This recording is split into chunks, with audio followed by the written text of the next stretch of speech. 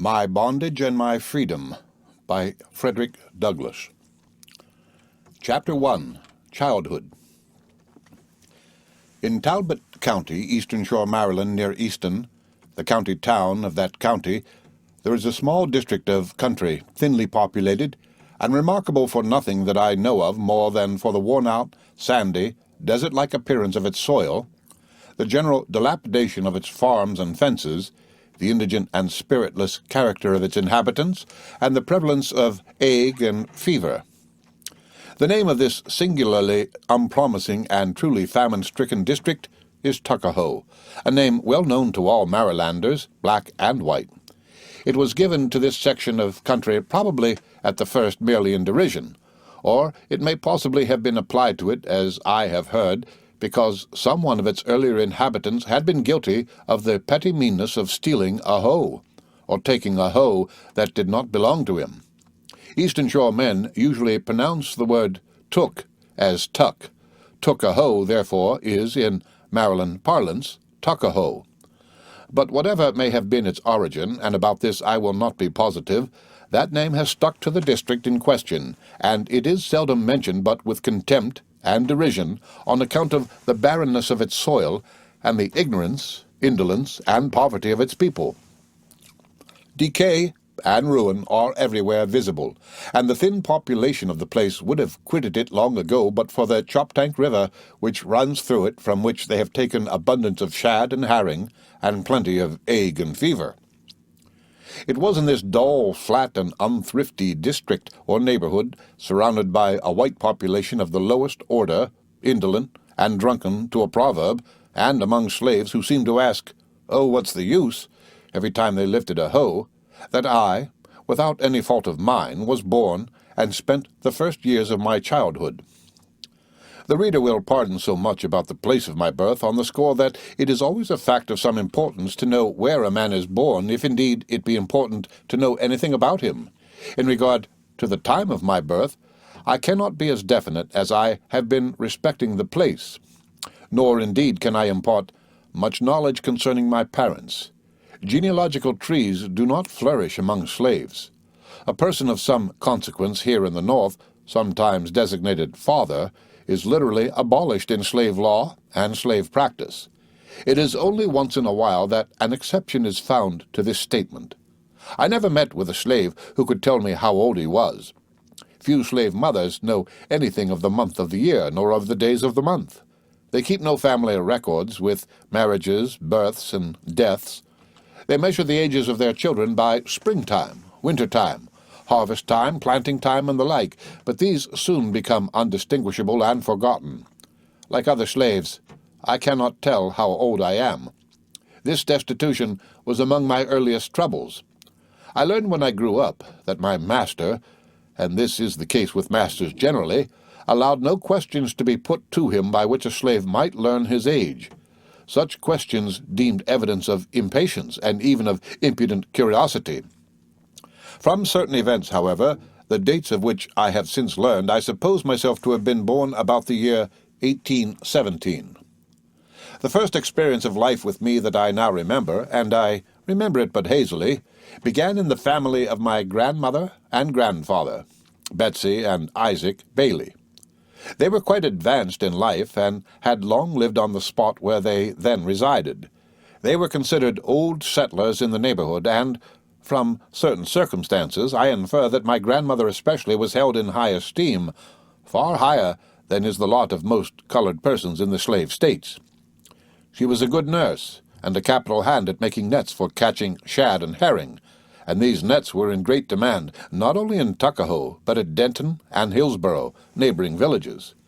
She was not only good at making the nets, but was also somewhat famous for her good fortune in taking the fishes referred to.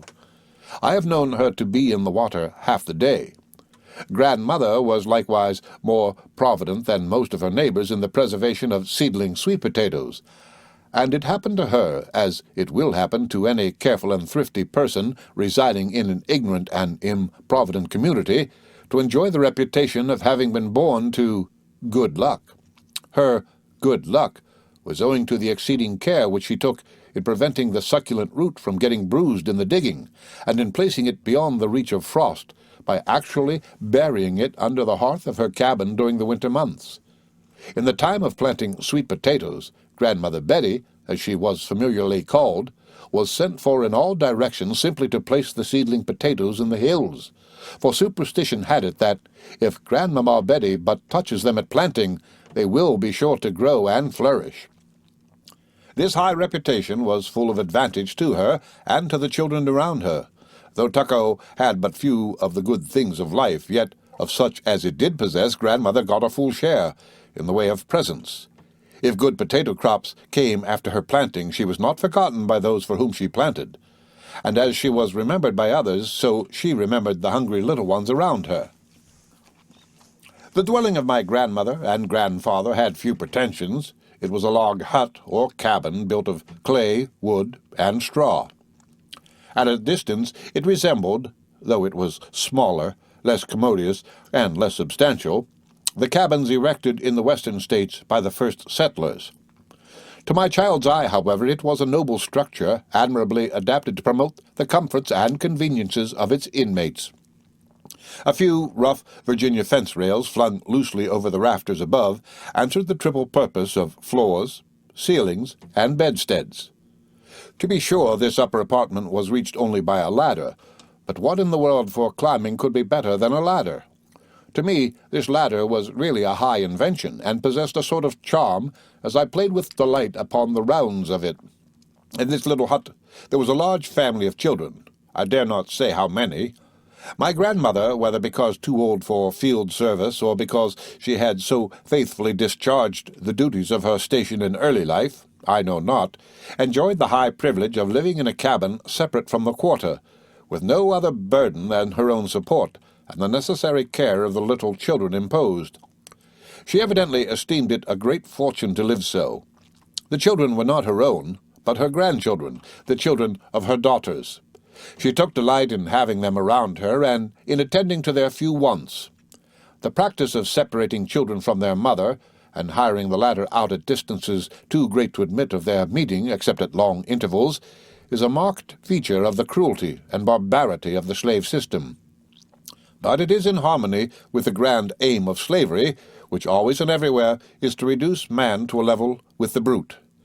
It is a successful method of obliterating from the mind and heart of the slave all just ideas of the sacredness of the family as an institution. Most of the children, however, in this instance, being the children of my grandmother's daughters, the notions of family and the reciprocal duties and benefits of the relation had a better chance of being understood than where children are placed, as they often are, in the hands of strangers who have no care for them apart from the wishes of their masters. The daughters of my grandmother were 5 in number. Their names were Jenny, Esther, Millie, Priscilla, and Harriet. The daughter last named was my mother, of whom the reader shall learn more by and by. Living here with my dear old grandmother and grandfather, it was a long time before I knew myself to be a slave. I knew many other things before I knew that. Grandmother and grandfather were the greatest people in the world to me, and being with them so snugly in their own little cabin, I suppose it be their own, knowing no higher authority over me, or the other children, than the authority of grandmamma, for a time there was nothing to disturb me. But as I grew larger and older, I learned by degrees the sad fact that the little hut and the lot on which it stood belonged not to my dear old grandparents, but to some person who lived a great distance off, and who was called by grandmother Old Master. I further learned the sadder fact that not only the house and lot, but that grandmother herself, grandfather was free, and all the little children around her belonged to this mysterious personage called by grandmother, with every mark of reverence, Old Master. Thus early did clouds and shadows begin to fall upon my path. Once on the track, troubles never come singly, I was not long in finding out another fact still more grievous to my childish heart. I was told that this Old Master, whose name seemed ever to be mentioned with fear and shuddering, only allowed the children to live with grandmother for a limited time, and that, in fact, as soon as they were big enough, they were promptly taken away to live with the said old master. These were distressing revelations indeed, and though I was quite too young to comprehend the full import of the intelligence, and mostly spent my childhood days in gleesome sports with the other children, a shade of disquiet rested upon me. The absolute power of this distant old master had touched my young spirit with but the point of its cold, cruel iron, and left me something to brood over after the play and in moments of repose. Grandmammy was indeed at that time all the world to me, and the thought of being separated from her in any considerable time was more than an unwelcome intruder. It was intolerable. Children have their sorrows as well as men and women, and it would be well to remember this in our dealings with them. Slave children are children, and prove no exceptions to the general rule. The liability to be separated from my grandmother, seldom or never to see her again, haunted me. I dreaded the thought of going to live with that mysterious old master, whose name I never heard mentioned with affection, but always with fear. I look back to this as among the heaviest of my childhood's sorrows. My grandmother, and the little hut, and the joyous circle under her care, but especially she, who made us sorry when she left us but for an hour, and glad on her return. How could I leave her and the good old home? But the sorrows of childhood, like the pleasures of afterlife, are transient. It is not even within the power of slavery to write indelible sorrow at a single dash over the heart of a child. The tear down childhood's cheek that flows is like the dewdrop on the rose. When next the summer breeze comes by and waves the bush, the flower is dry. There is, after all, but little difference in the measure of contentment felt by the slave child neglected and the slaveholder's child cared for and petted. The spirit of the all-just mercifully holds the balance for the young. The slaveholder, having nothing to fear from impotent childhood, easily affords to refrain from cruel inflictions, and if cold and hunger do not pierce the tender frame, the first 7 or 8 years of the slave boy's life are about as full of sweet content as those of the most favored and petted white children of the slaveholder. The slave boy escapes many troubles which befall and vex his white brother. He seldom has to listen to lectures on propriety of behavior, or on anything else. He is never chided for handling his little knife and fork improperly or awkwardly, for he uses none. He is never reprimanded for soiling the tablecloth, for he takes his meals on the clay floor. He never has the misfortune in his games or sports of soiling or tearing his clothes, for he has almost none to soil or tear. He is never expected to act like a nice little gentleman, for he is only a rude little slave. Thus, freed from all restraint, the slave boy can be, in his life and conduct, a genuine boy, doing whatever his boyish nature suggests, enacting by turns all the strange antics and freaks of horses, dogs, pigs, and barn-door fowls, without in any manner compromising his dignity or incurring reproach of any sort. He literally runs wild, has no pretty little verses to learn in the nursery, no nice little speeches to make for aunts, uncles, or cousins to show how smart he is, and if he can only manage to keep out of the way of the heavy feet and fists of the older slave boys, he may trot on in his joyous and roguish tricks as happy as any little heathen under the palm trees of Africa. To be sure, he is occasionally reminded, when he stumbles in the path of his master, and this he early learns to avoid, that he is eating his white bread, and that he will be made to see sights by and by.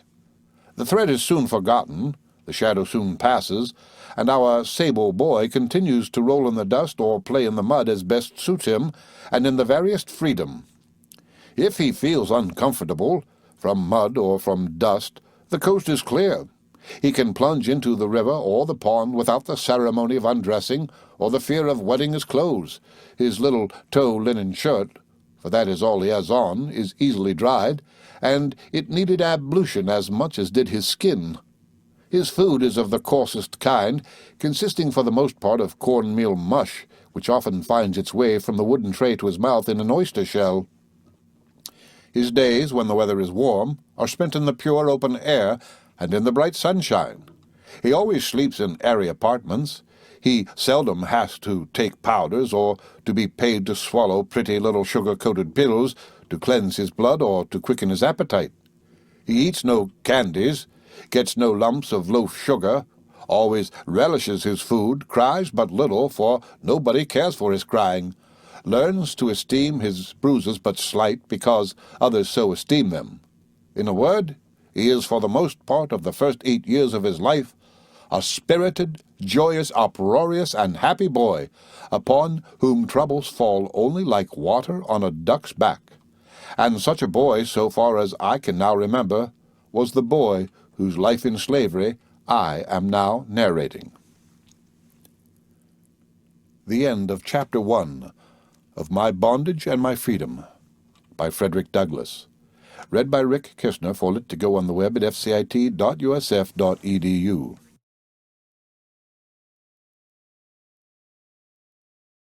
My Bondage and My Freedom by Frederick Douglass. Chapter 2. Removed from My First Home. That mysterious individual referred to in the first chapter as an object of terror among the inhabitants of our little cabin under the ominous title of Old Master was really a man of some consequence. He owned several farms in Tuckahoe, was the chief clerk and butler on the home plantation of Colonel Edward Lloyd, had overseers on his own farms, and gave directions to overseers on the farms belonging to Colonel Lloyd. This plantation is situated on Wye River, the river receiving its name doubtless from Wales, where the Lloyds originated. They, the Lloyds, are an old and honored family in Maryland, exceedingly wealthy. The home plantation, where they have resided perhaps for a century or more, is one of the largest, most fertile, and best appointed in the state. About this plantation, and about that queer old master, who must be something more than a man, and something worse than an angel, the reader will easily imagine that I was not only curious, but eager to know all that could be known. Unhappily for me, however, all the information I could get concerning him increased my great dread of being carried thither, of being separated from and deprived of the protection of my grandmother and grandfather. It was evidently a great thing to go to Colonel Lloyd's, and I was not without a little curiosity to see the place. But no amount of coaxing could induce in me the wish to remain there. The fact is, such was my dread of leaving the little cabin that I wished to remain little forever, for I knew the taller I grew, the shorter my stay. The old cabin, with its rail floor and rail bedsteads upstairs, and its clay floor downstairs, and its dirt chimney and windowless sides, and that most curious piece of workmanship dug in front of the fireplace, beneath which Grandmammy placed the sweet potatoes to keep them from the frost, was my home. The only home I ever had, and I loved it, and all connected with it. The old fences around it, and the stumps in the edge of the woods near it, and the squirrels that ran, skipped, and played upon them, were objects of interest and affection. There, too, right at the side of the hut, stood the old well with its stately and skyward-pointing beam, so aptly placed between the limbs of what had once been a tree, and so nicely balanced that I could move it up and down with only one hand, and could get a drink myself without calling for help. Where else in the world could such a well be found, and where could such another home be met with? Nor were these all the attractions of the place. Down in a little valley, not far from Grandmammy's cabin, stood Mr. Lee's mill, where the people came often in large numbers to get their corn ground. It was a water mill, and I never shall be able to tell the many things thought and felt while I sat on the bank and watched that mill, and the turning of that ponderous wheel. The mill pond, too, had its charms, and with my pinhook and threadline I could get nibbles if I could catch no fish. But in all my sports and plays, and in spite of them, there would occasionally come the painful foreboding that I was not long to remain there, and that I must soon be called away to the home of old master. I was a slave, born a slave, and though the fact was incomprehensible to me, it conveyed to my mind a sense of my entire dependence on the will of somebody I had never seen, and from some cause or other I had been made to fear this somebody above all else on earth. Born for another's benefit as the firstling of the cabin flock, I was soon to be selected as a meat offering to the fearful and inexorable demigod whose huge image on so many occasions haunted my childhood's imagination. When the time of my departure was decided upon, my grandmother, knowing my fears, and in pity for them, kindly kept me ignorant of the dreaded event about to transpire. Up to the morning, a beautiful summer morning, when we were to start, and indeed during the whole journey, a journey which, child as I was, I remember as well as if it were yesterday, she kept the sad fact hidden from me. This reserve was necessary, for could I have known all, I should have given grandmother some trouble in getting me started. As it was, I was helpless, and she, dear woman, led me along by the hand, resisting, with the reserve and solemnity of a priestess, all my inquiring looks to the last. The distance from Tuckahoe to Wye River, where my old master lived, was full 12 miles, and the walk was quite a severe test of the endurance of my young legs. The journey would have proved too severe for me, but that my dear old grandmother, blessings on her memory, afforded occasional relief by toting me, as Marylanders have it, on her shoulder. My grandmother, though advanced in years, as was evident from more than one gray hair which peeped from between the ample and graceful folds of her newly ironed bandana turban, was yet a woman of power and spirit. She was marvelously straight in figure, elastic, and muscular. I seemed hardly to be a burden to her. She would have toted me farther, but that I felt myself too much of a man to allow it, and insisted on walking. Releasing dear grandmamma from carrying me did not make me altogether independent of her. When we happened to pass through portions of the sombre woods which lay between Tuckahoe and Wye River, she often found me increasing the energy of my grip and holding her clothing lest something should come out of the woods and eat me up. Several old logs and stumps imposed upon me, and got themselves taken for wild beasts. I could see their legs, eyes, and ears, or I could see something like eyes, legs, and ears, till I got close enough to them to see that the eyes were knots, washed white with rain, and the legs were broken limbs, and the ears only ears owing to the point from which they were seen. Thus early I learned that the point from which a thing is viewed is of some importance. As the day advanced, the heat increased, and it was not until the afternoon that we reached the much-dreaded end of the journey. I found myself in the midst of a group of children of many colors, black, brown, copper-colored, and nearly white. I had not seen so many children before. Great houses loomed up in different directions, and a great many men and women were at work in the fields. All this hurry, noise, and singing was very different from the stillness of Tuckahoe. As a newcomer, I was an object of special interest, and after laughing and yelling around me and playing all sorts of wild tricks, they, the children, asked me to go out and play with them. This I refused to do, preferring to stay with grandmamma.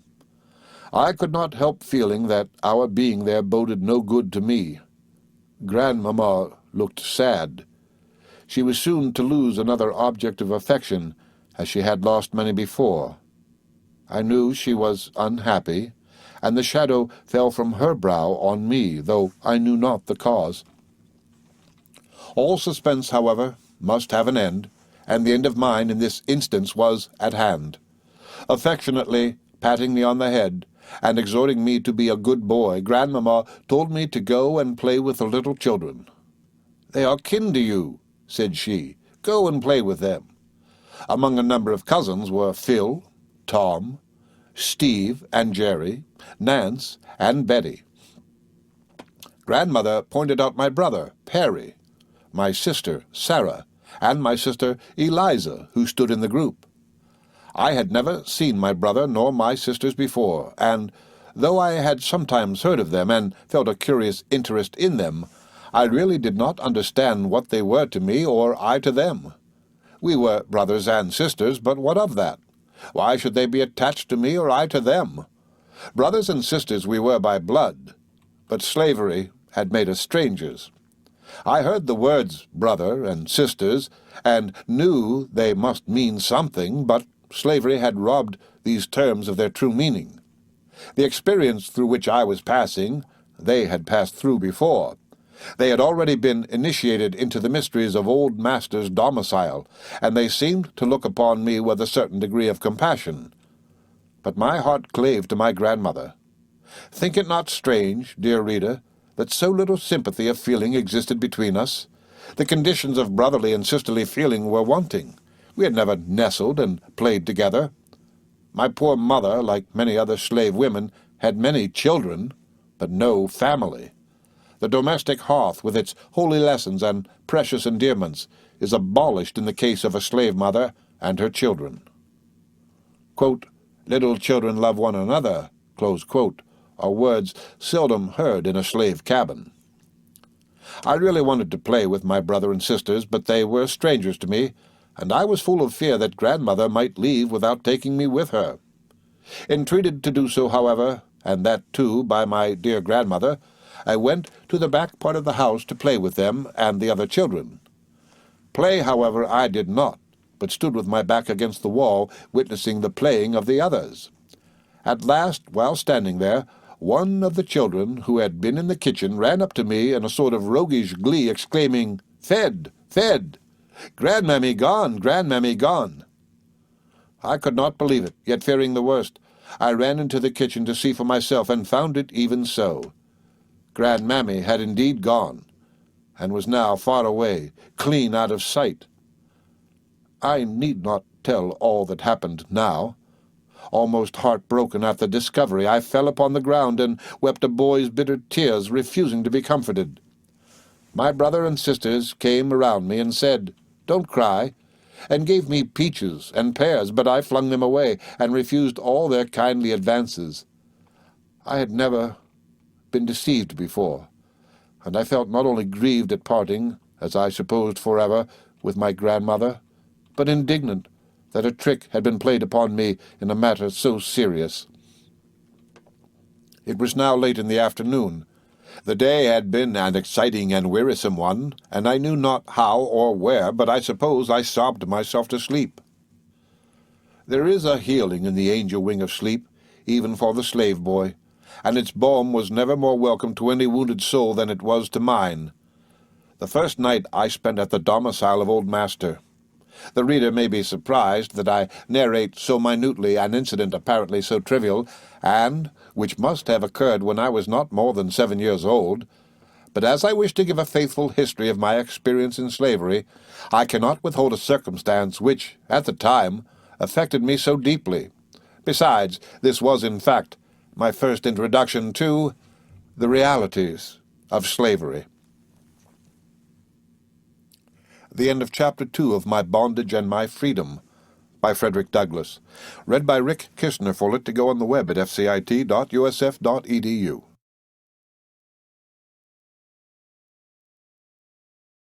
My Bondage and My Freedom by Frederick Douglass. Chapter 3. Parentage.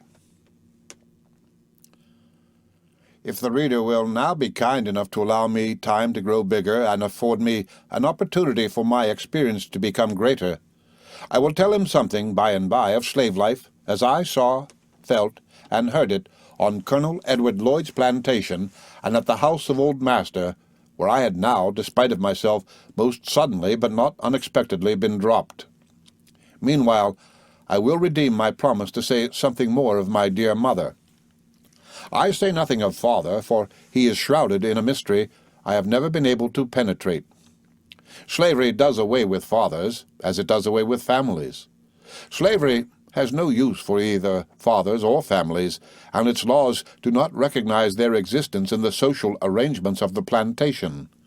When they do exist, they are not the outgrowths of slavery, but are antagonistic to that system. The order of civilization is reversed here.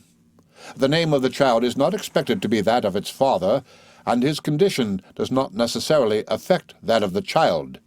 He may be the slave of Mr. Tilghman, and his child, when born, may be the slave of Mr. Gross. He may be a freeman, and yet his child may be a chattel. He may be white, glorying in the purity of his Anglo-Saxon blood, and his child may be ranked with the blackest slaves. Indeed, he may be, and often is, master and father to the same child. He can be father without being a husband, and may sell his child without incurring reproach. If the child be by a woman in whose veins courses 1/32nd part of African blood. My father was a white man, or nearly white. It was sometimes whispered that my master was my father. But to return, or rather to begin, my knowledge of my mother is very scanty, but very distinct. Her personal appearance and bearing are ineffaceably stamped upon my memory. She was tall and finely proportioned, of deep black glossy complexion, had regular features, and among the other slaves was remarkably sedate in her manners. There is in Pritchard's Natural History of Man the head of a figure, on page 157, the features of which so resemble those of my mother that I often recur to it with something of the feeling which I suppose others experience when looking upon the pictures of dear departed ones. Yet I cannot say that I was very deeply attached to my mother, certainly not so deeply as I should have been had our relations in childhood been different. We were separated, according to the common custom, when I was but an infant, and of course before I knew my mother from anyone else. The germs of affection with which the Almighty, in his wisdom and mercy, arms the hopeless infant against the ills and vicissitudes of his lot, had been directed in their growth toward that loving old grandmother, whose gentle hand and kind deportment it was in the first effort of my infantile understanding to comprehend and appreciate. Accordingly, the tenderest affection which a beneficent father allows, as a partial compensation to the mother for the pains and lacerations of her heart, incident to the maternal relation, was, in my case, diverted from its true and natural object by the envious, greedy, and treacherous hand of slavery. The slave mother can be spared long enough from the field to endure all the bitterness of a mother's anguish when it adds another name to a master's ledger, but not long enough to receive the joyous reward afforded by the intelligent smiles of a child. I never think of this terrible interference of slavery with my infantile affections and its diverting them from their natural course without feelings to which I can give no adequate expression. I do not remember to have seen my mother at my grandmother's at any time. I remember her only in her visits to me at Colonel Lloyd's plantation, and in the kitchen of my old master. Her visits to me there were few in number, brief in duration, and mostly made in the night. The pains she took and the toil she endured to see me tells me that a true mother's heart was hers, and that slavery had difficulty in paralyzing it with unmotherly indifference. My mother was hired out to a Mr. Stewart, who lived about 12 miles from old master's, and, being a field hand, she seldom had leisure by day for the performance of the journey. The nights and the distance were both obstacles to her visits. She was obliged to walk, unless chance flung into her way an opportunity to ride, and the latter was sometimes her good luck. But she always had to walk one way or the other. It was a greater luxury than slavery could afford to allow a black slave mother a horse or a mule upon which to travel 24 miles when she could walk the distance. Besides, it is deemed a foolish whim for a slave mother to manifest concern to see her children, and, in one point of view, the case is made out, she can do nothing for them. She has no control over them. The master is even more than the mother in all matters touching the fate of her child. Why, then, should she give herself any concern? She has no responsibility. Such is the reasoning, and such the practice.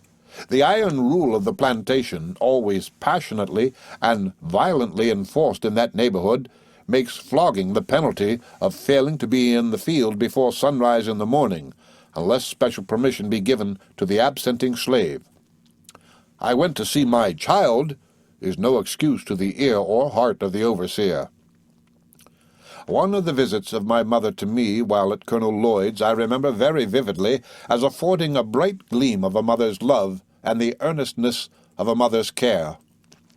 I had on that day offended Aunt Katy, called Aunt by way of respect, the cook of old master's establishment. I do not now remember the nature of my offence in this instance, for my offences were numerous in that quarter, greatly depending, however, upon the mood of Aunt Katy as to their heinousness. But she had adopted that day her favourite mode of punishing me, namely, making me go without food all day, that is, from after breakfast. The first hour or two after dinner I succeeded pretty well in keeping up my spirits. But though I made an excellent stand against the foe, and fought bravely during the afternoon, I knew I must be conquered at last, unless I got the accustomed reinforcement of a slice of cornbread at sundown. Sundown came, but no bread, and in its stead there came the threat, with a scowl well suited to its terrible import, that she meant to starve the life out of me. Brandishing her knife, she chopped off the heavy slices for the other children, and put the loaf away, muttering all the while her savage designs upon myself. Against this disappointment, for I was expecting that her heart would relent at last, I made an extra effort to maintain my dignity. But when I saw all the other children around me with merry and satisfied faces, I could stand it no longer. I went out behind the house, and cried like a fine fellow. When tired of this, I returned to the kitchen, sat by the fire, and brooded over my hard lot. I was too hungry to sleep. While I sat in the corner, I caught sight of an ear of Indian corn on an upper shelf of the kitchen. I watched my chance and got it, and shelling off a few grains, I put it back again. The grains in my hand I quickly put in some ashes, and covered them with embers to roast them. All this I did at the risk of getting a brutal thumping, for Aunt Katy could beat as well as starve me. My corn was not long in roasting, and, with my keen appetite, it did not matter even if the grains were not exactly done. I eagerly pulled them out and placed them on my stool in a clever little pile. Just as I began to help myself to my very dry meal, in came my dear mother. And now, dear reader, a scene occurred which was altogether worth beholding, and to me it was instructive as well as interesting. The friendless and hungry boy, in his extremest need, and when he did not dare to look for succor, found himself in the strong, protecting arms of a mother who was, at the moment, being endowed with high powers of manner as well as matter, more than a match for all his enemies. I shall never forget the indescribable expression of her countenance when I told her that I had had no food since morning, and that Aunt Katy said she meant to starve the life out of me. There was pity in her glance at me, and a fiery indignation at Aunt Katy at the same time, and while she took the corn from me and gave me a large ginger cake, in its stead she read Aunt Katy a lecture which she never forgot. My mother threatened her with complaining to old master in my behalf, for the latter, though harsh and cruel himself at times, did not sanction the meanness, injustice, partiality, and oppressions enacted by Aunt Katy in the kitchen. That night I learned the fact that I was not only a child, but somebody's child. The sweet cake my mother gave me was in the shape of a heart, with a rich, dark ring glazed upon the edge of it. I was victorious, and well off for the moment, prouder on my mother's knee than a king upon his throne. But my triumph was short. I dropped off to sleep, and waked in the morning only to find my mother gone, and myself left at the mercy of the sable virago dominant in my old master's kitchen, whose fiery wrath was my constant dread. I do not remember to have seen my mother after this occurrence. Death soon ended the little communication that had existed between us, and with it, I believe, a life, judging from her weary, sad, downcast countenance and mute demeanor, full of heartfelt sorrow.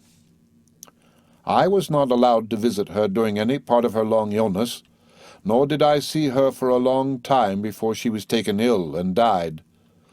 The heartless and ghastly form of slavery rises between mother and child even at the bed of death. The mother, at the verge of the grave, may not gather her children to impart to them her holy admonitions, and invoke for them her dying benediction. The bondwoman lives as a slave and is left to die as a beast, often with fewer attentions than are paid to a favorite horse. Scenes of sacred tenderness around the deathbed never forgotten, and which often arrest the vicious and confirm the virtuous during life, must be looked for among the free, though they sometimes occur among the slaves. It has been a lifelong standing grief to me that I knew so little of my mother, and that I was so early separated from her. The counsels of her love must have been beneficial to me. The side view of her face is imaged on my memory, and I take few steps in life without feeling her presence. But the image is mute, and I have no striking words of hers treasured up. I learned, after my mother's death, that she could read, and that she was the only one of all the slaves and colored people in Tuckahoe who enjoyed that advantage. How she acquired this knowledge I know not, for Tuckahoe is the last place in the world where she would be apt to find facilities for learning. I can therefore fondly and proudly ascribe to her an earnest love of knowledge. That a field hand should learn to read in any slave state is remarkable, but the achievement of my mother, considering the place, was very extraordinary, and in view of that fact I am quite willing and even happy to attribute any love of letters I possess, and for which I have got, despite of prejudices, only too much credit, not to my admitted Anglo-Saxon paternity, but to the native genius of my sable, unprotected and uncultivated mother, a woman who belonged to a race whose mental endowments it is at present fashionable to hold in disparagement and contempt. Summoned away to her account, with the impassable gulf of slavery between us during her entire illness, my mother died without leaving me a single intimation of who my father was. There was a whisper that my master was my father, yet it was only a whisper, and I cannot say that I ever gave it credence. Indeed, I now have reason to think he was not. Nevertheless, the fact remains in all its glaring odiousness that by the laws of slavery children in all cases are reduced to the condition of their mothers. This arrangement admits of the greatest license to brutal slaveholders and their profligate sons, brothers, relations, and friends, and gives to the pleasure of sin the additional attraction of profit. A whole volume might be written on this single feature of slavery as I have observed it. One might imagine that the children of such connections would fare better in the hands of their masters than other slaves. The rule is quite the other way, and a very little reflection will satisfy the reader that such is the case. A man who will enslave his own blood may not be safely relied on for magnanimity. Men do not love those who remind them of their sins unless they have a mind to repent, and the mulatto child's face is a standing accusation against him who is master and father to the child. What is still worse, perhaps, such a child is a constant offense to the wife. She hates its very presence, and when a slave-holding woman hates, she wants not means to give that hate-telling effect. Women, white women, I mean, are idols at the South, not wives, for the slave women are preferred in many instances, and if these idols but nod or lift a finger, woe to the poor victim. Kicks, cuffs, and stripes are sure to follow. Masters are frequently compelled to sell this class of their slaves, out of deference to the feelings of their white wives, and shocking and scandalous as it may seem for a man to sell his own blood to the traffickers in human flesh, it is often an act of humanity toward the slave child to be thus removed from his merciless tormentors. It is not within the scope of the design of my simple story to comment upon every phase of slavery, not within my experience as a slave. But I may remark that, if the lineal descendants of Ham are only to be enslaved, according to the Scriptures, slavery in this country will soon become an unscriptural institution. For thousands are ushered into the world annually who, like myself, owe their existence to white fathers, and most frequently to their masters and masters' sons. The slave woman is at the mercy of the fathers, sons, or brothers of her master. The thoughtful know the rest.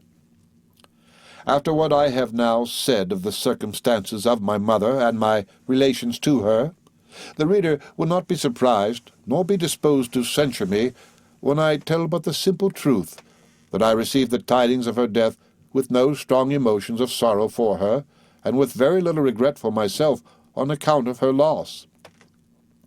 I had to learn the value of my mother long after her death, and by witnessing the devotion of other mothers to their children.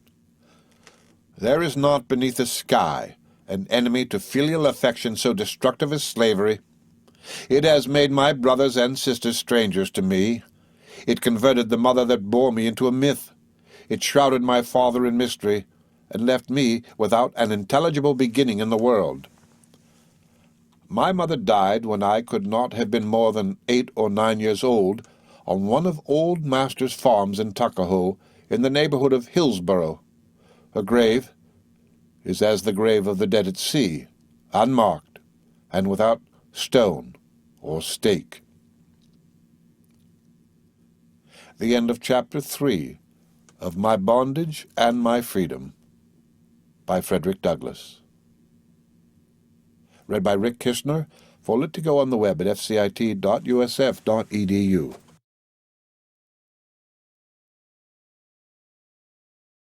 My Bondage and My Freedom by Frederick Douglass. Chapter 4. A General Survey of the Slave Plantation. It is generally supposed that slavery, in the state of Maryland, exists in its mildest form, and that it is totally divested of those harsh and terrible peculiarities which mark and characterize the slave system in the southern and southwestern states of the American Union. The argument in favor of this opinion is the contiguity of the free states and the exposed condition of slavery in Maryland to the moral, religious, and humane sentiment of the free states.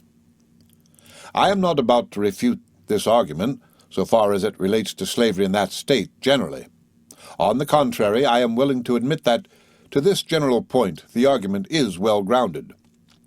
Public opinion is indeed an unfailing restraint upon the cruelty and barbarity of masters, overseers, and slave drivers whenever and wherever it can reach them. But there are certain secluded and out-of-the-way places, even in the state of Maryland, seldom visited by a single ray of healthy public sentiment, where slavery, wrapped in its own congenial midnight darkness, can and does develop all its malign and shocking characteristics, where it can be indecent without shame, cruel without shuddering, and murderous without apprehension or fear of exposure. Just such a secluded, dark, and out-of-the-way place is the home plantation of Colonel Edward Lloyd on the eastern shore of Maryland. It is far away from all the great thoroughfares, and is proximate to no town or village. There is neither schoolhouse nor townhouse in its neighborhood. The schoolhouse is unnecessary, for there are no children to go to school. The children and grandchildren of Colonel Lloyd were taught in the house by a private tutor, Mr. Page, a tall, gaunt sapling of a man who did not speak a dozen words to a slave in a whole year.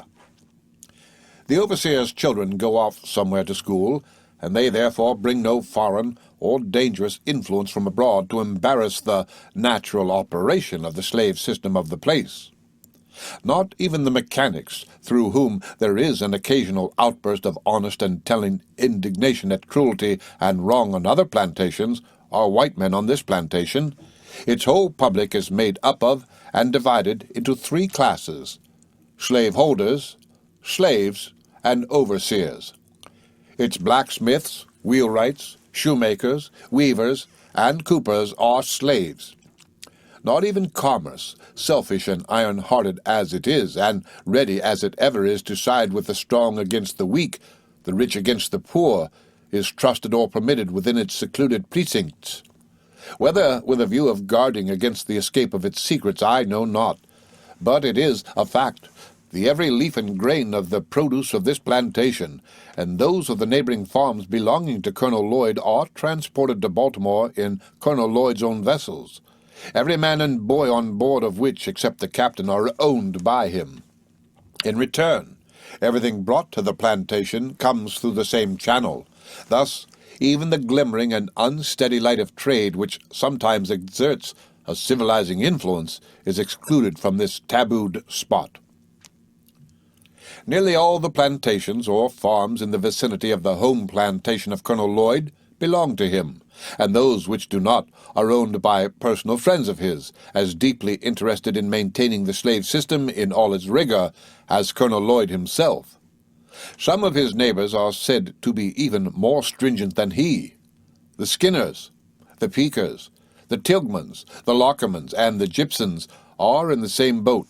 Being slave-holding neighbors, they may have strengthened each other in their iron rule. They are on intimate terms, and their interests and tastes are identical.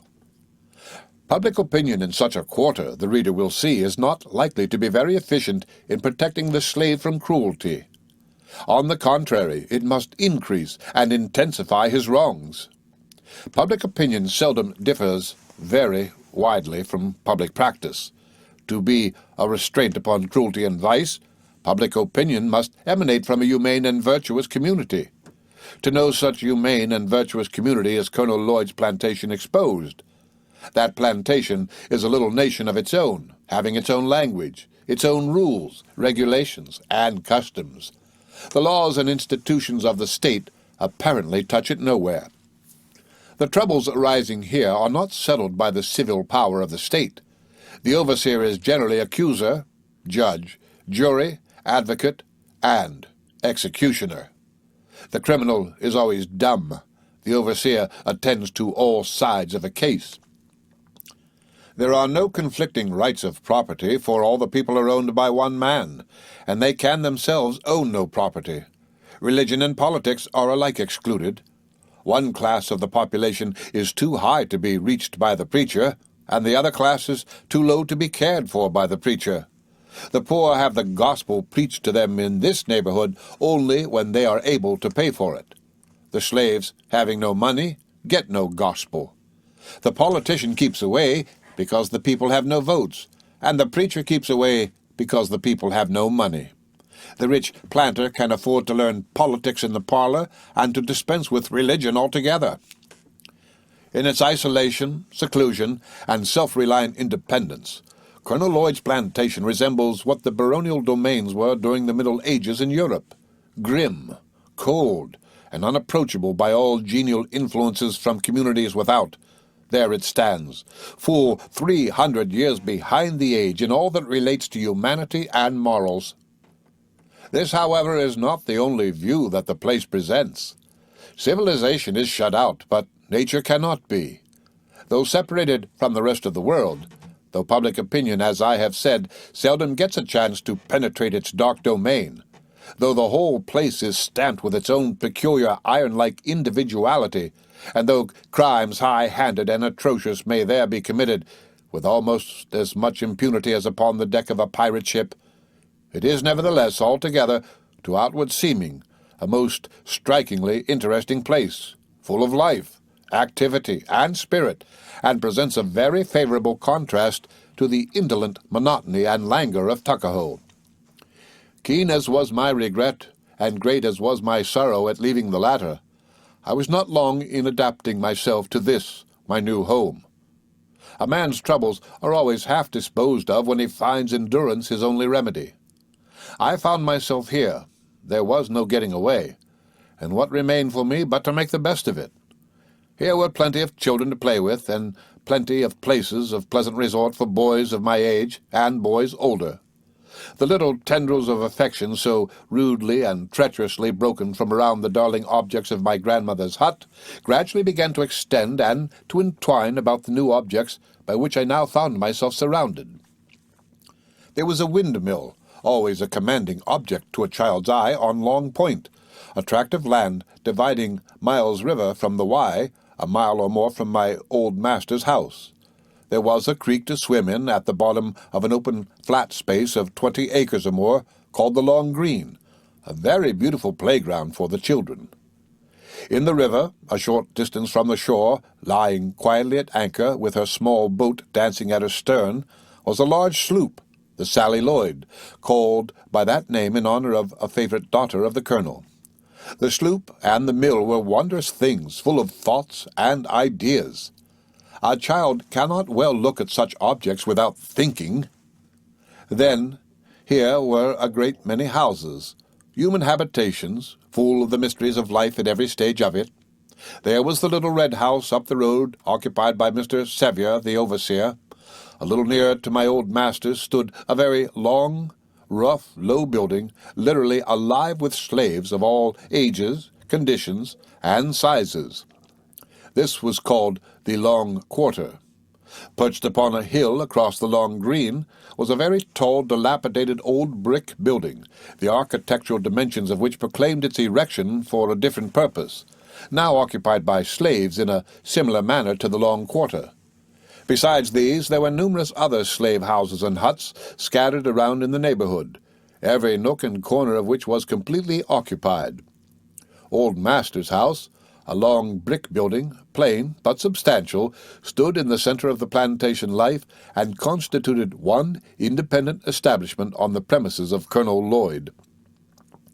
Besides these dwellings, there were barns, stables, storehouses, and tobacco houses, blacksmiths' shops, wheelwrights' shops, coopers' shops, all objects of interest, but above all, there stood the grandest building my eyes had then ever beheld, called by everyone on the plantation the Great House. This was occupied by Colonel Lloyd and his family. They occupied it, I enjoyed it. The Great House was surrounded by numerous and variously shaped outbuildings. There were kitchens, wash-houses, dairies, summer-house, greenhouses, hen-houses, turkey-houses, pigeon-houses, and arbors of many sizes and devices, all neatly painted, and all together interspersed with grand old trees, ornamental and primitive, which afforded delightful shade in summer, and imparted to the scene a high degree of stately beauty. The great house itself was a large white wooden building with wings on 3 sides of it. In front, a large portico extending the entire length of the building, and supported by a long range of columns, gave to the whole establishment an air of solemn grandeur. It was a treat to my young and gradually opening mind to behold this elaborate exhibition of wealth, power, and vanity. The carriage entrance to the house was a large gate more than a quarter of a mile distant from it. The intermediate space was a beautiful lawn, very neatly trimmed and watched with the greatest care. It was dotted thickly over with delightful trees, shrubbery, and flowers. The road, or lane from the gate to the great house, was richly paved with white pebbles from the beach, and, in its course, formed a complete circle around the beautiful lawn.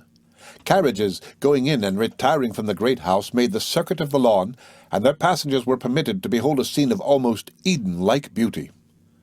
Outside this select enclosure were parks, where, as about the residences of the English nobility, rabbits, deer, and other wild game might be seen peering and playing about, with none to molest them or make them afraid.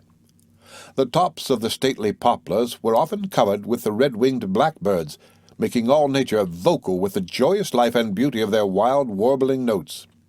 These all belonged to me, as well as to Colonel Edward Lloyd, and for a time I greatly enjoyed them. A short distance from the great house were the stately mansions of the dead, a place of somber aspect. Vast tombs embowered beneath the weeping willow and the fir tree told of the antiquities of the Lloyd family as well as of their wealth. Superstition was rife among the slaves about this family burying ground. Strange sights had been seen there by some of the older slaves. Shrouded ghosts, riding on great black horses, had been seen to enter. Balls of fire had been seen to fly there at midnight, and horrid sounds had been repeatedly heard. Slaves know enough of the rudiments of theology to believe that those go to hell who die slaveholders, and they often fancy such persons wishing themselves back again to wield the lash. Tales of sights and sounds strange and terrible, connected with the huge black tombs, were a very great security to the grounds about them, for few of the slaves felt like approaching them even in the daytime. It was a dark, gloomy, and forbidding place, and it was difficult to feel that the spirits of the sleeping dust there deposited reigned with the blessed in the realms of eternal peace. The business of 20 or 30 farms was transacted at this, called by way of eminence, a great house farm. These farms all belonged to Colonel Lloyd, as did also the slaves upon them. Each farm was under the management of an overseer. As I have said of the overseer of the home plantation, So I may say of the overseers on the smaller ones. They stand between the slave and all civil constitutions. Their word is law, and is implicitly obeyed. The colonel at this time was reputed to be, and he apparently was, very rich. His slaves alone were an immense fortune. These, small and great, could not have been fewer than 1,000 in number, and though scarcely a month passed without the sale of one or more lots to the Georgia traders, there was no apparent diminution in the number of his human stock. The home plantation merely groaned at a removal of the young increase or human crop, then proceeded as lively as ever. Horseshoeing, cart mending, plough repairing, coopering, grinding, and weaving for all the neighboring farms were performed here, and slaves were employed in all these branches. Uncle Tony was the blacksmith, Uncle Harry was the cartwright, Uncle Abel was the shoemaker, and all these had hands to assist them in their several departments. These mechanics were called uncles by all the younger slaves, not because they really sustained that relationship to any, but according to plantation etiquette, as a mark of respect due from the younger to the older slaves. Strange, and even ridiculous as it may seem, among a people so uncultivated, and with so many stern trials to look in the face, there is not to be found among any people a more rigid enforcement of the law of respect to elders than they maintain. I set this down as partly constitutional with my race, and partly conventional. There is no better material in the world for making a gentleman than is furnished in the African. He shows to others and exacts for himself all the tokens of respect which he is compelled to manifest toward his master. A young slave must approach the company of the older with hat in hand, and woe betide him if he fails to acknowledge a favor of any sort with the accustomed "Thank'ee," and so forth. So uniformly are good manners enforced among slaves, I can easily detect a bogus fugitive by his manners. Among other slave notabilities of the plantation was one called by everybody Uncle Isaac Copper. It is seldom that a slave gets a surname from anybody in Maryland, and so completely has the South shaped the manners of the North in this respect that even abolitionists make very little of the surname of a Negro. The only improvement on the Bills, Jacks, Jims, and Neds of the South observable here is that William, John, James, Edward are substituted. It goes against the grain to treat and address a Negro precisely as they would treat and address a white man. But once in a while, in slavery as in the Free States, by some extraordinary circumstance, the Negro has a surname fastened to him and holds it against all conventionalities. This was the case with Uncle Isaac Copper. When the uncle was dropped, he generally had the prefix Doctor in its stead. He was our Doctor of Medicine and Doctor of Divinity as well. Where he took his degree I am unable to say, for he was not very communicative to inferiors, and I was emphatically such, being but a boy 7 or 8 years old. He was too well established in his profession to permit questions as to his native skill or his attainments. One qualification he undoubtedly had: he was a confirmed cripple, and he could neither work nor would he bring anything if offered for sale in the market. The old man, though lame, was no sluggard. He was a man that made his crutches do him good service. He was always on the alert, looking up the sick, and all such as were supposed to need his counsel. His remedial prescriptions embraced 4 articles: for diseases of the body, Epsom salts and castor oil; for those of the soul, the Lord's Prayer and hickory switches. I was not long at Colonel Lloyd's before I was placed under the care of Dr. Isaac Copper. I was sent to him with 20 or 30 other children to learn the Lord's Prayer.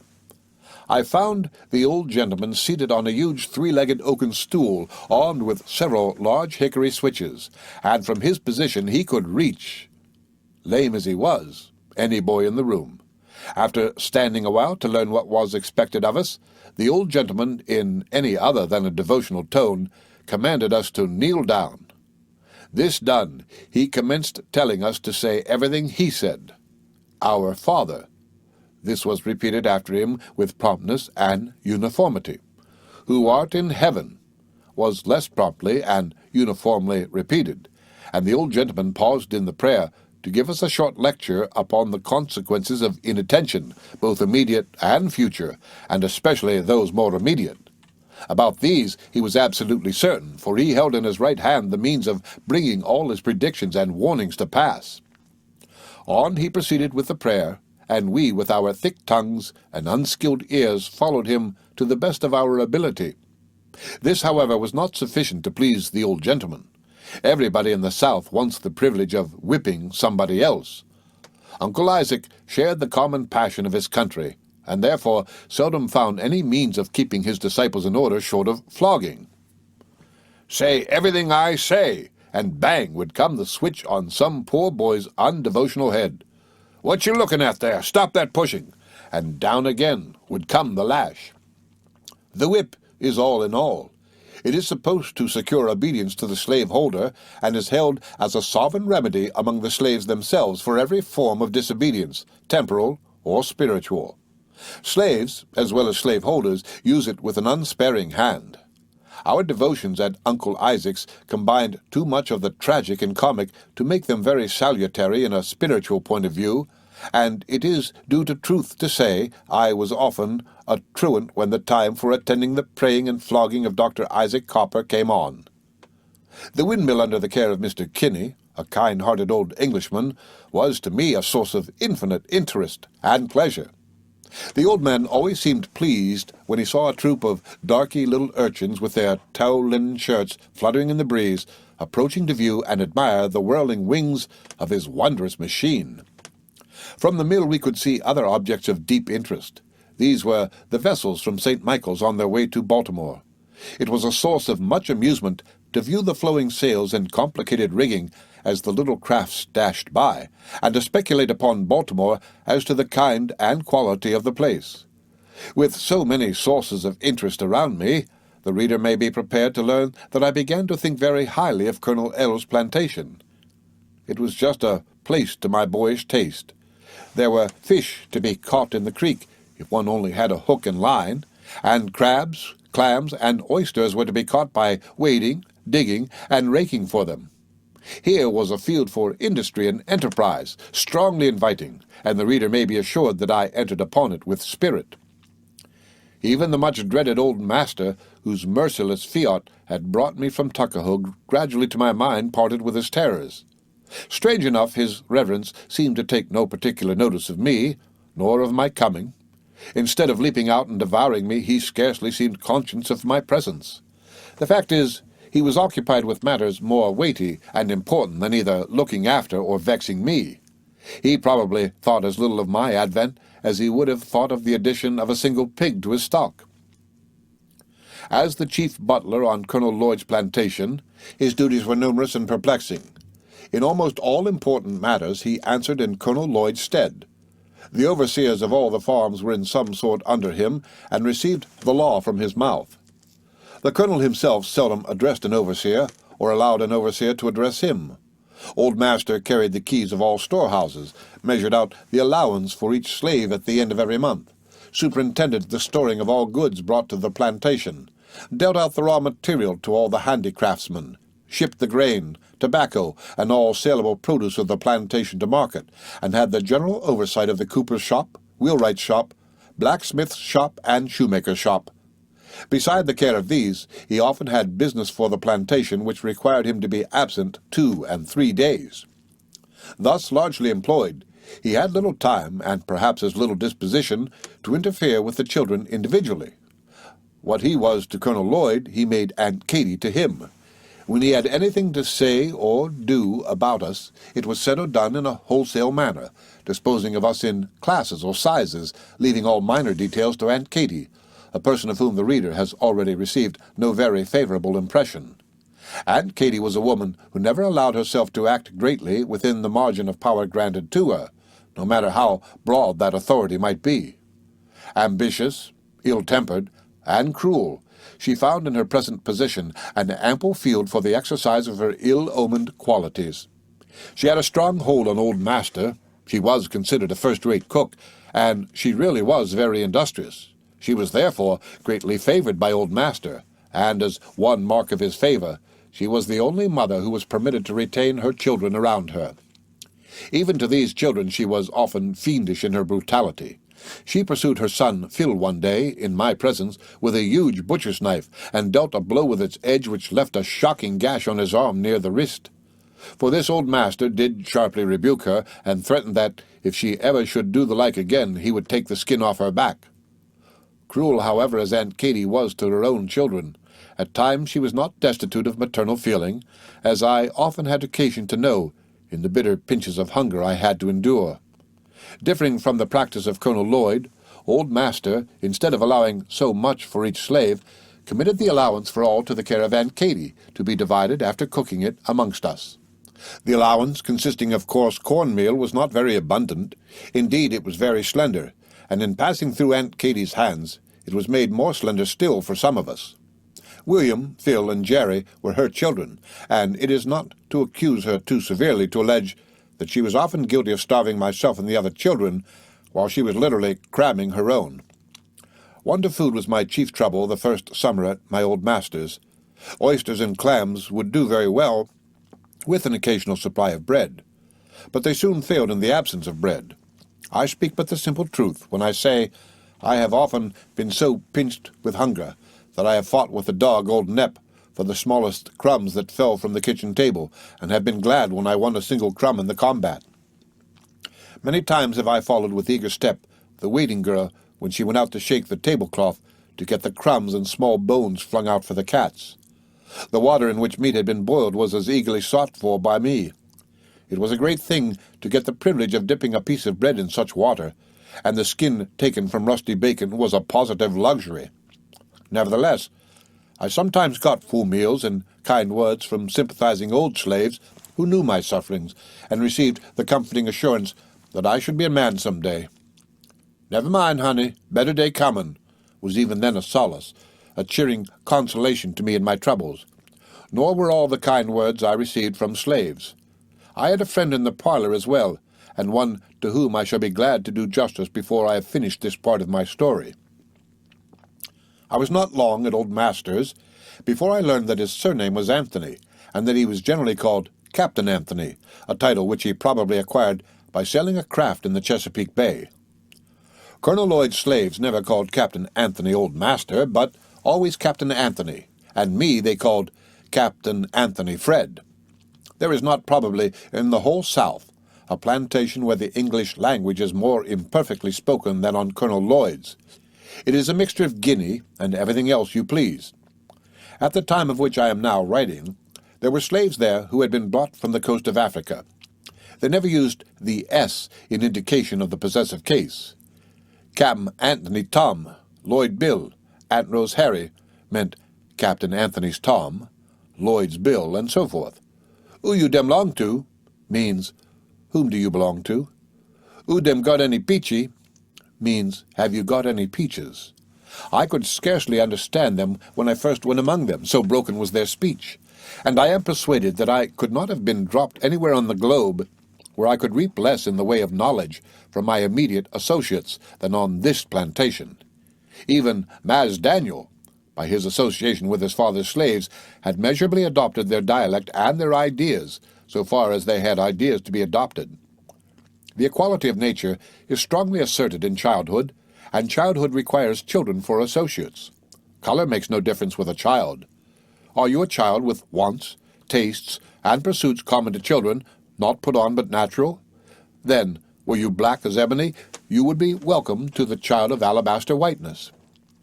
The law of compensation holds here as well as elsewhere. Mas Daniel could not associate with ignorance without sharing its shade, and he could not give his black playmates his company without giving them his intelligence as well.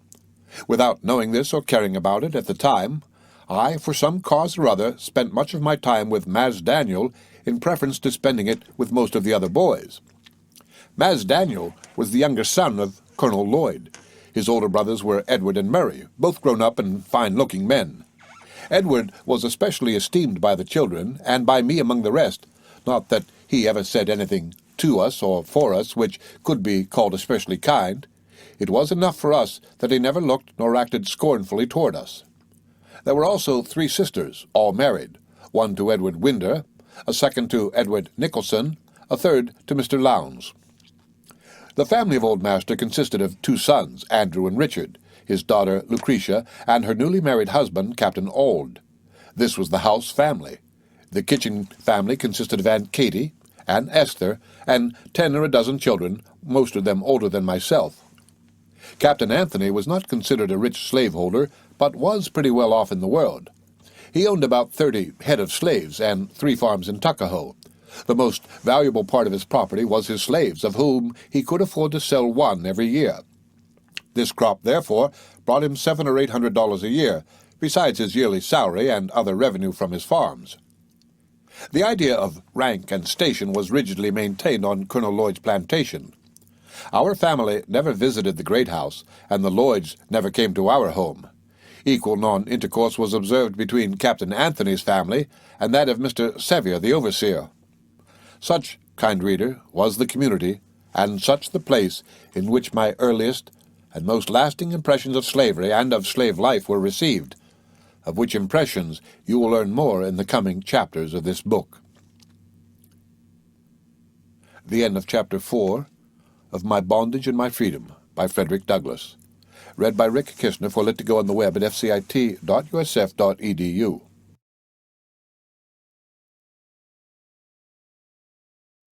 My Bondage and My Freedom by Frederick Douglass. Chapter 5. Gradual Initiation to the Mysteries of Slavery.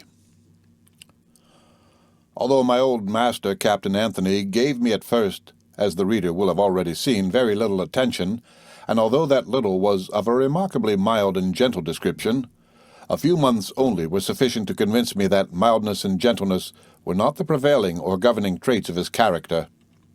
These excellent qualities were displayed only occasionally. He could, when it suited him, appear to be literally insensible to the claims of humanity when appealed to by the helpless against an aggressor, and he could himself commit outrages deep, dark, and nameless. Yet he was not by nature worse than other men.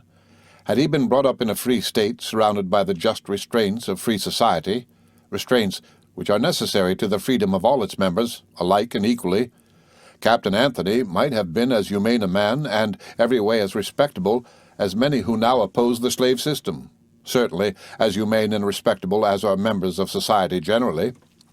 The slaveholder, as well as the slave, is the victim of the slave system. A man's character greatly takes its hue and shape from the form and color of things about him. Under the whole heavens there is no relation more unfavorable to the development of honorable character than that sustained by the slaveholder to the slave. Reason is imprisoned here, and passions run wild. Like the fires of the prairie once lighted, they are at the mercy of every wind and must burn till they have consumed all that is combustible within their remorseless grasp. Captain Anthony could be kind, and at times he even showed an affectionate disposition. Could the reader have seen him gently leading me by the hand, as he sometimes did, patting me on the head, speaking to me in soft, caressing tones, and calling me his little Indian boy, he would have deemed him a kind old man, and really almost fatherly. But the pleasant moods of a slaveholder are remarkably brittle. They are easily snapped. They neither come often nor remain long. His temper is subjected to perpetual trials. But since these trials are never borne patiently, they add nothing to his natural stock of patience. Old Master very early impressed me with the idea that he was an unhappy man. Even to my child's eye he wore a troubled, and at times a haggard aspect. His strange movements excited my curiosity and awakened my compassion. He seldom walked alone without muttering to himself, and he occasionally stormed about as if defying an army of invisible foes. He would do this, that, and the other. He'd be damned if he did not, was the usual form of his threats. Most of his leisure was spent in walking, cursing, and gesticulating like one possessed by a demon. Most evidently he was a wretched man at war with his own soul and with all the world around him.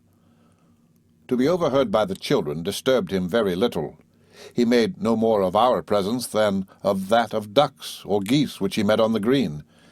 He little thought that the little black urchins around him could see, through those vocal crevices, the very secrets of his heart.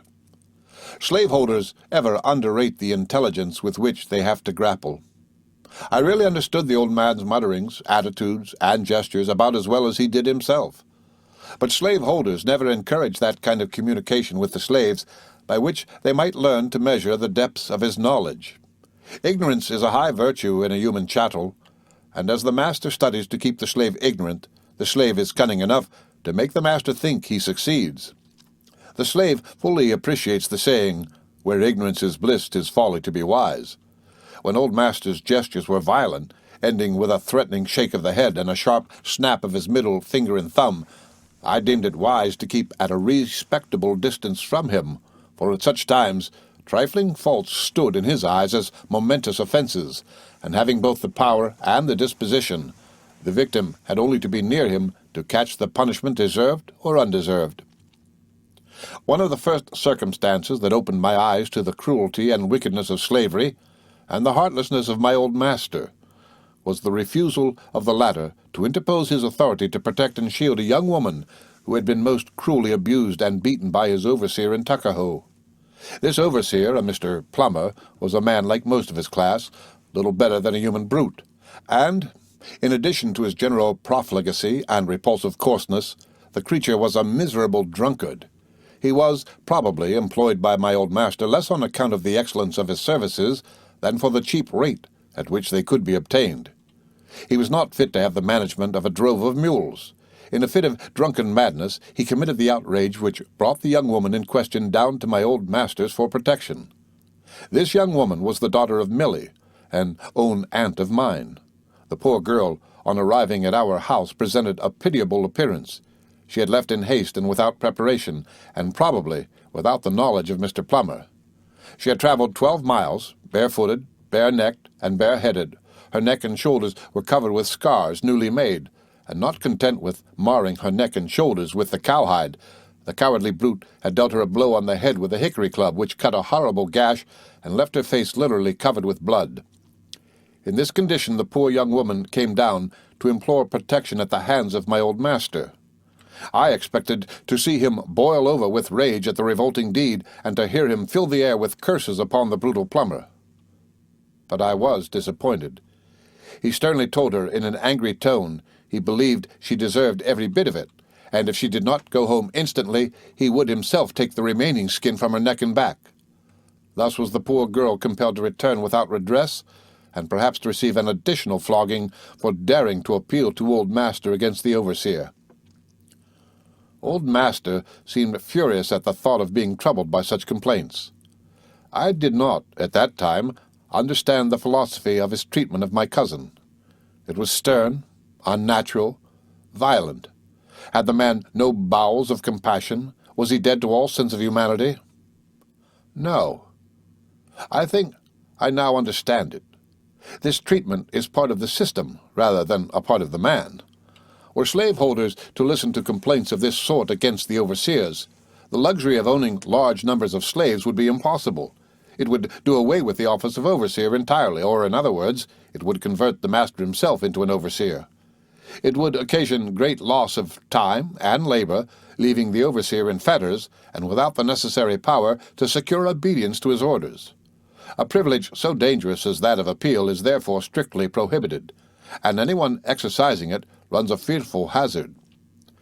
Nevertheless, when a slave has nerve enough to exercise it, and boldly approaches his master with a well-founded complaint against an overseer, though he may be repulsed, and may even have that of which he complains repeated at the time, and though he may be beaten by his master as well as by the overseer for his temerity, in the end, the policy of complaining is generally vindicated by the relaxed rigor of the overseer's treatment. The latter becomes more careful, and less disposed to use the lash upon such slaves thereafter. It is with this final result in view, rather than with any expectation of immediate good, that the outraged slave is induced to meet his master with a complaint. The overseer very naturally dislikes to have the ear of the master disturbed by complaints, and, either upon this consideration or upon advice and warning privately given him by his employers, he generally modifies the rigor of his rule after an outbreak of the kind to which I have been referring. Howsoever the slaveholder may allow himself to act toward his slave, and whatever cruelty he may deem it wise, for example's sake, or for the gratification of his humor, to inflict, he cannot, in the absence of all provocation, look with pleasure upon the bleeding wounds of a defenseless slave woman. When he drives her from his presence without redress, or the hope of redress, he acts generally from motives of policy, rather than from a hardened nature or from innate brutality. Yet, let but his own temper be stirred, his own passions get loose, and the slave owner will go far beyond the overseer in cruelty. He will convince the slave that his wrath is far more terrible and boundless and vastly more to be dreaded than that of the underling overseer. What may have been mechanically and heartlessly done by the overseer is now done with a will. The man who now wields the lash is irresponsible. He may, if he pleases, cripple or kill without fear of consequences, except insofar as it may concern profit or loss. To a man of violent temper, as my old master was, this was but a very slender and inefficient restraint. I have seen him in a tempest of passion such as I have just described, a passion into which entered all the bitter ingredients of pride, hatred, envy, jealousy, and the thirst for revenge. The circumstances which I am about to narrate, and which give rise to this fearful tempest of passion, are not singular nor isolated in slave life, but are common in every slaveholding community in which I have lived. They are incidental to the relation of master and slave, and exist in all sections of slaveholding countries. The reader will have noticed that, in enumerating the names of the slaves who lived with my old master, Esther is mentioned. This was a young woman who possessed that which is ever a curse to the slave girl, namely, personal beauty. She was tall, well-formed, and made a fine appearance. The daughters of Colonel Lloyd could scarcely surpass her in personal charms. Esther was courted by Ned Roberts, and he was as fine-looking a young man as she was a woman. He was the son of a favorite slave of Colonel Lloyd. Some slaveholders would have been glad to promote the marriage of two such persons, but for some reason or other my old master took it upon him to break up the growing intimacy between Esther and Edward. He strictly ordered her to quit the company of said Roberts, telling her that he would punish her severely if he ever found her again in Edward's company. This unnatural and heartless order was, of course, broken. A woman's love is not to be annihilated by the peremptory command of anyone whose breath is in his nostrils. It was impossible to keep Edward and Esther apart. Meet they would, and meet they did. Had old master been a man of honor and purity, his motives in this matter might have been viewed more favorably. As it was, his motives were abhorrent, as his methods were foolish and contemptible. It was too evident that he was not concerned for the girl's welfare. It is one of the damning characteristics of the slave system that it robs its victims of every earthly incentive to a holy life. The fear of God and the hope of heaven are found sufficient to sustain many slave women amidst the snares and dangers of their strange lot. But this side of God and heaven, a slave woman is at the mercy of the power, caprice, and passion of her owner. Slavery provides no means for the honorable continuance of the race. Marriage, as imposing obligations on the parties to it, has no existence here, except in such hearts as are purer and higher than the standard morality around them.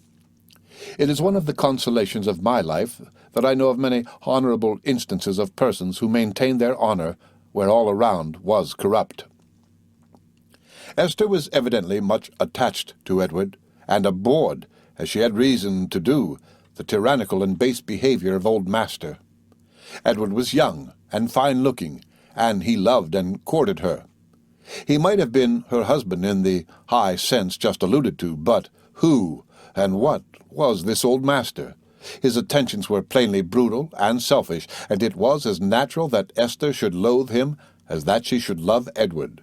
Abhorred and circumvented as he was, old master, having the power, very easily took revenge.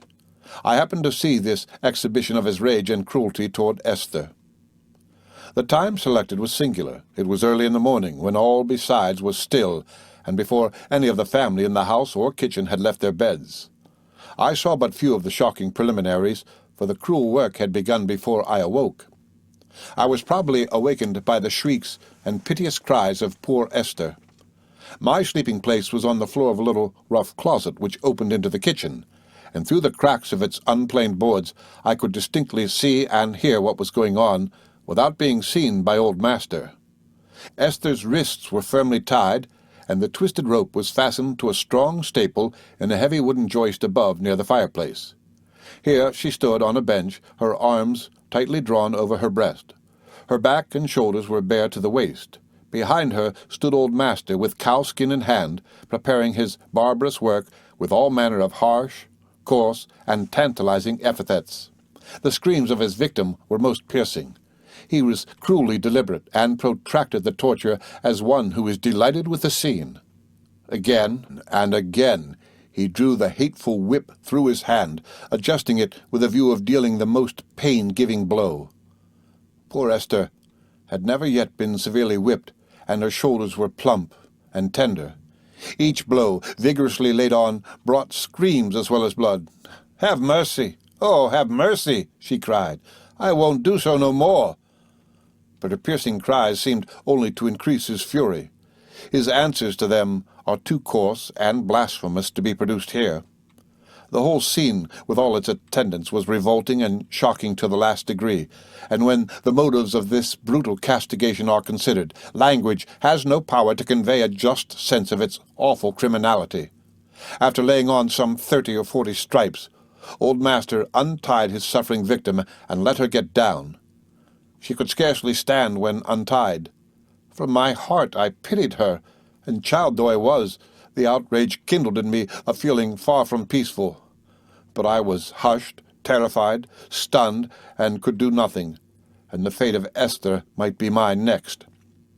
The scene here described was often repeated in the case of poor Esther, and her life, as I knew it, was one of wretchedness.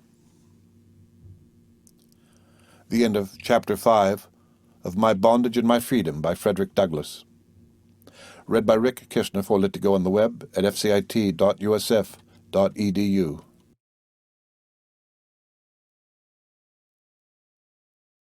My Bondage and My Freedom by Frederick Douglass. Chapter 6. Treatment of Slaves on Lloyd's Plantation.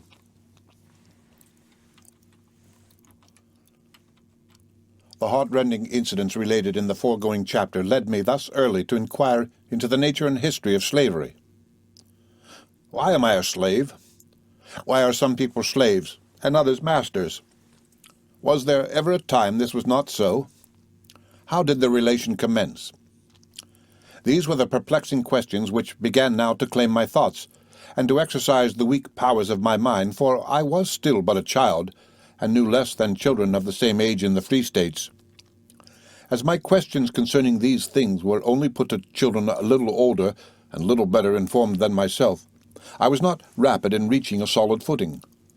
By some means I learned from these inquiries that God up in the sky made everybody, and that he made white people to be masters and mistresses, and black people to be slaves. This did not satisfy me, nor lessen my interest in the subject.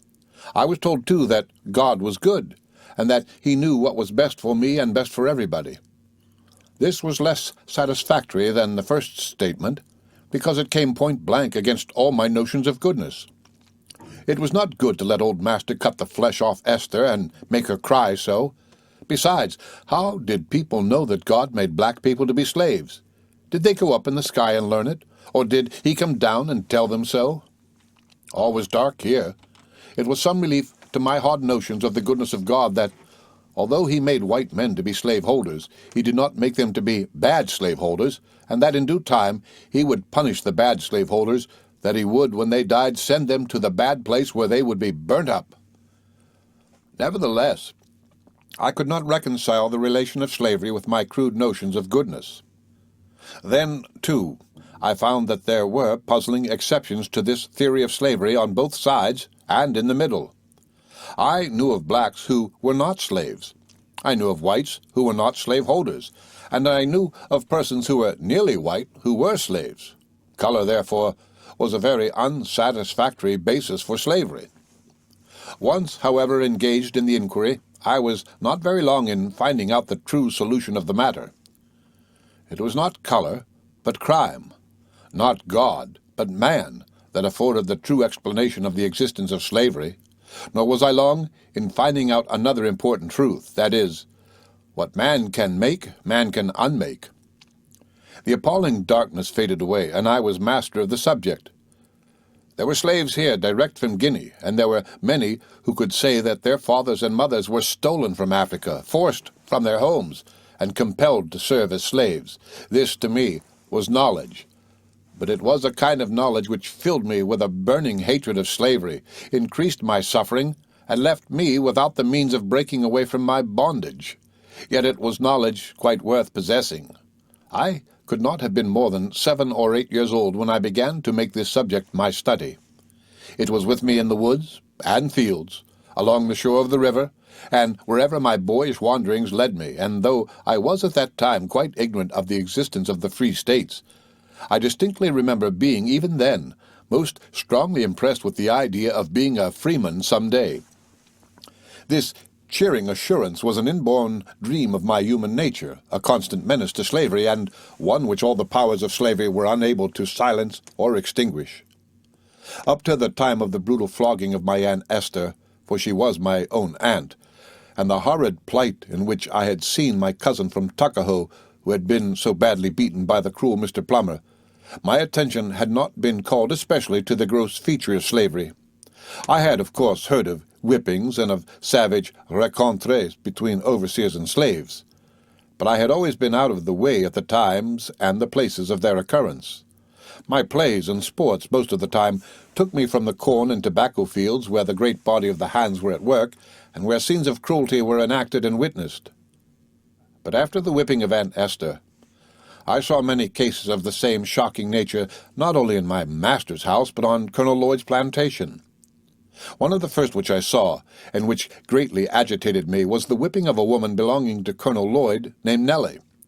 The offense alleged against Nellie was one of the commonest and most indefinite in the whole catalogue of offences usually laid to the charge of slaves, that is, impudence. This may mean almost anything or nothing at all, just according to the caprice of the master or overseer at the moment. But whatever it is or is not, if it gets the name of impudence, the party charged with it is sure of a flogging. This offense may be committed in various ways: in the tone of an answer, in answering at all, in not answering, in the expression of countenance, in the motion of the head, in the gait, manner, and bearing of the slave. In the case under consideration, I can easily believe that according to all slaveholding standards, here was a genuine instance of impudence. In Nellie, there were all the necessary conditions for committing the offense. She was a bright mulatto, the recognized wife of a favorite hand on board Colonel Lloyd's sloop, and the mother of 5 sprightly children. She was a vigorous and spirited woman, and one of the most likely on the plantation to be guilty of impudence. My attention was called to the scene by the noise, curses, and screams that proceeded from it, and, on going a little in that direction, I came upon the parties engaged in the skirmish. Mr. Sevier, the overseer, had hold of Nellie when I caught sight of them. He was endeavoring to drag her toward a tree, which endeavor Nellie was sternly resisting, but to no purpose except to retard the progress of the overseer's plans. Nellie, as I have said, was the mother of 5 children. 3 of them were present, and though quite small, from 7 to 10 years old, I should think, they gallantly came to their mother's defense, and gave the overseer an excellent pelting with stones. One of the little fellows ran up, seized the overseer by the leg, and bit him, but the monster was too busily engaged with Nellie to pay any attention to the assaults of the children. There were numerous bloody marks on Mr. Sevier's face when I first saw him, and they increased as the struggle went on. The imprints of Nellie's fingers were visible, and I was glad to see them. Amidst the wild screams of the children, "Let my mammy go! Let my mammy go!" there escaped from between the teeth of the bullet-headed overseer a few bitter curses mingled with threats that he would teach the damned bitch how to give a white man impudence. There is no doubt that Nellie felt herself superior in some respects to the slaves around her. She was a wife and a mother. Her husband was a valued and favorite slave.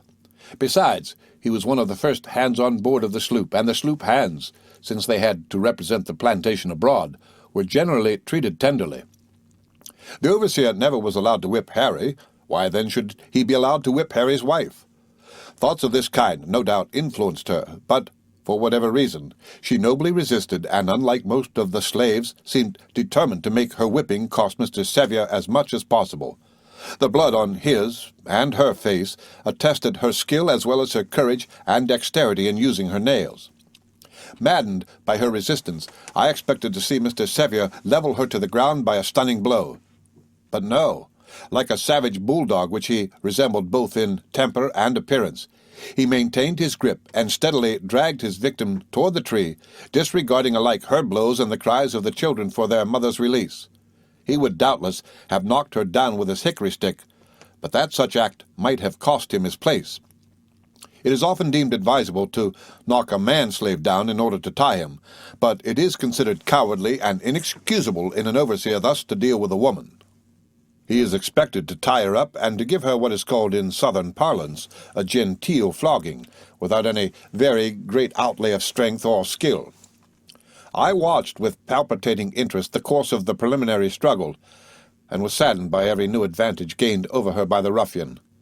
There were times when she seemed likely to get the better of the brute, but he finally overpowered her and succeeded in getting his rope around her arms and in firmly tying her to the tree at which he had been aiming.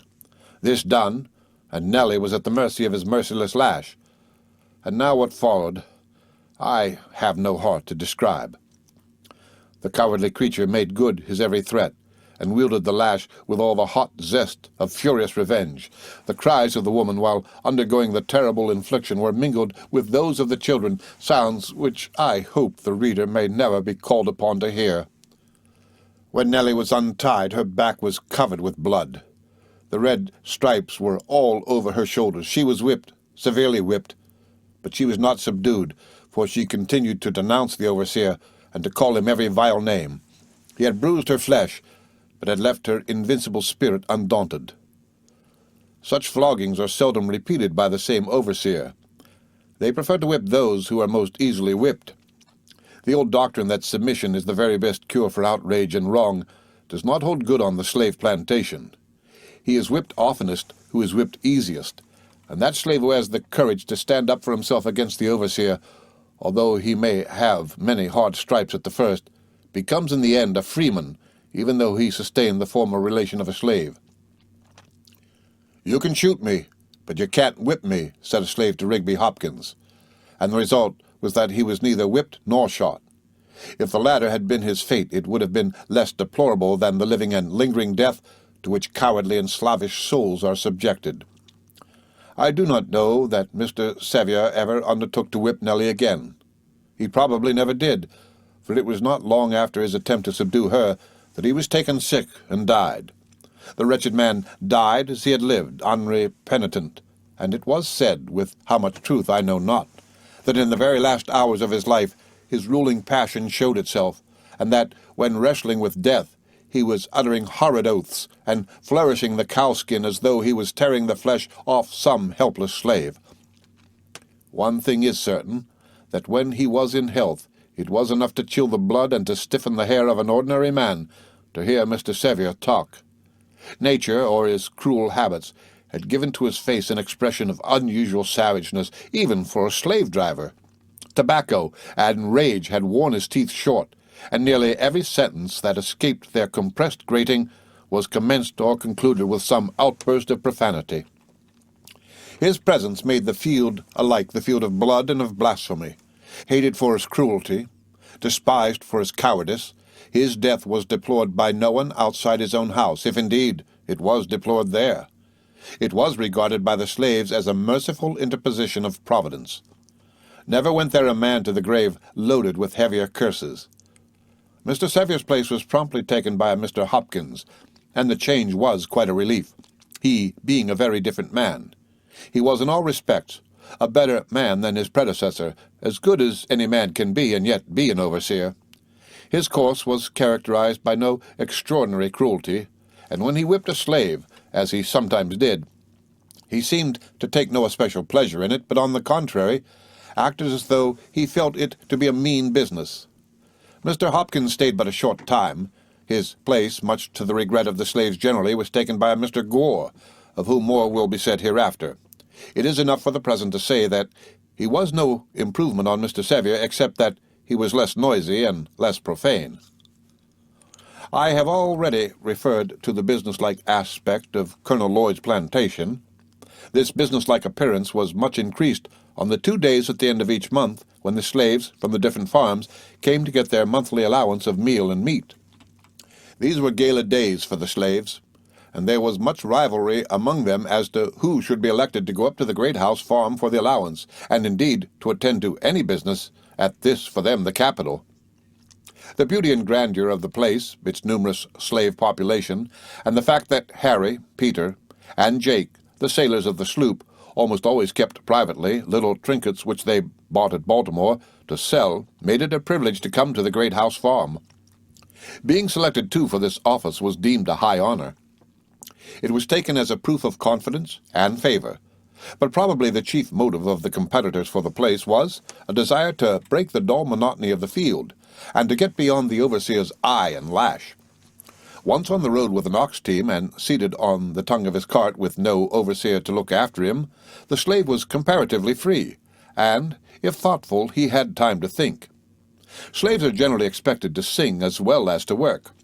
A silent slave is not liked by masters or overseers. "Make a noise! Make a noise and bear a hand," are the words usually addressed to the slaves when there is silence amongst them. This may account for the almost constant singing heard in the southern states. There was generally more or less singing among the teamsters, as it was one means of letting the overseer know where they were, and that they were moving on with the work. But on allowance day, those who visited the great house farm were peculiarly excited and noisy. While on their way, they would make the dense old woods for miles around reverberate with their wild notes. These were not always merry because they were wild. On the contrary, they were mostly of a plaintive cast, and told a tale of grief and sorrow. In the most boisterous outbursts of rapturous sentiment, there was ever a tinge of deep melancholy. I have never heard any songs like those anywhere since I left slavery, except when in Ireland. There I heard the same wailing notes, and was much affected by them. It was during the famine of 1845 to 1846. In all the songs of the slaves, there was ever some expression in praise of the great house farm, something which would flatter the pride of the owner and possibly draw a favorable glance from him. "I am going away to the great house farm, oh yea, oh yea, oh yea. My old master is a good old master, oh yea, oh yea, oh yea." This they would sing, with other words of their own improvising, jargon to others, but full of meaning to themselves. I have sometimes thought that the mere hearing of these songs would do more to impress truly spiritual-minded men and women with the soul-crushing and death-dealing character of slavery than the reading of whole volumes of its mere physical cruelties. They speak to the heart and to the soul of the thoughtful. I cannot better express my sense of them now than 10 years ago, when in sketching my life I thus spoke of this feature of my plantation experience. I did not, when a slave, understand the deep meanings of those rude and apparently incoherent songs. I was myself within the circle, so that I neither saw or heard as those without might see and hear. They told a tale which was then altogether beyond my feeble comprehension. They were tones, loud, long, and deep, breathing the prayer and complaint of souls boiling over with the bitterest anguish. Every tone was a testimony against slavery, and a prayer to God for deliverance from chains. The hearing of those wild notes always depressed my spirits, and filled my heart with ineffable sadness. The mere recurrence even now afflicts my spirit, and while I am writing these lines my tears are falling. To those songs I trace my first glimmering conceptions of the dehumanizing character of slavery. I can never get rid of that conception. Those songs still follow me, to deepen my hatred of slavery and quicken my sympathies for my brethren in bonds. If anyone wishes to be impressed with a sense of the soul-killing power of slavery, let him go to Colonel Lloyd's plantation and, on allowance day, place himself in the deep pine woods, and there let him, in silence, thoughtfully analyze the sounds that shall pass through the chambers of his soul. And if he is not thus impressed, it will only be because there is no flesh in his obdurate heart. The remark is not unfrequently made that slaves are the most contented and happy laborers in the world. They dance and sing and make all manner of joyful noises. So they do.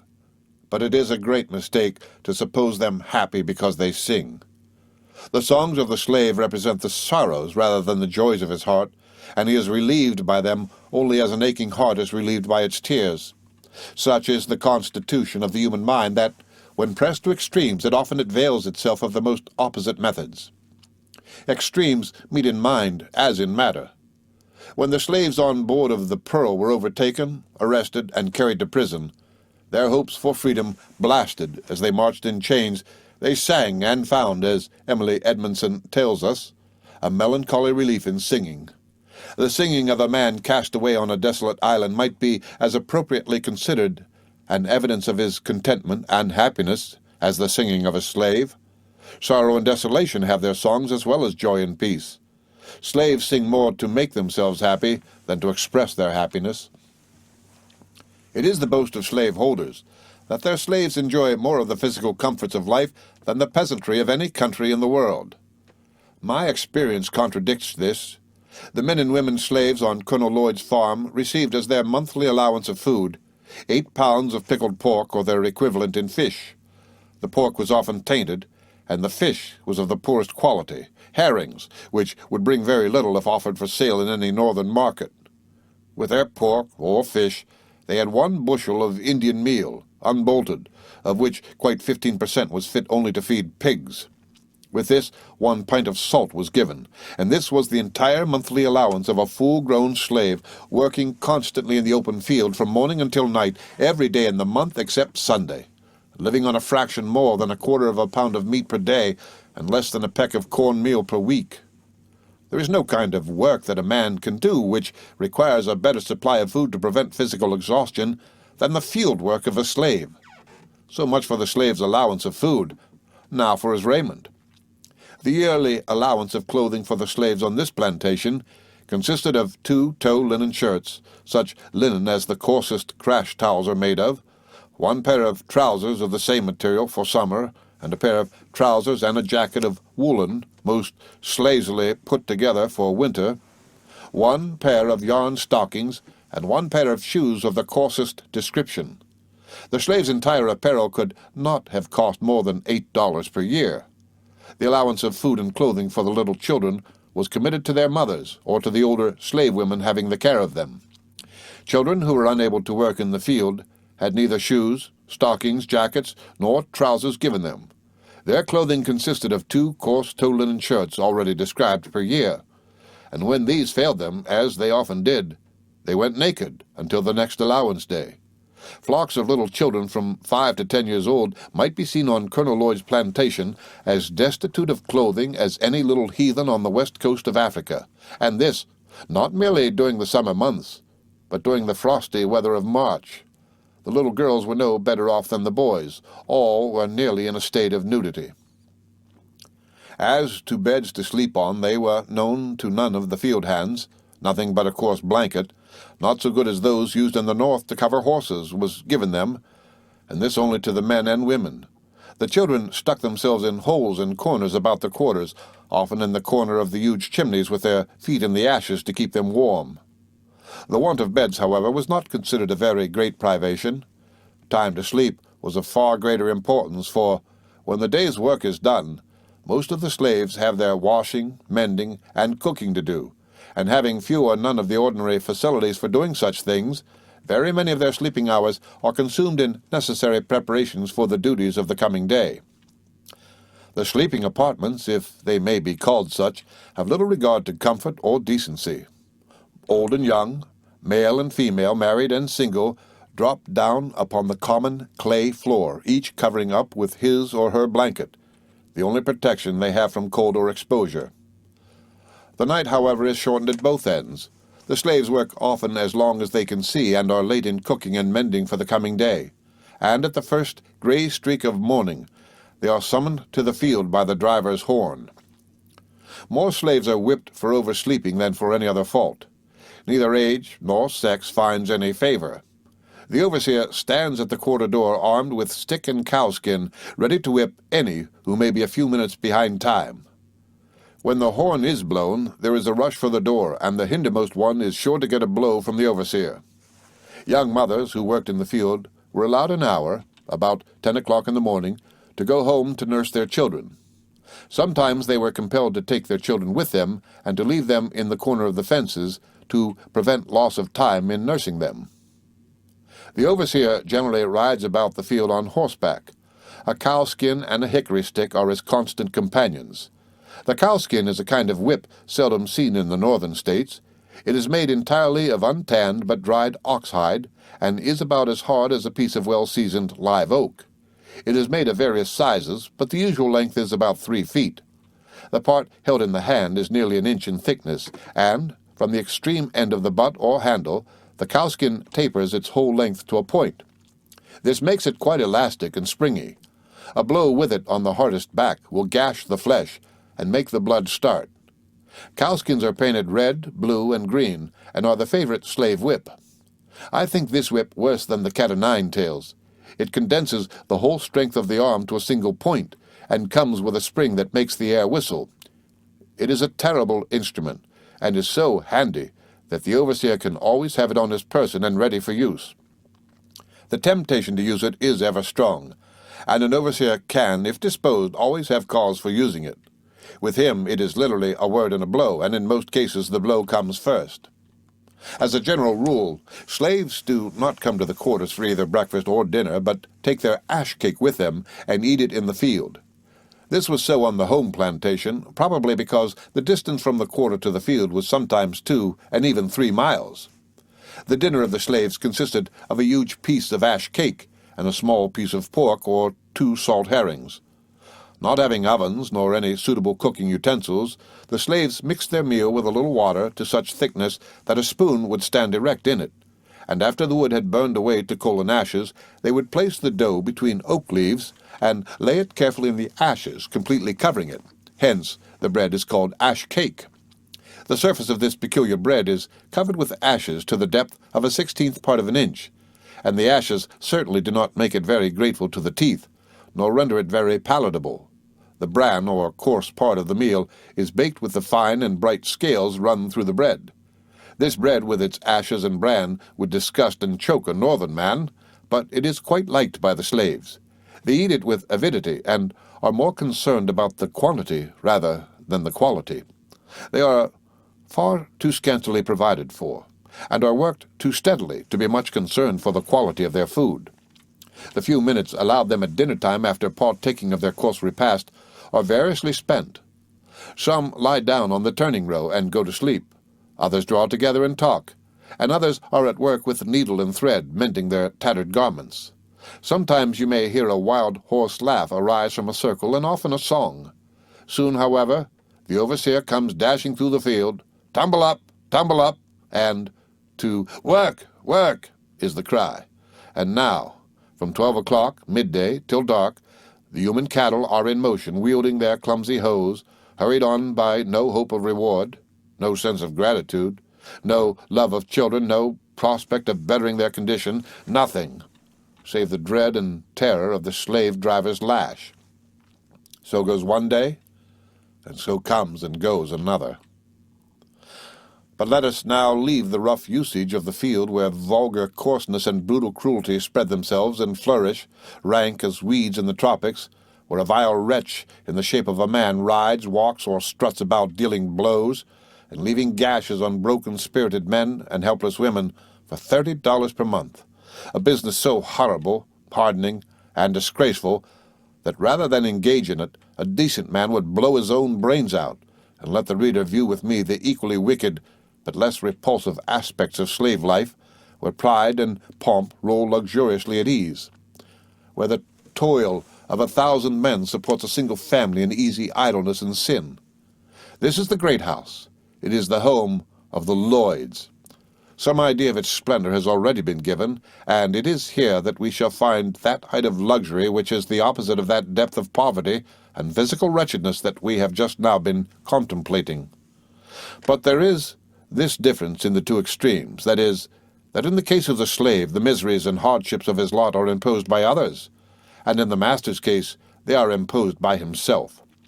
The slave is a subject, subjected by others. The slaveholder is a subject, but he is the author of his own subjection.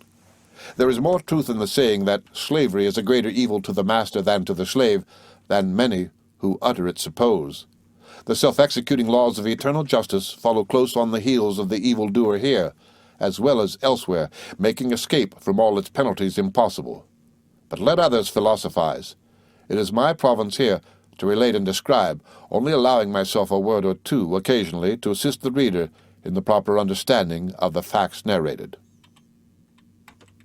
The end of Chapter 6 of My Bondage and My Freedom by Frederick Douglass. Read by Rick Kissner for Lit to Go on the web at fcit.usf.edu.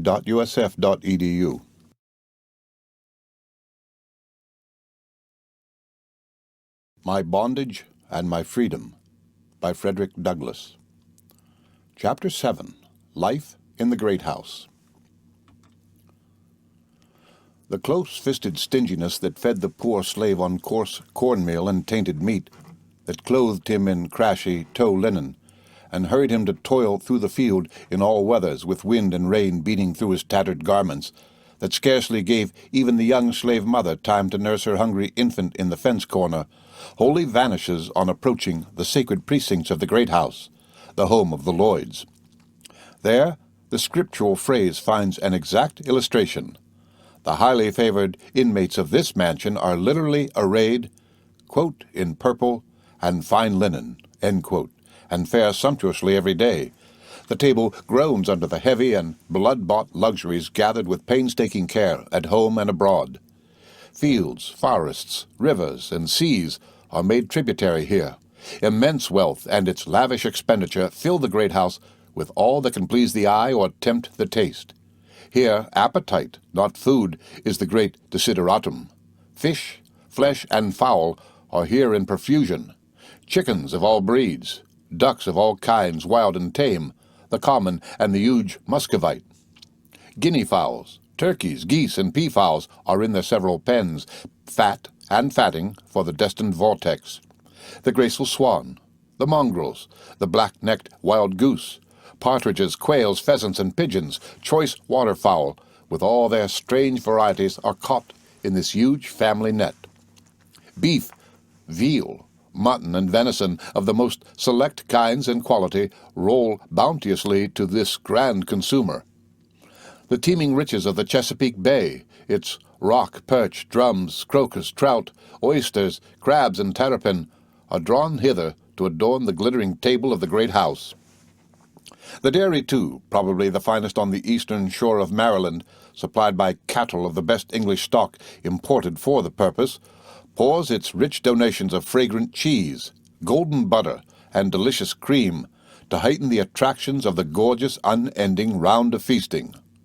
Nor are the fruits of the earth forgotten or neglected.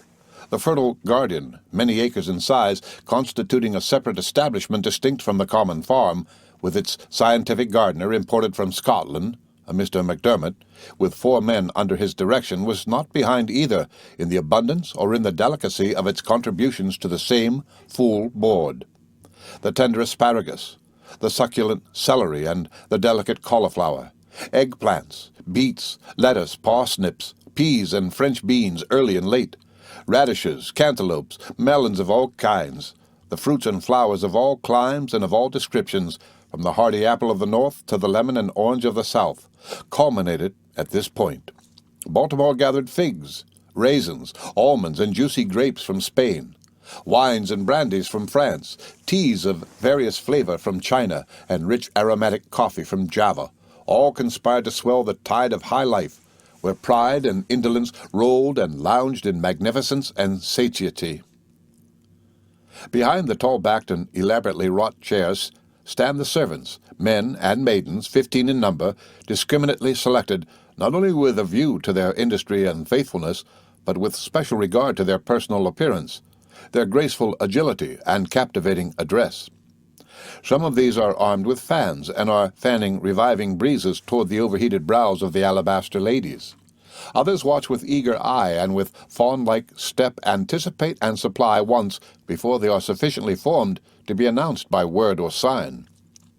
These servants constituted a sort of black aristocracy on Colonel Lloyd's plantation. They resembled the field hands in nothing except in color, and in this they held the advantage of a velvet-like glossiness, rich and beautiful. The hair, too, showed the same advantage.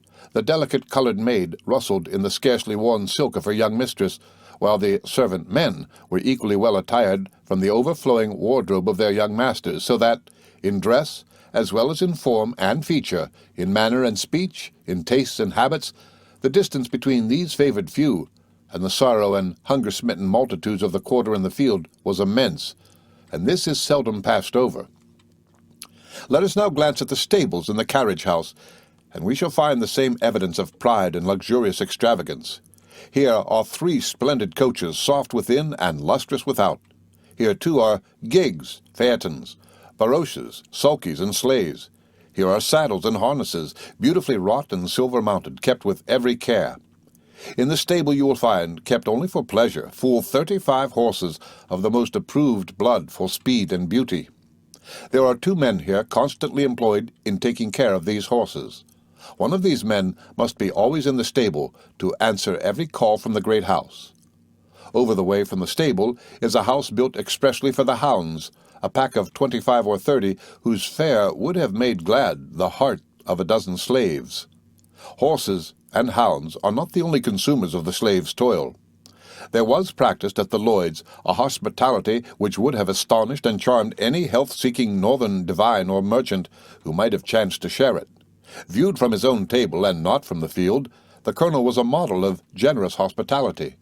His house was, literally, a hotel for weeks during the summer months. At these times especially the air was freighted with the rich fumes of baking, boiling, roasting, and broiling. The odors I shared with the winds, but the meats were under a more stringent monopoly, except that, occasionally, I got a cake from Mas Daniel. In Mas Daniel I had a friend at court, from whom I learned many things which my eager curiosity was excited to know. I always knew when company was expected, and who they were, although I was an outsider, being the property not of Colonel Lloyd, but of a servant of the wealthy colonel. On these occasions all that pride, taste, and money could do to dazzle and charm was done.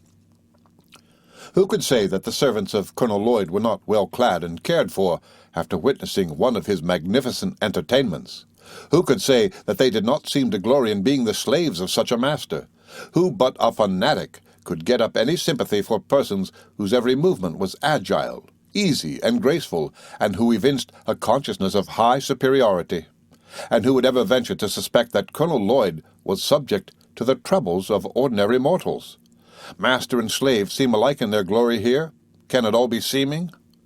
Alas, it may only be a sham at last. This immense wealth, this gilded splendor, this profusion of luxury, this exemption from toil, this life of ease, this sea of plenty, aye, what of it all? Are the pearly gates of happiness and sweet content flung open to such suitors? Far from it. The poor slave on his hard pine plank, but scantily covered with his thin blanket, sleeps more soundly than the feverish voluptuary who reclines upon his feather-bed and downy pillow. Food to the indolent lounger is poison, not sustenance. Lurking beneath all their dishes are invisible spirits of evil, ready to feed the self-deluded gormandizers, which aches, pains, fierce temper, uncontrolled passions, dyspepsia, rheumatism, lumbago, and gout, and of these the Lloyds got their full share. To the pampered love of ease there is no resting place. What is pleasant today is repulsive tomorrow. What is soft now is hard at another time. What is sweet in the morning is bitter in the evening. Neither to the wicked nor to the idler is there any solid peace. Troubled like the restless sea. I had excellent opportunities of witnessing the restless discontent and the capricious irritation of the Lloyds. My fondness for horses, not peculiar to me more than to other boys, attracted me much of the time to the stables. This establishment was especially under the care of old and young Barney, father and son. Old Barney was a fine-looking old man of a brownish complexion, who was quite portly and wore a dignified aspect for a slave. He was evidently much devoted to his profession, and held his office an honorable one. He was a farrier as well as an ostler. He could bleed, remove lampers from the mouths of the horses, and was well instructed in horse medicines. No one on the farm knew so well as old Barney what to do with a sick horse. But his gifts and acquirements were of little advantage to him. His office was by no means an enviable one. He often got presents, but he got stripes as well, for in nothing was Colonel Lloyd more unreasonable and exacting than in respect to the management of his pleasure horses. Any supposed inattention to these animals were sure to be visited with degrading punishment. His horses and dogs fared better than his men. Their beds must be softer and cleaner than those of his human cattle. No excuse could shield old Barney if the colonel only suspected something wrong about his horses, and consequently he was often punished when faultless. It was absolutely painful to listen to the many unreasonable and fretful scoldings poured out of the stable by Colonel Lloyd, his sons, and sons-in-law. Of the latter he had three, the Messrs. Nicholson, Winder, and Lowndes. These all lived at the great house a portion of the year, and enjoyed the luxury of whipping the servants when they pleased, which was by no means unfrequently. A horse was seldom brought out of the stable to which no objection could be raised. There was dust in his hair. There was a twist in his reins. His mane did not lie straight. He had not been properly grained. His head did not look well. His foretop was not combed out. His fat locks had not been properly trimmed. Something was always wrong. Listening to complaints, however groundless, Barney must stand, hat in hand, lips sealed, never answering a word. He must make no reply, no explanation. The judgment of the master must be deemed infallible, for his power is absolute and irresponsible. In a free state, a master, thus complaining without cause of his ostler, might be told, "Sir, I am sorry, I cannot please you, but since I have done the best I can, your remedy is to dismiss me." Here, however, the ostler must stand, listen, and tremble. One of the most heart-saddening and humiliating scenes I ever witnessed was the whipping of old Barney by Colonel Lloyd himself. Here were two men, both advanced in years. There were the silvery locks of Colonel L., and there was the bald and toil-worn brow of old Barney, master and slave, superior and inferior here, but equals at the bar of God. And in the common course of events, they must both soon meet in another world, in a world where all distinctions except those based on obedience and disobedience are blotted out forever. "Uncover your head," said the imperious master. He was obeyed. "Take off your jacket, you old rascal." And off came Barney's jacket. "Down on your knees." Down knelt the old man, his shoulders bare, his bald head glistening in the sun, and his aged knees on the cold, damp ground, in his humble and debasing attitude. The master, that master to whom he had given the best years and the best strength of his life, came forward and laid on 30 lashes with his horsewhip. The old man bore it patiently to the last, answering each blow with a slight shrug of the shoulders and a groan. I cannot think that Colonel Lloyd succeeded in marring the flesh of old Barney very seriously, for the whip was a light riding whip. But the spectacle of an aged man, a husband and a father, humbly kneeling before a worm of the dust, surprised and shocked me at the time, and since I have grown old enough to think on the wickedness of slavery, few facts have been of more value to me than this, to which I was a witness. It reveals slavery in its true color and in its maturity of repulsive hatefulness. I owe it to truth, however, to say that this was the first and the last time I ever saw old Barney or any other slave compelled to kneel to receive a whipping. I saw at the stable another incident which I will relate, as it is illustrative of a phase of slavery to which I have already referred in another connection. Besides two other coachmen, Colonel Lloyd owned one named William, who strangely enough was often called by his surname, Wilkes, by white and colored people on the home plantation. Wilkes was a very fine-looking man. He was about as white as anybody on the plantation, and in manliness of form and comeliness of features, he bore a very striking resemblance to Mr. Murray Lloyd. It was whispered, and pretty generally admitted as a fact, that William Wilkes was the son of Colonel Lloyd by a highly favored slave woman who was still on the plantation. There were many reasons for believing this whisper, not only in William's appearance, but in the undeniable freedom which he enjoyed over all others, and his apparent consciousness of being something more than a slave to his master. It was notorious, too, that William had a deadly enemy in Murray Lloyd, whom he so much resembled, and that the latter greatly worried his father with importunities to sell William.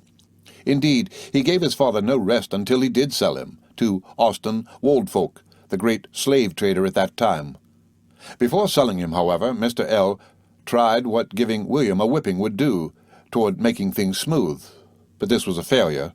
It was a compromise, and defeated itself, for immediately after the infliction the heart-sickened colonel atoned to William for the abuse by giving him a gold watch and chain. Another fact, somewhat curious, is that though sold to the remorseless Woldfolk, taken in irons to Baltimore and cast into prison with a view of being driven to the South, William, by some means, always a mystery to me, outbid all his purchasers, paid for himself, and now resides in Baltimore a free man. Is there not room to suspect that, as the gold watch was presented to atone for the whipping, a purse of gold was given him by the same hand with which to effect his purchase as an atonement for the indignity involved in selling his own flesh and blood? All the circumstances of William on the great house farm show him to have occupied a different position from the other slaves, and certainly there is nothing in the supposed hostility of slaveholders to amalgamation to forbid the supposition that William Wilkes was the son of Edward Lloyd. Practical amalgamation is common in every neighborhood where I have been in slavery. Colonel Lloyd was not in the way of knowing much of the real opinions and feelings of his slaves respecting him. The distance between him and them was far too great to admit of such knowledge. His slaves were so numerous that he did not know them when he saw them, nor indeed did all his slaves know him. In this respect he was inconveniently rich. It is reported of him that, while riding along the road one day, he met a colored man, and addressed him in the usual way of speaking to colored people on the public highways of the South. "Well, boy, who do you belong to?" "To Colonel Lloyd," replied the slave. "Well, does the colonel treat you well?" "No, sir," was the ready reply. "What? Does he work you too hard?" "Yes, sir." "Well, don't he give you enough to eat?" "Yes, sir, he gives me enough, such as it is." The colonel, after ascertaining where the slave belonged, rode on. The slave also went on about his business, not dreaming that he had been conversing with his master. He thought, said, and heard nothing more of the matter until 2 or 3 weeks afterwards. The poor man was then informed by his overseer that, for having found fault with his master, he was now to be sold to a Georgia trader. He was immediately chained and handcuffed, and thus without a moment's warning he was snatched away and forever sundered from his family and friends by a hand more unrelenting than that of death. This is the penalty of telling the simple truth in answer to a series of plain questions. It is partly in consequence of such facts that slaves, when inquired of as to their condition and the character of their masters, almost invariably say they are contented, and that their masters are kind. Slaveholders have been known to send spies among their slaves to ascertain, if possible, their views and feelings in regard to their condition. The frequency of this had the effect to establish among the slaves the maxim that a still tongue makes a wise head. They suppress the truth rather than take the consequences of telling it, and, in so doing, they prove themselves a part of the human family. If they have anything to say of their master, it is, generally, something in his favor, especially when speaking to strangers. I was frequently asked, while a slave, if I had a kind master, and I do not remember ever to have given a negative reply. Nor did I, when pursuing this course, consider myself as uttering what was utterly false, for I always measured the kindness of my master by the standard of kindness set up by slaveholders around us. However, slaves are like other people, and imbibe similar prejudices. They are apt to think their condition better than that of others. Many, under the influence of this prejudice, think their own masters are better than the masters of other slaves, and this, too, in some cases, when the very reverse is true. Indeed, it is not uncommon for slaves even to fall out and quarrel among themselves about the relative kindness of their masters, contending for the superior goodness of his own over that of others. At the very same time they mutually execrate their masters when viewed separately. It was so on our plantation. When Colonel Lloyd's slaves met those of Jacob Jepson, they seldom parted without a quarrel about their masters, Colonel Lloyd's slaves contending that he was the richest, and Mr. Jepson's slaves that he was the smartest man of the two. Colonel Lloyd's slaves would boast his ability to buy and sell Jacob Jepson. Mr. Jepson's slaves would boast his ability to whip Colonel Lloyd. These quarrels would almost always end in a fight between the parties. Those that beat were supposed to have gained the point at issue. They seemed to think that the greatness of their masters was transferable to themselves. To be a slave was thought to be bad enough, but to be a poor man's slave was deemed a disgrace indeed. The end of Chapter 7 of My Bondage and My Freedom by Frederick Douglass. Read by Rick Kissner for Lit to Go on the web at fcit.usf.edu.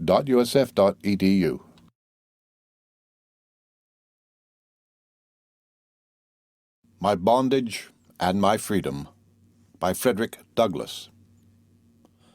Chapter 8, A Chapter of Horrors. As I have already intimated elsewhere, the slaves on Colonel Lloyd's plantation, whose hard lot under Mr. Sevier the reader has already noticed and deplored, were not permitted to enjoy the comparatively moderate rule of Mr. Hopkins. The latter was succeeded by a very different man. The name of the new overseer was Austin Gore. Upon this individual I would fix particular attention, for under his rule there was more suffering from violence and bloodshed than had, according to the older slaves, ever been experienced before on this plantation. I confess I hardly know how to bring this man fitly before the reader. He was, it is true, an overseer, and possessed, to a large extent, the peculiar characteristics of his class. Yet to call him merely an overseer would not give the reader a fair notion of the man. I speak of overseers as a class. They are such. They are as distinct from the slave-holding gentry of the South as are the fishwomen of Paris and the coal-heavers of London, distinct from other members of society. They constitute a separate fraternity at the South, not less marked than is the fraternity of Park Lane bullies in New York. They have been arranged and classified by that great law of attraction which determines the spheres and affinities of men, which ordains that men, whose malign and brutal propensities predominate over their moral and intellectual endowments, shall naturally fall into those employments which promise the largest gratification to those predominating instincts or propensities.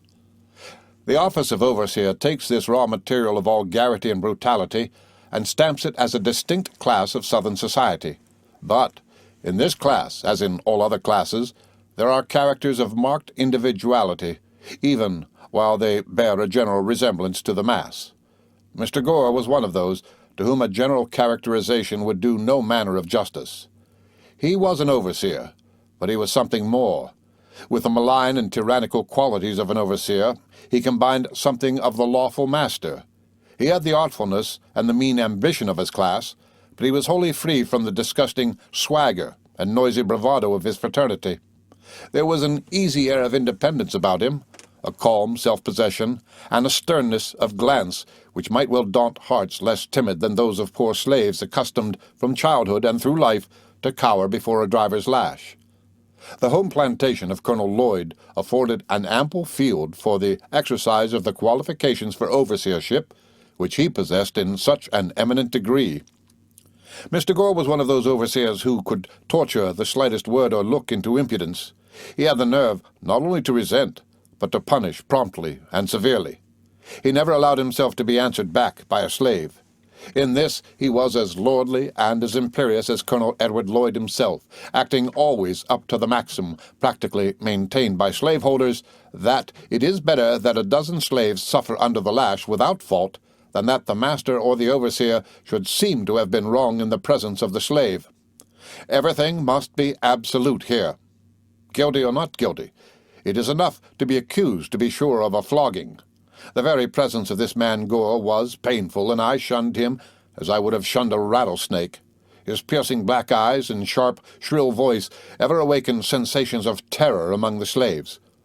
For so young a man, I describe him as he was 25 or 30 years ago, Mr. Gore was singularly reserved and grave in the presence of slaves. He indulged in no jokes, said no funny things, and kept his own counsels.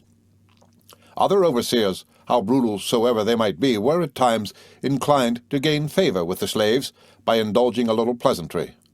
But Gore was never known to be guilty of any such weakness. He was always the cold, distant, unapproachable overseer of Colonel Edward Lloyd's plantation, and needed no higher pleasure than was involved in a faithful discharge of the duties of his office. When he whipped, he seemed to do so from a sense of duty, and feared no consequences. What Hopkins did reluctantly, Gore did with alacrity. There was a stern will, an iron-like reality about this Gore, which would have easily made him the chief of a band of pirates had his environments been favorable to such a course of life.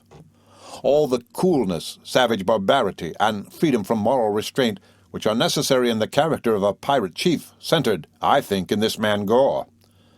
Among many other deeds of shocking cruelty which he perpetrated while I was at Mr. Lloyd's was the murder of a young colored man named Denby. He was sometimes called Bill Denby or Demby. I write from sound, and the sounds on Lloyd's plantation are not very certain. I knew him well. He was a powerful young man full of animal spirits, and, so far as I know, he was among the most valuable of Colonel Lloyd's slaves.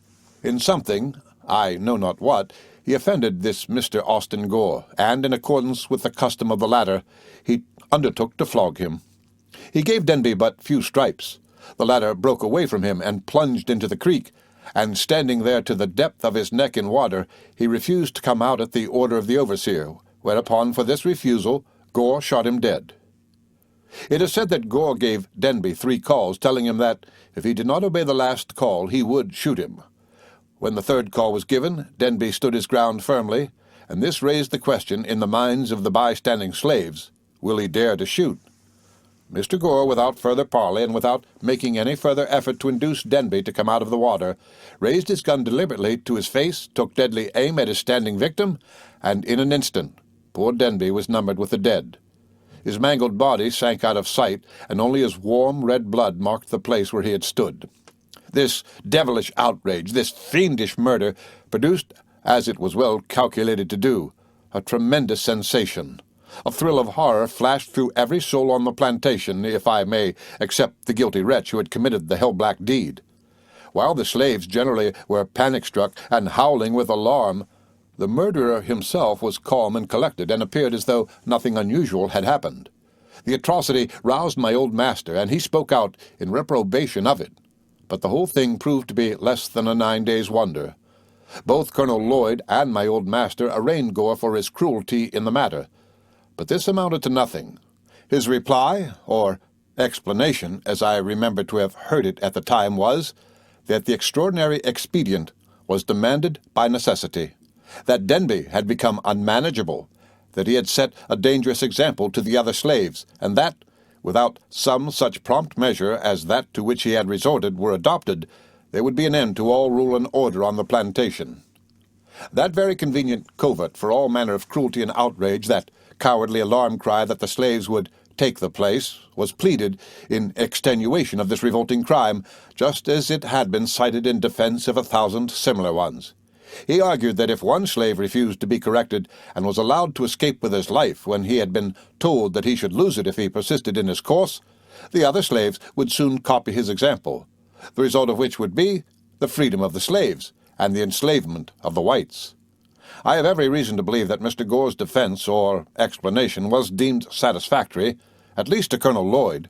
He was continued in his office on the plantation. His fame as an overseer went abroad, and his horrid crime was not even submitted to judicial investigation. The murder was committed in the presence of slaves, and they, of course, could neither institute a suit nor testify against the murderer. His bare word would go further in a court of law than the united testimony of 10,000 black witnesses. All that Mr. Gore had to do was to make his peace with Colonel Lloyd. This done, and the guilty perpetrator of one of the most foul murders goes unwhipped of justice and uncensured by the community in which he lives. Mr. Gore lived in St. Michael's, Talbot County, when I left Maryland. If he is still alive, he probably yet resides there, and I have no reason to doubt that he is now as highly esteemed and as greatly respected as though his guilty soul had never been stained with innocent blood. I am well aware that what I have now written will by some be branded as false and malicious. It will be denied, not only that such a thing ever did transpire, as I have now narrated, but that such a thing could happen in Maryland. I can only say, believe it or not, that I have said nothing but the literal truth, gainsay it who may.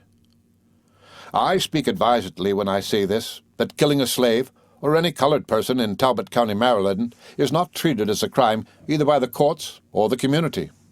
Mr. Thomas Landman, ship carpenter of St. Michael's, killed 2 slaves, one of whom he butchered with a hatchet by knocking his brains out.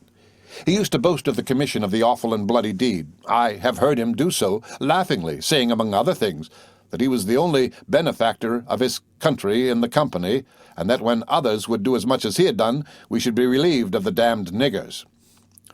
As an evidence of the reckless disregard of human life, where the life is that of a slave, I may state the notorious fact that the wife of Mr. Giles Hicks, who lived but a short distance from Colonel Lloyd's, with her own hands murdered my wife's cousin, a young girl between 15 and 16 years of age, mutilating her person in a most shocking manner.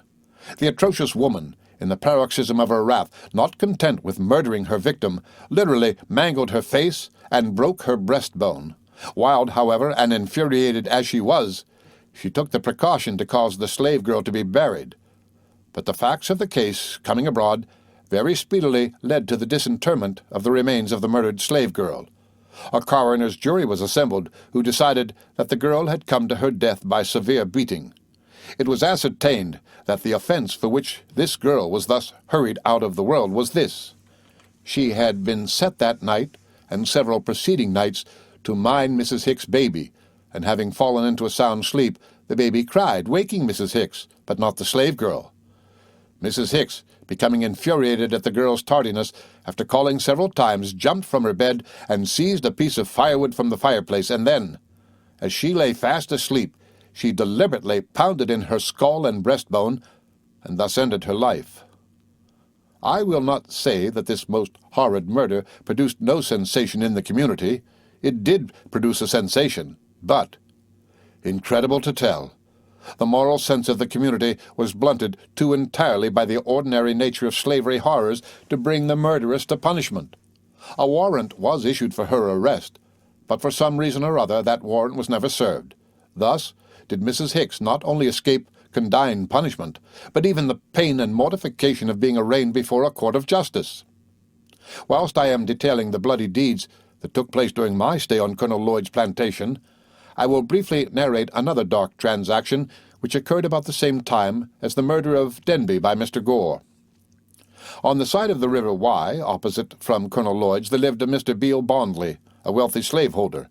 In the direction of his land, and near the shore, there was an excellent oyster fishing ground, and to this some of the slaves of Colonel Lloyd occasionally resorted in their little canoes at night, with a view to make up the deficiency of their scanty allowance of food by the oysters that they could easily get there. This Mr. Bondley took it into his head to regard as a trespass, and while an old man belonging to Colonel Lloyd was engaged in catching a few of the many millions of oysters that lined the bottom of the creek to satisfy his hunger, the villainous Mr. Bondley, lying in ambush, without the slightest ceremony, discharged the contents of his musket into the back and shoulders of the poor old man. As good fortune would have it, the shot did not prove mortal, and Mr. Bondley came over the next day to see Colonel Lloyd.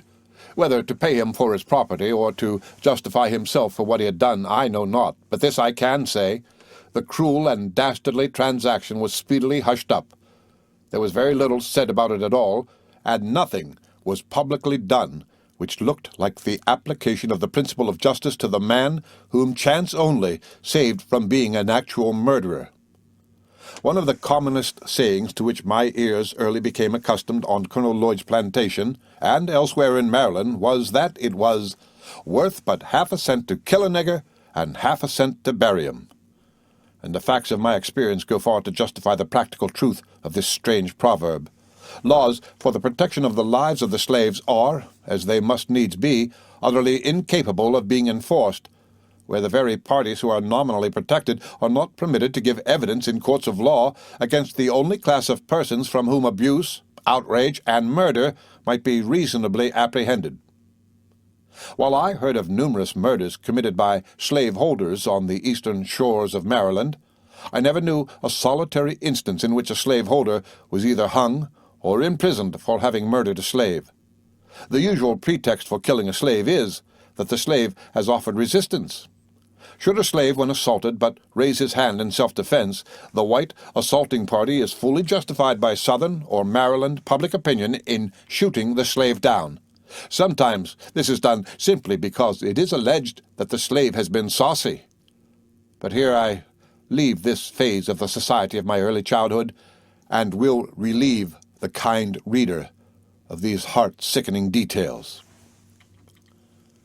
The end of Chapter 8 of My Bondage and My Freedom by Frederick Douglass. Read by Rick Kissner for Lit to Go on the web at fcit.usf.edu.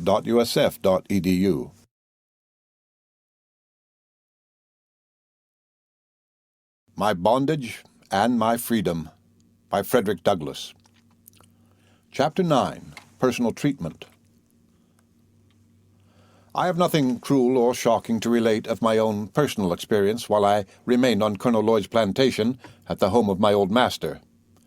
An occasional cuff from Aunt Katy, and a regular whipping from old master, such as any heedless and mischievous boy might get from his father, is all that I can mention of this sort. I was not old enough to work in the field, and there being little else than field work to perform, I had much leisure. The most I had to do was to drive up the cows in the evening, to keep the front yard clean, and to perform small errands for my young mistress, Lucretia Auld. I have reasons for thinking this lady was very kindly disposed toward me, and, although I was not often the object of her attention, I constantly regarded her as my friend, and was always glad when it was my privilege to do her a service. In a family where there was so much that was harsh, cold, and indifferent, the slightest word or look of kindness passed with me for its full value. Miss Lucretia, as we all continued to call her long after her marriage, had bestowed upon me such words and looks as taught me that she pitied me if she did not love me. In addition to words and looks, she sometimes gave me a piece of bread and butter, a thing not set down in the bill of fare, and which must have been an extra ration, planned aside from either Aunt Katy or old master, solely out of the tender regard and friendship she had for me. Then, too, I one day got into the wars with Uncle Abel's son Ike, and had got sadly worsted. In fact, the little rascal had struck me directly in the forehead with a sharp piece of cinder fused with iron from the old blacksmith's forge, which made a cross in my forehead very plainly to be seen now. The gash bled very freely, and I roared very loudly and betook myself home. The cold-hearted Aunt Katy paid no attention either to my wound or my roaring, except to tell me it served me right. I had no business with Ike. It was good for me. I would now keep away from dem Lloyd niggers. Miss Lucretia, in this state of the case, came forward, and, in quite a different spirit from that manifested by Aunt Katy, she called me into the parlor, an extra privilege of itself, and, without using toward me any of the hard-hearted and reproachful epithets of my kitchen tormentor, she quietly acted the Good Samaritan. With her own soft hand, she washed the blood from my head and face, fetched her own balsam bottle, and with the balsam wetted a nice piece of white linen and bound up my head. The balsam was not more healing to the wound in my head than her kindness was healing to the wounds in my spirit made by the unfeeling words of Aunt Katy. After this, Miss Lucretia was my friend. I felt her to be such, and I have no doubt that the simple act of binding up my head did much to awaken in her mind an interest in my welfare. It is quite true that this interest was never very marked, and it seldom showed itself in anything more than in giving me a piece of bread when I was hungry. But this was a great favor on a slave plantation, and I was the only one of the children to whom such attention was paid. When very hungry, I would go into the backyard and play under Miss Lucretia's window. When pretty severely pinched by hunger, I had a habit of singing, which the good lady very soon came to understand as a petition for a piece of bread. When I sung under Miss Lucretia's window, I was very apt to get well paid for my music. The reader will see that I now had two friends, both at important points, Mas Daniel at the great house, and Miss Lucretia at home. From Mas Daniel I got protection from the bigger boys, and from Miss Lucretia I got bread by singing when I was hungry, and sympathy when I was abused by that termagant who had the reins of government in the kitchen. For such friendship I felt deeply grateful and bitter as are my recollections of slavery. I love to recall any instances of kindness, any sunbeams of humane treatment, which found way to my soul through the iron grating of my house of bondage. Such beams seem all the brighter from the general darkness into which they penetrate, and the impression they make is vividly distinct and beautiful. As I have before intimated, I was seldom whipped, and never severely, by my old master. I suffered little from the treatment I received, except from hunger and cold. These were my two great physical troubles. I could neither get a sufficiency of food nor of clothing, but I suffered less from hunger than from cold. In hottest summer and coldest winter, I was kept almost in a state of nudity. No shoes, no stockings, no jacket, no trousers, nothing but coarse sackcloth or tow linen made into a sort of shirt reaching down to my knees. This I wore night and day, changing it once a week. In the daytime, I could protect myself pretty well by keeping on the sunny side of the house, and in bad weather in the corner of the kitchen chimney. The great difficulty was to keep warm during the night. I had no bed. The pigs in the pen had leaves, and the horses in the stable had straw, but the children had no beds. They lodged anywhere in the ample kitchen. I slept, generally, in a little closet without even a blanket to cover me. In very cold weather, I sometimes got down the bag in which cornmeal was usually carried to the mill and crawled into that. Sleeping there with my head in and feet out, I was partly protected, though not comfortable. My feet have been so cracked with the frost that the pen with which I am writing might be laid in the gashes. The manner of taking our meals at old Master's indicated but little refinement. Our cornmeal mush, when sufficiently cooled, was placed in a large wooden tray or trough, like those used in making maple sugar here in the north. This tray was set down either on the floor of the kitchen or out of doors on the ground, and the children were called like so many pigs. And like so many pigs they would come and literally devour the mush, some with oyster shells, some with pieces of shingles, and none with spoons.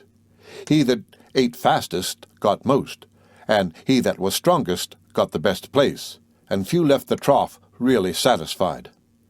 I was the most unlucky of any, for Aunt Katy had no good feeling for me, and if I pushed any of the other children, or if they told her anything unfavorable of me, she always believed the worst and was sure to whip me. As I grew older and more thoughtful, I was more and more filled with a sense of my wretchedness. The cruelty of Aunt Katy, the hunger and cold I suffered, and the terrible reports of wrong and outrage which came to my ear, together with what I almost daily witnessed, led me, when yet but 8 or 9 years old, to wish I had never been born. I used to contrast my condition with the blackbirds, in whose wild and sweet songs I fancied them so happy. Their apparent joy only deepened the shades of my sorrow.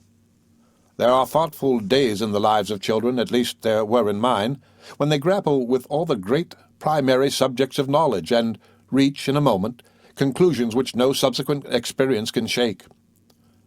I was just as well aware of the unjust, unnatural, and murderous character of slavery when 9 years old as I am now. Without any appeal to books, to laws, or to authorities of any kind, it was enough to accept God as a father to regard slavery as a crime. I was not 10 years old when I left Colonel Lloyd's plantation for Baltimore. I left that plantation with inexpressible joy. I never shall forget the ecstasy with which I received the intelligence from my friend, Miss Lucretia, that my old master had determined to let me go to Baltimore to live with Mr. Hugh Auld, a brother to Mr. Thomas Auld, my old master's son-in-law. I received this information about 3 days before my departure. They were 3 of the happiest days of my childhood. I spent the largest part of these 3 days in the creek, washing off the plantation scurf and preparing for my new home.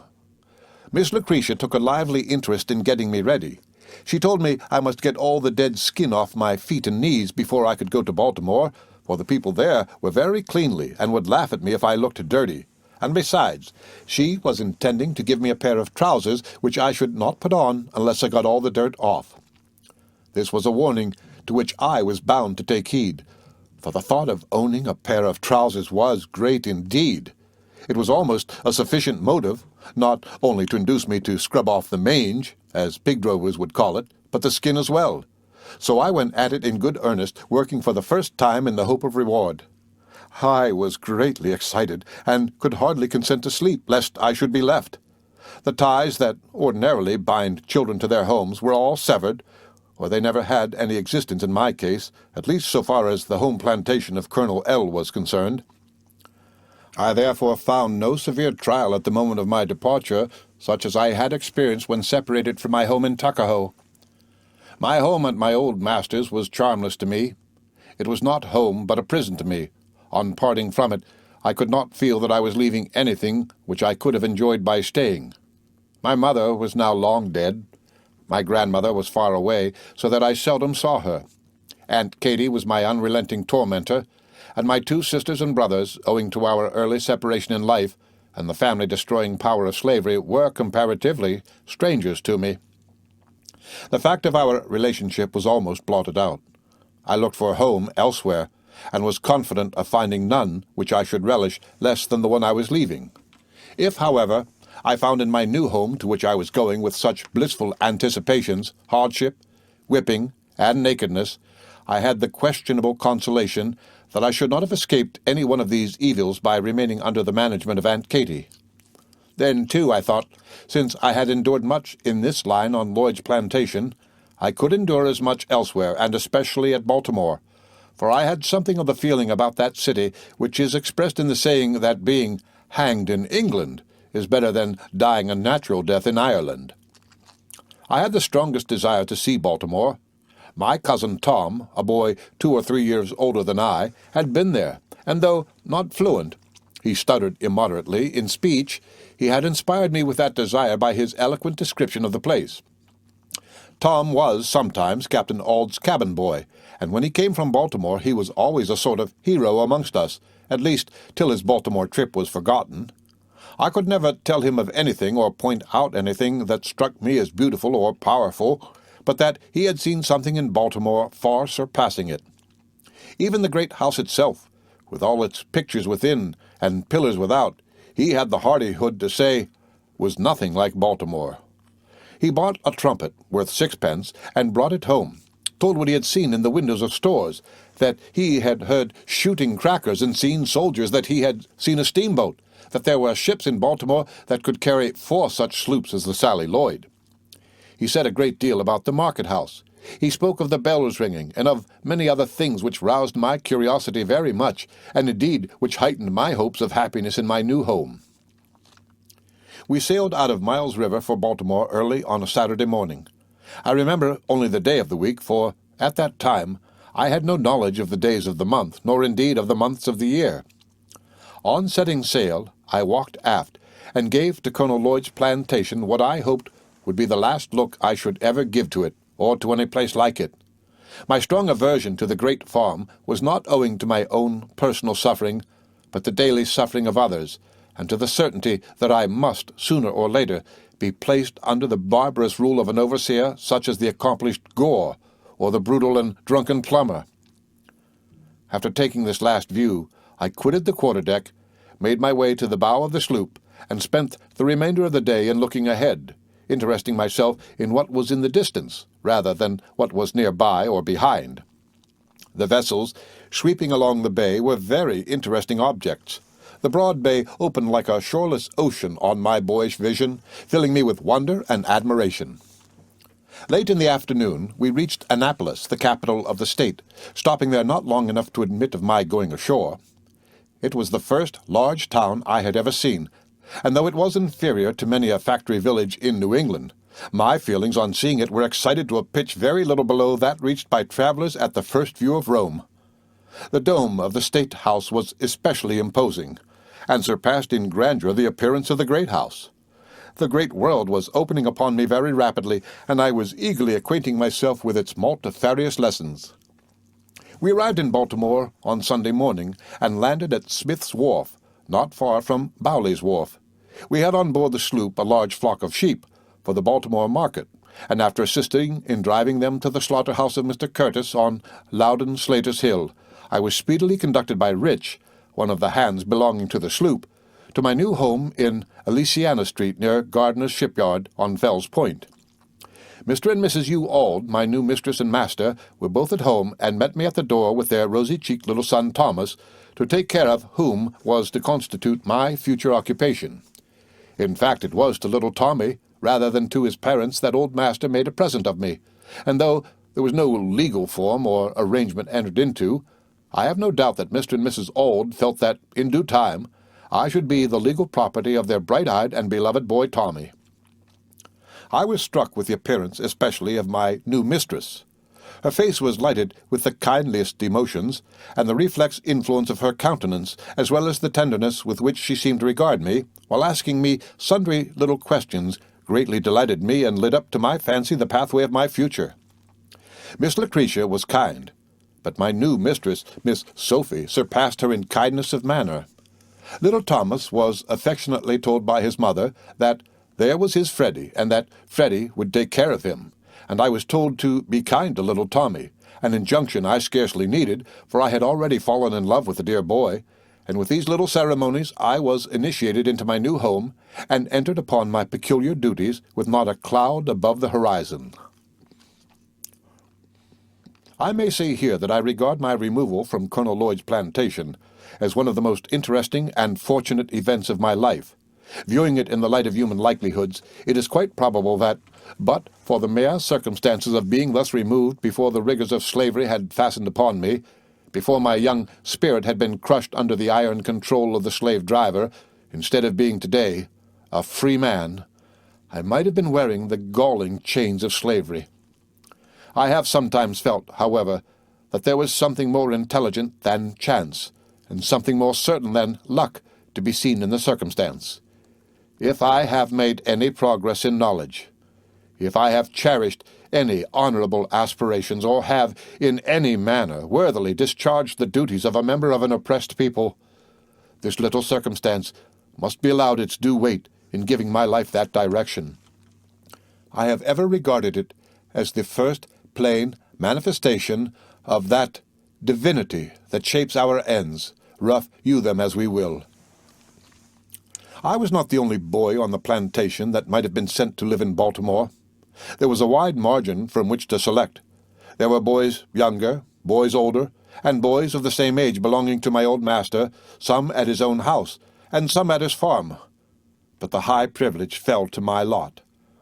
I may be deemed superstitious and egotistical in regarding this event as a special interposition of divine providence in my favor, but the thought is part of my history, and I should be false to the earliest and most cherished sentiments of my soul if I suppressed or hesitated to avow that opinion, although it may be characterized as irrational by the wise and ridiculous by the scoffer. From my earliest recollections of serious matters, I date the entertainment of something like an ineffaceable conviction that slavery would not always be able to hold me within its foul embrace, and this conviction, like a word of living faith, strengthened me through the darkest trials of my lot. This good spirit was from God, and to him I honor thanksgiving and praise. The end of Chapter 9 of My Bondage and My Freedom by Frederick Douglass. Read by Rick Kissner for Lit to Go on the web at fcit.usf.edu.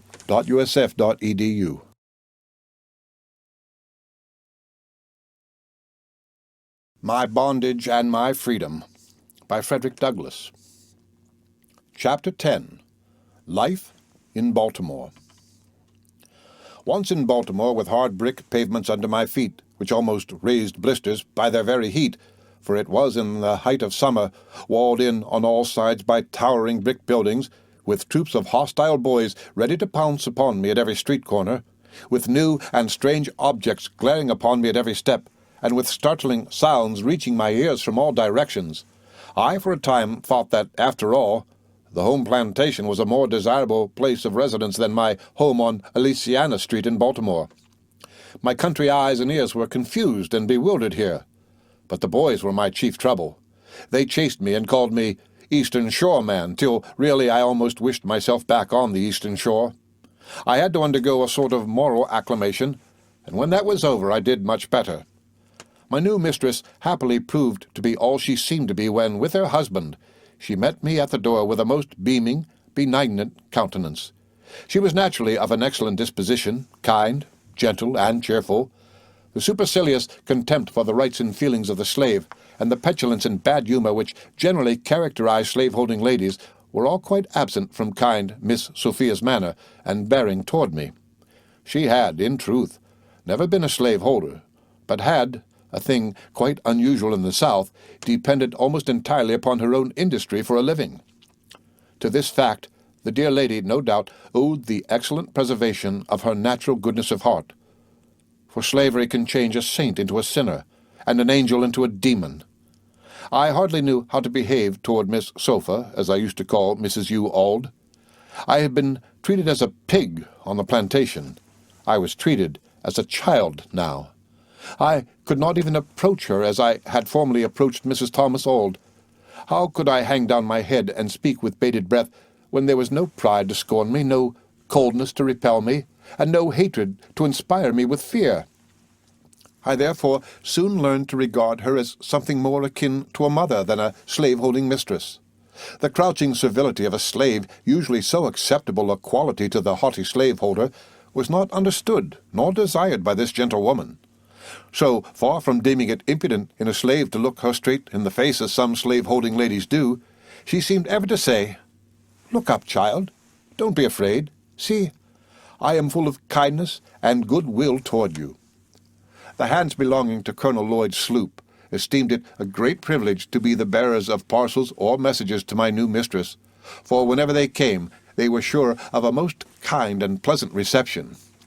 If little Thomas was her son, and her most dearly beloved child, she, for a time at least, made me something like his half-brother in her affections. If dear Tommy was exalted to a place on his mother's knee, Freddy was honored by a place at his mother's side. Nor did he lack the caressing strokes of her gentle hand to convince him that, though motherless, he was not friendless. Mrs. Auld was not only a kind-hearted woman, but she was remarkably pious, frequent in her attendance of public worship, much given to reading the Bible and to chanting hymns of praise when alone. Mr. U. Auld was altogether a different character. He cared very little about religion, knew more of the world, and was more of the world than his wife. He set out doubtless to be, as the world goes, a respectable man, and to get on by becoming a successful shipbuilder in that city of shipbuilding. This was his ambition, and it fully occupied him. I was, of course, of very little consequence to him compared with what I was to good Mrs. Auld, and when he smiled upon me, as he sometimes did, the smile was borrowed from his lovely wife, and like all borrowed light was transient and vanished with the source whence it was derived. While I must characterize Master U as being a very sour man and of forbidding appearance, it is due to him to acknowledge that he was never cruel to me, according to the notion of cruelty in Maryland. The first year or two which I spent in his house, he left me almost exclusively to the management of his wife. She was my lawgiver. In hands so tender as hers, and in the absence of the cruelties of the plantation, I became, both physically and mentally, much more sensitive to good and ill treatment, and perhaps suffered more from a frown from my mistress than I formerly did from a cuff at the hands of Aunt Katy. Instead of the cold, damp floor of my old master's kitchen, I found myself on carpets. For the corn bag in winter I now had a good straw bed, well furnished with covers. For the coarse corn meal in the morning, I now had good bread and mush occasionally. For my poor tow linen shirt, reaching to my knees, I had good, clean clothes. I was really well off. My employment was to run errands and to take care of Tommy, to prevent his getting in the way of carriages, and to keep him out of harm's way generally. Tommy and I and his mother got on swimmingly together for a time. I say for a time, because the fatal poison of irresponsible power and the natural influence of slavery customs were not long in making a suitable impression on the gentle and loving disposition of my excellent mistress. At first, Mrs. Auld evidently regarded me simply as a child, like any other child. She had not come to regard me as property. This latter thought was a thing of conventional growth. The first was natural and spontaneous. A noble nature like hers could not instantly be wholly perverted, and it took several years to change the natural sweetness of her temper into fretful bitterness. In her worst estate, however, there were, during the first 7 years I lived with her, occasional returns of her former kindly disposition. The frequent hearing of my mistress reading the Bible, for she often read aloud when her husband was absent, soon awakened my curiosity in respect to this mystery of reading, and roused in me the desire to learn. Having no fear of my kind mistress before my eyes, she had then given me no reason to fear, I frankly asked her to teach me to read, and without hesitation the dear woman began the task, and very soon, by her assistance, I was master of the alphabet, and could spell words of 3 or 4 letters. My mistress seemed almost as proud of my progress as if I had been her own child, and, supposing that her husband would be as well pleased, she made no secret of what she was doing for me. Indeed, she exultingly told him of the aptness of her pupil, of her intention to persevere in teaching me, and of the duty which she felt it to teach me at least to read the Bible. Here arose the first cloud over my Baltimore prospects, the precursor of drenching rains and chilling blasts. Master Hugh was amazed at the simplicity of his spouse, and probably for the first time he unfolded to her the true philosophy of slavery, and the peculiar rules necessary to be observed by masters and mistresses in the management of the human chattels. Mr. Auld promptly forbade continuance of her instruction, telling her, in the first place, that the thing itself was unlawful, that it was also unsafe, and could only lead to mischief. To use his own words, further, he said, "If you give a nigger an inch, he will take an ell." He should know nothing but the will of his master, and learn to obey it. If you teach that nigger, speaking of myself, how to read the Bible, there will be no keeping him. It would forever unfit him for the duties of a slave, and, as to himself, learning would do him no good, but probably a great deal of harm, making him disconsolate and unhappy. If you learn him now to read, he'll want to know how to write, and this accomplished, he'll be running away with himself. Such was the tenor of Master Hugh's oracular exposition of the true philosophy of training a human chattel, and it must be confessed that he very clearly comprehended the nature and the requirements of the relation of master and slave. His discourse was the first decidedly anti-slavery lecture to which it had been my lot to listen. Mrs. Auld evidently felt the force of his remarks, and like an obedient wife began to shape her course in the direction indicated by her husband. The effect of his words on me was neither slight nor transitory. His iron sentences, cold and harsh, sunk deep into my heart and stirred up not only my feelings into a sort of rebellion, but awakened within me a slumbering train of vital thought. It was a new and special revelation, dispelling a painful mystery against which my youthful understanding had struggled, and struggled in vain, to wit, the white man's power to perpetuate the enslavement of the black man. Very well, thought I. Knowledge unfits a child to be a slave. I instinctively assented to the proposition, and from that moment I understood the direct pathway from slavery to freedom. This was just what I needed, and I got it at a time and from a source whence I least expected it. I was saddened at the thought of losing the assistance of my kind mistress, but the information so instantly derived to some extent compensated me for the loss I had sustained in this direction. Wise as Mr. Auld was, he evidently underrated my comprehension, and had little idea of the use to which I was capable of putting the impressive lesson he was giving to his wife. He wanted me to be a slave. I had already voted against that on the home plantation of Colonel Lloyd. That which he most loved, I most hated, and the very determination which he expressed to keep me in ignorance only rendered me the more resolute in seeking intelligence.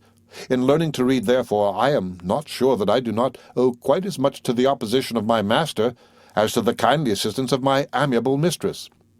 I acknowledge the benefit rendered me by the one and by the other, believing that but for my mistress I might have grown up in ignorance. I had resided but a short time in Baltimore before I observed a marked difference in the manner of treating slaves, generally, from which I had witnessed in that isolated and out-of-the-way part of the country where I began life. A city slave is almost a free citizen in Baltimore, compared with a slave on Colonel Lloyd's plantation, is much better fed and clothed, is less dejected in his appearance, and enjoys privileges altogether unknown to the whip-driven slave on the plantation. Slavery dislikes a dense population in which there is a majority of non-slaveholders.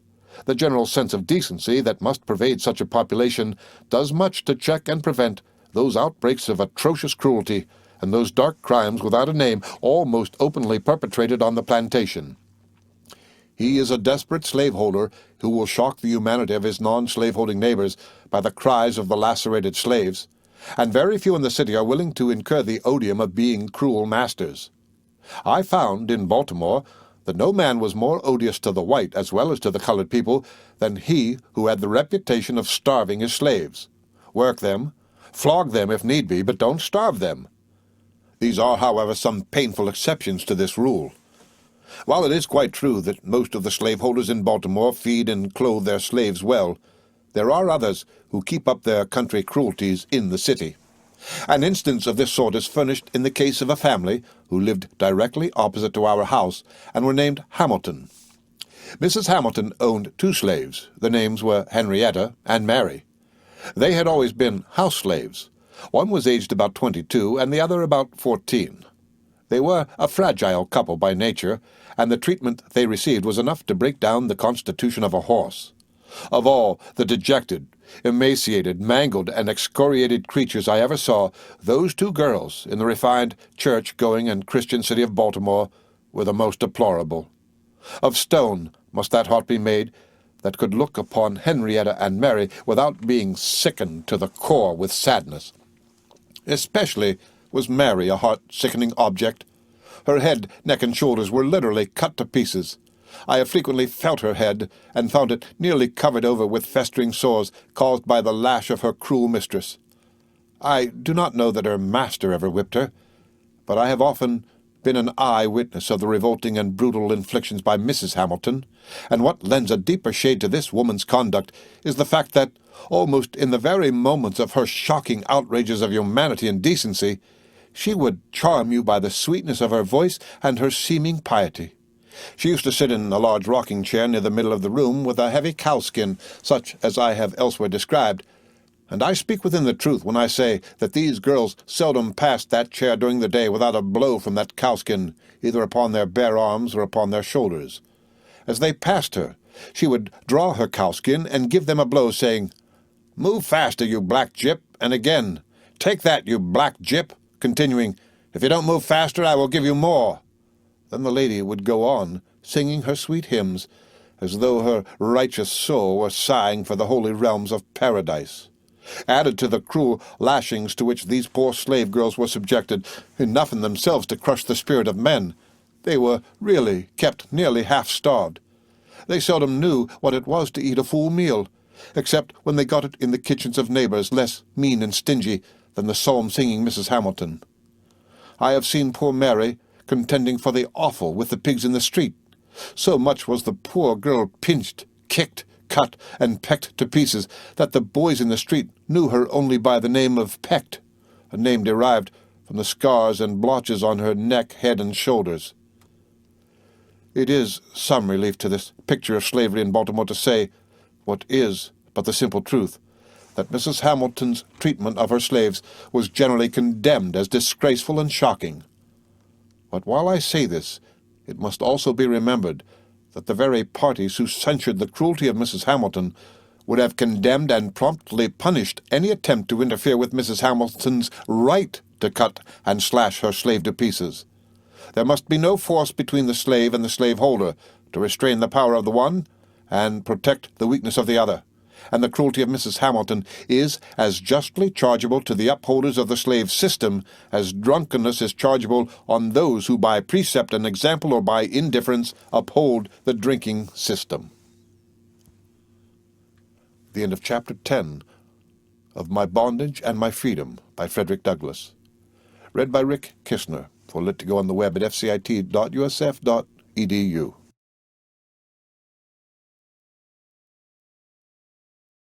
My Bondage and My Freedom by Frederick Douglass. Chapter 11. A Change Came O'er the Spirit of My Dream.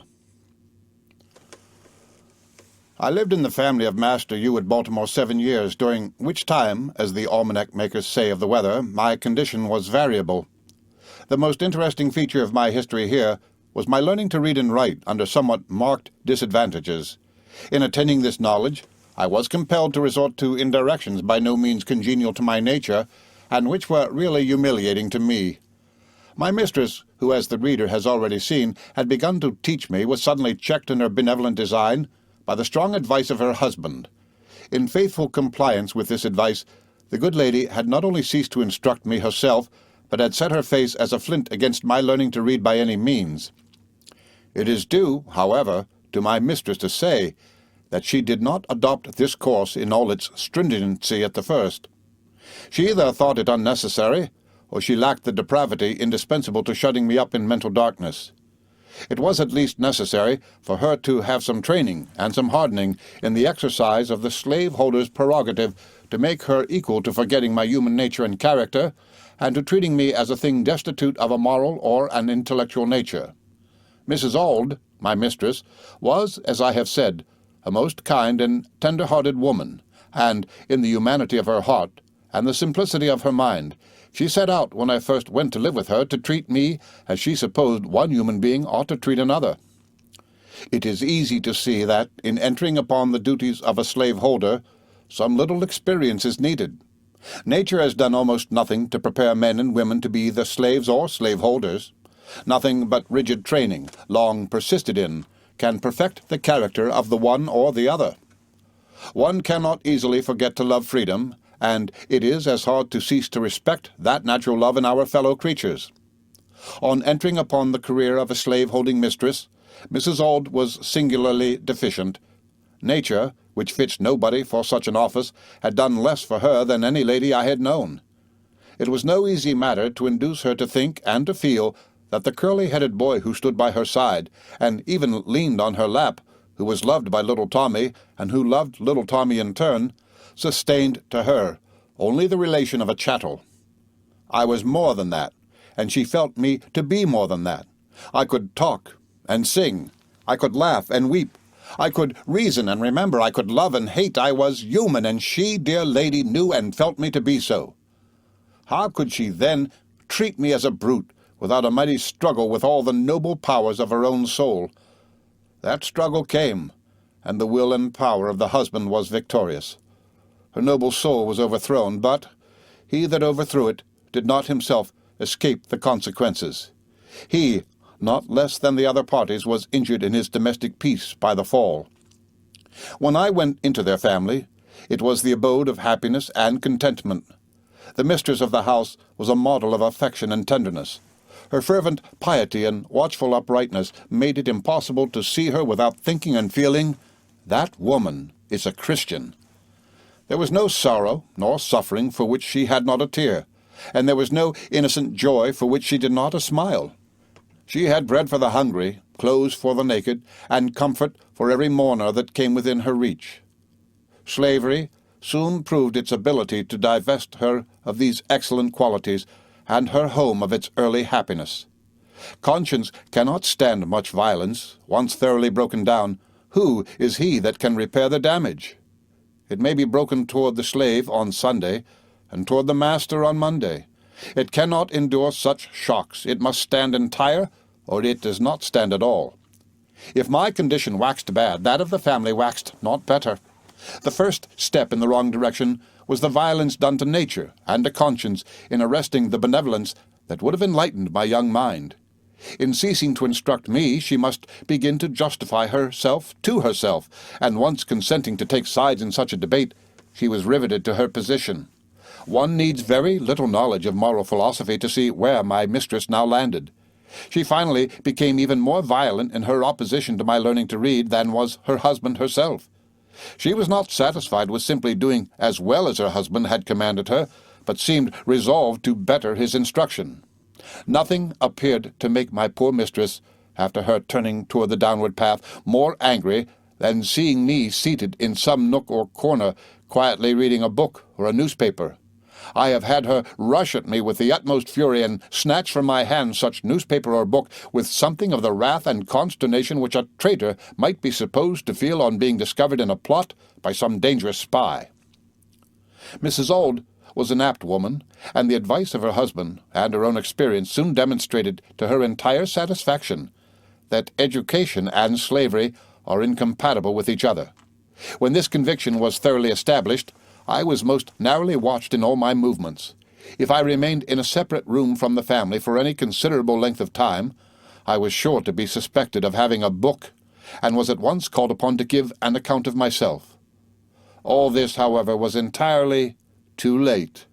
The first, and never to be retraced, step had been taken.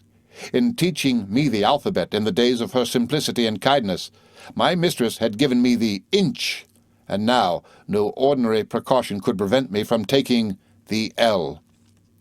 Seized with a determination to learn to read at any cost, I hit upon many expedients to accomplish the desired end. The plea which I mainly adopted, and the one by which I was most successful, was that of using my young white playmates with whom I met in the streets as teachers. I used to carry almost constantly a copy of Webster's spelling book in my pocket, and, when sent of errands or when playtime was allowed me, I would step with my young friends aside and take a spelling lesson. I generally paid my tuition fee to the boys with bread, which I also carried in my pocket. For a single biscuit, any of my hungry little comrades would give me a lesson more valuable to me than bread. Not everyone, however, demanded this consideration, for there were those who took pleasure in teaching me whenever I had a chance to be taught by them. I am strongly tempted to give the names of 2 or 3 of those little boys as a slight testimonial of the gratitude and affection I bear them. But prudence forbids, not that it would injure me, but it might possibly embarrass them, for it is almost an unpardonable offense to do anything, directly or indirectly, to promote a slave's freedom in a slave state. It is enough to say of my warm-hearted little playfellows that they lived on Philpott Street, very near Durgin and Bailey's shipyard. Although slavery was a delicate subject, and very cautiously talked about among grown-up people in Maryland, I frequently talked about it, and that very freely, with the white boys. I would sometimes say to them, while seated on a curbstone or a cellar door, "I wish I could be free as you will be when you get to be men. You will be free, you know, as soon as you are 21 and can go where you like. But I am a slave for life. Have I not as good a right to be as free as you have?" Words like these, I observed, always troubled them, and I had no small satisfaction in wringing from the boys occasionally that fresh and bitter condemnation of slavery that springs from nature, unseared and unperverted. Of all consciences, let me have those to deal with which have not been bewildered by the cares of life. I do not remember ever to have met with a boy while I was in slavery who defended the slave system. But I have often had boys to console me with the hope that something would yet occur by which I might be made free. Over and over again they have told me that they believed I had as good a right to be free as they had, and that they did not believe God ever made anyone to be a slave. The reader will easily see that such little conversations with my playfellows had no tendency to weaken my love of liberty, nor to render me contented with my condition as a slave. When I was about 13 years old, and had succeeded in learning to read, every increase of knowledge, especially respecting the free states, added something to the almost intolerable burden of the thought, "I am a slave for life." To my bondage I saw no end.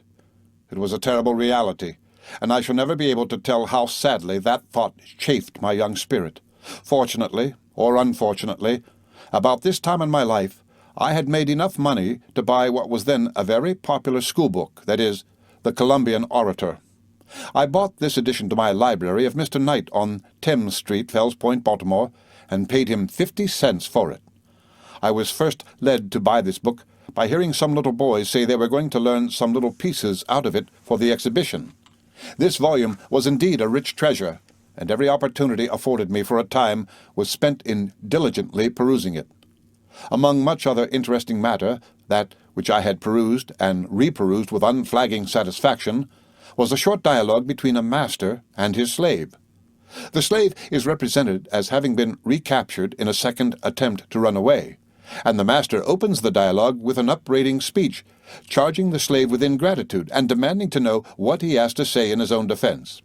Thus upbraided, and thus called upon to reply, the slave rejoins that he knows how little anything that he can say will avail, seeing that he is completely in the hands of his owner, and with noble resolution calmly says, "I submit to my fate." Touched by the slave's answer, the master insists upon his further speaking, and recapitulates the many acts of kindness which he has performed toward the slave, and tells him he is permitted to speak for himself. Thus invited to the debate, the quondam slave made a spirited defense of himself, and thereafter the whole argument for and against slavery was brought out. The master was vanquished at every turn in the argument, and seeing himself to be thus vanquished, he generously and meekly emancipates the slave with his best wishes for his prosperity. It is scarcely necessary to say that a dialogue with such an origin and such an ending, read when the fact of my being a slave was a constant burden of grief, powerfully affected me, and I could not help feeling that the day might come when the well-directed answers made by the slave to the master in this instance would find their counterpart in myself. This, however, was not all the fanaticism which I found in the Columbian orator. I met there one of Sheridan's mighty speeches on the subject of Catholic emancipation, Lord Chatham's speech on the American War, and speeches by the great William Pitt and by Fox. These were all choice documents to me, and I read them over and over again with an interest that was ever increasing because it was ever gaining in intelligence. For the more I read them, the better I understood them. The reading of these speeches added much to my limited stock of language, and enabled me to give tongue to many interesting thoughts which had frequently flashed through my soul and died away for want of utterance. The mighty power and heart-searching directness of truth penetrating even the heart of a slaveholder, compelling him to yield up his earthly interests to the claims of eternal justice, were finely illustrated in the dialogue just referred to. And from the speeches of Sheridan, I got a bold and powerful denunciation of oppression, and a most brilliant vindication of the rights of man. Here was indeed a noble acquisition. If I ever wavered under the consideration that the Almighty, in some way, ordained slavery and willed my enslavement for his own glory, I wavered no longer. I had now penetrated the secret of all slavery and oppression, and had ascertained their true foundation to be in the pride, the power, and the avarice of man. The dialogue and the speeches were all redolent of the principles of liberty, and poured floods of light on the nature and character of slavery. With a book of this kind in my hand, my own human nature and the facts of my experience to help me, I was equal to a contest with the religious advocates of slavery, whether among the whites or among the colored people, for blindness in this matter is not confined to the former. I have met many religious colored people at the South who are under the delusion that God requires them to submit to slavery, and to wear their chains with meekness and humility. I could entertain no such nonsense as this, and I almost lost my patience when I found any colored man weak enough to believe such stuff. Nevertheless, the increase of knowledge was attended with bitter as well as sweet results. The more I read, the more I was led to abhor and detest slavery and my enslavers. Slaveholders, thought I, are only a band of successful robbers who left their homes and went into Africa for the purpose of stealing and reducing my people to slavery. I loathed them as the meanest and the most wicked of men. As I read, behold, the very discontent so graphically predicted by Master Hugh had already come upon me.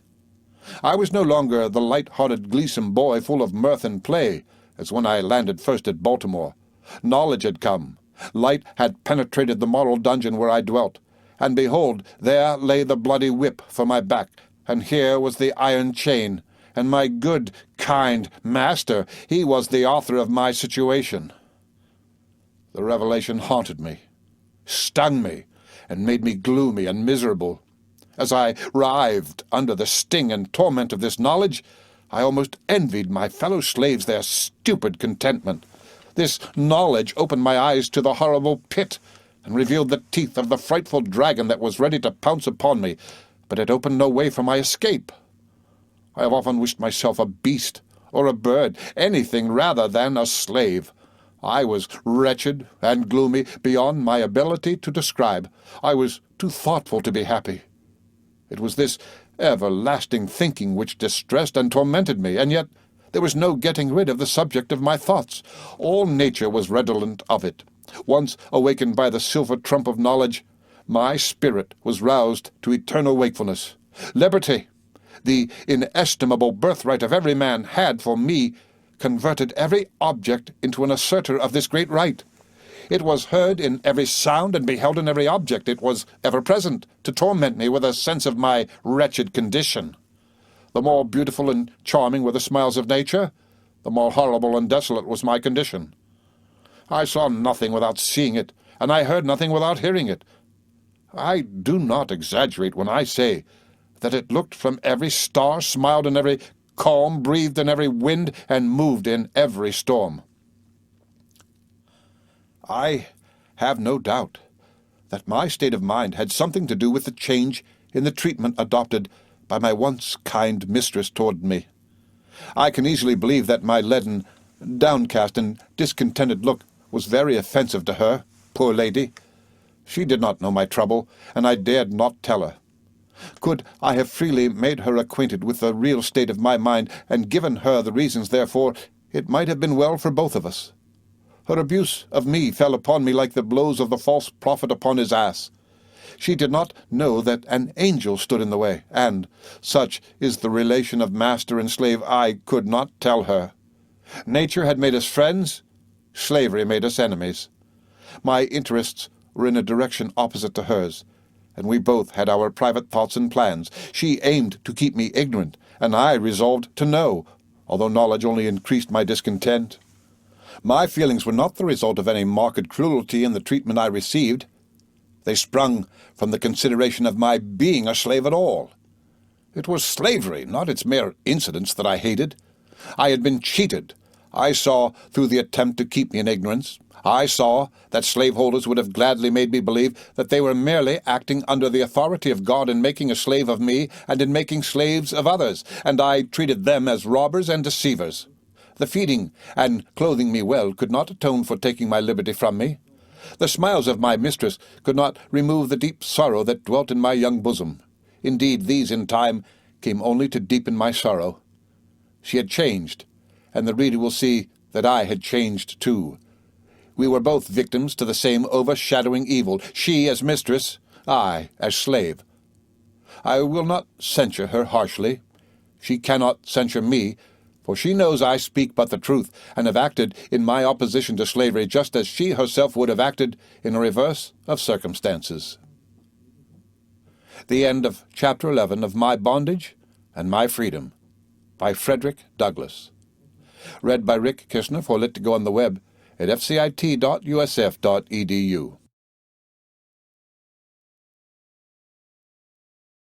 And My Freedom by Frederick Douglass. Chapter 12. Religious Nature Awakened. Whilst in the painful state of mind described in the foregoing chapter, almost regretting my very existence because doomed to a life of bondage, so goaded and so wretched at times that I was even tempted to destroy my own life, I was keenly sensitive and eager to know any and everything that transpired having any relation to the subject of slavery. I was all ears, all eyes, whenever the words slave, slavery, dropped from the lips of any white person, and the occasions were not unfrequent when these words became leading ones in high social debate at our house. Every little while I could hear Master Hugh or some of his company speaking with much warmth and excitement about abolitionists, of who or what these were I was totally ignorant. I found, however, that whatever they might be, they were most cordially hated and soundly abused by slaveholders of every grade. I very soon discovered, too, that slavery was, in some sort, under consideration whenever the abolitionists were alluded to. This made the term a very interesting one to me. If a slave, for instance, had made good his escape from slavery, it was generally alleged that he had been persuaded and assisted by the abolitionists. If also a slave killed his master, as was sometimes the case, or struck down his overseer, or set fire to his master's dwelling, or committed any violence or crime out of the common way, it was certain to be said that such a crime was the legitimate fruits of the abolition movement. Hearing such charges often repeated, I naturally enough received the impression that abolition, whatever else it might be, could not be unfriendly to the slave, nor very friendly to the slaveholder. I therefore set about finding out, if possible, who and what the abolitionists were, and why they were so obnoxious to the slaveholders. The dictionary offered me very little help. It taught me that abolition was the act of abolishing, but it left me in ignorance at the very point where I most wanted information, and that was as to the thing to be abolished. A city newspaper, the Baltimore American, gave me the incendiary information denied me by the dictionary. In its columns I found that, on a certain day, a vast number of petitions and memorials had been presented to Congress praying for the abolition of slavery in the District of Columbia and for the abolition of the slave trade between the states of the Union. This was enough. The vindictive bitterness The marked caution, the studied reverse, and the cumbrous ambiguity practiced by our white folks when alluding to this subject was now fully explained. Ever, after that, when I heard the words abolition or abolition movement mentioned, I felt the matter one of a personal concern, and I drew near to listen when I could do so without seeming too solicitous and prying. There was hope in these words, ever and anon, too. I could see some terrible denunciation of slavery in our papers, copied from abolition papers at the North, and the injustice of such denunciation commented on. These I read with avidity. I had a deep satisfaction in the thought that the rascality of slaveholders was not concealed from the eyes of the world, and that I was not alone in abhorring the cruelty and brutality of slavery. A still deeper train of thought was stirred. I saw that there was fear as well as rage in the manner of speaking of the abolitionists. The latter, therefore, I was compelled to regard as having some power in the country, and I felt that they might possibly succeed in their designs. When I met with a slave to whom I deemed it safe to talk on the subject, I would impart to him so much of the mystery as I had been able to penetrate. Thus, the light of this grand movement broke in upon my mind by degrees, and I must say that, ignorant as I then was of the philosophy of that movement, I believed in it from the first, and I believed in it partly because I saw that it alarmed the consciences of slaveholders. The insurrection of Nathaniel Turner had been quelled, but the alarm and terror had not subsided. The cholera was on its way, and the thought was present that God was angry with the white people because of their slaveholding wickedness, and therefore his judgments were abroad in the land. It was impossible for me not to hope much from the abolition movement when I saw it supported by the Almighty and armed with death. Previous to my contemplation of the anti-slavery movement and its probable results, my mind had been seriously awakened to the subject of religion. I was not more than 13 years old when I felt the need of God as a father and protector. My religious nature was awakened by the preaching of a white Methodist minister named Hanson. He thought that all men, great and small, bond and free, were sinners in the sight of God, that they were by nature rebels against his government, and that they must repent of their sins and be reconciled to God through Christ. I cannot say that I had a very distinct notion of what was required of me, but one thing I knew very well. I was wretched, and had no means of making myself otherwise. Moreover, I knew that I could pray for light. I consulted a good colored man named Charles Johnson, and in tones of holy affection he told me to pray, and what to pray for. I was for weeks a poor, broken-hearted mourner, traveling through the darkness and misery of doubts and fears. I finally found that change of heart which comes by casting all one's care upon God, and by having faith in Jesus Christ as the Redeemer, friend, and Savior of those who diligently seek him. After this, I saw the world in a new light. I seemed to live in a new world, surrounded by new objects, and to be animated by new hopes and desires. I loved all mankind, slaveholders not excepted, though I abhorred slavery more than ever. My great concern was, now, to have the world converted. The desire for knowledge increased, and especially did I want a thorough acquaintance with the contents of the Bible. I have gathered scattered pages from this holy book from the filthy street gutters of Baltimore, and washed and dried them that, in the moments of my leisure, I might get a word or two of wisdom from them. While thus religiously seeking knowledge, I became acquainted with a good old colored man named Lawson. A more devout man than he I never saw. He drove a dray for Mr. James Ramsey, the owner of a rope walk on Fells Point, Baltimore. This man not only prayed 3 times a day, but he prayed as he walked through the streets, at his work, on his dray, everywhere. His life was a life of prayer, and his words, when he spoke to his friends, were about a better world. Uncle Lawson lived near Master Hugh's house, and, becoming deeply attached to the old man, I went often with him to prayer meeting, and spent much of my leisure time with him on Sunday. The old man could read a little, and I was a great help to him in making out the hard words, for I was a better reader than he. I could teach him the letter, but he could teach me the spirit, and high, refreshing times we had together in singing, praying, and glorifying God. These meetings with Uncle Lawson went on for a long time, without the knowledge of Master Hugh or my mistress. Both knew, however, that I had become religious, and they seemed to respect my conscientious piety. My mistress was still a professor of religion and belonged to class.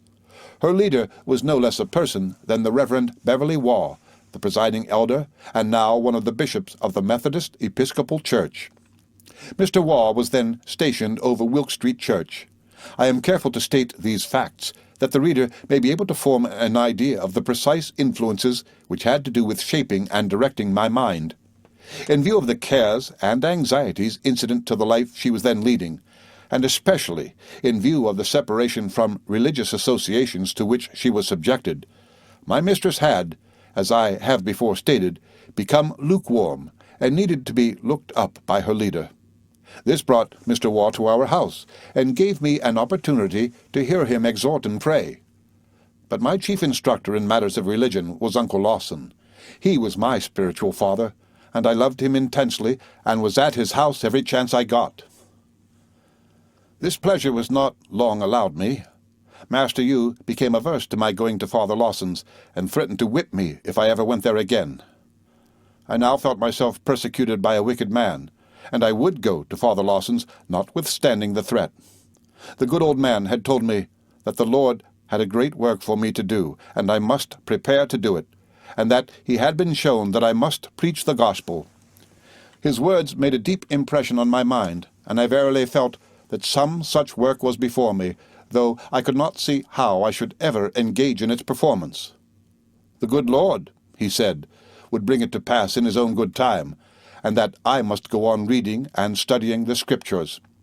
The advice and suggestions of Uncle Lawson were not without their influence upon my character and destiny. He threw my thoughts into a channel from which they have never entirely diverged.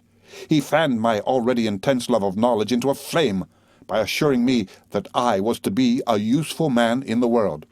When I would say to him, "How can these things be, and what can I do?" his simple reply was, "Trust in the Lord."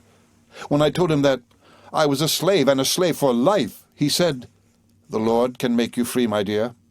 All things are possible with him. Only have faith in God. Ask, and it shall be given." "If you want liberty," said the good old man, "ask the Lord for it, in faith, and he will give it to you." Thus assured, and cheered on under the inspiration of hope, I worked and prayed with a light heart, believing that my life was under the guidance of a wisdom higher than my own. With all other blessings sought at the mercy seat, I always prayed that God would, of his great mercy, and in his own good time, deliver me from my bondage. I went one day on the wharf of Mr. Waters, and seeing two Irishmen unloading a large scow of stone or ballast, I went on board, unasked, and helped them. When we had finished the work, one of the men came to me aside, and asked me a number of questions, and among them, if I were a slave. I told him I was a slave, and a slave for life. The good Irishman gave his shoulders a shrug, and seemed deeply affected by the statement. He said, "It was a pity so fine a little fellow as myself should be a slave for life." They both had much to say about the matter, and expressed the deepest sympathy with me, and the most decided hatred of slavery. They went so far as to tell me that I ought to run away and go to the North, that I should find friends there, and that I would be as free as anybody. I, however, pretended not to be interested in what they said, for I feared they might be treacherous. White men have been known to encourage slaves to escape, and then, to get the reward, they have kidnapped them and returned them to their masters. And while I mainly inclined to the notion that these men were honest and meant me no ill, I feared it might be otherwise. I nevertheless remembered their words and their advice, and looked forward to an escape to the North as a possible means of gaining the liberty for which my heart panted. It was not my enslavement at the then present time that most affected me. The being a slave for life was the saddest thought.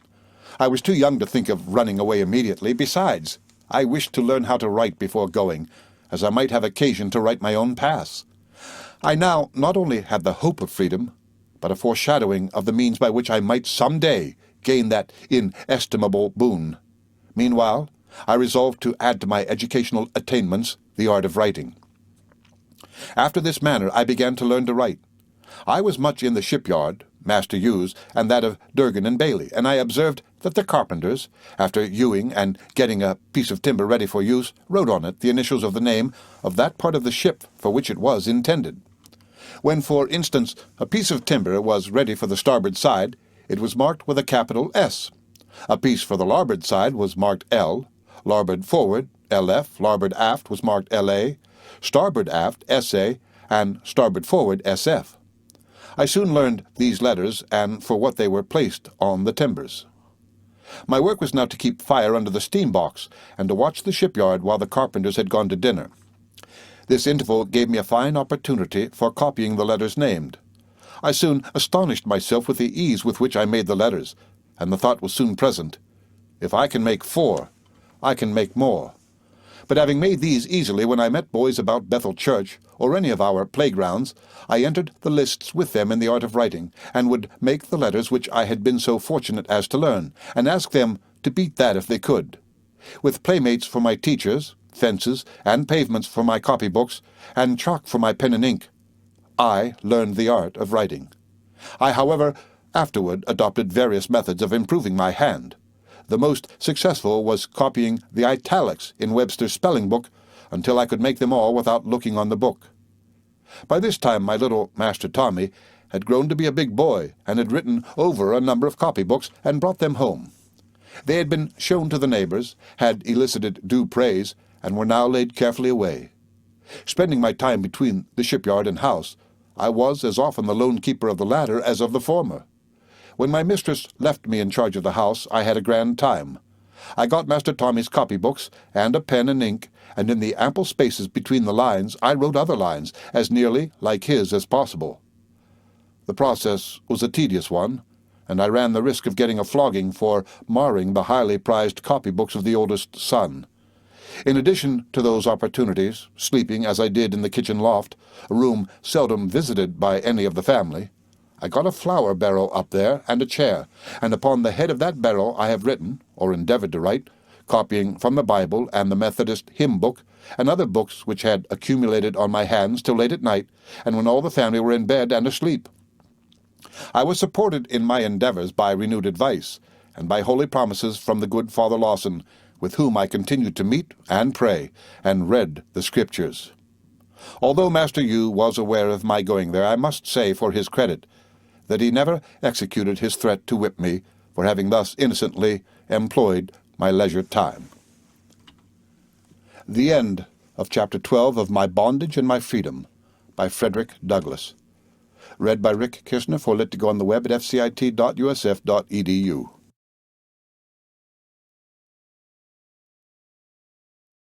My Bondage and My Freedom by Frederick Douglass. Chapter 13. The vicissitudes of slave life.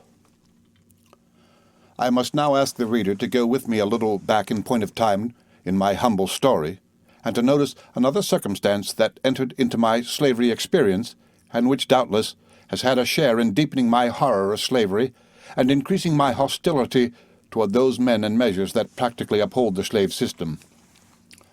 It has already been observed that, though I was, after my removal from Colonel Lloyd's plantation, in form the slave of Master Hugh, I was in fact, and in law, the slave of my old master, Captain Anthony. Very well. In a very short time after I went to Baltimore, my old master's youngest son, Richard, died, and in 3 years and 6 months after his death, my old master himself died, leaving only his son Andrew and his daughter Lucretia to share his estate. The old man died while on a visit to his daughter in Hillsborough, where Captain Auld and Mrs. Lucretia now lived. The former, having given up the command of Colonel Lloyd's sloop, was now keeping a store in that town. Cut off thus unexpectedly, Captain Anthony died intestate, and his property must now be equally divided between his 2 children, Andrew and Lucretia. The valuation and the division of slaves among contending heirs is an important incident in slave life. The character and tendencies of the heirs are generally well understood among the slaves who are to be divided, and all have their aversions and preferences, but neither their aversions nor their preferences avail them anything. On the death of old master, I was immediately sent for to be valued and divided with the other property. Personally, my concern was mainly about my possible removal from the home of Master Hugh, which after that of my grandmother was the most endeared to me. But the whole thing, as a feature of slavery, shocked me. It furnished me a new insight into the unnatural power to which I was subjected. My detestation of slavery, already great, rose with this new conception of its enormity. That was a sad day for me, a sad day for little Tommy, and a sad day for my dear Baltimore mistress and teacher when I left for the Eastern Shore to be valued and divided. We, all three, wept bitterly that day, for we might be parting, and we feared we were parting forever. No one could tell among which pile of chattels I should be flung. Thus early I got a foretaste of that painful uncertainty which slavery brings to the ordinary lot of mortals. Sickness, adversity, and death may interfere with the plans and purposes of all, but the slave has the added danger of changing homes, changing hands, and of having separations unknown to other men. Then, too, there was the intensified degradation of the spectacle. What an assemblage! Men and women, young and old, married and single, moral and intellectual beings in open contempt of their humanity, level at a blow with horses, sheep, horned cattle and swine, horses and men, cattle and women, pigs and children, all holding the same rank in the scale of social existence, and all subjected to the same narrow inspection, to ascertain their value in gold and silver, the only standard of worth applied by slaveholders to slaves.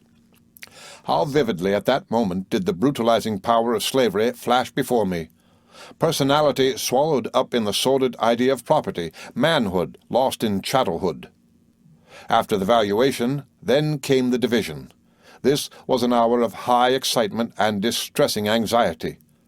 Our destiny was now to be fixed for life, and we had no more voice in the decision of the question than the oxen and cows that stood chewing at the haymow. One word from the appraisers against all preference or prayers was enough to sunder all the ties of friendship and affection, and even to separate husbands and wives, parents and children.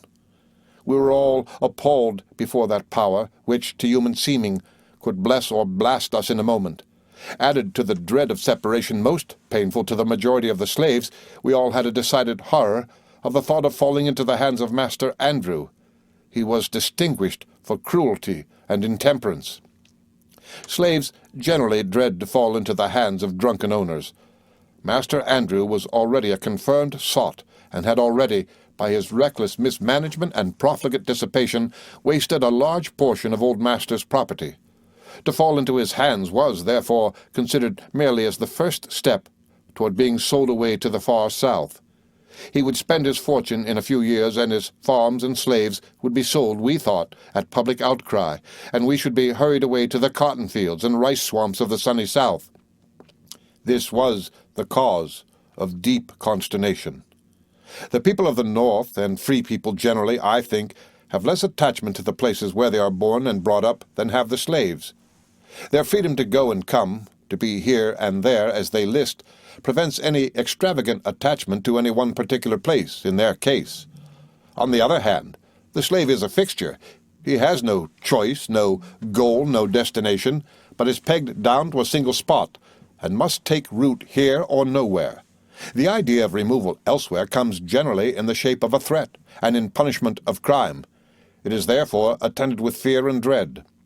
A slave seldom thinks of bettering his condition by being sold, and hence he looks upon separation from his native place with none of the enthusiasm which animates the bosoms of young freemen when they contemplate a life in the far West, or in some distant country where they intend to rise to wealth and distinction. Nor can those from whom they separate give them up with that cheerfulness with which friends and relations yield each other up when they feel that it is for the good of the departing one that he is removed from his native place. Then, too, there is correspondence, and there is, at least, the hope of reunion, because reunion is possible. But with the slave, all these mitigating circumstances are wanting. There is no improvement in his condition probable, no correspondence possible, no reunion attainable. His going out into the world is like a living man going into the tomb, who, with eyes open, sees himself buried out of sight and hearing of wife, children, and friends of kindred tie. In contemplating the likelihoods and possibilities of our circumstances, I probably suffered more than most of my fellow servants. I had known what it was to experience kind and even tender treatment. They had known nothing of the sort. Life to them had been rough and thorny, as well as dark. They had, most of them, lived on my old master's farm in Tuckahoe, and had felt the reign of Mr. Plummer's rule. The overseer had written his character on the living parchment of most of their backs, and left them callous.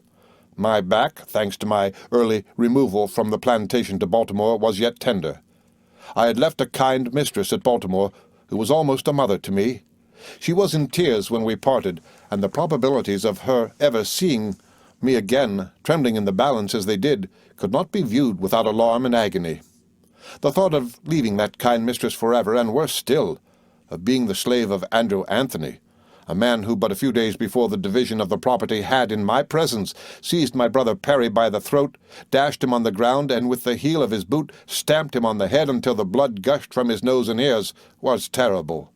This fiendish proceeding had no better apology than the fact that Perry had gone to play when Mr. Andrew wanted him for some trifling service. This cruelty, too, was a piece with his general character.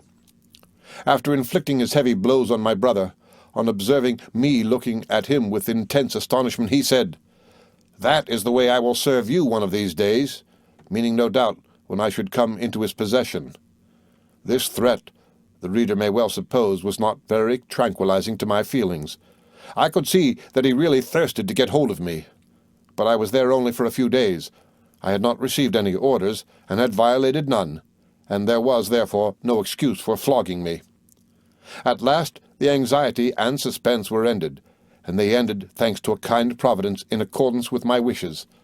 I fell to the portion of Mrs. Lucretia, the dear lady who bound up my head when the savage Aunt Katy was adding to my sufferings her bitterest maledictions. Captain Thomas Auld and Mrs. Lucretia at once decided on my return to Baltimore. They knew how sincerely and warmly Mrs. Hugh Auld was attached to me, and how delighted Mr. Hugh's son would be to have me back, and withal, having no immediate use for one so young, they willingly let me off to Baltimore. I need not stop here to narrate my joy on returning to Baltimore, nor that of little Tommy, nor the tearful joy of his mother, nor the evident satisfaction of Master Hugh. I was just 1 month absent from Baltimore before the matter was decided, and the time really seemed full 6 months. One trouble over, and on comes another. The slave's life is full of uncertainty. I had returned to Baltimore but a short time when the tidings reached me that my friend, Mrs. Lucretia, who was only second in my regard to Mrs. Hugh Auld, was dead, leaving her husband and only one child, a daughter named Amanda. Shortly after the death of Mrs. Lucretia, strange to say, Master Andrew died, leaving his wife. The whole family of Anthony's was swept away. Only 2 children remained. All this happened within 5 years of my leaving Colonel Lloyd's. No alteration took place in the condition of the slaves in consequence of these deaths, yet I could not help feeling less secure after the death of my friend, Mrs. Lucretia, than I had done during her life. While she lived, I felt that I had a strong friend to plead for me in any emergency. 10 years ago, while speaking of the state of things in our family, after the events just named, I used this language. Now all the property of my old master, slaves included, was in the hands of strangers who had nothing to do in accumulating it. Not a slave was left free. All remained slaves, from youngest to oldest. If any one thing in my experience more than another served to deepen my conviction of the infernal character of slavery, and to fill me with unutterable loathing of slaveholders, it was their base ingratitude to my poor old grandmother. She had served my old master faithfully from youth to old age. She had been the source of all his wealth. She had peopled his plantation with slaves. She had become a great-grandmother in his service. She had rocked him in infancy, attended him in childhood, served him through life, and at his death wiped from his icy brow the cold death sweat, and closed his eyes forever.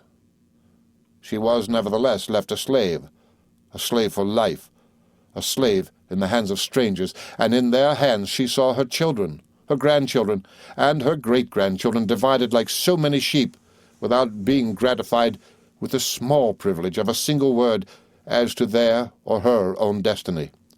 And to cap the climax of their base ingratitude and fiendish barbarity.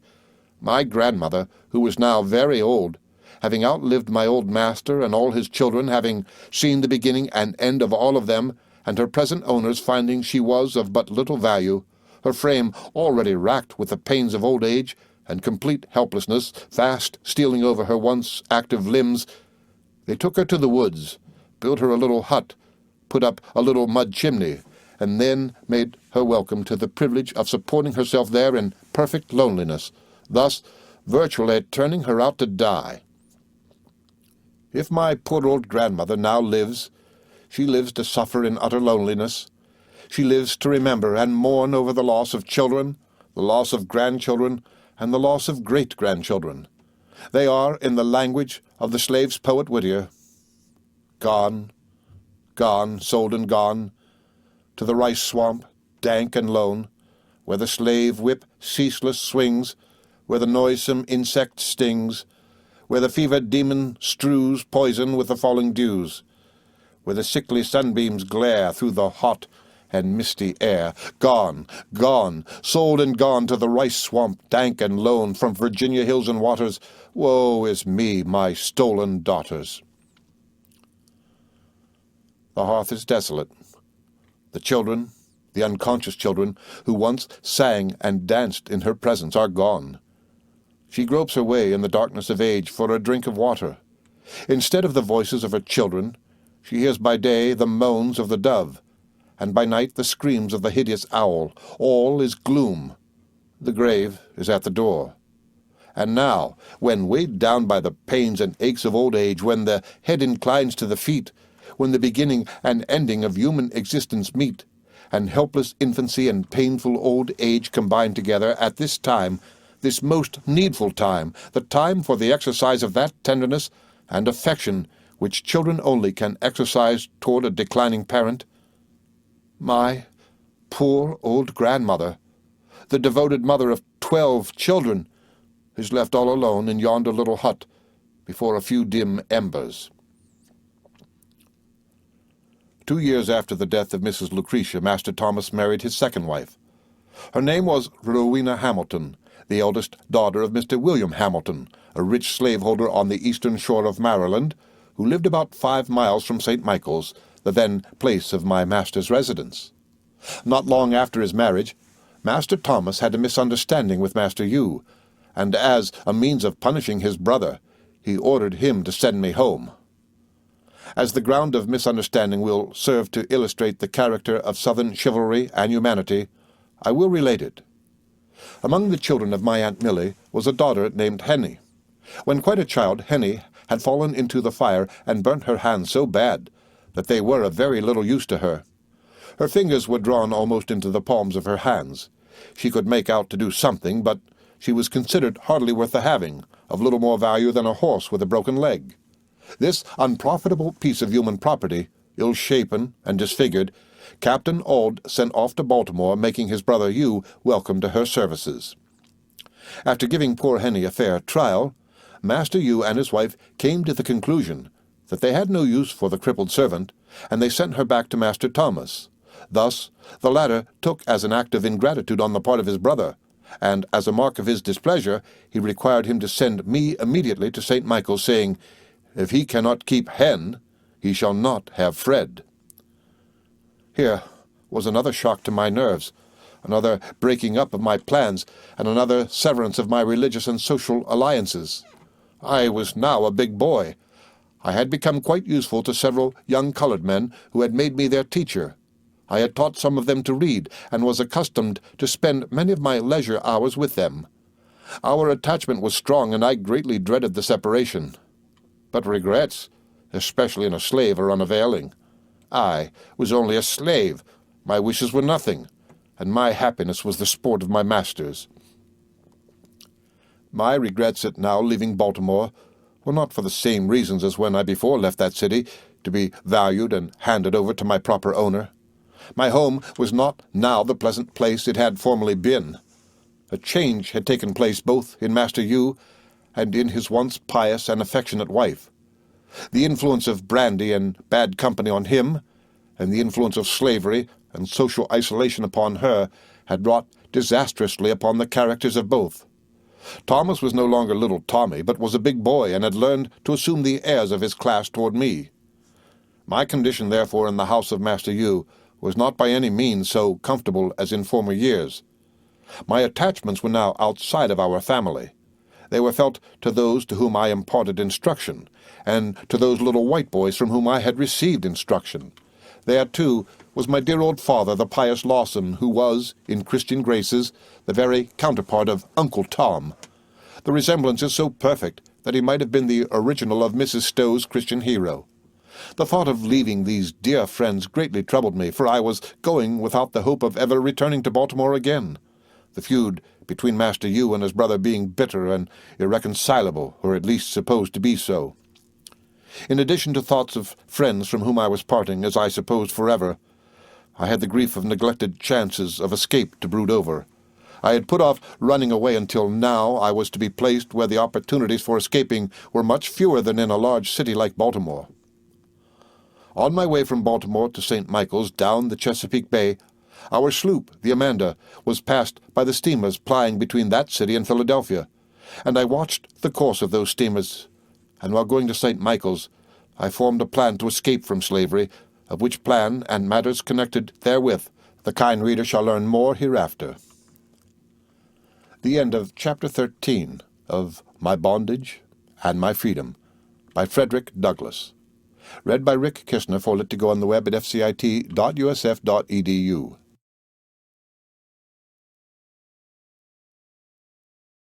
My Bondage and My Freedom by Frederick Douglass. Chapter 14. Experience in St. Michael's. St. Michael's, the village in which was now my new home, compared favorably with villages in slave states generally. There were a few comfortable dwellings in it, but the place as a whole wore a dull, slovenly, enterprise-forsaken aspect. The mass of the buildings were wood. They had never enjoyed the artificial adornment of paint, and time and storms had worn off the bright color of the wood, leaving them almost as black as buildings charred by a conflagration. St. Michael's had in former years, previous to 1833, for that was the year I went to reside there, enjoyed some reputation as a shipbuilding community. But that business had almost entirely given place to oyster fishing for the Baltimore and Philadelphia markets, a course of life highly unfavorable to morals, industry, and manners. Miles River was broad, and its oyster fishing grounds were extensive, and the fishermen were out often all day and a part of the night during autumn, winter, and spring. This exposure was an excuse for carrying with them in considerable quantities spirituous liquors, the then supposed best antidote for cold. Each canoe was supplied with its jug of rum, and tippling, among this class of the citizens of St. Michael's, became general. This drinking habit in an ignorant population fostered coarseness, vulgarity, and an indolent disregard for the social improvement of the place, so that it was admitted by the few sober-thinking people who remained there that St. Michael's had become a very unsaintly as well as unsightly place before I went there to reside. I left Baltimore for St. Michael's in the month of March, 1833. I know the year because it was the one succeeding the first cholera in Baltimore, and was the year also of that strange phenomenon when the heavens seemed about to part with its starry train. I witnessed this gorgeous spectacle and was awestruck. The air seemed filled with bright descending messengers from the sky. It was about daybreak when I saw this sublime scene.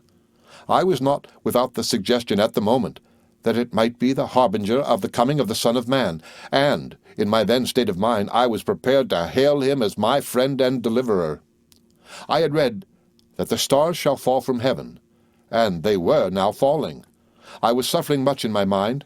It did seem that every time the young tendrils of my affection became attached, they were rudely broken by some unnatural outside power, and I was beginning to look away to heaven for the rest denied me on earth.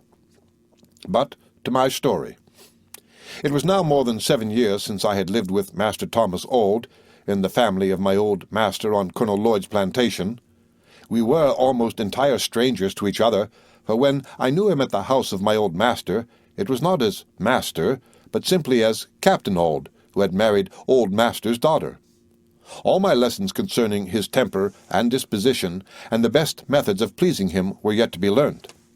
Slaveholders, however, are not very ceremonious in approaching a slave, and my ignorance of the new material in shape of a master was but transient. Nor was my mistress long in making known her animus. She was not a Miss Lucretia, traces of whom I yet remembered, and the more especially as I saw them shining in the face of little Amanda, her daughter, now living under a stepmother's government. I had not forgotten the soft hand, guided by a tender heart, that bound up with healing balsam the gash made in my head by Ike, the son of Abel. Thomas and Rowena I found to be a well-matched pair. He was stingy, and she was cruel, and, what was quite natural in such cases, she possessed the ability to make him as cruel as herself, while she could easily descend to the level of his meanness. In the house of Master Thomas I was made, for the first time in 7 years, to feel the pinchings of hunger, and this was not very easy to bear. For, in all the changes of Master Hugh's family, there was no change in the bountifulness with which they supplied me with food. Not to give a slave enough to eat is meanness intensified, and it is so recognized among slaveholders generally in Maryland. The rule is, no matter how coarse the food, only let there be enough of it. This is the theory, and, in the part of Maryland I came from, the general practice accords with this theory. Lloyd's plantation was an exception, as was also the house of Master Thomas Auld. All know the lightness of Indian cornmeal as an article of food, and can easily judge from the following facts whether the statements I have made of the stinginess of Master Thomas are borne out. There were 4 slaves of us in the kitchen, and 4 whites in the great house: Thomas Auld, Mrs. Auld, Hadaway Auld, the brother of Thomas Auld, and little Amanda. The names of the slaves in the kitchen were Eliza, my sister, Priscilla, my aunt, Henny, my cousin, and myself. There were 8 persons in the family. There was each week 1/2 bushel of cornmeal brought from the mill, and in the kitchen cornmeal was almost our exclusive food, for very little else was allowed us. Out of this bushel of cornmeal the family in the great house had a small loaf every morning, thus leaving us in the kitchen with not quite a half a peck per week apiece. This allowance was less than half the allowance of food on Lloyd's plantation. It was not enough to subsist on, and we were therefore reduced to the wretched necessity of living at the expense of our neighbors. We were compelled either to beg or to steal, and we did both. I frankly confess that while I hated everything like stealing as such, I nevertheless did not hesitate to take food when I was hungry, wherever I could find it. Nor was this practice the mere result of an unreasoning instinct. It was, in my case, the result of a clear apprehension of the claims of morality. I weighed and considered the matter closely before I ventured to satisfy my hunger by such means. Considering that my labor and person were the property of Master Thomas, and that I was by him deprived of the necessaries of life, necessaries obtained by my own labor, it was easy to deduce the right to supply myself with what was my own. It was simply appropriating what was my own to the use of my master, since the health and strength derived from such food were exerted in his service.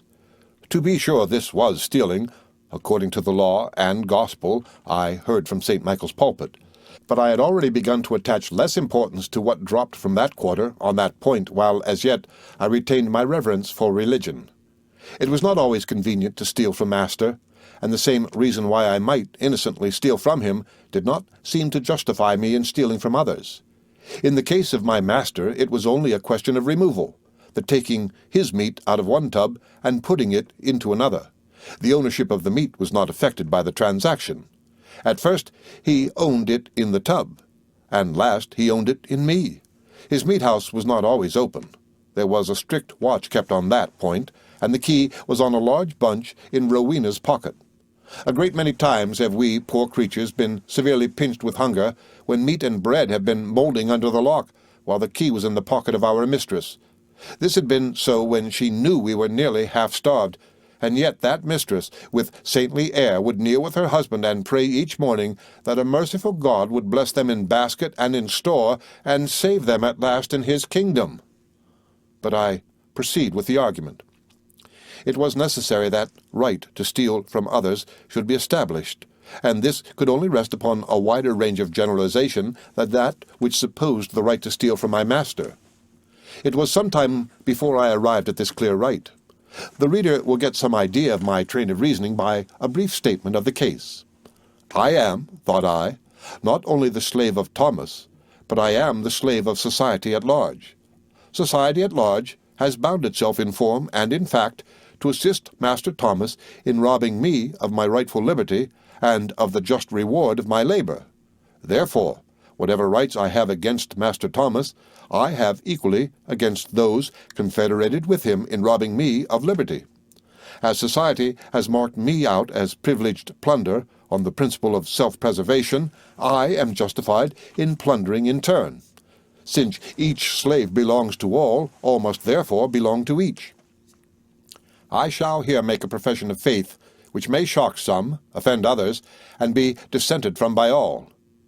It is this: within the bounds of his just earnings, I hold that the slave is fully justified in helping himself to the gold and silver and the best apparel of his master or that of any other slaveholder, and that such taking is not stealing in any just sense of that word. The morality of free society can have no application to slave society. Slaveholders have made it almost impossible for the slave to commit any crime known either to the laws of God or to the laws of man. If he steals, he takes his own.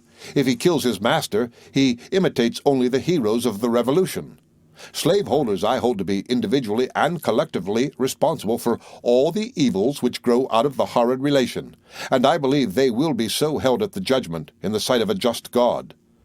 Make a man a slave, and you rob him of moral responsibility. Freedom of choice is the essence of all accountability. But my kind readers are, probably, less concerned about my opinions than about that which more nearly touches my personal experience, albeit my opinions have in some sort been formed by that experience. Bad as slaveholders are, I have seldom met with one so entirely destitute of every element of character capable of inspiring respect as was my present master, Captain Thomas Auld. When I lived with him, I thought him incapable of a noble action. The leading trait in his character was intense selfishness. I think he was fully aware of this fact himself, and often tried to conceal it. Captain Auld was not a born slaveholder, not a birthright member of the slaveholding oligarchy. He was only a slaveholder by marriage right, and of all slaveholders these latter are by far the most exacting.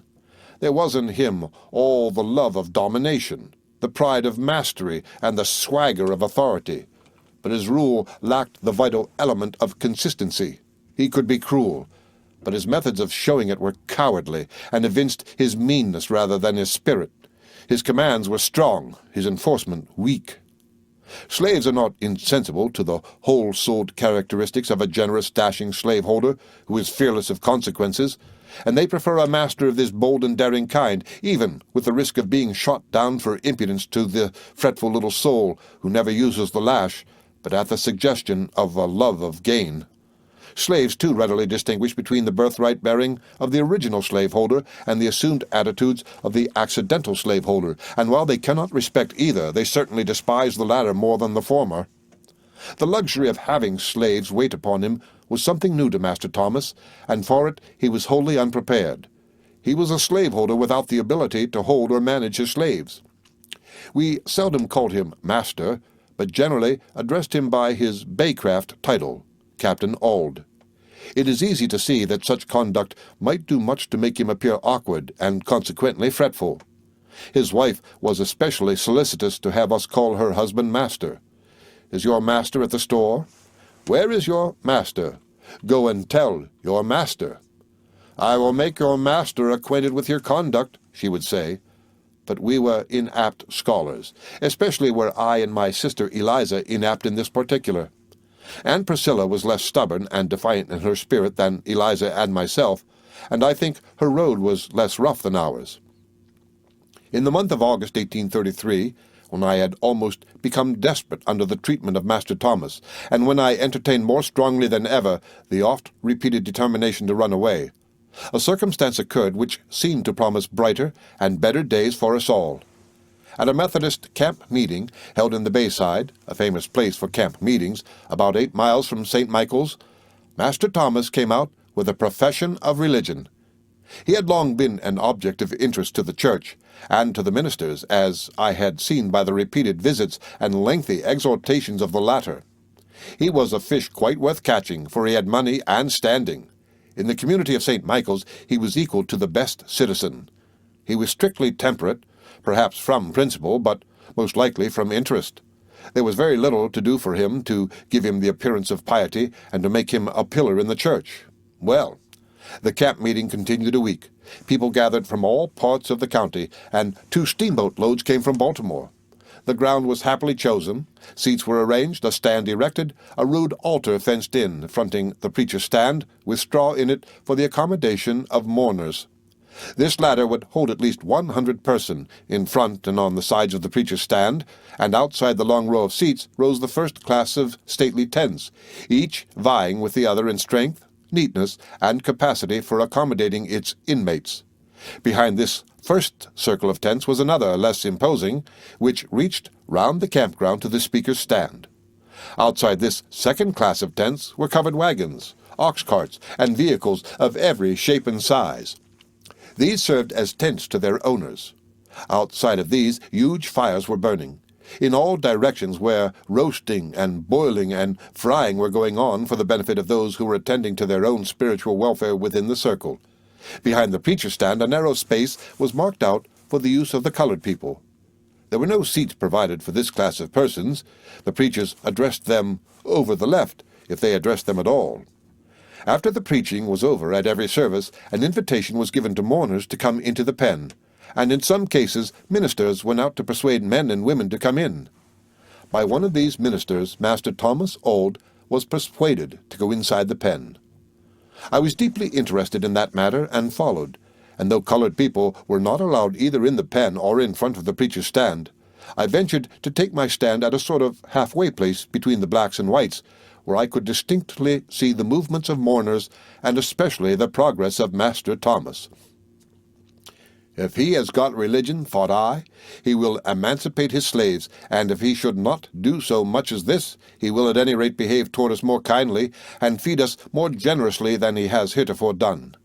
Appealing to my own religious experience, and judging my master by what was true in my own case, I could not regard him as soundly converted, unless some such good results followed his profession of religion. But in my expectations I was doubly disappointed. Master Thomas was Master Thomas still. The fruits of his righteousness were to show themselves in no such way as I had anticipated. His conversion was not to change his relation toward men, at any rate not toward black men, but toward God. My faith, I confess, was not great. There was something in his appearance that, in my mind, cast a doubt over his conversion. Standing where I did, I could see his every movement. I watched narrowly while he remained in the little pen, and although I saw that his face was extremely red, and his hair disheveled, and though I heard him groan, and saw a stray tear halting on his cheek, as if inquiring, "Which way shall I go?" I could not wholly confide in the genuineness of his conversion. The hesitating behavior of that teardrop and its loneliness distressed me, and cast a doubt upon the whole transaction of which it was a part. But people said Captain Auld had come through, and it was for me to hope for the best. I was bound to do this in charity, for I too was religious, and had been in the church full 3 years, although now I was not more than 16 years old. Slaveholders may sometimes have confidence in the piety of some of their slaves, but the slaves seldom have confidence in the piety of their masters. "He can't go to heaven with our blood in his skirts," is a settled point in the creed of every slave, rising superior to all teaching to the contrary, and standing forever as a fixed fact. The highest evidence the slaveholder can give the slave of his acceptance with God is the emancipation of his slaves. This is proof that he is willing to give up all to God and for the sake of God. Not to do this was, in my estimation, and in the opinion of all the slaves, an evidence of half-heartedness, and wholly inconsistent with the idea of genuine conversion. I had read also, somewhere in the Methodist discipline, the following question and answer. Question: What shall be done for the extirpation of slavery? Answer: We declare that we are much as ever convinced of the great evil of slavery. Therefore, no slaveholder shall be eligible to any official station in our church. These words sounded in my ears for a long time, and encouraged me to hope. But as I have before said, I was doomed to disappointment. Master Thomas seemed to be aware of my hopes and expectations concerning him. I have thought before now that he looked at me in answer to my glances as much as to say, "I will teach you, young man, that though I have parted with my sins, I have not parted with my sense. I shall hold my slaves and go to heaven too." Possibly to convince us that we must not presume too much upon his recent conversion, he became rather more rigid and stringent in his exactions. There always was a scarcity of good nature about the man, but now his whole countenance was soured over with the seemings of piety. His religion, therefore, neither made him emancipate his slaves, nor caused him to treat them with greater humanity. If religion had any effect on his character at all, it made him more cruel and hateful in all his ways. The natural wickedness of his heart had not been removed, but only reinforced by the profession of religion. Do I judge him harshly? God forbid. Facts are facts. Captain Auld made the greatest profession of piety. His house was literally a house of prayer. In the morning and in the evening, loud prayers and hymns were heard there, in which both himself and his wife joined, yet no more meal was brought from the mill, no more attention was paid to the moral welfare of the kitchen, and nothing was done to make us feel that the heart of Master Thomas was one whit better than it was before he went into the little pen, opposite to the preacher's stand, on the campground. Our hopes, founded on the discipline, soon vanished, for the authorities let him into the church at once, and before he was out of his term of probation, I heard of his leading class. He distinguished himself greatly among the brethren, and was soon an exhorter.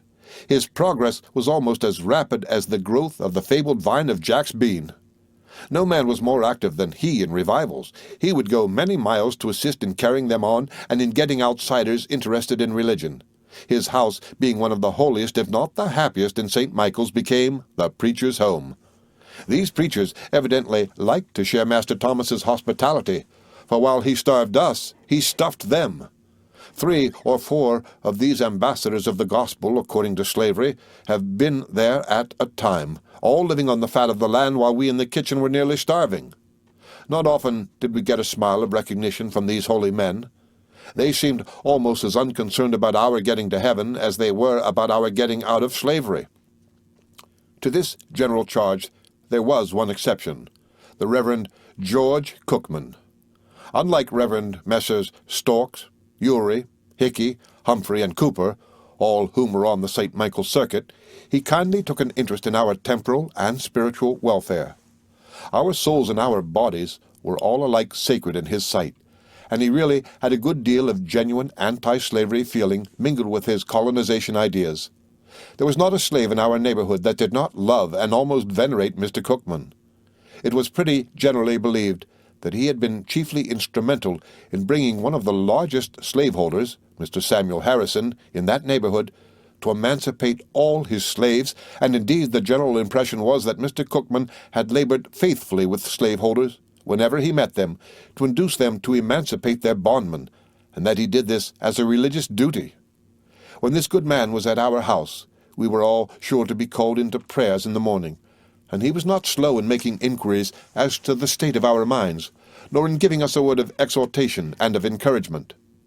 Great was the sorrow of all the slaves when this faithful preacher of the gospel was removed from the Talbot County circuit. He was an eloquent preacher, and possessed what few ministers south of Mason-Dixon's line possess or dare to show, that is, a warm and philanthropic heart. The Mr. Cookman of whom I speak was an Englishman by birth, and perished while on his way to England on board the ill-fated President. Could the thousands of slaves in Maryland know the fate of the good man, to whose words of comfort they were so largely indebted, they would thank me for dropping a tear on this page in memory of their favorite preacher, friend, and benefactor. But let me return to Master Thomas, and to my experience after his conversion. In Baltimore I could occasionally get into a Sabbath school among the free children, and receive lessons with the rest. But having already learned both to read and to write, I was more of a teacher than a pupil even there. When, however, I went back to the Eastern Shore and was at the house of Master Thomas, I was neither allowed to teach nor to be taught. The whole community, with but a single exception among the whites, frowned upon everything like imparting instruction either to slaves or to free colored persons. That single exception, a pious young man named Wilson, asked me one day if I would like to assist him in teaching a little Sabbath school at the house of a free colored man in St. Michael's named James Mitchell. The idea was to me a delightful one, and I told him I would gladly devote as much of my Sabbath as I could command to that most laudable work. Mr. Wilson soon mustered up a dozen old spelling books and a few testaments, and we commenced operations with some 20 scholars in our Sunday school. Here, thought I, is something worth living for. Here is an excellent chance for usefulness, and I shall soon have a company of young friends, lovers of knowledge, like some of my Baltimore friends, from whom I now felt parted forever. Our first Sabbath passed delightfully, and I spent the week after very joyously. I could not go to Baltimore, but I could make a little Baltimore here.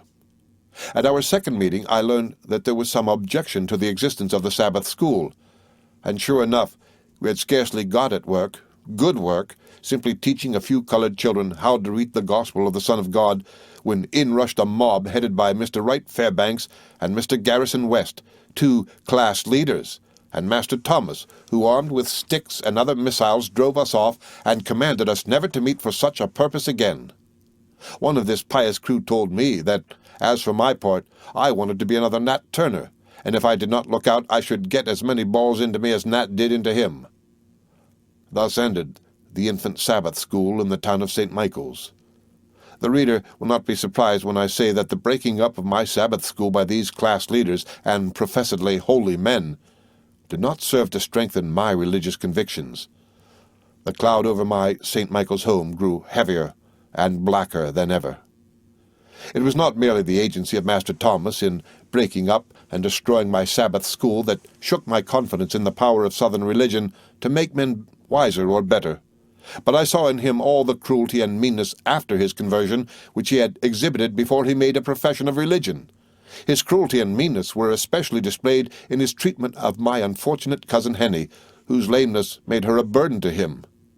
I have no extraordinary personal hard usage toward myself to complain of against him, but I have seen him tie up the lame and maimed woman, and whip her in a manner most brutal and shocking, and then, with blood-chilling blasphemy, he would quote the passage of Scripture, "That servant which knew his Lord's will and prepared not himself neither did according to his will shall be beaten with many stripes." Master would keep this lacerated woman tied up by her wrists to a bolt in the joist 3, 4, and 5 hours at a time. He would tie her up early in the morning, whip her with a cowskin before breakfast, leave her tied up, go to his store, and, returning to his dinner, repeat the castigation, laying on the rugged lash on flesh already made raw by repeated blows. He seemed desirous to get the poor girl out of existence, or at any rate off his hands. In proof of this, he afterwards gave her away to his sister, Sarah, Mrs. Klein, but as in the case of Master Hugh, Henny was soon returned on his hands. Finally, upon a pretense that he could do nothing with her, I use his own words, he set her adrift to take care of herself. Here was a recently converted man holding with tight grasp the well-framed and able-bodied slaves left him by old Master, the persons who in freedom could have taken care of themselves, yet turning loose the only cripple among them virtually to starve and die.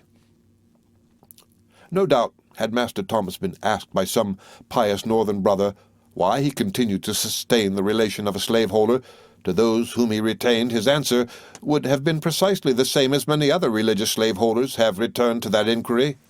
That is, I hold my slaves for their own good. Bad as my condition was when I lived with Master Thomas, I was soon to experience a life far more goading and bitter. The many differences springing up between myself and Master Thomas, owing to the clear perception I had of his character, and the boldness with which I defended myself against his capricious complaints, led him to declare that I was unsuited to his wants, that my city life had affected me perniciously, that, in fact, it had almost ruined me for every good purpose, and had fitted me for everything that was bad. One of my greatest faults or offenses was that of letting his horse get away and go down to the farm belonging to his father-in-law. The animal had a liking for that farm, with which I fully sympathized.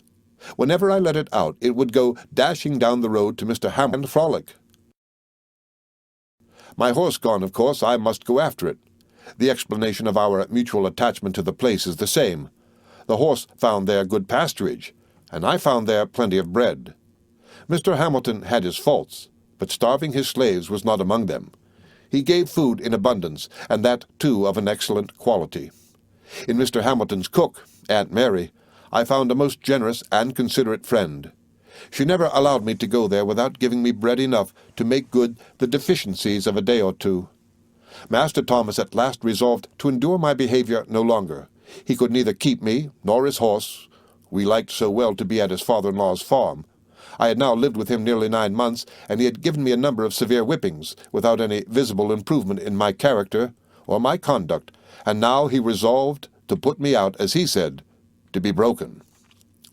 There was in the Bayside, very near the campground where my master got his religious impressions, a man named Edward Covey, who enjoyed the execrated reputation of being a first-rate hand at breaking young negroes. This Covey was a poor man, a farm renter, and this reputation, hateful as it was to the slaves and to all good men, was at the same time of immense advantage to him. It enabled him to get his farm tilled with very little expense, compared with what it would have cost him without this most extraordinary reputation. Some slaveholders thought it an advantage to let Mr. Covey have the government of their slaves a year or two, almost free of charge, for the sake of the excellent training such slaves got under his happy management. Like some horse breakers noted for their skill who ride the best horses in the country without expense, Mr. Covey could have under him the most fiery bloods of the neighborhood for the simple reward of returning them to their owners well broken. Added to the natural fitness of Mr. Covey for the duties of his profession, he was said to enjoy religion, and was as strict in the cultivation of piety as he was in the cultivation of his farm. I was made aware of his character by some who had been under his hand, and while I could not look forward to going to him with any pleasure, I was glad to get away from St. Michael's. I was sure of getting enough to eat at Covey's, even if I suffered in other respects.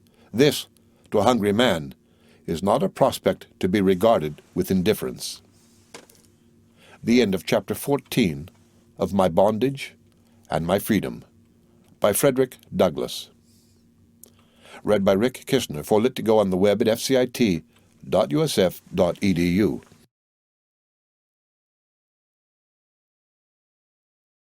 My Bondage and My Freedom, by Frederick Douglass. Chapter 15. Covey, the Negro Breaker. The morning of the 1st of January, 1834, with its chilling wind and pinching frost, quite in harmony with the winter in my own mind, found me, with my little bundle of clothing on the end of a stick, swung across my shoulder on the main road, bending my way toward Covey's, whither I had been imperiously ordered by Master Thomas. The latter had been as good as his word, and had committed me without reserve to the mastery of Mr. Edward Covey. 8 or 10 years had now passed since I had been taken from my grandmother's cabin in Tuckahoe, and these years, for the most part, I had spent in Baltimore, where, as the reader has already seen, I was treated with comparative tenderness. I was now about to sound profounder depths in slave life. The rigors of a field, less tolerable than the field of battle, awaited me. My new master was notorious for his fierce and savage disposition, and my only consolation in going to live with him was the certainty of finding him precisely as represented by common fame. There was neither joy in my heart nor elasticity in my step as I started in search of the tyrant's home. Starvation made me glad to leave Thomas Auld's, and the cruel lash made me dread to go to Covey's. Escape was impossible, so, heavy and sad, I paced the 7 miles which separated Covey's house from St. Michael's, thinking much by the solitary way, averse to my condition. But thinking was all I could do. Like a fish in a net, allowed to play for a time, I was now drawn rapidly to the shore, secured at all points. I am, thought I, but the sport of a power which makes no account either of my welfare or of my happiness. By a law which I can clearly comprehend, but cannot evade nor resist, I am ruthlessly snatched from the hearth of a fond grandmother and hurried away to the home of a mysterious old master. Again I am removed from there to a master in Baltimore. Thence am I snatched away to the eastern shore to be valued with the beasts of the field, and with them divided and set apart for a possessor. Then I am sent back to Baltimore, and by the time I have formed new attachments and have begun to hope that no more rude shocks shall touch me, a difference arises between brothers, and I am again broken up and sent to St. Michael's, and now, from the latter place, I am footing my way to the home of a new master, where I am given to understand that, like a wild young working animal, I am to be broken to the yoke of a bitter and lifelong bondage.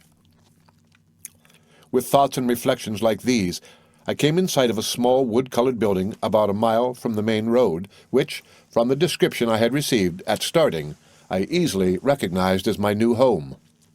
The Chesapeake Bay, upon the jutting banks of which the little wood-colored house was standing, white with foam, raised by the heavy northwest wind, Poplar Island, covered with a thick black pine forest, standing out amid this half-ocean, and Kent Pond, stretching its sandy desert-like shores out into the foam-crested bay, were all in sight, and deepened the wild and desolate aspect of my new home.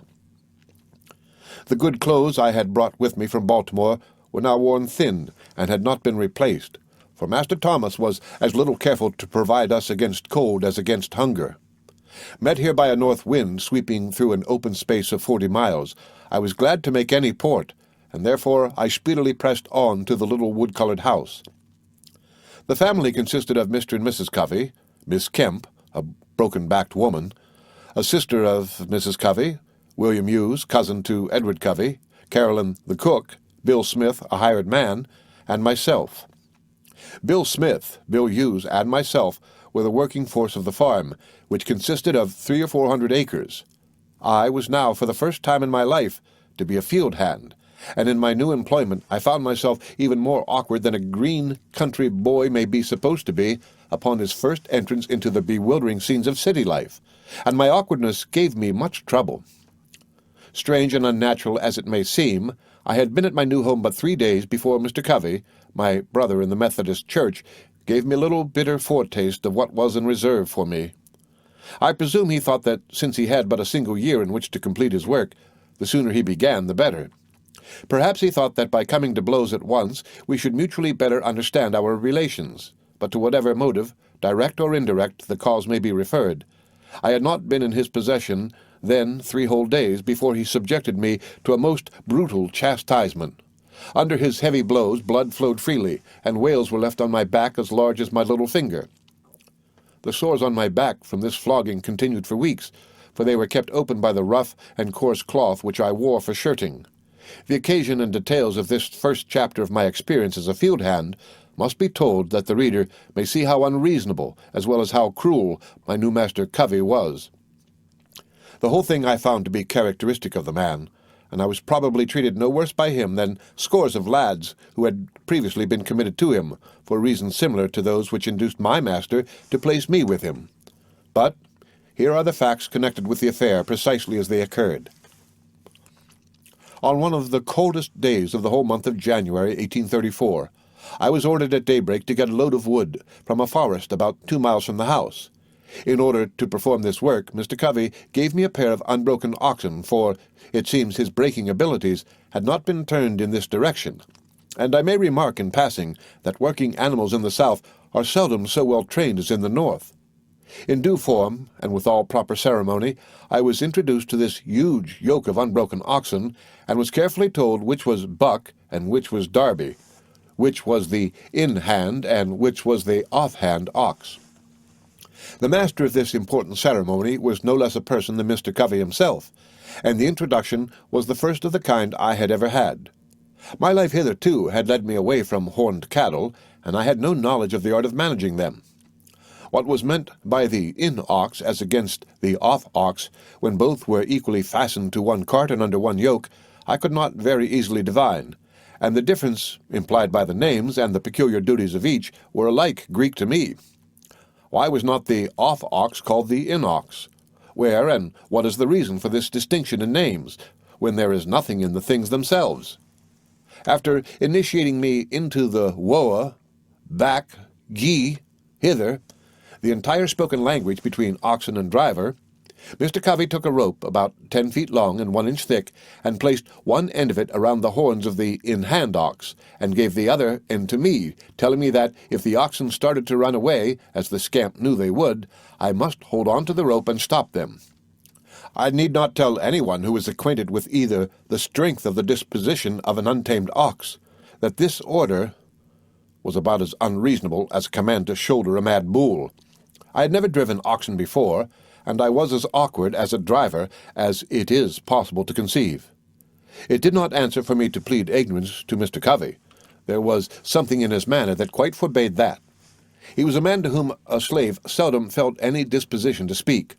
Cold, distant, morose, with a face wearing all the marks of captious pride and malicious sternness, he repelled all advances.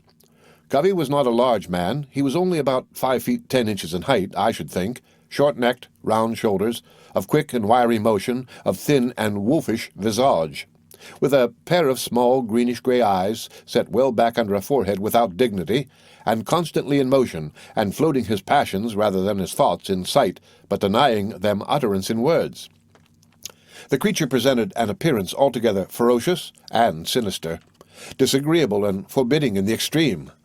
When he spoke, it was from the corner of his mouth, and in a sort of light growl, like a dog when an attempt is made to take a bone from him. The fellow had already made me believe him even worse than he had been presented.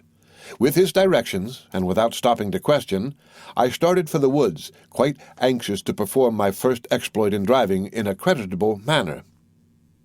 The distance from the house to the woods gate, a full mile, I should think, was passed over with very little difficulty, for although the animals ran, I was fleet enough in the open field to keep pace with them, especially as they pulled me along at the end of the rope. But on reaching the woods, I was speedily thrown into a distressing plight. The animals took fright and started off ferociously into the woods, carrying the cart full tilt against trees, over stumps, and dashing from side to side in a manner altogether frightful. As I held the rope, I expected every moment to be crushed between the cart and the huge trees, among which they were so furiously dashing. After running thus for several minutes, my oxen were finally brought to a stand by a tree, against which they dashed themselves with great violence, upsetting the cart and entangling themselves among sundry young saplings. By the shock, the body of the cart was flung in one direction and the wheels and tongue in another, and all in the greatest confusion. There I was, all alone in a thick wood to which I was a stranger, my cart upset and shattered, my oxen entangled, wild and enraged, and I, poor soul, but a green hand to set all this disorder right.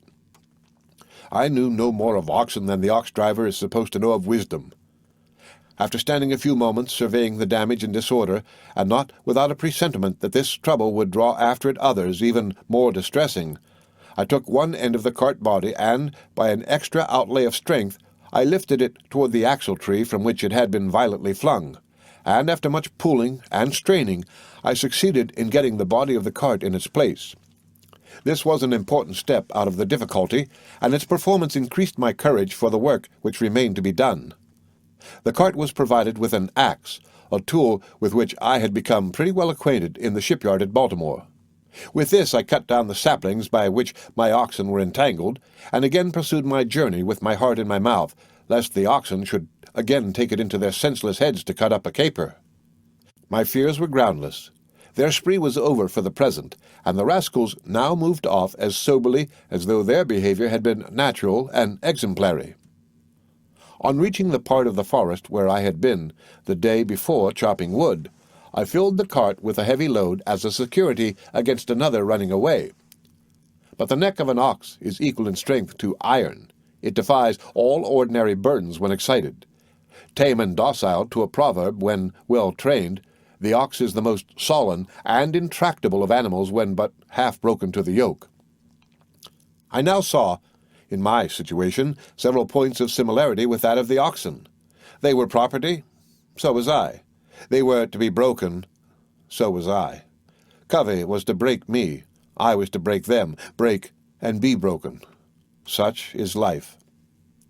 Half the day already gone, and my face not yet homeward. It required only 2 days' experience and observation to teach me that such apparent waste of time would not be lightly overlooked by Covey.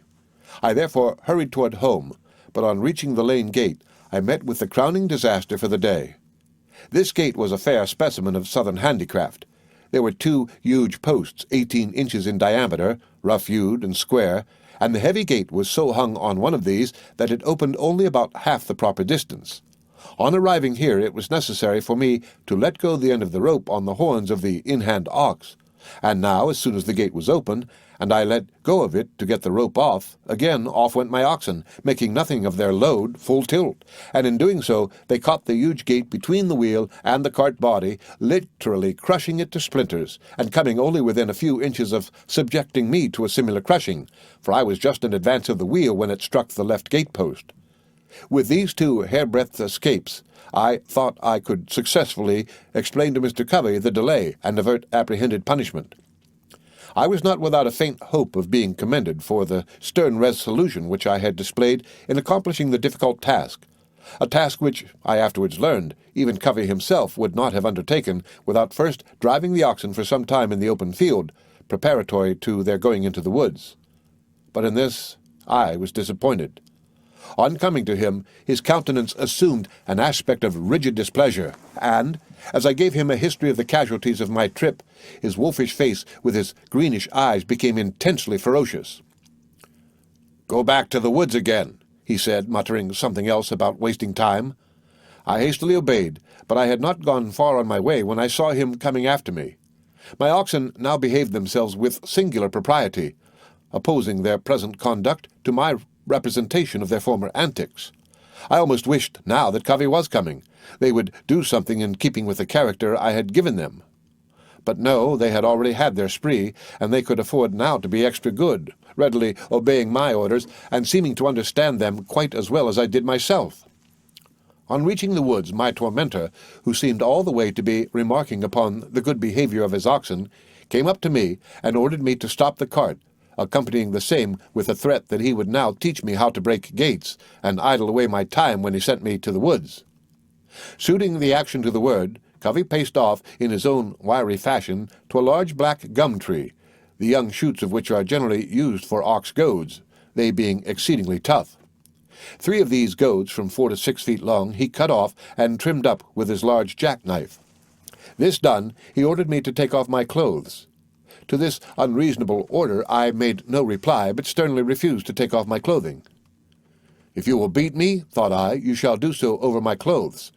After many threats which made no impression on me, he rushed at me with something of the savage fierceness of a wolf, tore off the few and thinly worn clothes I had on, and proceeded to wear out on my back the heavy goads which he had cut from the gum tree. This flogging was the first of a series of floggings, and though very severe, it was less so than many which came after it, and these for offences far lighter than the gate-breaking. I remained with Mr. Covey 1 year. I cannot say I lived with him, and during the first 6 months that I was there, I was whipped either with sticks or cowskins every week. Aching bones and a sore back were my constant companions. Frequent as the lash was used, Mr. Covey thought less of it as a means of breaking down my spirit than that of hard and long-continued labor. He worked me steadily up to the point of my powers of endurance. From the dawn of day in the morning till the darkness was complete in the evening, I was kept at hard work in the field or in the woods. At certain seasons of the year we were all kept in the field till 11 and 12 o'clock at night. At these times Covey would attend us in the field and urge us on with words or blows as it seemed best to him. He had in his life been an overseer, and he well understood the business of slave driving.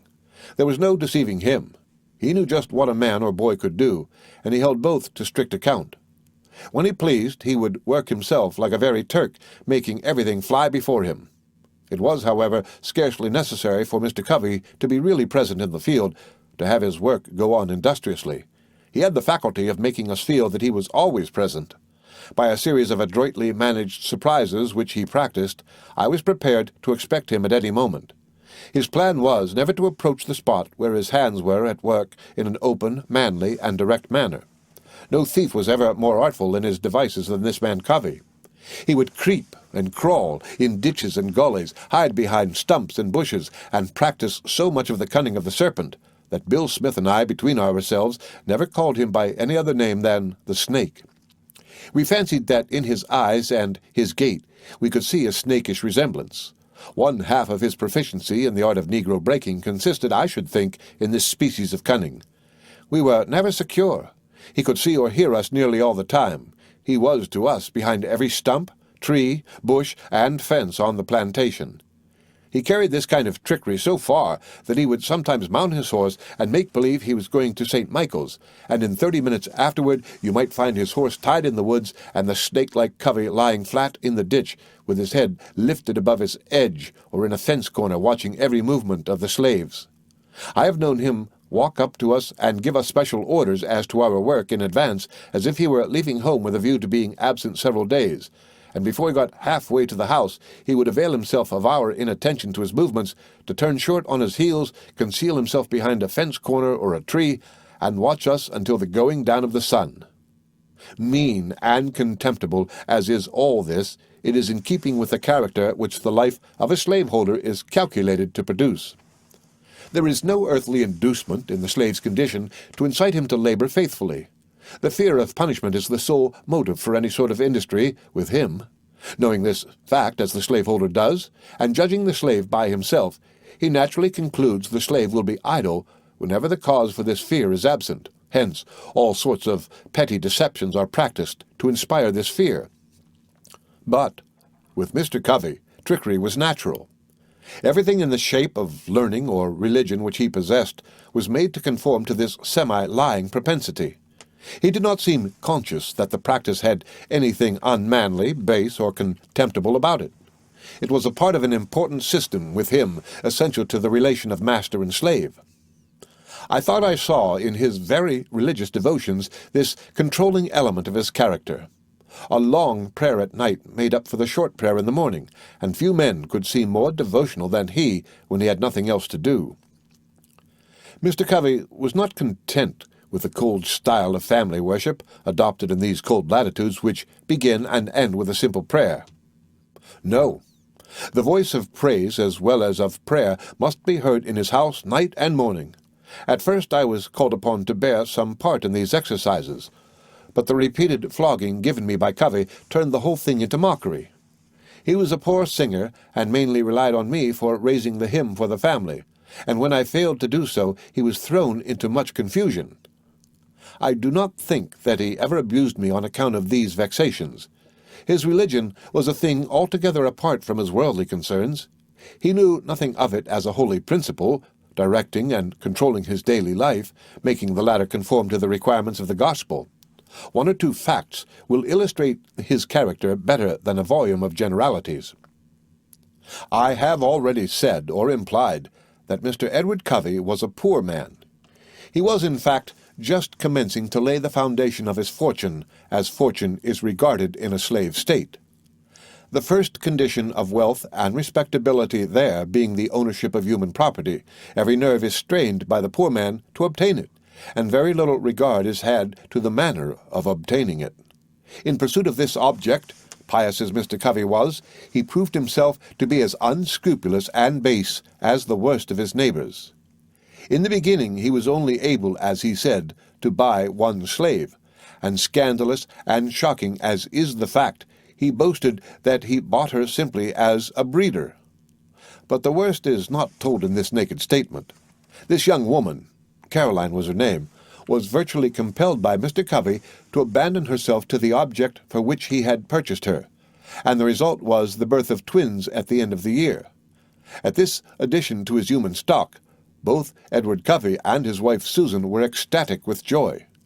No one dreamed of reproaching the woman or of finding fault with the hired man, Bill Smith, the father of the children, for Mr. Covey himself had locked the two up together every night, thus inviting the result.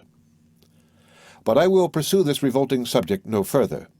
No better illustration of the unchaste and demoralizing character of slavery can be found than is furnished in the fact that this professedly Christian slaveholder, amidst all his prayers and hymns, was shamelessly and boastfully encouraging and actually compelling in his own house undisguised and unmitigated fornication as a means of increasing his human stock.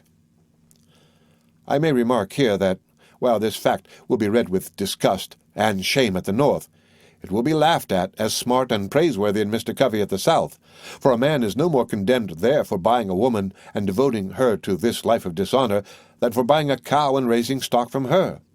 The same rules are observed with a view to increasing the number and quality of the former as of the latter.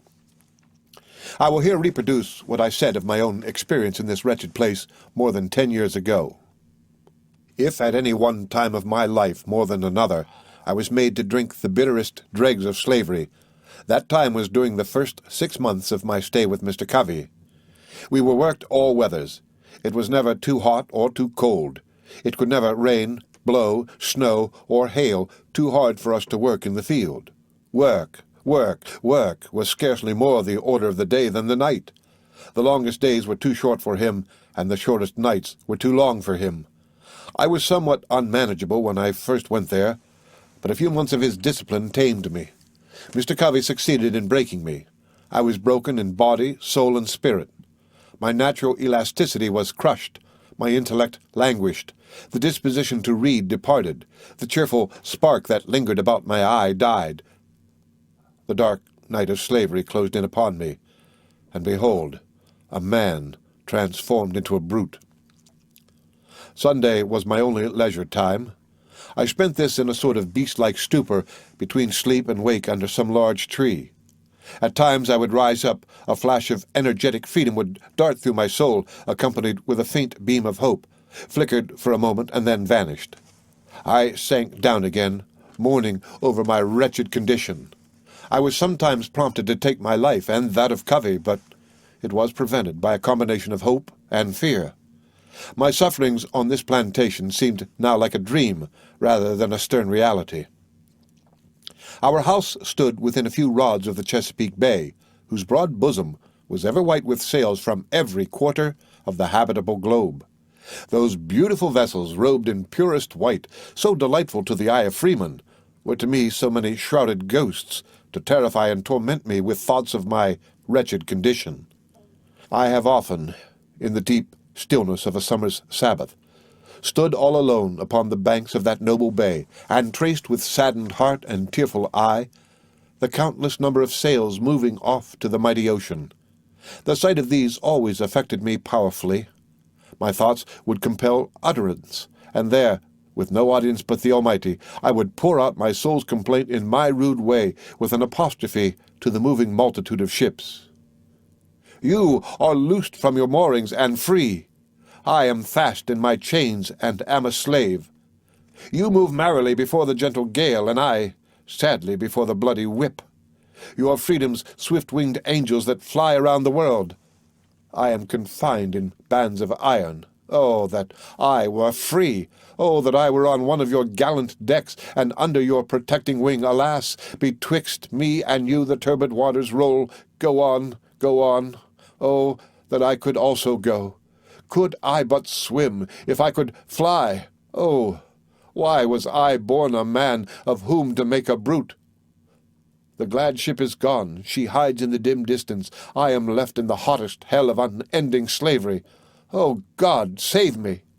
God, deliver me! Let me be free! Is there any God? Why am I a slave? I will run away. I will not stand it. Get caught or get clear, I'll try it. I had as well die with ague as with fever. I have only one life to lose. I had as well be killed running as die standing. Only think of it. 100 miles straight north, and I am free. Try it? Yes. God helping me, I will. It cannot be that I shall live and die a slave. I will take to the water. This very bay shall yet bear me into freedom. The steamboats steered in a northeast coast from North Point. I will do the same, and when I get to the head of the bay, I will turn my canoe adrift and walk straight through Delaware into Pennsylvania. When I get there, I shall not be required to have a pass. I will travel without being disturbed. Let but the first opportunity offer, and come what will, I am off. Meanwhile, I will try to bear up under the yoke. I am not the only slave in the world. Why should I fret? I can bear as much as any of them. Besides, I am but a boy, and all boys are bound to someone. It may be that my misery and slavery will only increase my happiness when I get free. There is a better day coming. I shall never be able to narrate the mental experience through which it was my lot to pass during my stay at Covey's. I was completely wrecked, changed and bewildered, goaded almost to madness at one time, and at another reconciling myself to my wretched condition. Everything in the way of kindness which I had experienced at Baltimore, all my former hopes and aspirations for usefulness in the world, and the happy moments spent in the exercises of religion, contrasted with my then present lot, but increased my anguish. I suffered bodily as well as mentally. I had neither sufficient time in which to eat or to sleep except on Sundays. The overwork and the brutal chastisements of which I was the victim, combined with that ever-gnawing and soul-devouring thought, I am a slave for life, a slave with no rational ground to hope for freedom, rendered me a living embodiment of mental and physical wretchedness. The end of Chapter 15 of My Bondage and My Freedom by Frederick Douglass. Read by Rick Kissner for Lit to Go on the web at fcit.usf.edu.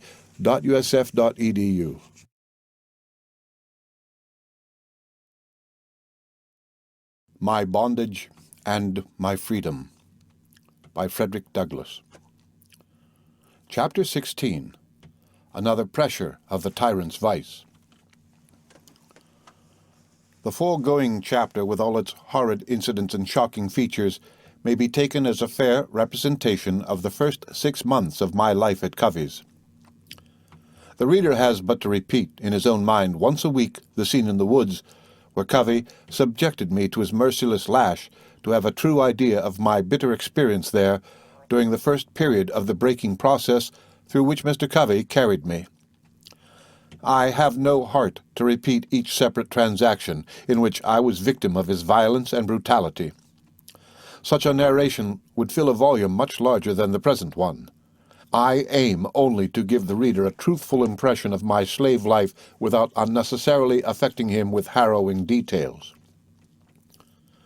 As I have elsewhere intimated that my hardships were much greater during the first 6 months of my stay at Covey's than during the remainder of the year, and as the change in my condition was owing to causes which may help the reader to a better understanding of human nature when subjected to the terrible extremities of slavery, I will narrate the circumstances of this change, although I may seem thereby to applaud my own courage. You have, dear reader, seen me humbled, degraded, broken down, enslaved, and brutalized, and you understand how it was done. Now let us see the converse of all this, and how it was brought about, and this will take us through the year 1834. On one of the hottest days of the month of August of the year just mentioned, had the reader been passing through Covey's farm, he might have seen me at work in what is there called the treading yard, a yard upon which wheat is trodden out from the straw by the horses' feet. I was there at work feeding the fan, or rather bringing wheat to the fan, while Bill Smith was feeding. Our force consisted of Bill Hughes, Bill Smith, and a slave by the name of Eli, the latter having been hired for this occasion. The work was simple and required strength and activity, rather than any skill or intelligence, and yet, to one entirely unused to such work, it came very hard. The heat was intense and overpowering, and there was much hurry to get the wheat trodden out that day through the fan, since, if that work was done an hour before sundown, the hands would have, according to a promise of Covey, that hour added to their night's rest. I was not behind any of them in the wish to complete the day's work before sundown, and hence I struggled with all my might to get the work forward. The promise of 1 hour's repose on a weekday was sufficient to quicken my pace and to spur me on to extra endeavor. Besides, we had all planned to go fishing, and I certainly wished to have a hand in that. But I was disappointed, and the day turned out to be one of the bitterest I ever experienced. About 3 o'clock, while the sun was pouring down his burning rays, and not a breeze was stirring, I broke down. My strength failed me. I was seized with a violent aching of the head, attended with extreme dizziness and trembling in every limb. Finding what was coming, and feeling it would never do to stop work, I nerved myself up and staggered on until I fell by the side of the wheat fan, feeling that the earth had fallen upon me. This brought the entire work to a dead stand. There was work for 4. Each one had his part to perform, and each part depended on the other, so that when one stopped, all were compelled to stop. Covey, who had now become my dread as well as my tormentor, was at the house about 100 yards from where I was fanning, and instantly upon hearing the fan stop, he came down to the treading yard to inquire into the cause of our stopping. Bill Smith told him I was sick and that I was unable longer to bring wheat to the fan. I had by this time crawled away under the side of a post and rail fence in the shade and was exceeding ill. The intense heat of the sun, the heavy dust rising from the fan, the stooping to take up the wheat from the yard together with the hurrying to get through, had caused a rush of blood to my head. In this condition, Covey, finding out where I was, came to me, and after standing over me a while, he asked me what the matter was. I told him as well as I could, for it was with difficulty that I could speak. He then gave me a savage kick in the side which jarred my whole frame, and commanded me to get up. The man had obtained complete control over me, and if he had commanded me to do any possible thing, I should, in my then state of mind, have endeavored to comply. I made an effort to rise, but fell back in the attempt before gaining my feet. The brute now gave me another heavy kick, and again told me to rise. I again tried to rise, and succeeded in gaining my feet, but upon stooping to get the tub with which I was feeding the fan, I again staggered and fell to the ground. And I must have so fallen, had I been sure that 100 bullets would have pierced me as the consequence.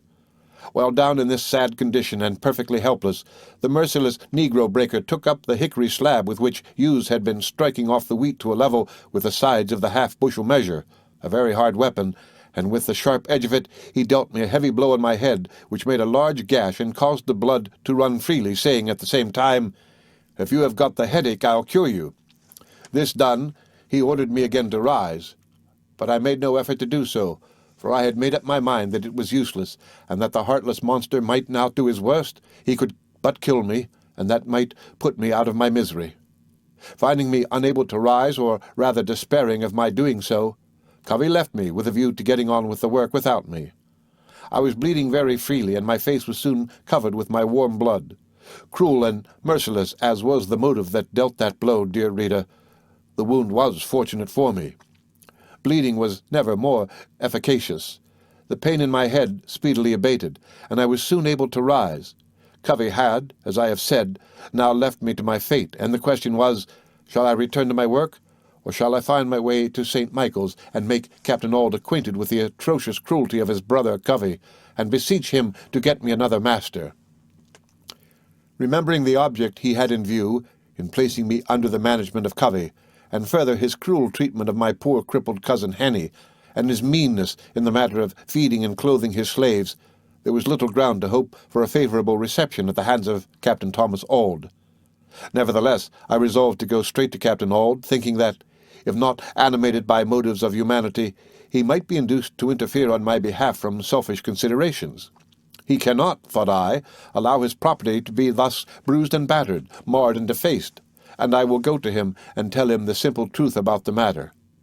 In order to get to St. Michael's by the most favorable and direct road, I must walk 7 miles, and this, in my sad condition, was no easy performance. I had already lost much blood. I was exhausted by overexertion. My sides were sore from the heavy blows planted there by the stout boots of Mr. Covey, and I was in every way in an unfavorable plight for the journey. I, however, watched my chance while the cruel and cunning Covey was looking in an opposite direction, and started off across the field for St. Michael's. This was a daring step. If it failed, it would only exasperate Covey and increase the rigors of my bondage during the remainder of my term of service under him. But the step was taken, and I must go forward. I succeeded in getting nearly halfway across the broad field toward the woods before Mr. Covey observed me. I was still bleeding, and the exertion of running had started the blood afresh. "Come back! Come back!" vociferated Covey, with threats of what he would do if I did not return instantly. But disregarding his calls and his threats, I pressed on toward the woods as fast as my feeble state would allow. Seeing no signs of my stopping, Covey caused his horse to be brought out and saddled, as if he intended to pursue me. The race was now to be an unequal one, and, thinking I might be overhauled by him if I kept the main road, I walked nearly the whole distance in the woods, keeping far enough from the road to avoid detection and pursuit. But I had not gone far before my little strength again failed me, and I laid down. The blood was still oozing from the wound in my head, and for a time I suffered more than I can describe. There I was, in the deep woods, sick and emaciated, pursued by a wretch whose character for revolting cruelty beggars all opprobrious speech, bleeding and almost bloodless. I was not without the fear of bleeding to death. The thought of dying in the woods, all alone, and of being torn to pieces by the buzzards, had not yet been rendered tolerable by my many troubles and hardships, and I was glad when the shade of the trees and the cool evening breeze combined with my matted hair to stop the flow of blood. After lying there about 3/4 of an hour, brooding over the singular and mournful lot to which I was doomed, my mind passing over the whole scale or circle of belief and unbelief, from faith in the overruling providence of God to the blackest atheism, I again took up my journey toward St. Michael's, more weary and sad than in the morning when I left Thomas Auld's for the home of Mr. Covey. I was barefooted and bareheaded, and in my shirt-sleeves. The way was through bogs and briars, and I tore my feet often during the journey. I was full 5 hours in going the 7 or 8 miles, partly because of the difficulties of the way, and partly because of the feebleness induced by my illness, bruises, and loss of blood. On gaining my master's store, I presented an appearance of wretchedness and woe, fitted to move any but a heart of stone. From the crown of my head to the sole of my feet there were marks of blood. My hair was all clotted with dust and blood, and the back of my shirt was literally stiff with the same. Briars and thorns had scarred and torn my feet and legs, leaving blood marks there. Had I escaped from a den of tigers, I could not have looked worse than I did on reaching St. Michael's. In this unhappy plight, I appeared before my professedly Christian master, humbly to invoke the interposition of his power and authority to protect me from further abuse and violence. I had begun to hope, during the latter part of my tedious journey towards St. Michael's, that Captain Auld would now show himself in a nobler light than I had ever before seen him. I was disappointed. I had jumped from a sinking ship into the sea.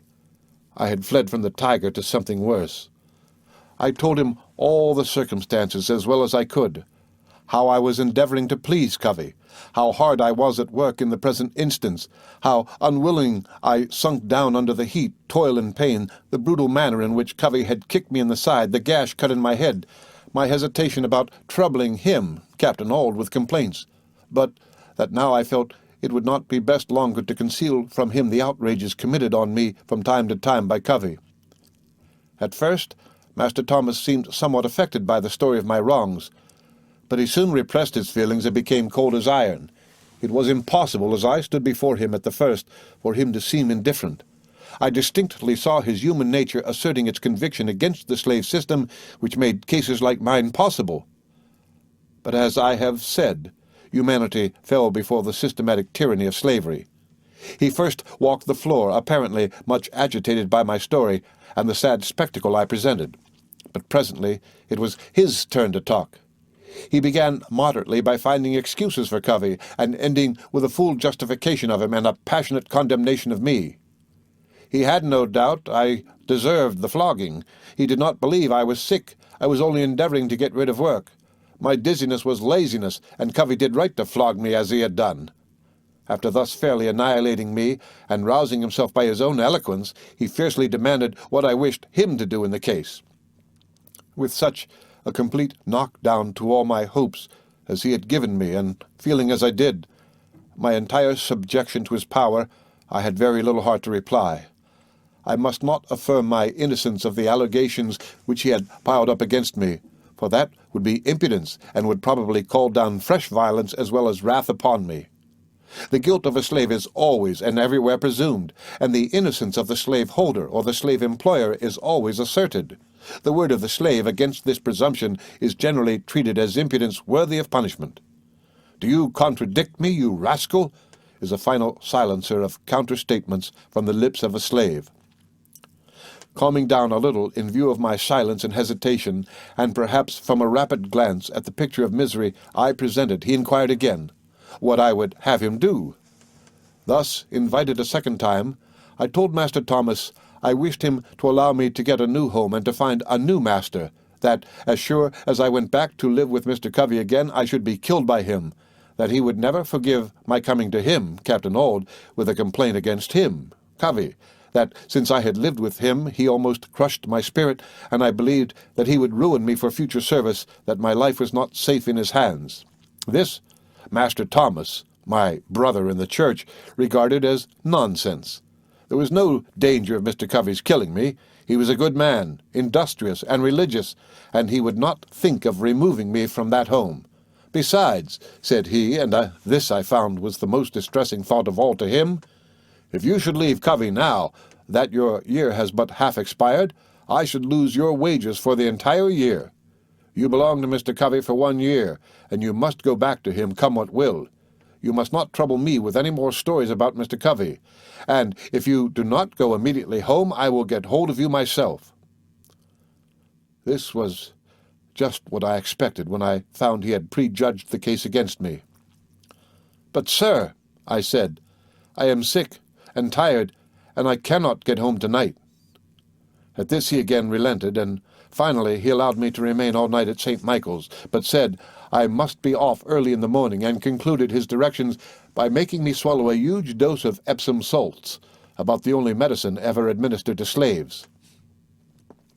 It was quite natural for Master Thomas to presume I was feigning sickness to escape work, for he probably thought that were he in the place of a slave, with no wages for his work, no praise for well-doing, no motive for toil but the lash, he would try every possible scheme by which to escape labor.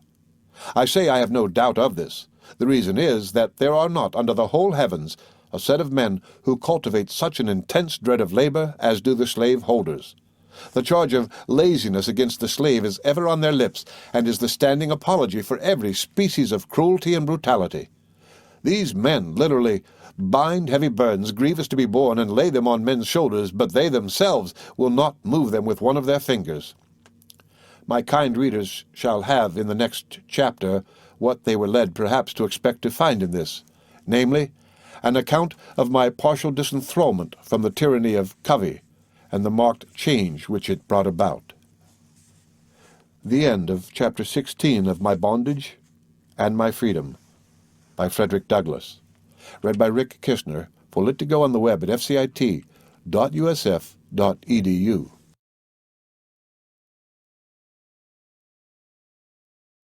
My Bondage and My Freedom, by Frederick Douglass. Chapter 17. The Last Flogging.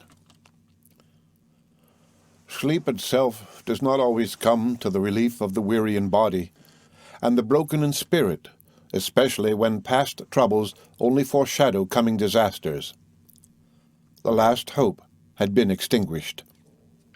My master, who I did not venture to hope would protect me as a man, had even now refused to protect me as his property, and had cast me back, covered with reproaches and bruises, into the hands of a stranger to that mercy which was the soul of the religion he professed. May the reader never spend such a night as that allotted to me, previous to the morning which was to herald my return to the den of horrors from which I had made a temporary escape. I remained all night, sleep I did not, at St. Michael's, and in the morning, Saturday, I started off, according to the order of Master Thomas, feeling that I had no friend on earth, and doubting if I had one in heaven. I reached Covey's about 9 o'clock, and just as I stepped into the field, before I had reached the house, Covey, true to his snakish habit, darted out at me from a fence corner in which he had secreted himself for the purpose of securing me. He was amply provided with a cowskin and a rope, and he evidently intended to tie me up and to wreak his vengeance on me to the fullest extent. I should have been an easy prey had he succeeded in getting his hands upon me, for I had taken no refreshment since noon on Friday, and this, together with the pelting, excitement, and the loss of blood, had reduced my strength. I, however, darted back into the woods before the ferocious hound could get hold of me, and buried myself in a thicket where he lost sight of me. The cornfield afforded me cover in getting to the woods. But for the tall corn, Covey would have overtaken me and made me his captain.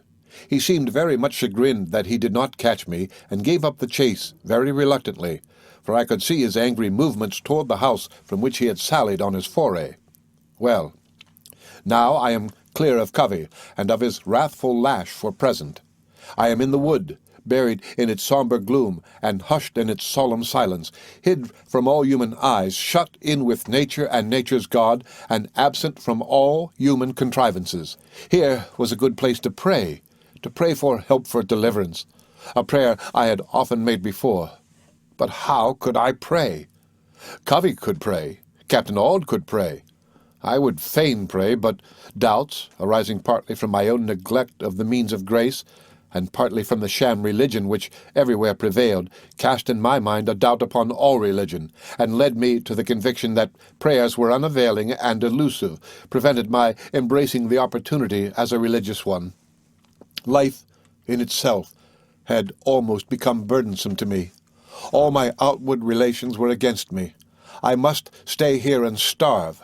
I was already hungry, or go home to Covey's and have my flesh torn to pieces and my spirit humbled under the cruel lash of Covey.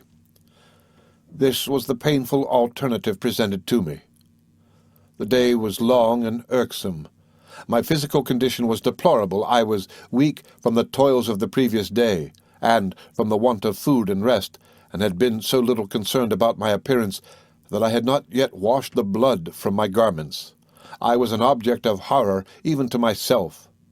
Life in Baltimore, when most oppressive, was a paradise to this. What had I done? What had my parents done that such a life as this should be mine?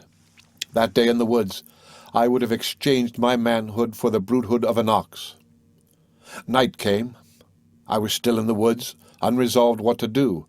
Hunger had not yet pinched me to the point of going home, and I laid myself down in the leaves to rest, for I had been watching for hunters all day, but not being molested during the day, I expected no disturbance during the night. I had come to the conclusion that Covey relied upon hunger to drive me home, and in this I was quite correct. The facts showed that since morning. During the night I heard the step of a man in the woods. He was coming toward the place where I lay. A person lying still has the advantage over one walking in the woods in the daytime, and this advantage is much greater at night. I was not able to engage in a physical struggle, and I had recourse to the common resort of the weak. I hid myself in the leaves to prevent discovery. But as the night rambler in the woods drew nearer, I found him to be a friend, not an enemy. It was a slave of Mr. William Groom's of Easton, a kind-hearted fellow named Sandy. Sandy lived with Mr. Kemp that year, about 4 miles from St. Michael's. He, like myself, had been hired out by the year, but unlike myself, had not been hired out to be broken.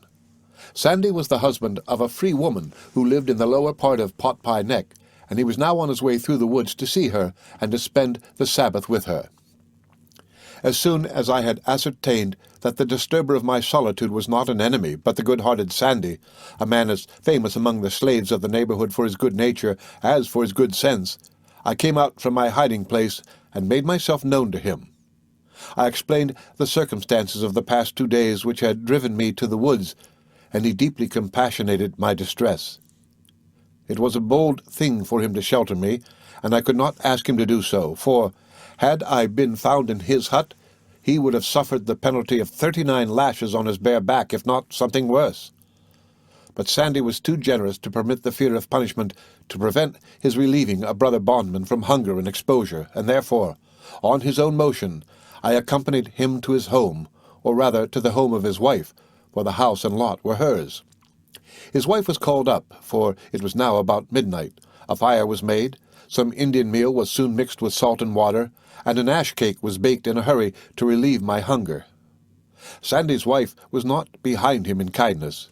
Both seemed to esteem it a privilege to succor me, for, although I was hated by Covey and by my master, I was loved by the colored people because they thought I was hated for my knowledge, and persecuted because I was feared. I was the only slave now in that region who could read and write. There had been one other man belonging to Mr. Hugh Hamilton who could read. His name was Jim, but he, poor fellow, had shortly after my coming into the neighborhood been sold off to the far south. I saw Jim ironed in the cart to be carried to Easton for sale, pinioned like a yearling for the slaughter. My knowledge was now the pride of my brother slaves, and no doubt Sandy felt something of the general interest in me on that account. The supper was soon ready, and though I have feasted since with honorables, lord mayors and aldermen over the sea, my supper on ash cake and cold water with Sandy was the meal of all my life, most sweet to my taste, and now most vivid in my memory. Supper over, Sandy and I went into a discussion of what was possible for me under the perils and hardships which now overshadowed my path. The question was, must I go back to Covey, or must I now attempt to run away?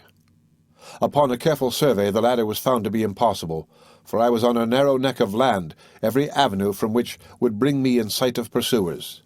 There was the Chesapeake Bay to the right, and Pot Pie River to the left, and St. Michael's and its neighborhood occupying the only space through which there was any retreat.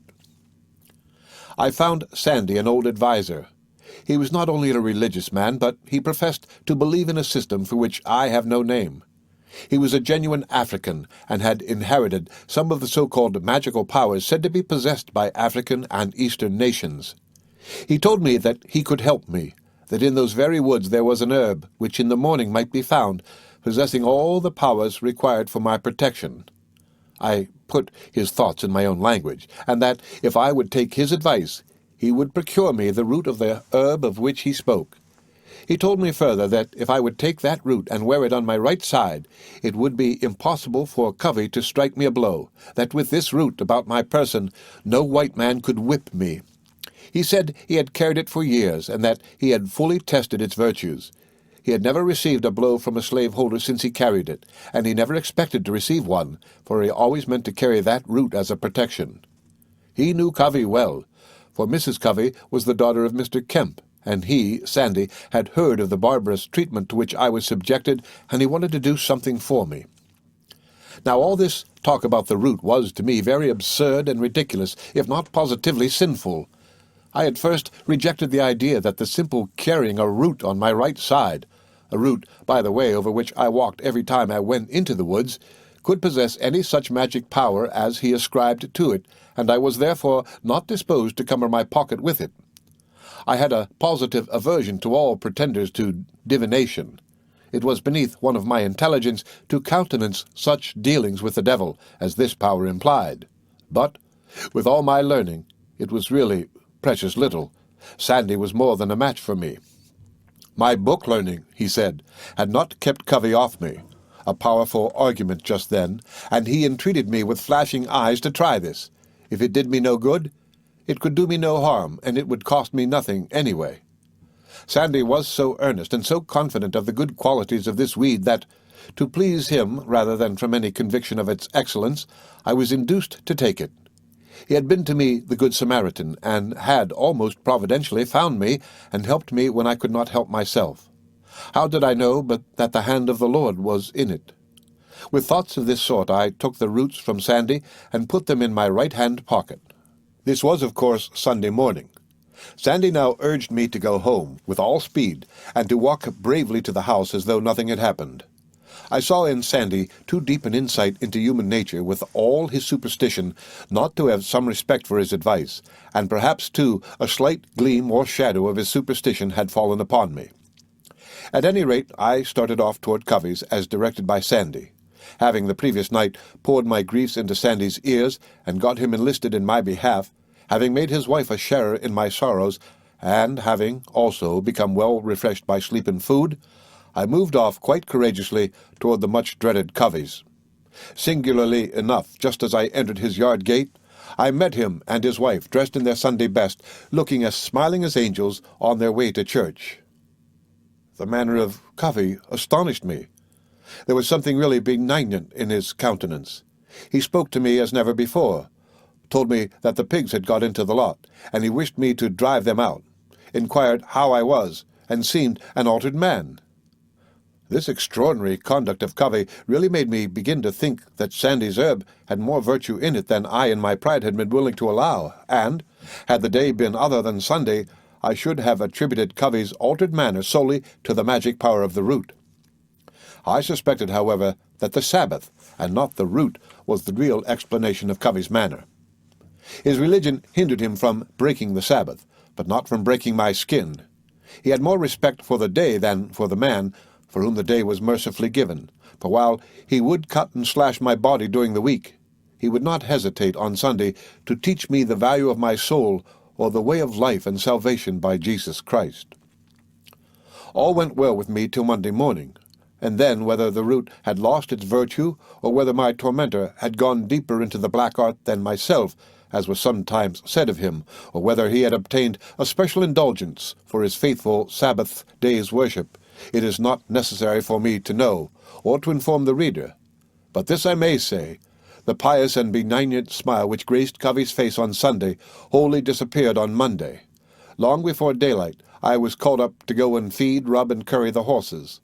I obeyed the call, and would have so obeyed it had it been made at an earlier hour, for I had brought my mind to a firm resolve during that Sunday's reflection, that is, to obey every order, however unreasonable, if it were possible, and if Mr. Covey should then undertake to beat me, to defend and protect myself to the best of my ability. My religious views on the subject of resisting my master had suffered a serious shock by the savage persecution to which I had been subjected, and my hands were no longer tied by my religion. Master Thomas's indifference had severed the last link. I had now to this extent backslidden from this point in the slave's religious creed, and I soon had occasion to make my fallen state known to my Sunday pious brother Covey. Whilst I was obeying his order to feed and get the horses ready for the field, and when in the act of going up the stable loft for the purpose of throwing down some blades, Covey sneaked into the stable in his peculiar snake-like way, and seizing me suddenly by the leg, he brought me to the stable floor, giving my newly mended body a fearful jar. I now forgot my roots, and remembered my pledge to stand up in my own defense. The brute was endeavoring skilfully to get a slip knot on my legs before I could draw up my feet. As soon as I found what he was up to, I gave a sudden spring. My 2 days' rest had been of much service to me, and by that means, no doubt, he was able to bring me to the floor so heavily. He was defeated in his plan of tying me. While down, he seemed to think he had me very securely in his power. He little thought he was, as the rowdies say, in for a rough-and-tumble fight. But such was the fact.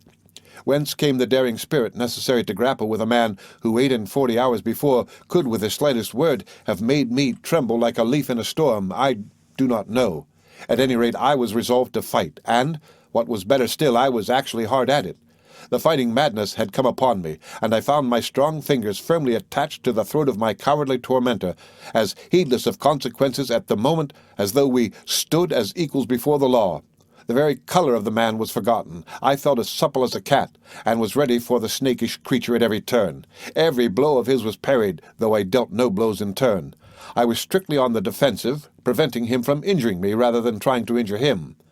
I flung him on the ground several times when he meant to have hurled me there. I held him so firmly by the throat that his blood followed my nails. He held me, and I held him. All was fair thus far, and the contest was about equal. My resistance was entirely unexpected, and Covey was taken all aback by it, for he trembled in every limb. "Are you going to resist, you scoundrel?" said he, to which I returned a polite, "Yes, sir," steadily gazing my interrogator in the eye to meet the first approach or dawning of the blow which I expected my answer would call forth. But the conflict did not long remain thus equal. Covey soon cried out lustily for help. Not that I was obtaining any marked advantage over him, or was injuring him, but because he was gaining none over me, and was not able single-handed to conquer me. He called for his cousin Hughes to come to his assistance, and now the scene was changed. I was compelled to give blows as well as to parry them, and since I was in any case to suffer for resistance, I felt, as the musty proverb goes, that I might as well be hanged for an old sheep as a lamb. I was still defensive toward Covey, but aggressive toward Hughes, and, at the first approach of the latter, I dealt a blow in my desperation which fairly sickened my youthful assailant. He went off, bending over with pain, and manifesting no disposition to come within my reach again. The poor fellow was in the act of trying to catch and tie my right hand, and while flattering himself with success, I gave him the kick which sent him staggering away in pain, at the same time that I held Covey with a firm hand. Taken completely by surprise, Covey seemed to have lost his usual strength and coolness. He was frightened, and stood puffing and blowing, seemingly unable to command words or blows. When he saw that poor Hughes was standing half-bent with pain, his courage quite gone, the cowardly tyrant asked if I meant to persist in my resistance. I told him I did mean to resist, come what might, that I had been by him treated like a brute during the last 6 months, and that I should stand it no longer. With that, he gave me a shake, and attempted to drag me toward a stick of wood that was lying just outside the stable door.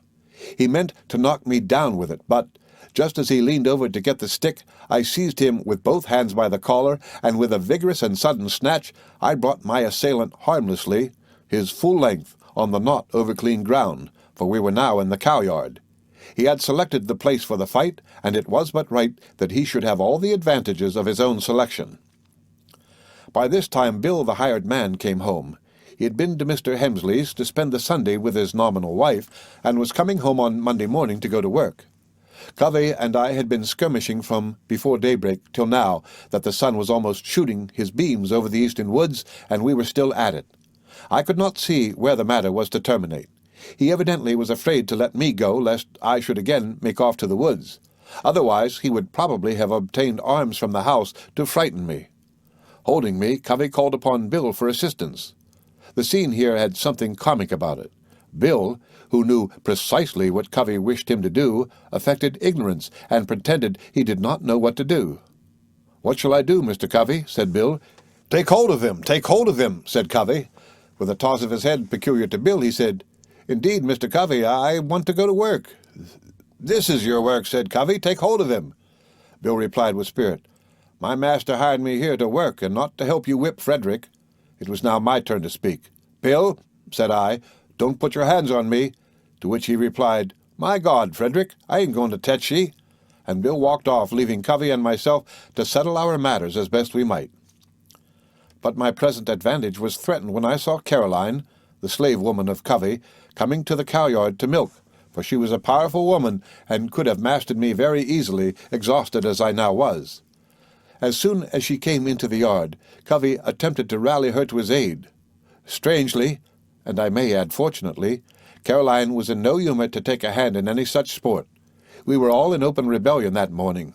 Caroline answered the command of her master to take hold of me, precisely as Bill had answered, but in her it was at greater peril so to answer. She was the slave of Covey, and he could do what he pleased with her. It was not so with Bill, and Bill knew it. Samuel Harris, to whom Bill belonged, did not allow his slaves to be beaten unless they were guilty of some crime which the law would punish. But poor Caroline, like myself, was at the mercy of the merciless Covey, nor did she escape the dire effects of her refusal. He gave her several sharp blows. Covey at length, 2 hours had elapsed, gave up the contest. "Letting me go," he said, puffing and blowing at a great rate. "Now, you scoundrel, go to your work. I would not have whipped you half so much as I have, had you not resisted." The fact was, he had not whipped me at all. He had not, in all the scuffle, drawn a single drop of blood from me.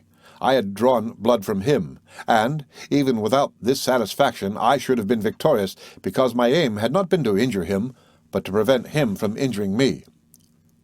During the whole 6 months that I lived with Covey after this transaction, he never laid on me the weight of his finger in anger. He would occasionally say he did not want to have to get hold of me again, a declaration which I had no difficulty in believing, and I had a secret feeling which answered, "You need not wish to get hold of me again, for you will likely to come off worse in a second fight than you did in the first." Well, my dear reader, this battle with Mr. Covey, undignified as it was, and as I fear my narration of it is, was the turning point in my life as a slave. It rekindled in my breast the smoldering embers of liberty. It brought up my Baltimore dreams, and revived a sense of my own manhood. I was a changed being after that fight. I was nothing before. I was a man now. It recalled to life my crushed self-respect and my self-confidence, and inspired me with a renewed determination to be a freeman. A man without force is without the essential dignity of humanity. Human nature is so constituted that it cannot honor a helpless man, although it can pity him, and even this it cannot do long if the signs of power do not arise. He can only understand the effect of this combat on my spirit, who has himself incurred something, hazarded something in repelling the unjust and cruel aggressions of a tyrant. Covey was a tyrant, and a cowardly one withal. After resisting him, I felt as I had never felt before. It was a resurrection from the dark and pestiferous tomb of slavery to the heaven of comparative freedom. I was no longer a servile coward, trembling under the frown of a brother worm of the dust, but my long-cowed spirit was roused to an attitude of manly independence. I had reached the point at which I was not afraid to die. This spirit made me a freeman in fact, while I remained a slave in form. When a slave cannot be flogged, he is more than half free. He has a domain as broad as his own manly heart to defend, and he is really a power on earth. While slaves prefer their lives with flogging to instant death, they will always find Christians enough, like unto Covey, to accommodate that preference. From this time until that of my escape from slavery, I was never fairly whipped. Several attempts were made to whip me, but they were always unsuccessful. Bruises I did get, as I shall hereafter inform the reader, but the case I have been describing was the end of the brutification to which slavery had subjected me. The reader will be glad to know why, after I had so grievously offended Mr. Covey, he did not have me taken in hand by the authorities. Indeed, why, the law of Maryland, which assigns hanging to the slave who resists his master, was not put in force against me. At any rate, why I was not taken up, as is usual in such cases, and publicly whipped for an example to other slaves, and as a means of deterring me from committing the same offense again. I confess that the easy answer in which I got off for a long time was a surprise to me, and I cannot even now fully explain the cause. The only explanation I can venture to suggest is the fact that Covey was, probably, ashamed to have it known and confessed that he had been mastered by a boy of 16. Mr. Covey enjoyed the unbounded and very valuable reputation of being a first-rate overseer and negro breaker. By means of this reputation, he was able to procure his hands for very trifling compensation and with very great ease. His interest and his pride mutually suggested the wisdom of passing the matter by in silence. The story that he had undertaken to whip a lad and had been resisted was, of itself, sufficient to damage him, for his bearing should, in the estimation of slaveholders, be that of imperial order that should make such an occurrence impossible. I judge from these circumstances that Covey deemed it best to give me the go-by. It is perhaps not altogether creditable to my natural temper that, after this conflict with Mr. Covey, I did at times purposely aim to provoke him to an attack by refusing to keep with the other hands in the field. But I could never bully him to another battle. I had made up my mind to do him serious damage if he ever again attempted to lay violent hands on me. Hereditary bondmen, know ye not, who would be free themselves must strike the blow. The end of Chapter 17 of My Bondage and My Freedom by Frederick Douglass.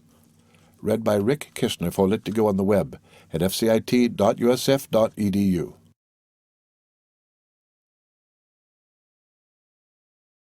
My Bondage and My Freedom by Frederick Douglass. Chapter 18.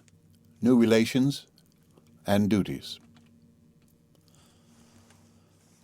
My term of actual service to Mr. Edward Covey ended on Christmas Day, 1834. I gladly left the snakish Covey, although he was now as gentle as a lamb.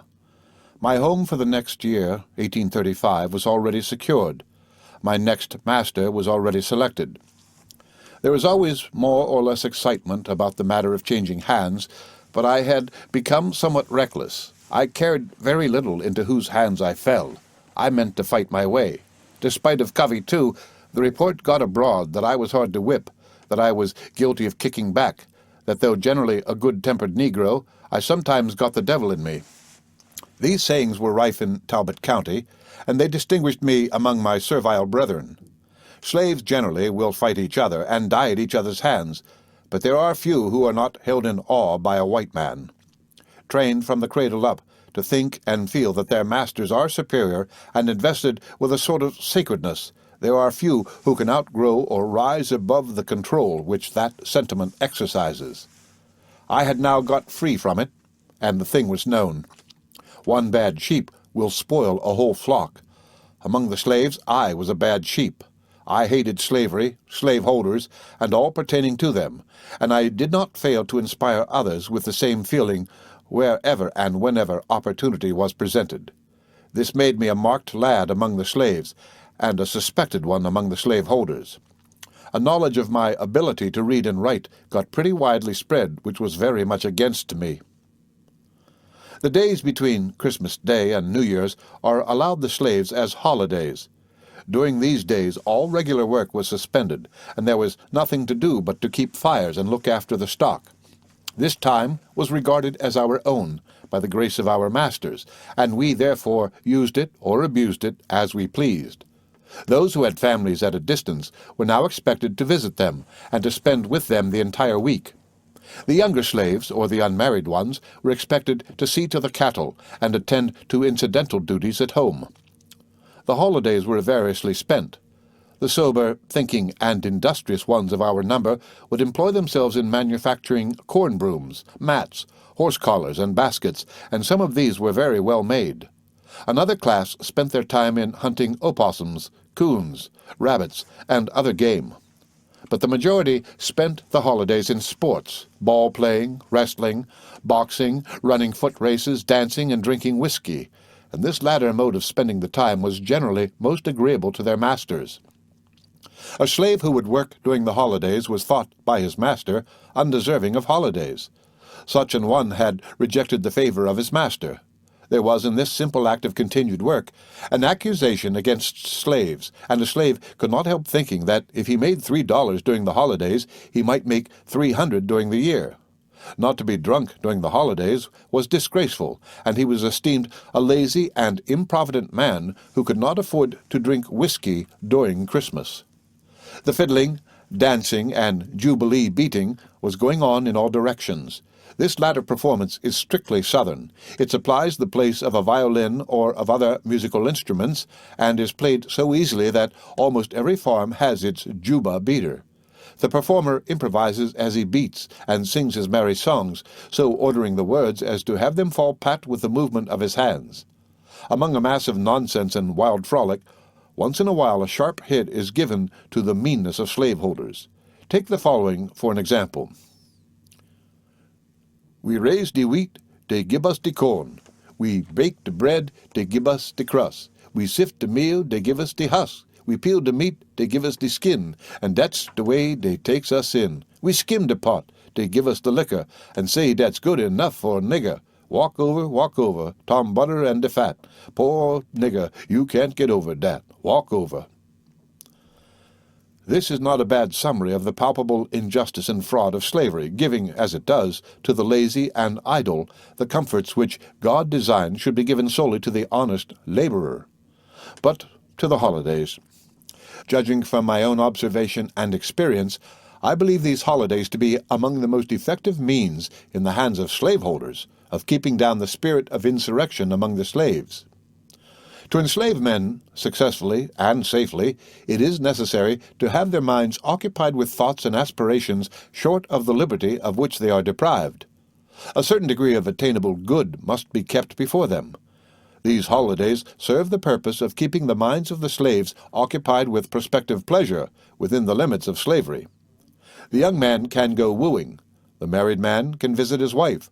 The father and mother can see their children. The industrious and money-loving can make a few dollars.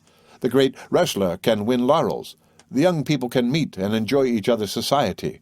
The drunken man can get plenty of whiskey, and the religious man can hold prayer meetings, preach, pray, and exhort during the holidays. Before the holidays, these pleasures in prospect. After the holidays, they become pleasures of memory, and they serve to keep out thoughts and wishes of a more dangerous character. Were slaveholders at once to abandon the practice of allowing their slaves these liberties periodically, and to keep them the year round closely confined to the narrow circle of their homes, I doubt not that the South would blaze with insurrections. These holidays are conductors or safety valves to carry off the explosive elements inseparable from the human mind when reduced to the condition of slavery. But for these, the rigors of bondage would become too severe for endurance, and the slave would be forced up to dangerous desperation. Woe to the slaveholder when he undertakes to hinder or to prevent the operation of these electric conductors.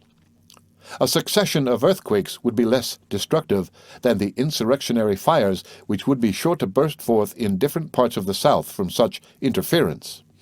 Thus the holidays become part and parcel of the gross fraud, wrongs, and inhumanity of slavery.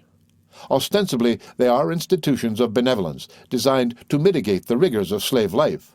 But practically, they are a fraud, instituted by human selfishness, the better to secure the ends of injustice and oppression. The slave's happiness is not the end sought, but rather the master's safety.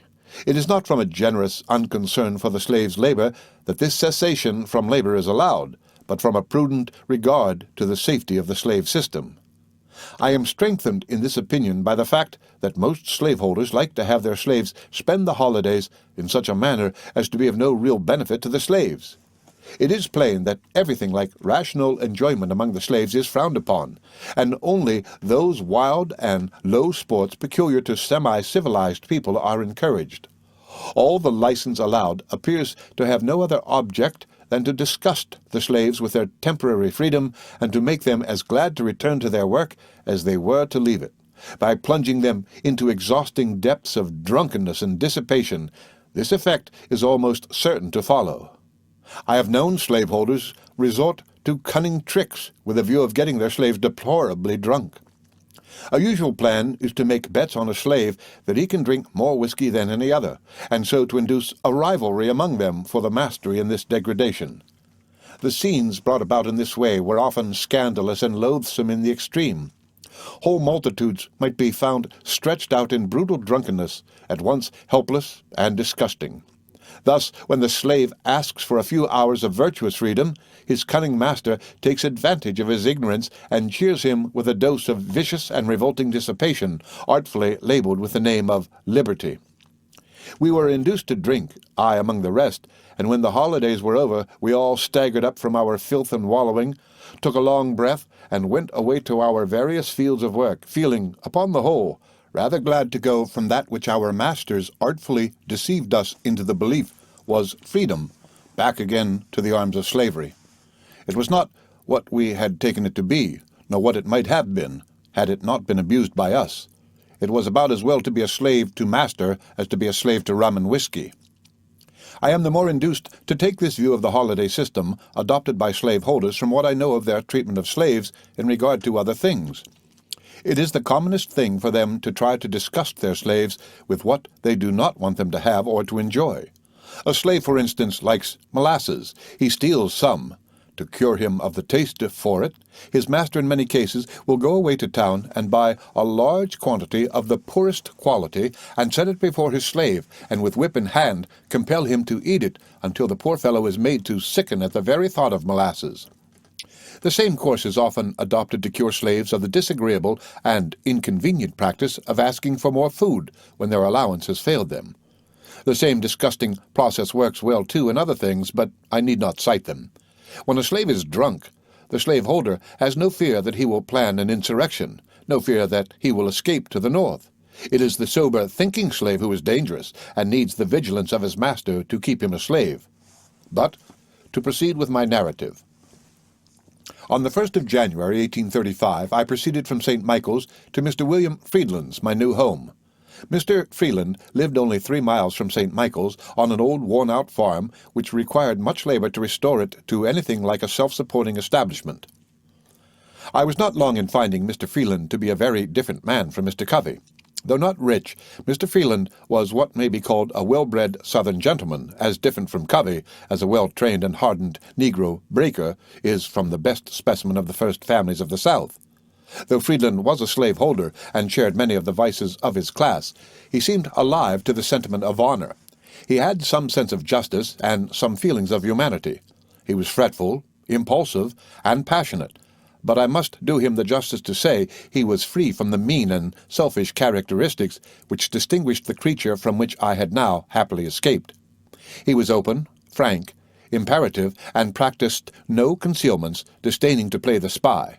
In all this he was the opposite of the crafty Covey. Among the many advantages gained in my change from Covey's to Freeland's, startling as the statement may be, was the fact that the latter gentleman made no profession of religion. I assert most unhesitatingly that the religion of the South, as I have observed it and proved it, is a mere covering for the most horrid crimes, the justifier of the most appalling barbarity, a sanctifier of the most hateful frauds, and a secure shelter under which the darkest, foulest, grossest and most infernal abominations fester and flourish. Were I again to be reduced to the condition of a slave, next to that calamity I should regard the fact of being the slave of a religious slaveholder the greatest that could befall me. For all slaveholders with whom I have ever met, religious slaveholders are the worst. I have found them almost invariably the vilest, meanest, and basest of their class. Exceptions there may be, but this is true of religious slaveholders as a class. It is not for me to explain the fact. Others may do that. I simply state it as a fact and leave the theological and psychological inquiry which it raises to be decided by others more competent than myself. Religious slaveholders, like religious persecutors, are ever extreme in their malice and violence. Very near my new home, on an adjoining farm, there lived the Reverend Daniel Whedon, who was both pious and cruel after the real Covey pattern. Mr. Whedon was a local preacher of the Protestant Methodist persuasion, and a most zealous supporter of the ordinances of religion generally. This Whedon owned a woman called Seal, who was a standing proof of his mercilessness. Poor Seal's back was always scantily clothed, was kept literally raw by the lash of this religious man and gospel minister. The most notoriously wicked man, so called in distinction from church members, could hire hands more easily than this brute. When sent out to find a home, a slave would never enter the gates of the preacher Whedon while a sinful sinner needed a hand. Behave ill or behave well. It was the known maxim of Whedon that it is the duty of a master to use the lash, if for no other reason he contended that this was essential to remind a slave of his condition and of his master's authority. The good slave must be whipped to be kept good, and the bad slave must be whipped to be made good. Such was Whedon's theory, and such was his practice. The back of his slave woman will in the judgment be the swiftest witness against him. While I am stating particular cases, I might as well immortalize another of my neighbors by calling him by name, and putting him in print. He did not think that a child was near taking notes, and will doubtless feel quite angry at having his character touched off in the ragged style of a slave's pen. I beg to introduce the reader to the Reverend Rigby Hopkins. Mr. Hopkins resides between Easton and St. Michael's in Talbot County, Maryland. The severity of this man made him a perfect terror to the slaves of his neighborhood. The peculiar feature of his government was his system of whipping slaves, as he said, in advance of deserving it. He always managed to have one or two slaves to whip on Monday morning so as to start his hands to their work under the inspiration of a new assurance on Monday, that his preaching about kindness, mercy, brotherly love, and the like on Sunday did not interfere with or prevent him from establishing his authority by the cowskin. He seemed to wish to assure them that his tears over poor, lost, and ruined sinners and his pity for them did not reach to the blacks who tilled his fields. This saintly Hopkins used to boast that he was the best hand to manage a negro in the county. He whipped for the smallest offenses by way of preventing the commission of large ones. The reader might imagine a difficulty in finding faults enough for such frequent whipping. But this is because you have no idea how easy a matter it is to offend a man who is on the lookout for offenses. The man, unaccustomed to slaveholding, would be astonished to observe how many floggable offenses there are in the slaveholder's catalogue of crimes, and how easy it is to commit any one of them, even when the slave least intends it. A slaveholder, bent on finding fault, will hatch up a dozen a day if he chooses to do so, and each one of them shall be of a punishable description. A mere look, word, or motion, a mistake, accident, or want of power are all matters for which a slave may be whipped at any time. Does a slave look dissatisfied with his condition? It is said that he has the devil in him, and it must be whipped out. Does he answer loudly when spoken to by his master with an air of self-consciousness? Then must he be taken down a buttonhole lower by the lash well laid on? Does he forget and omit to pull off his hat when approaching a white person? Then he must or may be whipped for his bad manners. Does he ever venture to vindicate his conduct when harshly and unjustly accused? Then he is guilty of impudence, one of the greatest crimes in the social catalogue of Southern society. To allow a slave to escape punishment who has impudently attempted to exculpate himself from unjust charges preferred against him by some white person is to be guilty of great dereliction of duty. Does a slave ever venture to suggest a better way of doing a thing, no matter what? He is altogether too officious, wise above what is written, and he deserves, even if he does not get, a flogging for his presumption. Does he, while plowing, break a plow, or while hoeing, break a hoe, or while chopping, break an axe? No matter what were the imperfections of the implement broken, or the natural liabilities for breaking, the slave can be whipped for carelessness. The reverend slaveholder could always find something of this sort to justify him in using the lash several times during the week. Hopkins, like Covey and Whedon, were shunned by slaves who had the privilege, as many had, of finding their own masters at the end of each year, and yet there was not a man in all that section of country who made a louder profession of religion than did Mr. Rigby Hopkins. But, to continue the thread of my story through my experience when at Mr. William Friedland's. My poor weather-beaten bark now reached smoother water and gentler breezes. My stormy life at Covey's had been of service to me. The things that would have seemed very hard had I gone direct to Mr. Friedland's from the home of Master Thomas were now, after the hardships at Covey's, trifles light as air. I was still a field hand, and had come to prefer the severe labor of the field to the enervating duties of a house servant. I had become large and strong, and had begun to take pride in the fact that I could do as much hard work as some of the older men. There was much rivalry among slaves at times as to which masters generally seek to promote such rivalry. But some of us were too wise to race with each other very long. Such racing, we had the sagacity to see, was not likely to pay.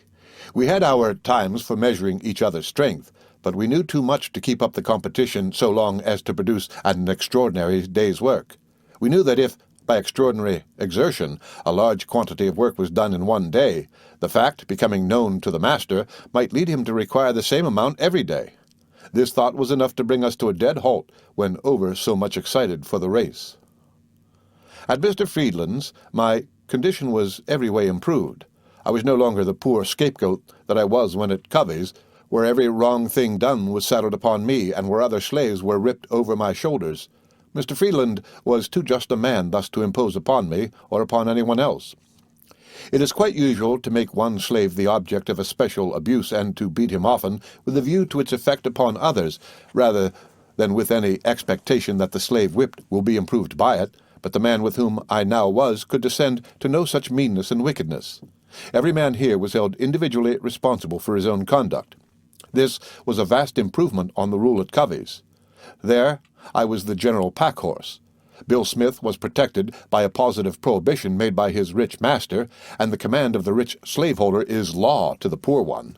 Hughes was favored because of his relationship to Covey, and the hands hired temporarily escaped flogging except as they got it over my poor shoulders. Of course, this comparison refers to the time when Covey could whip me. Mr. Freeland, like Mr. Covey, gave his hands enough to eat, but unlike Mr. Covey, he gave them time to take their meals. He worked us hard during the day, but gave us the night for rest, another advantage to be set to the credit of the sinner as against that of the saint. We were seldom in the field after dark in the evening, or before sunrise in the morning. Our implements of husbandry were of the most improved pattern, and much superior to those used at Covey's. Notwithstanding the improved condition, which was now mine, and the many advantages I had gained by my new home and my new master, I was still restless and discontented. I was about as hard to please by a master as a master is by slave. The freedom from bodily torture and unceasing labor had given my mind an increased sensibility, and imparted to it greater activity. I was not yet exactly in right relations. Howbeit, that was not first which is spiritual, but that which is natural, and afterward that which is spiritual. When entombed at Covey's, shrouded in darkness and physical wretchedness, temporal well-being was the grand desideratum. But temporal once supplied, the spirit puts in its claims. Beat and cuff your slave, keep him hungry and spiritless, and he will follow the chain of his master like a dog. But feed and clothe him well, work him moderately, surround him with physical comfort, and dreams of freedom intrude. Give him a bad master, and he aspires to a good master. Give him a good master, and he wishes to become his own master. Such is human nature. You may hurl a man so low beneath the level of his kind that he loses all just ideas of his natural position. But elevate him a little, and the clear conception of rights arises to life and power, and leads him onward. Thus elevated a little at Freeland's, the dreams called into being by that good man Father Lawson when in Baltimore began to visit me, and shoots from the tree of liberty began to put forth tender buds, and dim hopes of the future began to dawn. I found myself in congenial society at Mr. Freeland's. There were Henry Harris, John Harris, Handy Caldwell, and Sandy Jenkins. Henry and John were brothers and belonged to Mr. Freeland. They were both remarkably bright and intelligent, though neither of them could read. Now for mischief. I had not been long at Freeland's before I was up to my old tricks. I early began to address my companions on the subject of education and the advantages of intelligence over ignorance, and as far as I dared, I tried to show the agency of ignorance in keeping men in slavery. Webster's spelling book and the Columbian Orator were looked into again. As summer came on and the long Sabbath days stretched themselves over our idleness, I became uneasy and wanted a Sabbath school in which to exercise my gifts and to impart the little knowledge of letters which I possessed to my brother slaves. A house was hardly necessary in the summer-time. I could hold my school under the shade of an old oak tree as well as anywhere else. The thing was to get the scholars, and to have them thoroughly imbued with a desire to learn. 2 such boys were quickly secured in Henry and John, and from them the contagion spread. I was not long bringing around me 20 or 30 young men who enrolled themselves gladly in my Sabbath school, and were willing to meet me regularly under the trees or elsewhere for the purpose of learning to read. It was surprising with what ease they provided themselves with spelling books.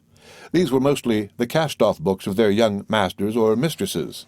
I taught at first on our own farm. All were impressed with the necessity of keeping the matter as private as possible, for the fate of the St. Michael's attempt was notorious and fresh in the minds of all. Our pious masters at St. Michael's must not know that a few of their dusky brothers were learning to read the Word of God, lest they should come down upon us with the lash and chain. We might have met to drink whiskey, to wrestle, fight, and to do other unseemly things with no fear of interruption from the saints or sinners of St. Michael's. But to meet for the purpose of improving the mind and heart by learning to read the sacred Scriptures was esteemed a most dangerous nuisance to be instantly stopped. The slaveholders of St. Michael's, like slaveholders elsewhere, would always prefer to see the slaves engaged in degrading sports rather than to see them acting like moral and accountable beings. Had anyone asked a religious white man in St. Michael's 20 years ago the names of 3 men in that town whose lives were most after the pattern of our Lord and Master Jesus Christ, the first 3 would have been as follows: Garrison West, class leader; Wright Fairbanks, class leader; Thomas Auld, class leader. And yet, these were men who ferociously rushed in upon my Sabbath school at St. Michael's armed with mob-like missiles.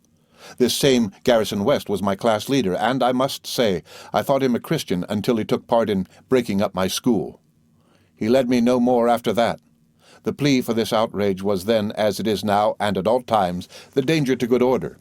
If the slaves learnt to read, they would learn something else, and something worse. The peace of slavery would be disturbed. Slave rule would be endangered. I leave the reader to characterize a system which is endangered by such causes. I do not dispute the soundness of the reasoning. It is perfectly sound, and, if slavery be right, Sabbath schools for teaching slaves to read the Bible are wrong, and ought to be put down. These Christian class leaders were, to this extent, consistent. They had settled the question that slavery is right, and by that standard they determined that Sabbath schools are wrong. To be sure, they were Protestant, and held to the great Protestant right of every man to search the Scriptures for himself. But then, to all general rules there are exceptions. How convenient! What crimes may not be committed under the doctrine of the last remark? But my dear class-leading Methodist brethren did not condescend to give me a reason for breaking up the Sabbath school at St. Michael's. It was enough that they had determined upon its destruction. I am, however, digressing. After getting the school cleverly into operation, the second time holding it in the woods behind the barn and in the shade of trees, I succeeded in inducing a free colored man who lived several miles from our house to permit me to hold my school in a room at his house. He very kindly gave me this liberty, but he incurred much peril in doing so, for the assemblage was an unlawful one. I shall not mention here the name of this man, for it might even now subject him to persecution, although the offenses were committed more than 20 years ago. I had at one time more than 40 scholars, all of the right sort, and many of them succeeded in learning to read. I have met several slaves from Maryland who were once my scholars and who obtained their freedom, I doubt not partly in consequence of the ideas imparted to them in that school.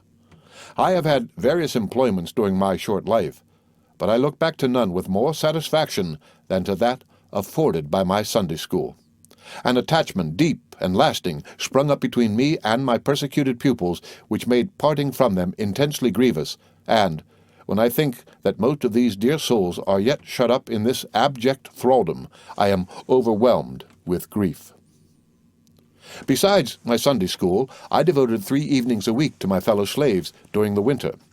Let the reader reflect upon the fact that, in this Christian country, men and women are hiding from professors of religion in barns, in the woods and fields in order to learn to read the Holy Bible. Those dear souls who came to my Sabbath school came not because it was popular or reputable to attend such a place, for they came under the liability of having 40 stripes laid on their naked backs. Every moment they spent in my school, they were under this terrible liability, and in this respect I was sharer with them.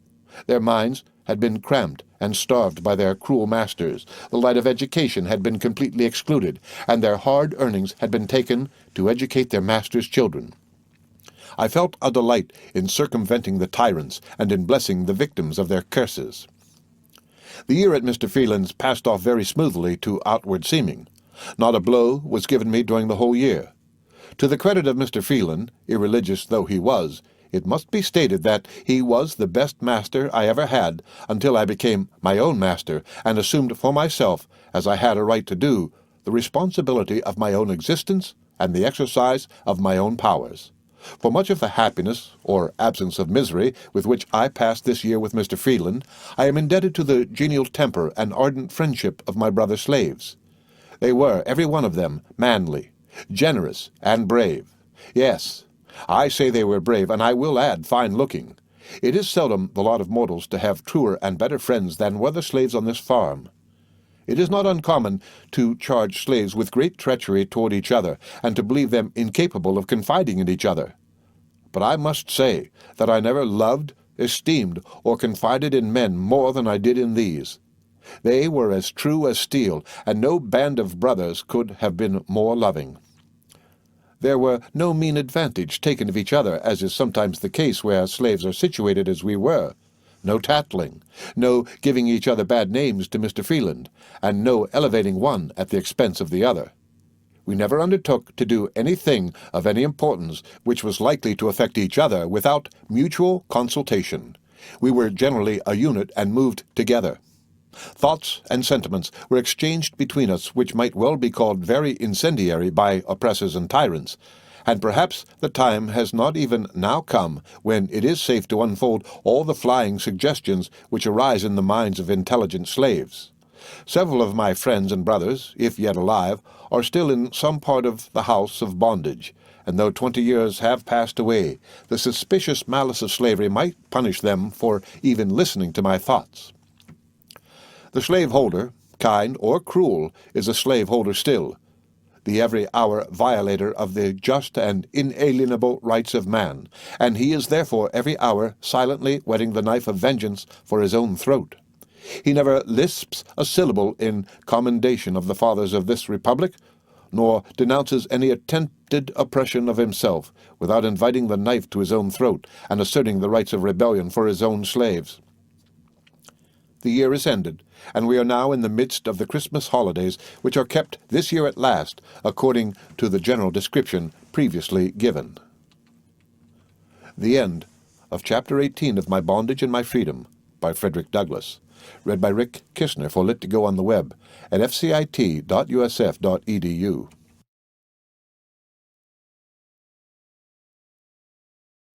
My Bondage and My Freedom, by Frederick Douglass. Chapter 19. The Runaway Plot. I am now at the beginning of the year 1836, a time favorable for serious thoughts. The mind naturally occupies itself with the mysteries of life in all its phases, the ideal, the real, and the actual. Sober people look both ways at the beginning of the year, surveying the errors of the past and providing against possible errors of the future. I, too, was thus exercised. I had little pleasure in retrospect, and the prospect was not very brilliant. Notwithstanding, thought I, the many resolutions and prayers I have made in behalf of freedom, I am, this first day of the year 1836, still a slave, still wandering in the depths of spirit-devouring thraldom. My faculties and powers of body and soul are not my own, but are the property of a fellow mortal in no sense superior to me, except that he has the physical power to compel me to be owned and controlled by him.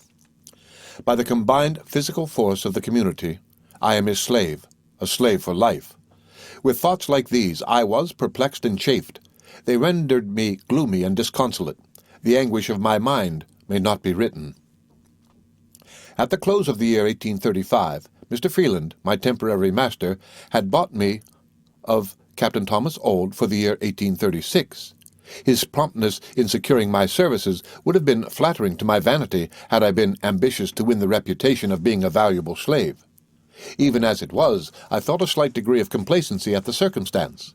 It showed he was as well pleased with me as a slave as I was with him as a master. I have already intimated my regard for Mr. Freeland, and I may say here, in addressing Northern readers, where is no selfish motive for speaking in praise of a slaveholder, that Mr. Freeland was a man of many excellent qualities, and to me quite preferable to any master I ever had. But the kindness of the slave master only gilds the chains of slavery, and detracts nothing from its weight or power. The thought that men are made for other and better uses than slavery thrives best under the gentle treatment of a kind master. But the grim visage of slavery can assume no smiles which can fascinate the partially enlightened slave into a forgetfulness of his bondage, nor of the desirableness of liberty. I was not through the first month of this my second year with the kind and gentlemanly Mr. Freeland before I was earnestly considering and advising plans for gaining that freedom which, when I was but a mere child, I had ascertained to be the natural and inborn right of every member of the human family. The desire for this freedom had been benumbed while I was under the brutalizing dominion of Covey, and it had been postponed and rendered inoperative by my truly pleasant Sunday school engagements with my friends during the year 1835 at Mr. Freeland's. It had, however, never entirely subsided. I hated slavery, always, and the desire for freedom only needed a favorable breeze to fan it into a blaze at any moment. The thought of only being a creature of the present and the past troubled me, and I longed to have a future with hope in it. To be shut up entirely to the past and present is abhorrent to the human mind. It is to the soul, whose life and happiness is unceasing progress, what the prison is to the body, a blight and mildew, a hell of horrors. The dawning of this another year awakened me from my temporary slumber and roused into life my latent but long-cherished aspirations for freedom. I was now not only ashamed to be contented in slavery, but ashamed to seem to be contented, and in my present favorable condition under the mild rule of Mr. F. I am not sure that some kind reader will not condemn me for being over-ambitious and greatly wanting in proper humility when I say the truth, that I now drove from me all thoughts of making the best of my lot, and welcomed only such thoughts as led me away from the house of bondage. The intense desires now felt to be free, quickened by my present favorable circumstances, brought me to the determination to act as well as to think and speak. Accordingly, at the beginning of this year 1836, I took upon me a solemn vow that the year which had now dawned upon me should not close without witnessing an earnest attempt on my part to gain my liberty. This vow only bound me to make my escape individually, but the year spent with Mr. Freeland had attached me as with hooks of steel to my brother slaves. The most affectionate and confiding friendship existed between us, and I felt it my duty to give them an opportunity to share in my virtuous determination by frankly disclosing to them my plans and purposes. Toward Henry and John Harris, I felt a friendship as strong as one man can feel for another, for I could have died with and for them. To them, therefore, with a suitable degree of caution, I began to disclose my sentiments and plans, sounding them, the while, on the subject of running away, provided a good chance should offer. I scarcely need tell the reader that I did my very best to imbue the minds of my dear friends with my own views and feelings. Thoroughly awakened now, and with a definite vow upon me, all my reading which had any bearing on the subject of human rights was rendered available in my communications with my friends. That, to me, gem of a book, the Columbian Orator, with its eloquent orations and spicy dialogues denouncing oppression and slavery, telling of what had been dared, done, and suffered by men to obtain the inestimable boon of liberty, was still fresh in my memory, and whirled into the ranks of my speech with the aptitude of well-trained soldiers going through the drill. The fact is, I here began my public speaking career. I canvassed with Henry and John the subject of slavery, and dashed against it the condemning brand of God's eternal justice, which it every hour violates. My fellow servants were neither indifferent, dull, nor inapt. Our feelings were more alike than our opinions. All, however, were ready to act when a feasible plan should be proposed. "Show us how the thing is to be done," said they, "and all is clear." We were all, except Sandy, quite free from slaveholding priestcraft. It was in vain that we had been taught from the pulpit of St. Michael's the duty of obedience to our masters, to recognize God as the author of our enslavement, to regard running away an offense, alike against God and man, to deem our enslavement a merciful and beneficial arrangement, to esteem our condition in this country a paradise to that from which we had been snatched in Africa, to consider our dark hands and dark color as God's mark of displeasure, and as pointing us out as the proper subjects of slavery, that the relation of master and slave was one of reciprocal benefits, that our work was not more serviceable to our masters than our masters' thinking was serviceable to us. I say it was in vain that the pulpit of St. Michael's had constantly inculcated these plausible doctrines. Nature laughed them to scorn. For my own part, I had now become altogether too big for my chains. Father Lawson's solemn words of what I ought to be and might be in the providence of God had not fallen dead on my soul. I was fast verging toward manhood, and the prophecies of my childhood were still unfulfilled.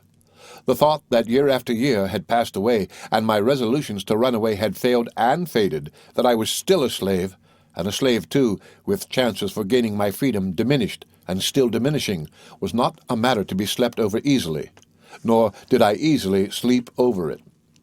But here came a new trouble. Thoughts and purposes so incendiary as those I now cherished could not agitate the mind long without danger of making themselves manifest to scrutinizing and unfriendly beholders.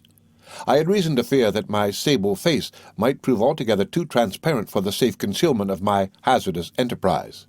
Plans of greater moment have leaked through stone walls and revealed their projectors. But here was no stone wall to hide my purpose. I would have given my poor, telltale face for the immovable countenance of an Indian, for it was far from being proof against the daily, searching glances of those whom I met. It is the interest and business of slaveholders to study human nature with a view to practical results, and many of them attain astonishing proficiency in discerning the thoughts and emotions of slaves. They have to deal not with earth, wood, or stone, but with men, and by every regard they have for their safety and prosperity, they must study to know the material on which they are at work. So much intellect as the slaveholder has around him requires watching. Their safety depends upon their vigilance. Conscious of the injustice and wrong they are every hour perpetrating, and knowing what they themselves would do if made the victims of such wrongs, they are looking out for the first signs of dread retribution of justice. They watch, therefore, with skilled and practiced eyes, and have learned to read with great accuracy the state of mind and heart of the slaves through his sable face. These uneasy sinners are quick to inquire into the matter where the slave is concerned. Unusual sobriety, apparent abstraction, sullenness, and indifference, indeed, any mood out of the common way, afford ground for suspicion and inquiry. Often relying on their superior position and wisdom, they hector and torture the slave into a confession by affecting to know the truth of their accusations. "You have got the devil in you," say they, "and we will whip him out of you." I have often been put thus to the torture on bare suspicion. This system has its disadvantages as well as their opposite. The slave is sometimes whipped into the confession of offenses which he never committed. The reader will see that the good old rule, a man is to be held innocent until proved to be guilty, does not hold good on the slave plantation. suspicion, and torture of getting at the truth here. It was necessary for me, therefore, to keep a watch over my deportment, lest the enemy should get the better of me. But with all our caution and studied reserve, I am not sure that Mr. Freeland did not suspect that all was not right with us. It did seem that he watched us more narrowly after the plan of escape had been conceived and discussed among us. Men seldom see themselves as others see them, and while to ourselves everything connected with our contemplated escape appeared concealed, Mr. Freeland may have, with the peculiar prescience of a slaveholder, mastered the huge thought which was disturbing our peace in slavery. I am the more inclined to think that he suspected us, because, prudent as we were, as I now look back, I can see that we did many silly things, very well calculated to awaken suspicion. We were at times remarkably buoyant, singing hymns and making joyous exclamations, almost as triumphant in their tone as if we reached a land of freedom and safety.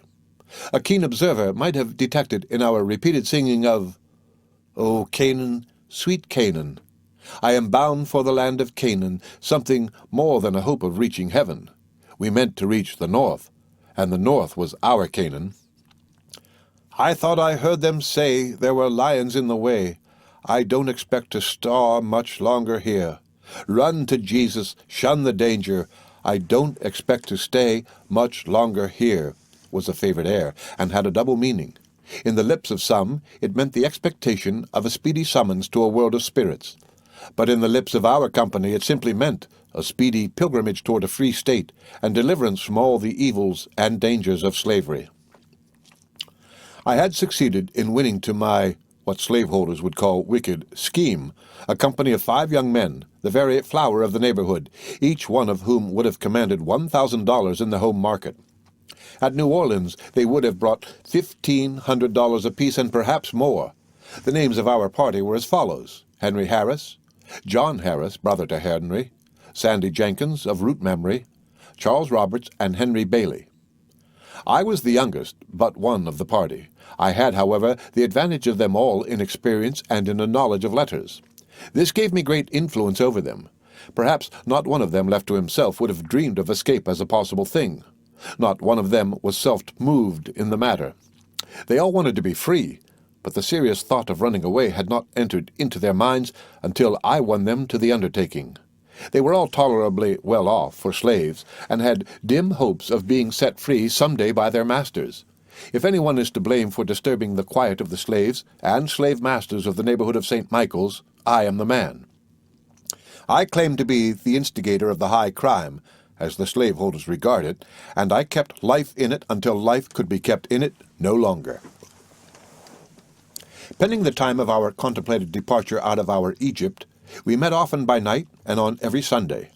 At these meetings we talked the matter over, told our hopes and fears, and the difficulties discovered or imagined, and, like men of sense, we counted the cost of the enterprise to which we were committing ourselves. These meetings must have resembled, on a small scale, the meetings of revolutionary conspirators in their primary condition. We were plotting against our so-called lawful rulers, with this difference that we sought our own good, and not the harm of our enemies. We did not seek to overthrow them, but to escape from them. As for Mr. Freeland, we all liked him, and would have gladly remained with him as freemen. Liberty was our aim, and we had now come to think that we had a right to liberty against every obstacle, even against the lives of our enslavers. We had several words expressive of things important to us which we understood, but which, even if distinctly heard by an outsider, would convey no certain meaning. I have reasons for suppressing these passwords which the reader will easily divine. I hated the secrecy, but where slavery is powerful and liberty is weak, the latter is driven to concealment or to destruction. The prospect was not always a bright one. At times, we were almost tempted to abandon the enterprise, and to get back to that comparative peace of mind which even a man under the gallows might feel when all hope of escape had vanished. Quiet bondage was felt to be better than the doubts, fears, and uncertainties which now so sadly perplexed and disturbed us. The infirmities of humanity, generally, were represented in our little band. We were confident, bold, and determined at times, and again doubting, timid and wavering, whistling like the boy in the graveyard to keep away the spirits. To look at the map and observe the proximity of Eastern Shore Maryland to Delaware and Pennsylvania, it may seem to the reader quite absurd to regard the proposed escape as a formidable undertaking. But to understand, someone has said a man must stand under. The real distance was great enough, but the imagined distance was, to our ignorance, even greater. Every slaveholder seeks to impress his slave with a belief in the boundlessness of slave territory and of his own almost illimitable power. We all had vague and indistinct notions of the geography of the country. The distance, however, is not the chief trouble. The nearer are the lines of a slave state and the borders of a free one, the greater the peril. Hired kidnappers infest these borders. Then, too, we knew that merely reaching a free state did not free us, that, wherever caught, we could be returned to slavery. We could see no spot on this side the ocean where we could be free. We had heard of Canada, the real Canaan of the American bondsman, simply as a country to which the wild goose and the swan repaired at the end of winter to escape the heat of summer, but not as the home of man. I knew something of theology, but nothing of geography. I really did not at that time know that there was a state of New York or a state of Massachusetts. I had heard of Pennsylvania, Delaware, and New Jersey, and all the southern states, but was ignorant of the free states generally.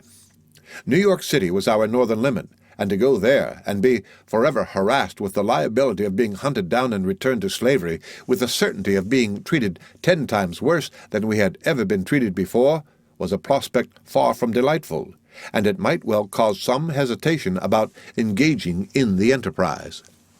The case, sometimes, to our excited vision, stood thus. At every gate through which we had to pass, we saw a watchman. At every ferry, a guard.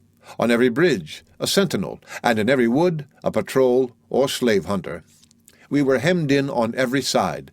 The good to be sought and the evil to be shunned were flung in the balance and weighed against each other. On the one hand, there stood slavery, a stern reality glaring frightfully upon us with the blood of millions in his polluted skirts, terrible to behold, greedily devouring our hard earnings and feeding himself upon our flesh. Here was the evil from which to escape. On the other hand, far away, back in the hazy distance, where all forms seemed but shadows under the flickering light of the North Star, behind some craggy hill or snow-covered mountain, stood a doubtful freedom, half frozen, beckoning us to her icy domain. This was the good to be sought. The inequality was as great as that between certainty and uncertainty. This in itself was enough to stagger us, but when we came to survey the untrodden road and conjecture the many possible difficulties, we were appalled and, at times, as I have said, were upon the point of giving over the struggle altogether. The reader can have little idea of the phantoms of trouble which flit in such circumstances before the uneducated mind of the slave. Upon either side we saw grim death assuming a variety of horrid shapes. Now it was starvation, causing us in a strange and friendless land to eat our own flesh. Now we were contending with the waves, for our journey was in part by water, and were drowned. Now we were hunted by dogs and overtaken and torn to pieces by their merciless fangs. We were stung by scorpions, chased by wild beasts, bitten by snakes, and worst of all, after having succeeded in swimming rivers, encountering wild beasts, sleeping in the woods, suffering hunger, cold, heat, and nakedness, we suppose ourselves to be overtaken by hired kidnappers, who in the name of the law, and for their thrice accursed reward, would perchance fire upon us, kill some, wound others, and capture all. This dark picture, drawn by ignorance and fear, at times greatly shook our determination, and not unfrequently caused us to rather bear those ills which we had than fly to others which we knew not of. I am not disposed to magnify this circumstance in my experience, and yet I think I shall seem to be so disposed to the reader. No man can tell the intense agony which is felt by the slave when wavering on the point of making his escape.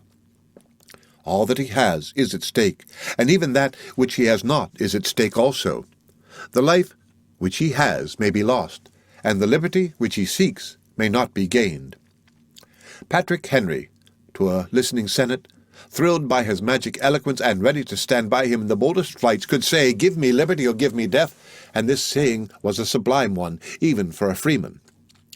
But incomparably more sublime is the same sentiment when practically asserted by men accustomed to the lash and chain, men whose sensibilities must have become more or less deadened by their bondage.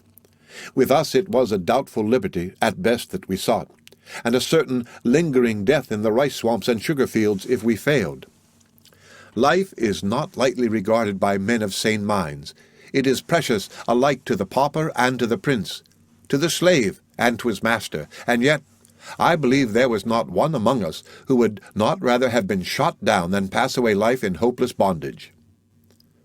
In the progress of our preparations, Sandy, the root man, became troubled. He began to have dreams, and some of them were very distressing. One of these, which happened on a Friday night, was to him of great significance, and I am quite ready to confess that I felt somewhat damped by it myself. He said, "I dreamed last night that I was roused from sleep by strange noises, like the voices of a swarm of angry birds, that caused a roar as they passed, which fell upon my ear like a coming gale over the tops of the trees.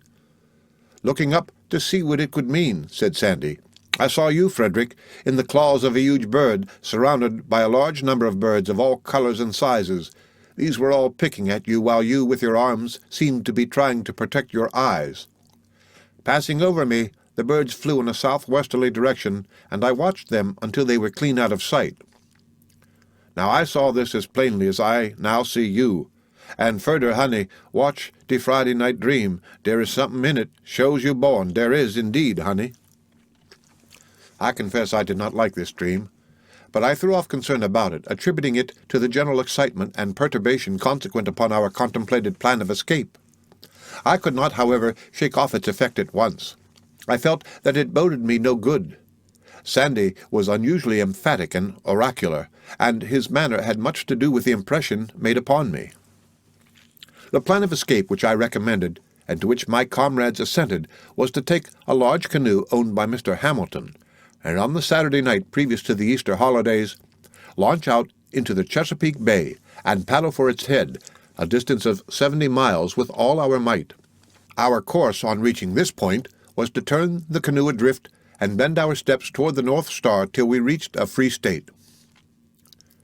There were several objections to this plan. One was the danger from gales on the bay. In rough weather, the waters of the Chesapeake are much agitated, and there is danger in a canoe of being swamped by the waves. Another objection was that the canoe would soon be missed. The absent persons would at once be suspected of having taken it, and we should be pursued by some of the fast-sailing bay craft out of St. Michael's. Then again, if we reached the head of the bay and turned the canoe adrift, she might prove a guide to our track and bring the land hunters after us. These and other objections were set aside by the stronger ones which could be urged against every other plan that could then be suggested. On the water we had a chance of being regarded as fishermen in the service of a master. On the other hand, by taking the land route through the counties adjoining Delaware, we should be subjected to all manners of interruptions and many very disagreeable questions which might give us serious trouble. Any white man is authorized to stop a man of color on any road and examine him and arrest him if he so desires. By this arrangement, many abuses, considered such even by slaveholders, occur. Cases have been known where freemen have been called upon to show their free papers by a pack of ruffians, and on the presentation of the papers, the ruffians have torn them up and seized their victim and sold him to a life of endless bondage. The week before our intended start, I wrote a pass for each of our party, giving them permission to visit Baltimore during the Easter holidays. The pass ran after this manner.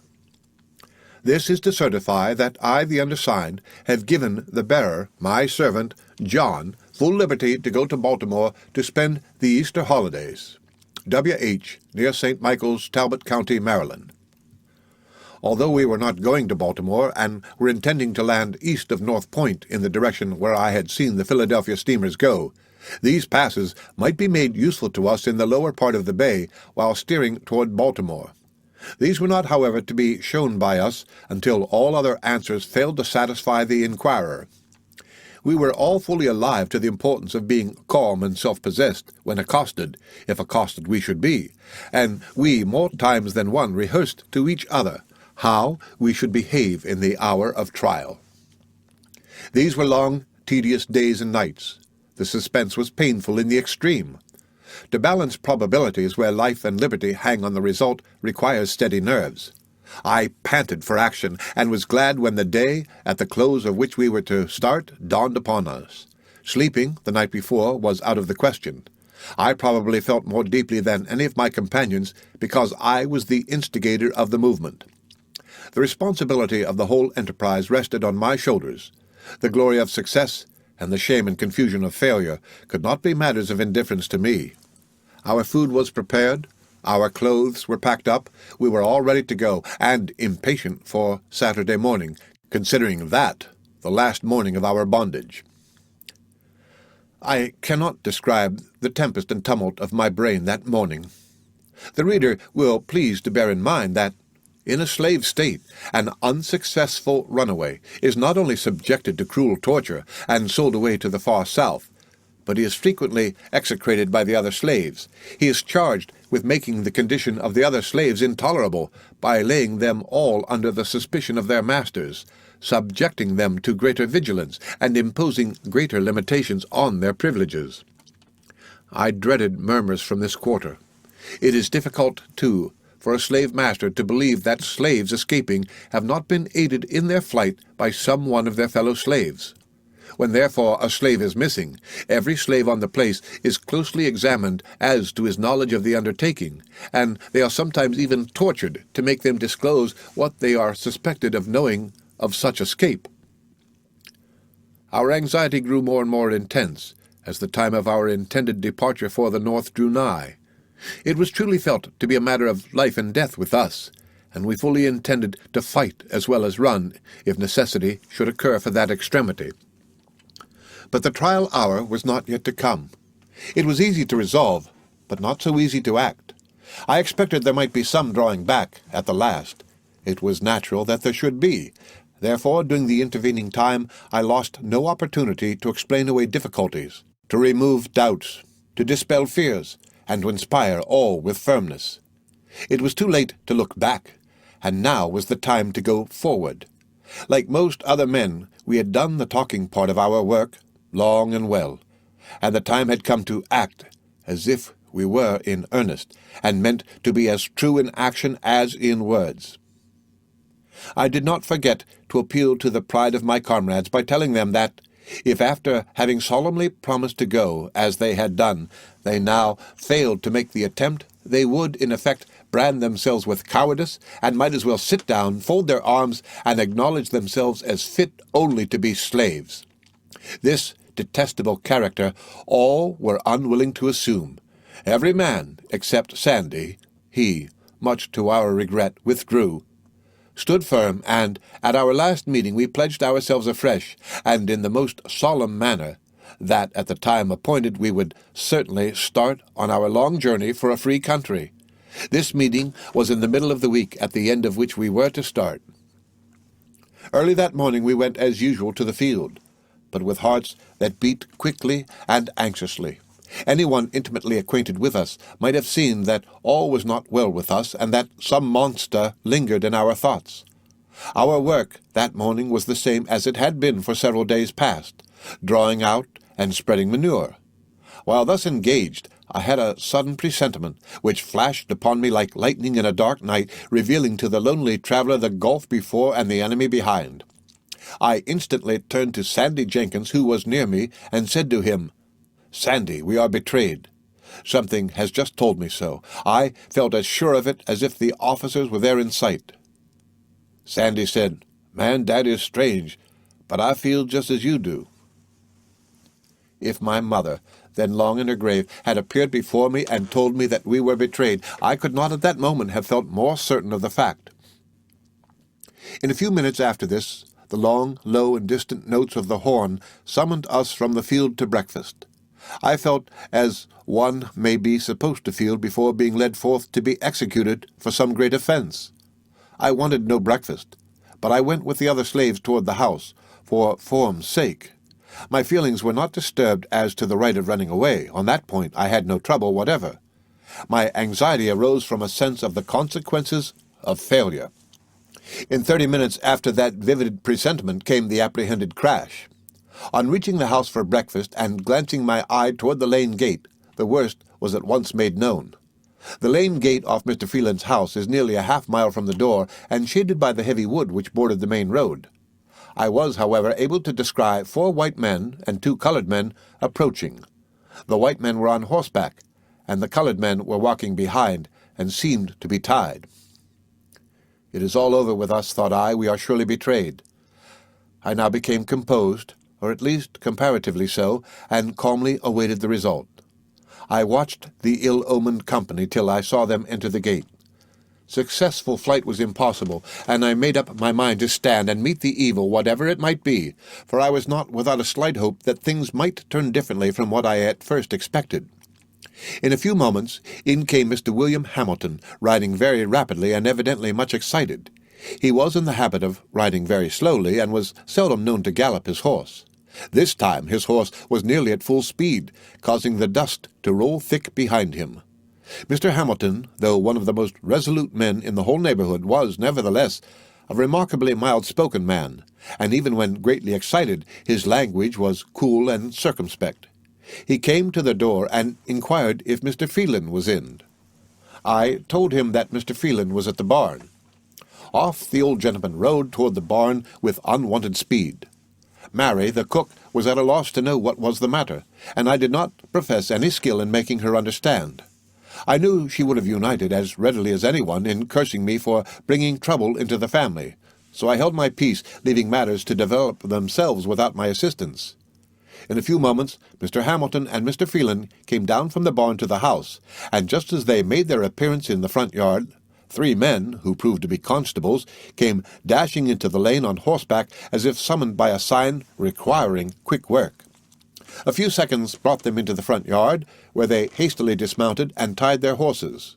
This done, they joined Mr. Freeland and Mr. Hamilton, who were standing a short distance from the kitchen. A few moments were spent, as if in consulting how to proceed, and then the whole party walked up to the kitchen door. There was now no one in the kitchen but myself and John Harris. Henry and Sandy were yet at the barn.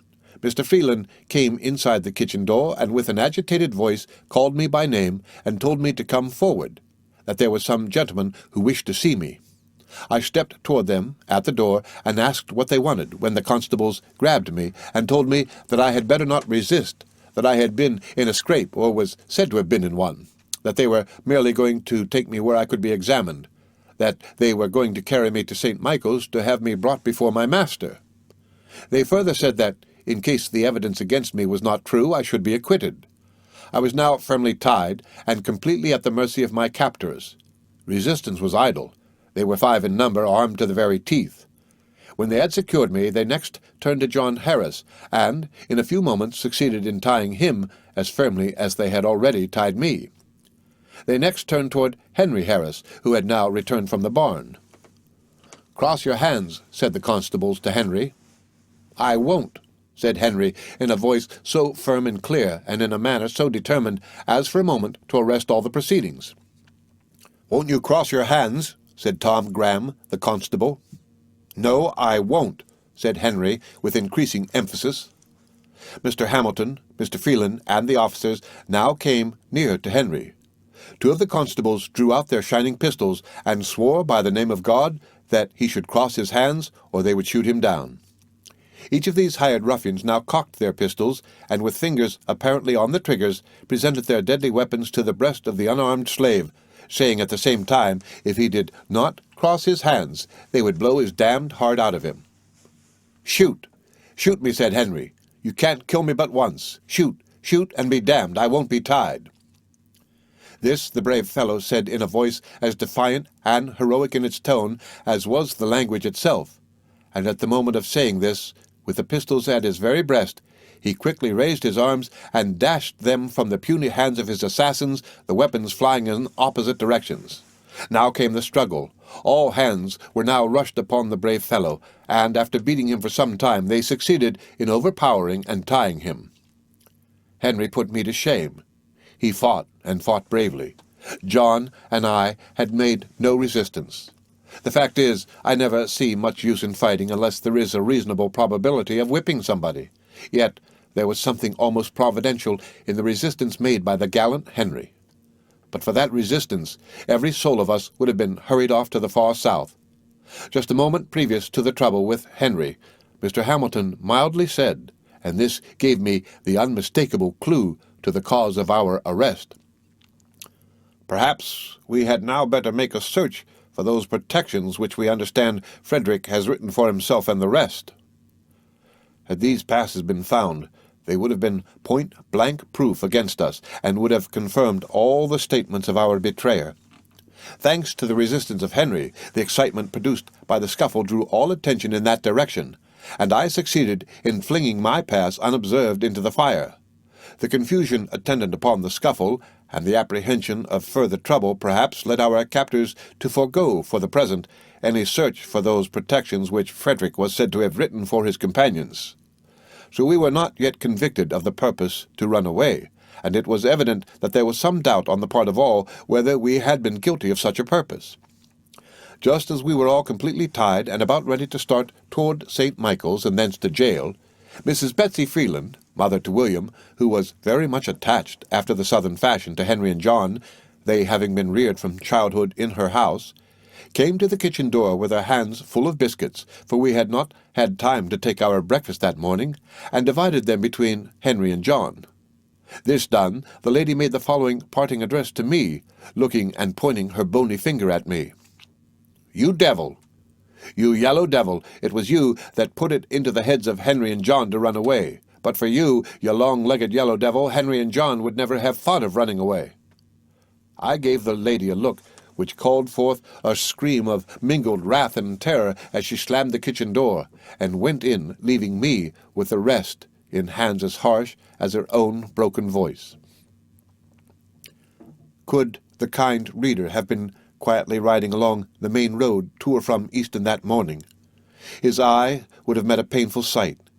He would have seen 5 young men guilty of no crime save that of preferring liberty to a life of bondage, drawn along the public highway, firmly bound together, tramping through dust and heat, barefooted and bareheaded, fastened to 3 strong horses, whose riders were armed to the teeth with pistols and daggers, on their way to prison, like felons, and suffering every possible insult from the crowds of idle, vulgar people who clustered around and heartlessly made their failure the occasion for all manner of ribaldry and sport. As I looked upon this crowd of vile persons, and saw myself and friends thus assailed and persecuted, I could not help seeing the fulfillment of Sandy's dream. I was in the hands of moral vultures, and firmly held in their sharp talons, and was hurried away toward Easton in a southeasterly direction, amid the jeers of new birds of the same feather, through every neighborhood we passed. It seemed to me, and this shows a good understanding between the slaveholder and their allies, that everybody we met knew the cause of our arrest, and were out awaiting our passing by to feast their vindictive eyes on our misery and to gloat over our ruin. Some said I ought to be hanged, and others I ought to be burnt. Others I ought to have the hide taken from my back, while no one gave us a kind word or sympathizing look, except the poor slaves who were lifting their heavy hoes, and who cautiously glanced at us through the post and rail fences behind which they were at work. Our sufferings that morning can be more easily imagined than described. Our hopes were all blasted at a blow. The cruel injustice, the victorious crime, and the helplessness of innocence led me to ask, in my ignorance and weakness, where now is the God of justice and mercy? And why have these wicked men the power thus to trample upon our rights and to insult our feelings? And yet in the next moment came the consoling thought, the day of oppressor will come at last. Of one thing I could be glad. Not one of my dear friends, upon whom I had brought this great calamity, either by word or look, reproached me for having led them into it. We were a band of brothers, and never dearer to each other than now. The thought which gave us the most pain was the probable separation which would now take place, in case we were sold off to the far south, as we were likely to be. While the constables were looking forward, Henry and I, being fastened together, could occasionally exchange a word without being observed by the kidnappers who had us in charge. "What shall I do with my pass?" said Henry. "Eat it up with your biscuit," said I. "It won't do to tear it up." We were now near St. Michael's. The direction concerning the passes was passed around and executed. "Own nothing," said I. "Own nothing," was passed around and enjoined and assented to. Our confidence in each other was unshaken, and we were quite resolved to succeed or fail together as much after the calamity which had befallen us as before. On reaching St. Michael's, we underwent a sort of examination at my master's store, and it was evident to my mind that Master Thomas suspected the truthfulness of the evidence upon which they had acted in arresting us, and that he only affected to some extent the positiveness with which he asserted our guilt.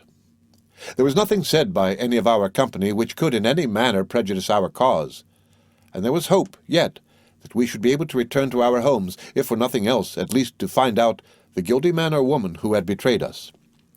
To this end, we all denied that we had been guilty of intended flight. Master Thomas said that the evidence he had of our intention to run away was strong enough to hang us in a case of murder. "But," said I, "the cases are not equal. If murder were committed, someone must have committed it. The thing is done. In our case, nothing has been done. We have not run away. Where is the evidence against us?" We were quietly at our work. I talked thus with unusual freedom to bring out the evidence against us, for we all wanted above all things to know the guilty wretch who had betrayed us, that we might have something tangible upon which to pour the execrations. From something which dropped in the course of the talk, it appeared that there was but one witness against us, and that that witness could not be produced. Master Thomas would not tell us who his informant was, but we suspected, and suspected one person only. Several circumstances seemed to point Sandy out as our betrayer. His entire knowledge of our plans, his participation in them, his withdrawal from us, his dream, and his simultaneous presentiment that we were betrayed, the taking us and the leaving him, were calculated to turn suspicion toward him, and yet we could not suspect him. We all loved him too well to think it possible that he could have betrayed us, so we rolled the guilt on other shoulders. We were literally dragged that morning behind horses a distance of 15 miles and placed in the Easton jail. We were glad to reach the end of our journey, for our pathway had been the scene of insult and mortification. Such is the power of public opinion that it is hard, even for the innocent, to feel the happy consolations of innocence when they fall under the maledictions of this power. How could we regard ourselves as in the right when all about us denounced us as criminals and had the power and the disposition to treat us as such?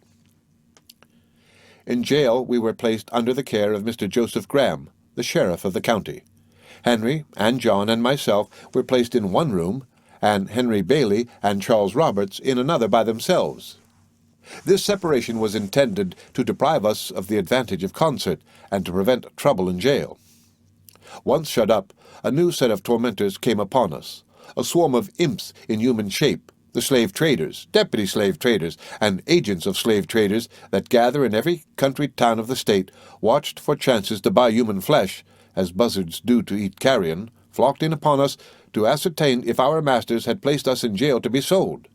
Such a set of debased and villainous creatures I never saw before, and hope never to see again.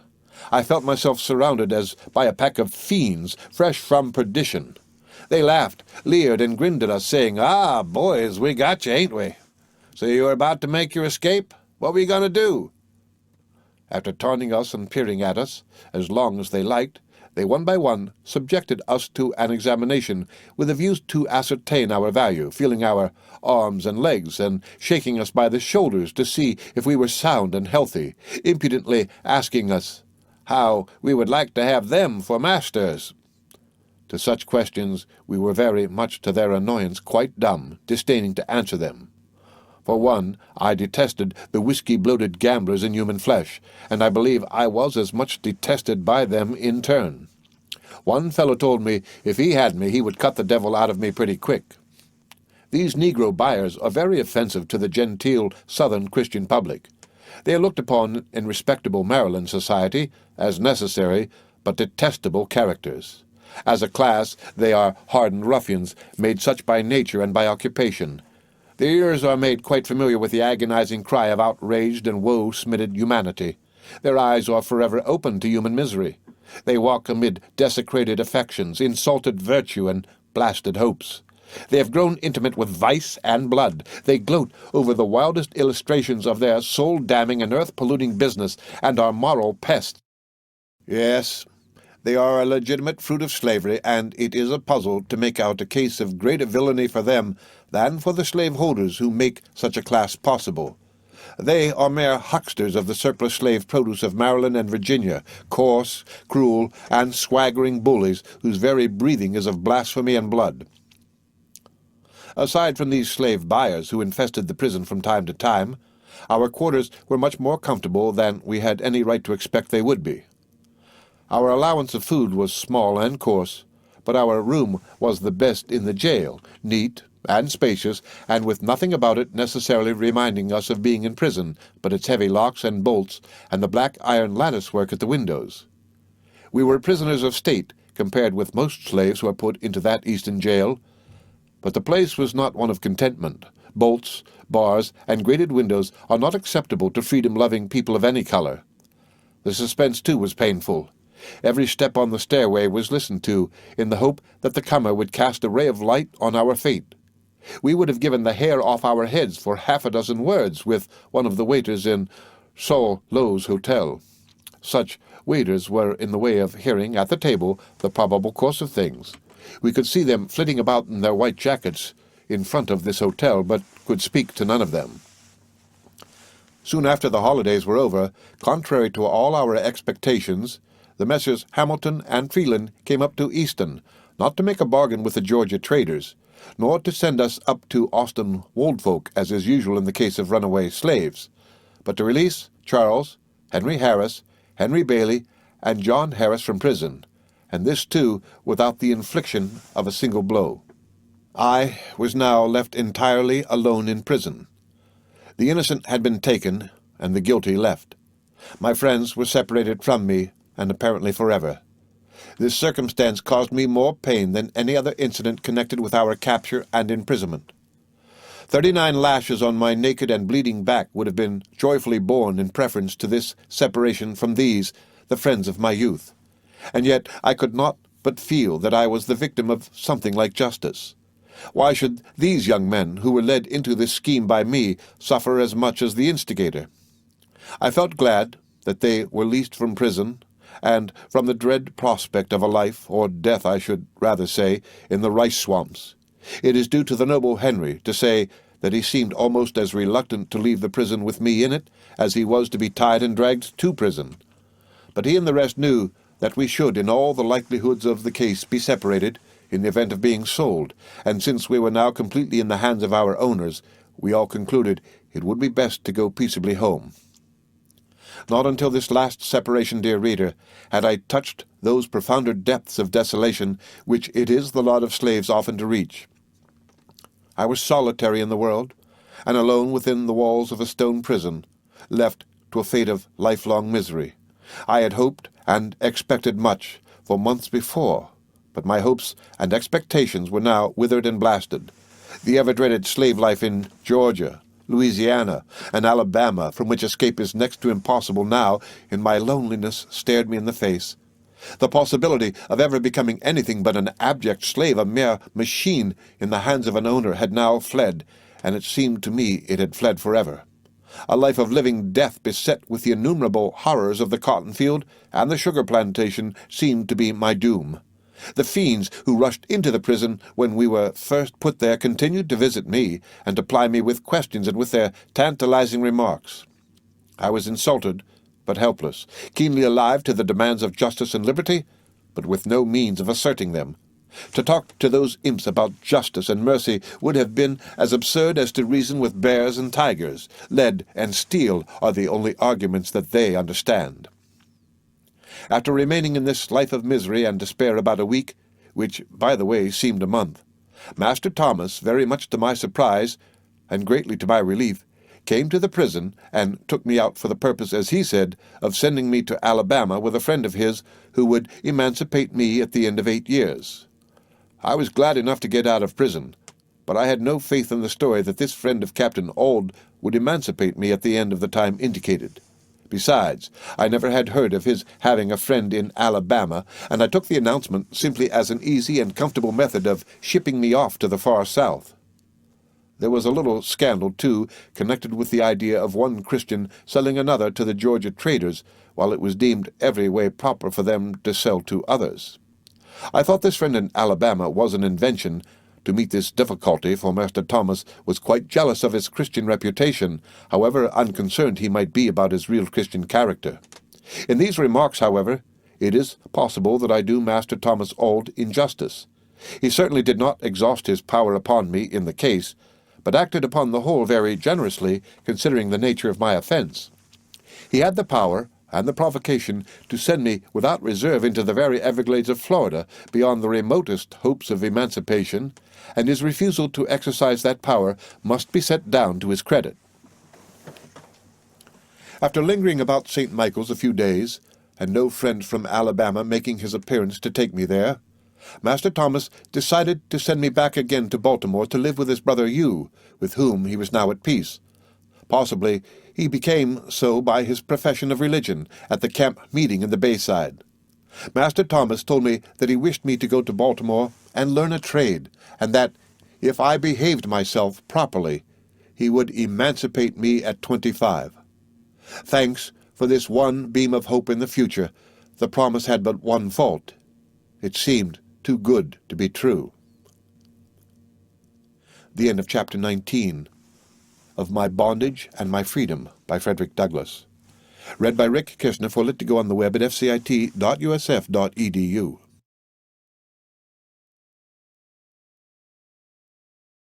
My Bondage and My Freedom by Frederick Douglass. Chapter 20. Apprenticeship Life. Well, dear reader, I am not, as you may have already inferred, a loser by the general upstir described in the foregoing chapter. The little domestic revolution notwithstanding the sudden snub it got by the treachery of somebody, I dare not say or think who, did not, after all, end so disastrously as when in the iron cage at Easton I conceived it would. The prospect from that point did look about as dark as any that ever cast its gloom over the vision of the anxious, out-looking human spirit. All is well that ends well. My affectionate comrades, Henry and John Harris, are still with Mr. William Friedland. Charles Roberts and Henry Bailey are safe at their homes. I have not, therefore, anything to regret on their account.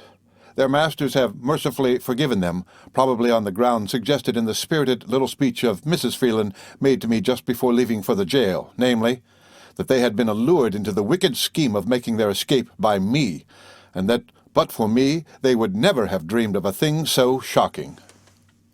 My friends had nothing to regret either, for while they were watched more closely on account of what had happened, they were doubtless treated more kindly than before, and got new assurances that they would be legally emancipated some day, providing their behavior should make them deserving from that time forward. Not a blow, as I learned, was struck any one of them. As for Master William Freeland, good, unsuspecting soul, he did not believe that we were intending to run away at all. Having given, as he thought, no occasion to his boys to leave him, he could not think it probable that they had entertained a design so grievous. This, however, was not the view taken of the matter by Master Billy, as we used to call the soft-spoken but crafty and resolute Mr. William Hamilton. He had no doubt that the crime had been meditated, and regarding me as the instigator of it, he frankly told Master Thomas that he must remove me from that neighborhood, or he would shoot me down. He would not have one so dangerous as Frederick tampering with his slaves. William Hamilton was not a man whose threat might be safely disregarded. I have no doubt that he would have proved as good as his word had the warning given not been promptly taken. He was furious at the thought of such a piece of high-handed theft as we were about to perpetrate the stealing of our own bodies and souls. The feasibility of the plan, too, could the first steps have been taken, was marvelously plain. Besides, this was a new idea, this use of the bay. Slaves escaping until now had taken to the woods. They had never dreamed of profaning and abusing the waters of the noble Chesapeake by making them the highway from slavery to freedom. Here was a broad road of destruction to slavery which, before, had been looked upon as a wall of security by slaveholders. But Master Billy could not get Mr. Freeland to see matters precisely as he did, nor could he get Master Thomas so excited as he was himself. The latter, I must say it to his credit, showed much humane feeling in his part of the transaction, and atoned for much that had been harsh, cruel, and unreasonable in his former treatment of me and others. His clemency was quite unusual and unlooked for. Cousin Tom told me that while I was in jail, Master Thomas was very unhappy, and that the night before his going up to release me, he had walked the floor nearly all night, evincing great distress. That very tempting offers had been made to him by the negro traders, but he had rejected them all, saying that money could not tempt him to sell me to the far south. All this I can easily believe, for he seemed quite reluctant to send me away at all. He told me that he only consented to do so because of the very strong prejudice against me in the neighborhood, and that he feared for my safety if I remained there. Thus, after 3 years spent in the country, roughing it in the field, and experiencing all sorts of hardships, I was again permitted to return to Baltimore, the very place of all others short of a free state where I most desired to live. The 3 years spent in the country had made some difference in me and in the household of Master U. Little Tommy was no longer little Tommy, and I was not the slender lad who had left for the eastern shore just 3 years before.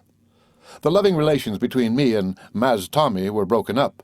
He was no longer dependent on me for protection, but felt himself a man, with other and more suitable associates. In childhood, he scarcely considered me inferior to himself, certainly, as good as any other boy with whom he played, but the time had come when his friend must become his slave. So we were cold, and we parted. It was a sad thing to me that, loving each other as we had done, we must now take different roads. To him 1,000 avenues were open. Education had made him acquainted with all the treasures of the world, and liberty had flung open the gates thereunto. But I, who had attended him 7 years, and had watched over him with the care of a big brother, fighting his battles in the street, and shielding him from harm to an extent which had induced his mother to say, "Oh, Tommy is always safe when he is with Freddie," must be confined to a single condition. He could grow and become a man. I could grow, though I could not become a man, but must remain, all my life, a minor, a mere boy. Thomas Auld, Jr., obtained a situation on board the brig Tweed and went to sea. I know not what has become of him. He certainly has my good wishes for his welfare and prosperity. There were few persons to whom I was more sincerely attached than to him, and there are few in the world I would be more pleased to meet. Very soon after I went to Baltimore to live, Master U succeeded in getting me hired to Mr. William Gardner, an extensive shipbuilder on Fell's Point. I was placed here to learn to caulk, a trade of which I already had some knowledge gained while in Mr. U. Auld's shipyard when he was a master builder. Gardner's, however, proved a very unfavorable place for the accomplishment of that object. Mr. Gardner was, that season, engaged in building 2 large man-of-war vessels, professedly for the Mexican government. These vessels were to be launched in the month of July of that year, and, in failure thereof, Mr. G. would forfeit a very considerable sum of money. So, when I entered the shipyard, all was hurry and driving. There were in the yard about 100 men. Of these, about 70 or 80 were regular carpenters, privileged men. Speaking of my condition here, I wrote years ago, and I have now no reason to vary the picture, as follows. There was no time to learn anything. Every man had to do that which he knew how to do. In entering the shipyard, my orders from Mr. Gardner were to do whatever the carpenters commanded me to do. This was placing me at the beck and call of about 75 men. I was to regard all these as masters. Their word was to be my law. My situation was a most trying one. At times I needed a dozen pair of hands. I was called a dozen ways in the space of a single minute. 3 or 4 voices would strike my ear at the same moment. It was, "Fred, come, help me to cant this timber here. Fred, come, carry this timber yonder. Fred, bring that roller here. Fred, go get a fresh can of water. Fred, come help saw off the end of this timber. Fred, go quick and get the crowbar. Fred, hold on the end of this fall. Fred, go to the blacksmith shop and get a new punch. Hurry, Fred, run and bring me a cold chisel. I say, Fred, bear a hand and get up a fire as quick as lightning under that steam box. Hello, nigger, come turn this grindstone. Come, come, move, move, and bowse this timber forward. I say, darky, blast your eyes, why don't you heat up some pitch? Halloo! Halloo! Halloo! 3 voices at the same time. Come here, go there, hold on where you are. Damn you if you move, I'll knock your brains out. Such, dear reader, is a glance at the school which was mine during the first 8 months of my stay at Baltimore. At the end of the 8 months, Master Yu refused longer to allow me to remain with Mr. Gardner. The circumstance which led to his taking me away was a brutal outrage committed upon me by the white apprentices of the shipyard. The fight was a desperate one, and I came out of it most shockingly mangled. I was cut and bruised in sundry places, and my left eye was nearly knocked out of its socket. The facts leading to this barbarous outrage upon me illustrate a phase of slavery destined to become an important element in the overthrow of the slave system, and I may, therefore, state them with some minuteness. That phase is this: the conflict of slavery with the interests of the white mechanics and laborers of the South. In the country this conflict is not so apparent, but in cities such as Baltimore, Richmond, New Orleans, Mobile, and so forth, it is seen pretty clearly. The slaveholders, with a craftiness peculiar to themselves, by encouraging the enmity of the poor laboring white man against the blacks, succeed in making the said white man almost as much a slave as the black slave himself. The difference between the white slave and the black slave is this: the latter belongs to one slaveholder, and the former belongs to all the slaveholders collectively. The white slave has taken from him by indirection what the black slave has taken from him directly, and without ceremony. Both are plundered, and by the same plunderers. The slave is robbed by his master of all his earnings above what is required for his bare physical necessities, and the white man is robbed by the slave system of the just results of his labor, because he is flung into competition with a class of laborers who work without wages. The competition and its injurious consequences will one day array the non-slave-holding white people of the slave states against the slave system and make them the most effective workers against the great evil. At present, the slaveholders blind them to this competition by keeping alive their prejudice against the slaves as men, not against them as slaves. They appeal to their pride, often denouncing emancipation as tending to place the white man on an equality with Negroes, and by this means they succeed in drawing off the minds of the poor whites from the real fact that, by the rich slave master, they are already regarded as but a single remove from equality with the slave. The impression is cunningly made that slavery is the only power that can prevent the laboring white man from falling to the level of the slave's poverty and degradation. To make this enmity deep and broad between the slave and the poor white man, the latter is allowed to abuse and whip the former without hindrance. But, as I have suggested, this state of facts prevails mostly in the country. In the city of Baltimore there are not unfrequent murmurs that educating the slaves to be mechanics may, in the end, give slave masters power to dispense with the services of the poor white man altogether. But, with characteristic dread of offending the slaveholders, these poor white mechanics in Mr. Gardner's shipyard, instead of applying the natural, honest remedy for the apprehended evil, and objecting at once to work there by the side of slaves, made a cowardly attack upon the free-colored mechanics, saying they were eating the bread which should be eaten by American freemen, and swearing that they would not work with them. The feeling was, really, against having their labor brought into competition with that of the colored people at all. But it was too much to strike directly at the interest of the slaveholders, and therefore, proving their civility and cowardice, they dealt their blows on the poor colored freedman, and aimed to prevent him from serving himself in the evening of life with the trade with which he had served his master during the more vigorous portion of his days.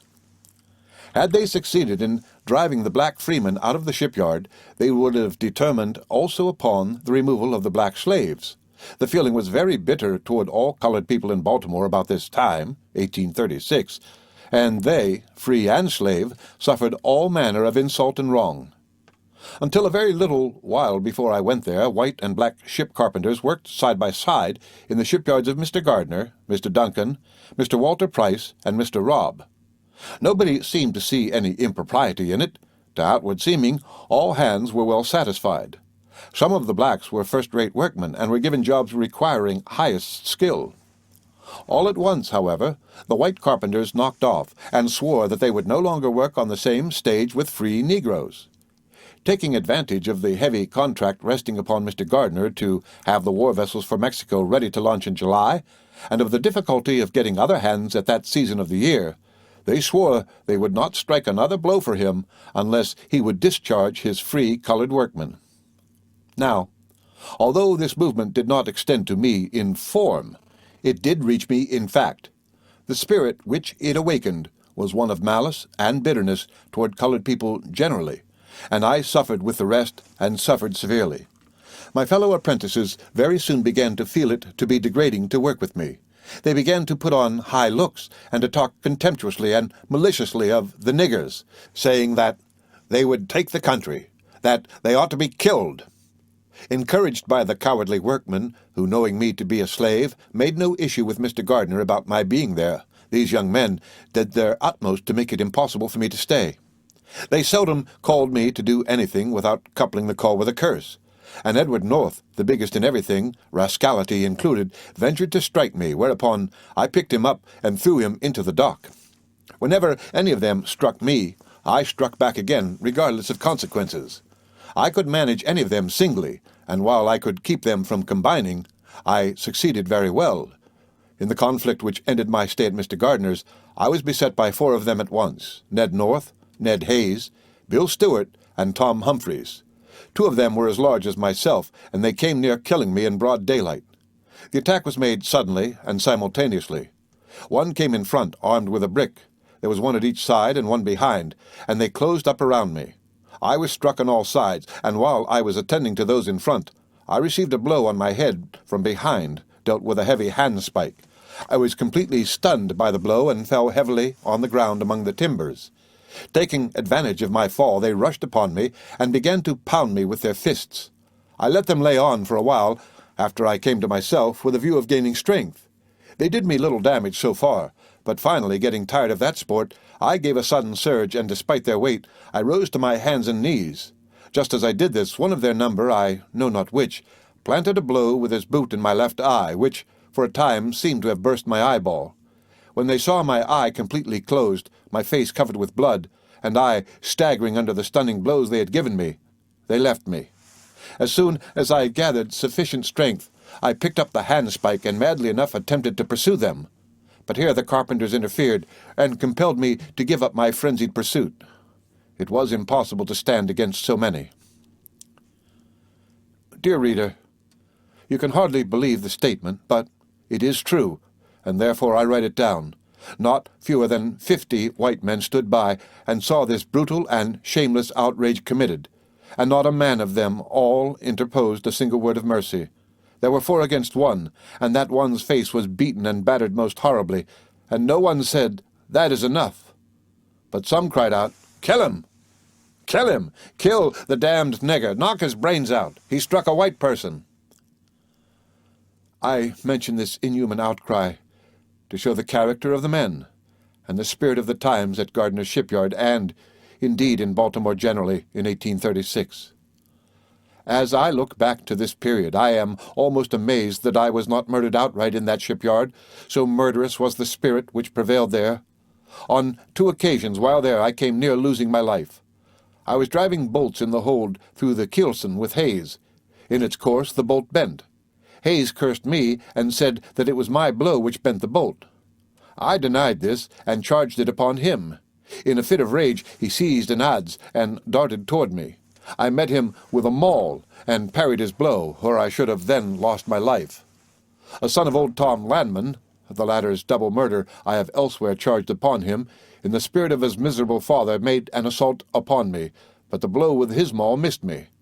After the united assault of North, Stewart, Hayes, and Humphreys, finding that the carpenters were as bitter toward me as the apprentices, and that the latter were probably set on by the former, I found my only chances for life was in flight. I succeeded in getting away without an additional blow.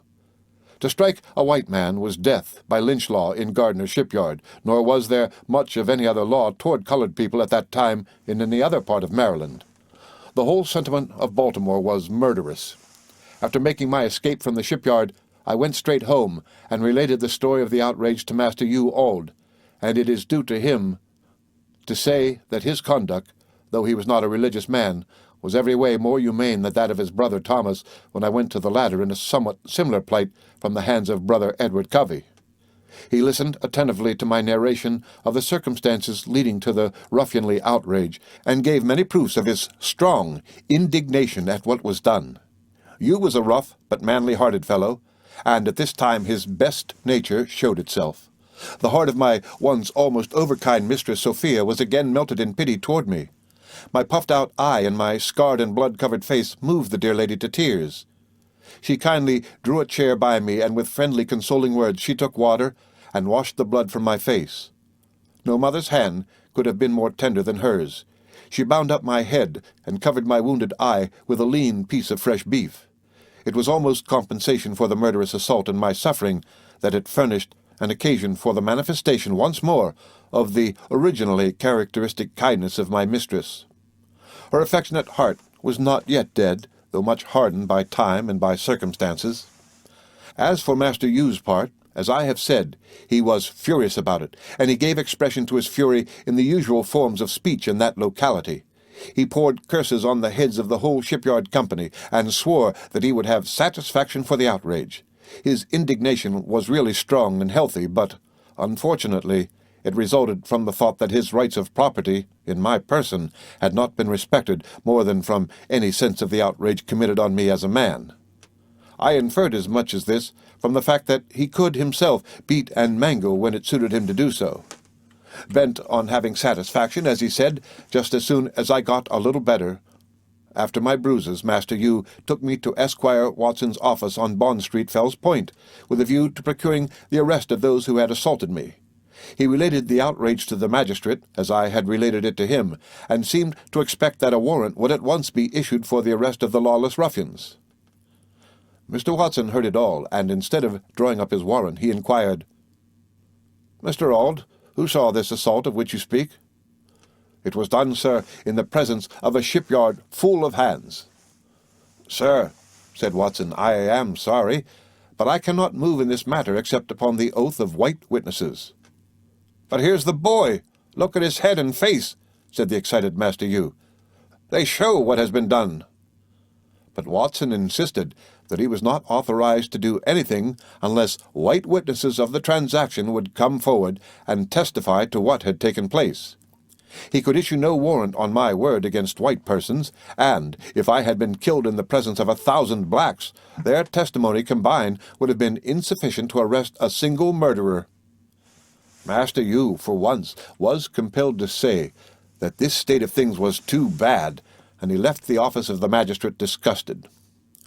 Of course, it was impossible to get any white man to testify against my assailants. The carpenters saw what was done, but the actors were but agents of their malice, and only what the carpenters sanctioned. They had cried with one accord, "Kill the nigger! Kill the nigger!" Even those who may have pitied me, if any such were among them, lacked the moral courage to come and volunteer their evidence.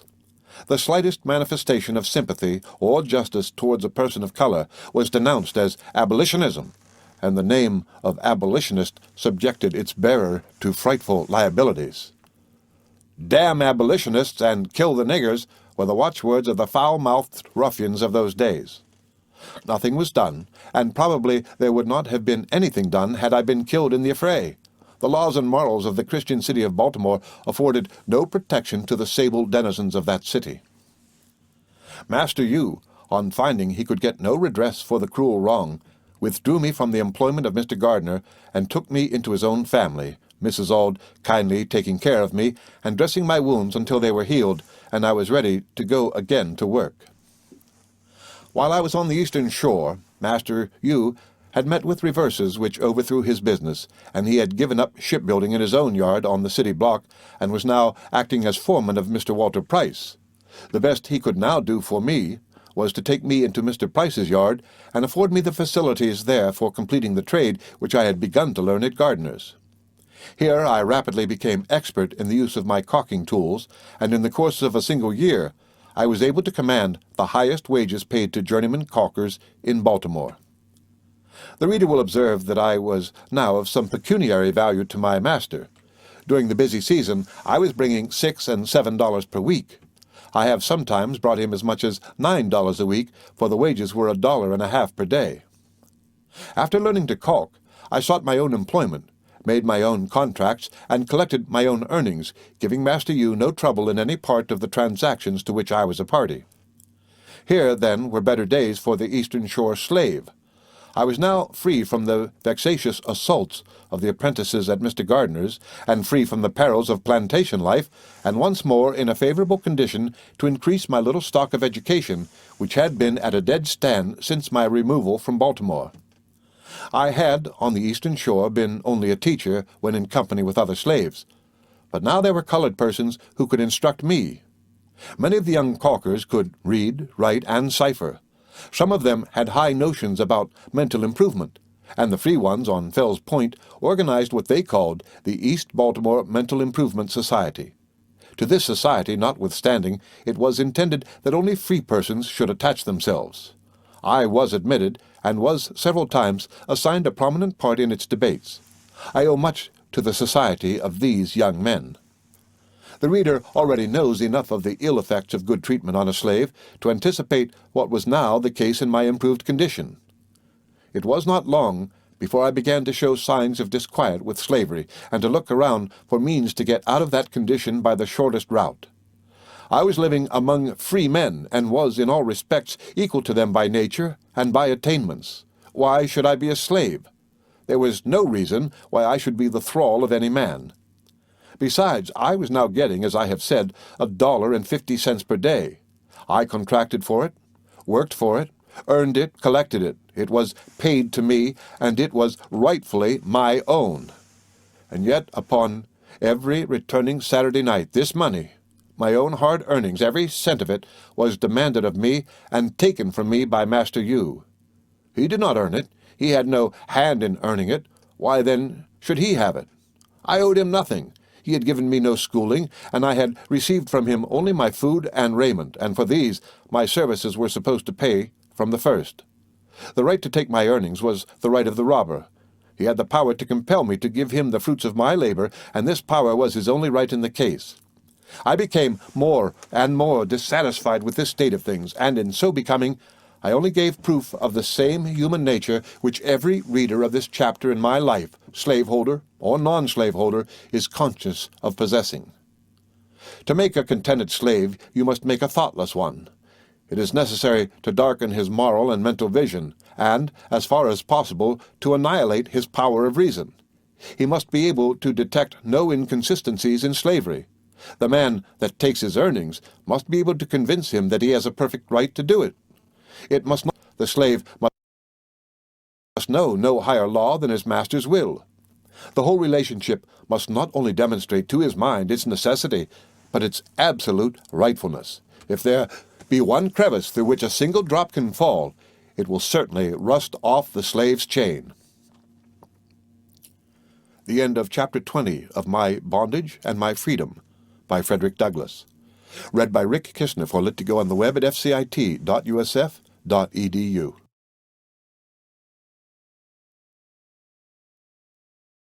My Bondage and My Freedom by Frederick Douglass. Chapter 21. My Escape from Slavery. I will now make the kind reader acquainted with the closing incidents of my life as a slave, having already trenched upon the limit allotted to my life as a freeman. Before, however, proceeding with this narration, it is perhaps proper that I should frankly state, in advance, my intention to withhold a part of the facts connected with my escape from slavery. There are reasons for this suppression, which I trust the reader will deem altogether valid.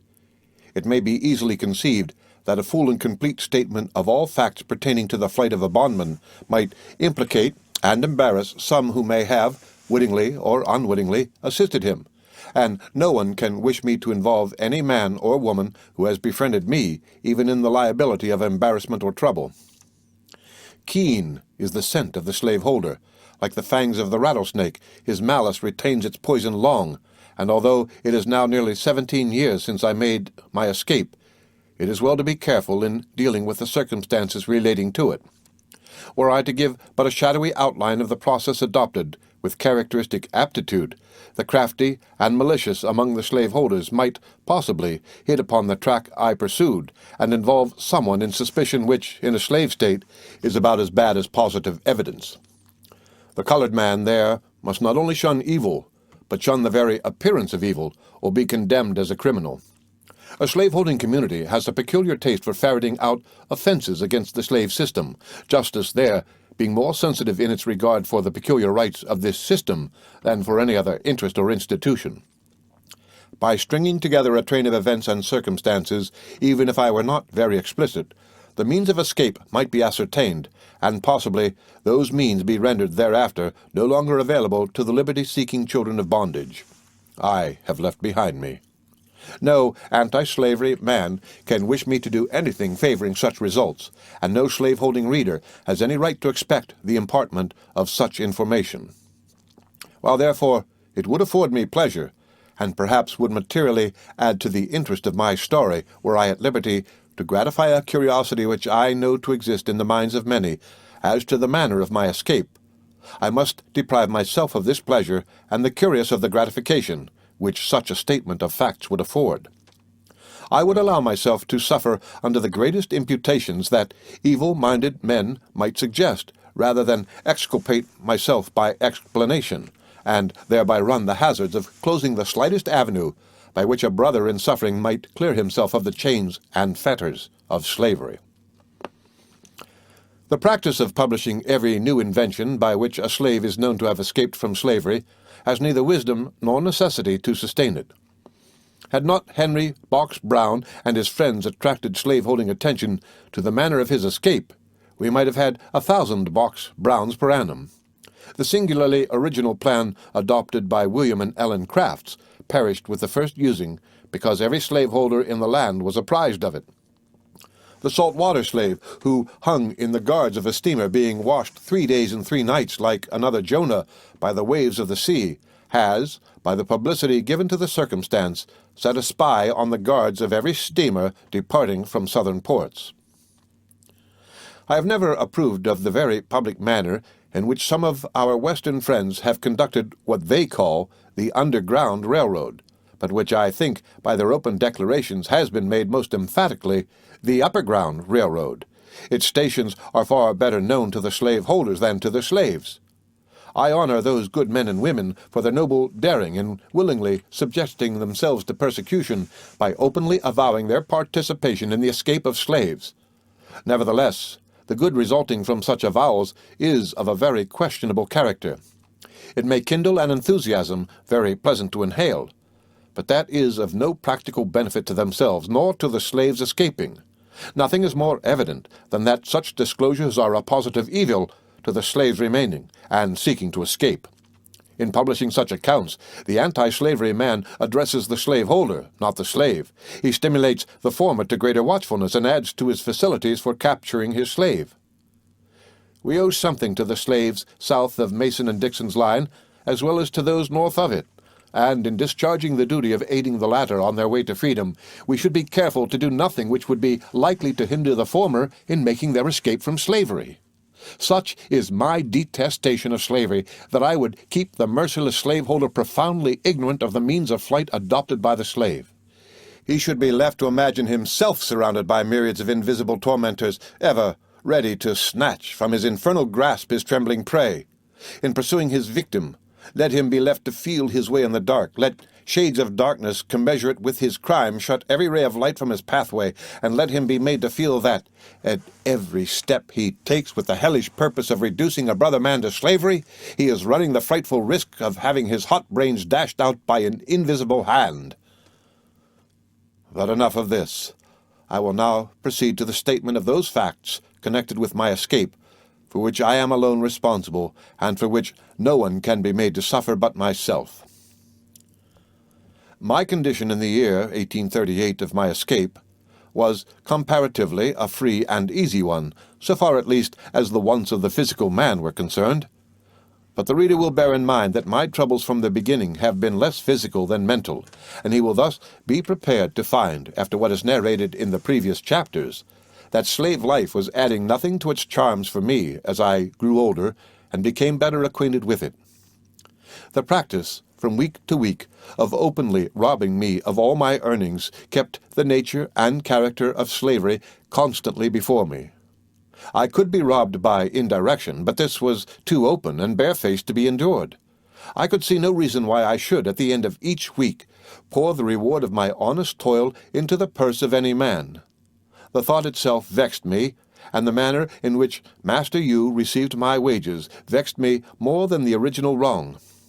Carefully counting the money and rolling it out, dollar by dollar, he would look me in the face as if he would search my heart as well as my pocket and reproachfully ask me, "Is that all?"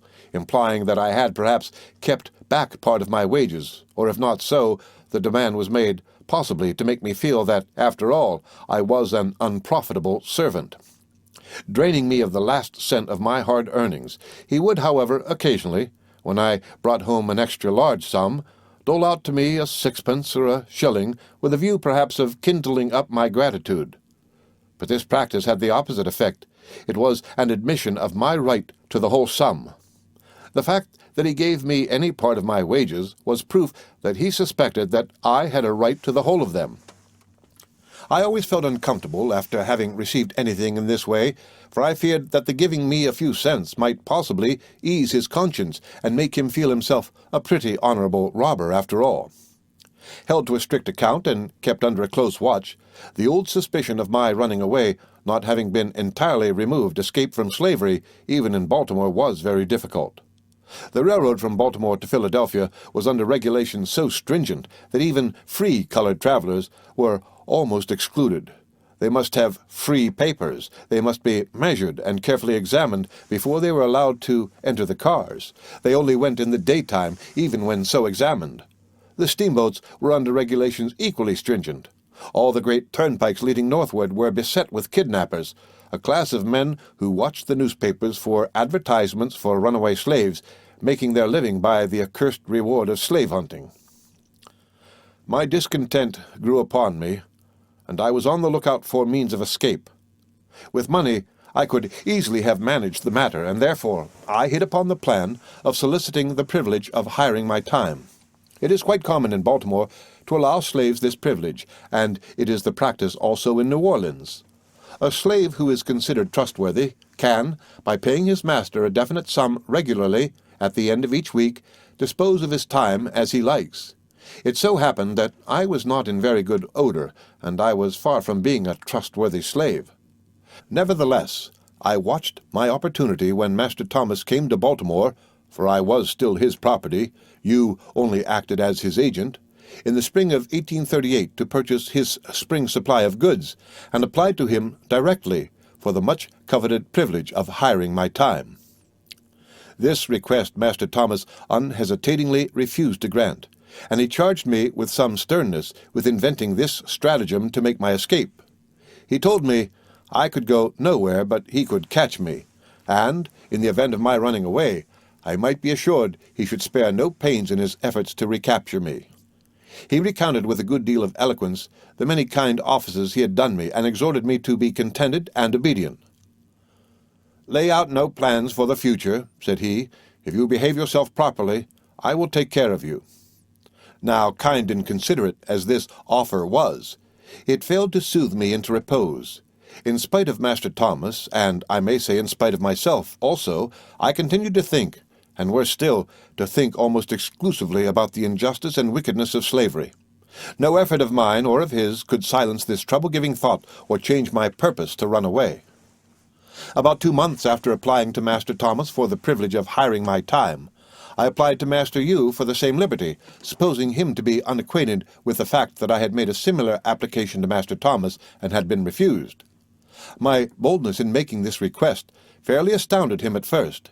He gazed at me in amazement, but I had many good reasons for pressing the matter, and, after listening to them a while, he did not absolutely refuse, but told me he would think of it. Here then was a gleam of hope.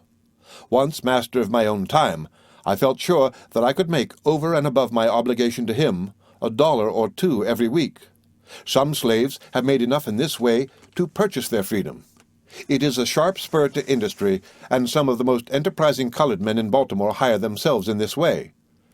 After mature reflection, as I must suppose it was Master Yu granted me the privilege in question, on the following terms, I was to be allowed all my time, to make all bargains for work, to find my own employment, and to collect my own wages, and, in return for this liberty, I was required or obliged to pay him $3 at the end of each week, and to board and clothe myself, and buy my own caulking tools. A failure in any of these particulars would put an end to my privilege. This was a hard bargain. The wear and tear of clothing, the losing and breaking of tools, and the expense of board made it necessary for me to earn at least $6 per week to keep even with the world. All who are acquainted with caulking know how uncertain and irregular that employment is. It can be done to advantage only in dry weather, for it is useless to put wet oakum into a seam. Rain or shine, however, work or no work, at the end of each week, the money must be forthcoming. Master Yu seemed to be very much pleased for a time with this arrangement, and well he might be, for it was decidedly in his favor. It relieved him of all anxiety concerning me. His money was sure.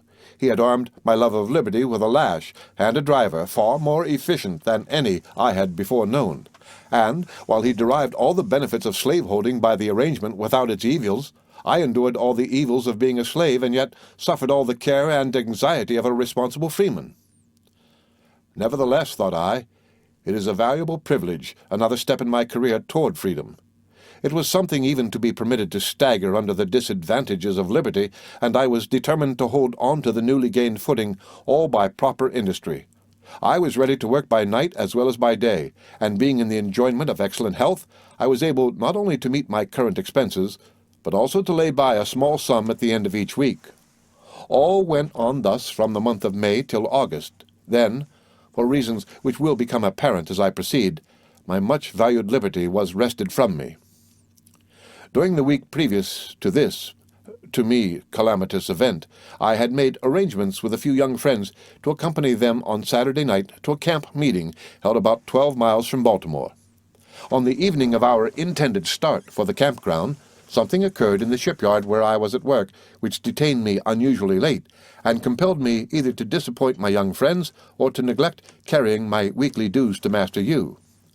Knowing that I had the money and could hand it to him on another day, I decided to go to camp meeting and to pay him the $3 for the past week on my return.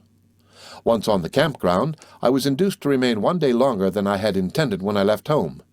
But as soon as I returned, I went straight to his house on Fell Street to hand him my money.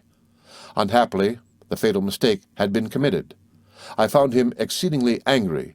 He exhibited all the signs of apprehension and wrath which a slaveholder may be surmised to exhibit on the supposed escape of a favorite slave. "You rascal! I have a great mind to give you a severe whipping. How dare you go out of the city without first asking and obtaining my permission?" "Sir," said I hired my time and paid you the price you asked for it. I did not know that it was any part of the bargain that I should ask you when or where I should go." "You did not know, you rascal! You are bound to show yourself here every Saturday night." After reflecting a few moments, he became somewhat cooled down, but evidently greatly troubled. He said, "Now, you scoundrel, you have done for yourself. You shall hire your time no longer. The next thing I shall hear of will be your running away. Bring home your tools and your clothes at once. I'll teach you how to go off in this way." Thus ended my partial freedom. I could hire my time no longer, and I obeyed my master's orders at once. The little taste of liberty which I had had, although, as the reader will have seen, it was far from being unalloyed, by no means enhanced my contentment with slavery. Punished thus by Master Yu, it was now my turn to punish him. Since, thought I, you will make a slave of me, I will await your orders in all things, and instead of going to look for work on Monday morning, as I had formerly done, I remained at home during the entire week, without the performance of a single stroke of work. Saturday night came, and he called upon me as usual for my wages. I of course told him I had done no work, and had no wages. Here we were at the point of coming to blows. His wrath had been accumulating during the whole week, for he evidently saw that I was making no effort to get work, but was most aggravatingly awaiting his orders in all things. As I look back to this behavior of mine, I scarcely know what possessed me thus to trifle with those who had such unlimited power to bless or blast me. Master Yu raved and swore his determination to get hold of me, but wisely for him and happily for me, his wrath only employed those very harmless, impalpable missiles which roll from a limber tongue.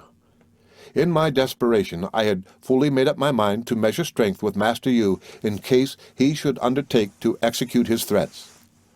I am glad there was no necessity for this, for resistance to him could not have ended so happily for me as it did in the case of Covey. He was not a man to be safely resisted by a slave, and I freely own that in my conduct toward him in this instance there was more folly than wisdom. Master Yu closed his reproofs by telling me that, hereafter, I need give myself no uneasiness about getting work, that he would himself see to getting work for me, and enough of it at that. This threat, I confess, had some terror in it, and on thinking the matter over during the Sunday I resolved not only to save him the trouble of getting me work, but that, upon the 3rd day of September, I would attempt to make my escape from slavery. The refusal to allow me to hire my time therefore hastened the period of flight. I had 3 weeks now in which to prepare for my journey. Once resolved, I felt a certain degree of repose, and on Monday, instead of waiting for Master Yu to seek employment for me, I was up by break of day and off to the shipyard of Mr. Butler on the city block near the drawbridge. I was a favorite with Mr. B, and, young as I was, I had served as his foreman on the float stage at caulking. Of course I easily obtained work, and at the end of the week, which by the way was exceedingly fine, I brought Master Yu nearly $9. The effect of this mark of returning good sense on my part was excellent. He was very much pleased. He took the money, commended me, and told me I might have done the same thing the week before. It is a blessed thing that the tyrant may not always know the thoughts and purposes of his victim. Master Yu little knew what my plans were. The going to camp meeting without asking his permission, the insolent answers made to his reproaches, the sulky deportment the week after having been deprived of the privilege of hiring my time, had awakened in him the suspicion that I might be cherishing disloyal purposes. My object, therefore, in working steadily, was to remove suspicion, and in this I succeeded admirably. He probably thought I was never better satisfied with my condition than at the very time I was planning my escape. The 2nd week passed, and again I carried him my full week's wages, $9, and so well pleased was he that he gave me 25 cents, and bade me make good use of it. I told him I would, for one of the uses to which I meant to put it was to pay my fare on the Underground Railroad. Things without went on as usual, but I was passing through the same internal excitement and anxiety which I had experienced 2 years and a half before. The failure in that instance was not calculated to increase my confidence in the success of this, my 2nd attempt, and I knew that a second failure could not leave me where my first did. I must either get to the far north or be sent to the far south. Besides the exercise of mind from this state of facts, I had the painful sensation of being about to separate from a circle of honest and warm-hearted friends in Baltimore. The thought of such a separation where the hope of ever meeting again is excluded, and where there can be no correspondence, is very painful. It is my opinion that thousands would escape from slavery who now remain there but for the strong cords of affection that bind them to their families, relatives, and friends. The daughter is hindered from escaping by the love she bears her mother, and the father by the love he bears his children, and so to the end of the chapter. I had no relations in Baltimore, and I saw no probability of ever living in the neighborhood of sisters and brothers, but the thought of leaving my friends was among the strongest obstacles to my running away. The last 2 days of the week, Friday and Saturday, were spent mostly in collecting my things together for my journey. Having worked 4 days that week for my master, I handed him $6 on Saturday night. I seldom spent my Sundays at home, and for fear that something might be discovered in my conduct, I kept up my custom and absented myself all day. On Monday, the 3rd day of September, 1838, in accordance with my resolution, I bade farewell to the city of Baltimore, and to that slavery which had been my abhorrence from childhood. How I got away, in what direction I traveled, whether by land or by water, whether with or without assistance, must, for reasons already mentioned, remain unexplained. The end of Chapter 21 of My Bondage and My Freedom by Frederick Douglass. Read by Rick Kissner for Lit to Go on the web at fcit.usf.edu.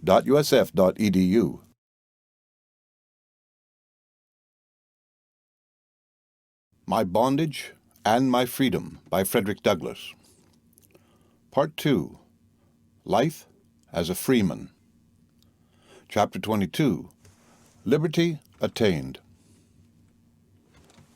There is no necessity for any extended notice of the incidents of this part of my life. There is nothing very striking or peculiar about my career as a freeman when viewed apart from my life as a slave.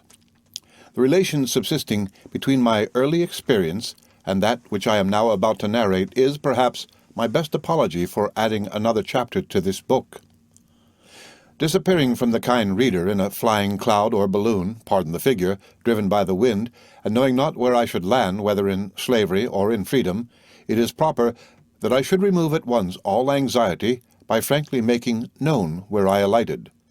The flight was a bold and perilous one, but here I am in the great city of New York, safe and sound, without loss of blood or bone. In less than a week after leaving Baltimore, I was walking amid the hurrying throng and gazing upon the dazzling wonders of Broadway. The dreams of my childhood and the purposes of my manhood were now fulfilled. A free state around me, and a free earth under my feet. What a moment was this to me! A whole year was pressed into a single day. A new world burst upon my agitated vision. I have often been asked by kind friends to whom I have told my story how I felt when first I found myself beyond the limits of slavery, and I must say here, as I have often said to them, there is scarcely anything about which I could not give a more satisfactory answer. It was a moment of joyous excitement which no words can describe. In a letter to a friend, written soon after reaching New York, I said I felt as one might be supposed to feel on escaping from a den of hungry lions, but in a moment like that, sensations are too intense and too rapid for words. Anguish and grief, like darkness and rain, may be described, but joy and gladness, like the rainbow of promise, defy alike the pen and pencil. For 10 or 15 years I had been dragging a heavy chain with a huge block attached to it, cumbering my every motion. I had felt myself doomed to drag this chain and this block through life. All efforts before to separate myself from the hateful encumbrance had only seemed to rivet me the more firmly to it. Baffled and discouraged at times, I had asked myself the question, may not this, after all, be God's work? May he not for wise ends have doomed me to this lot? A contest had been going on in my mind for years between the clear consciousness of right and the plausible errors of superstition, between the wisdom of manly courage and the foolish weakness of timidity. The contest was now ended. The chain was severed. God and right stood vindicated. I was a freeman, and the voice of peace and joy thrilled my heart.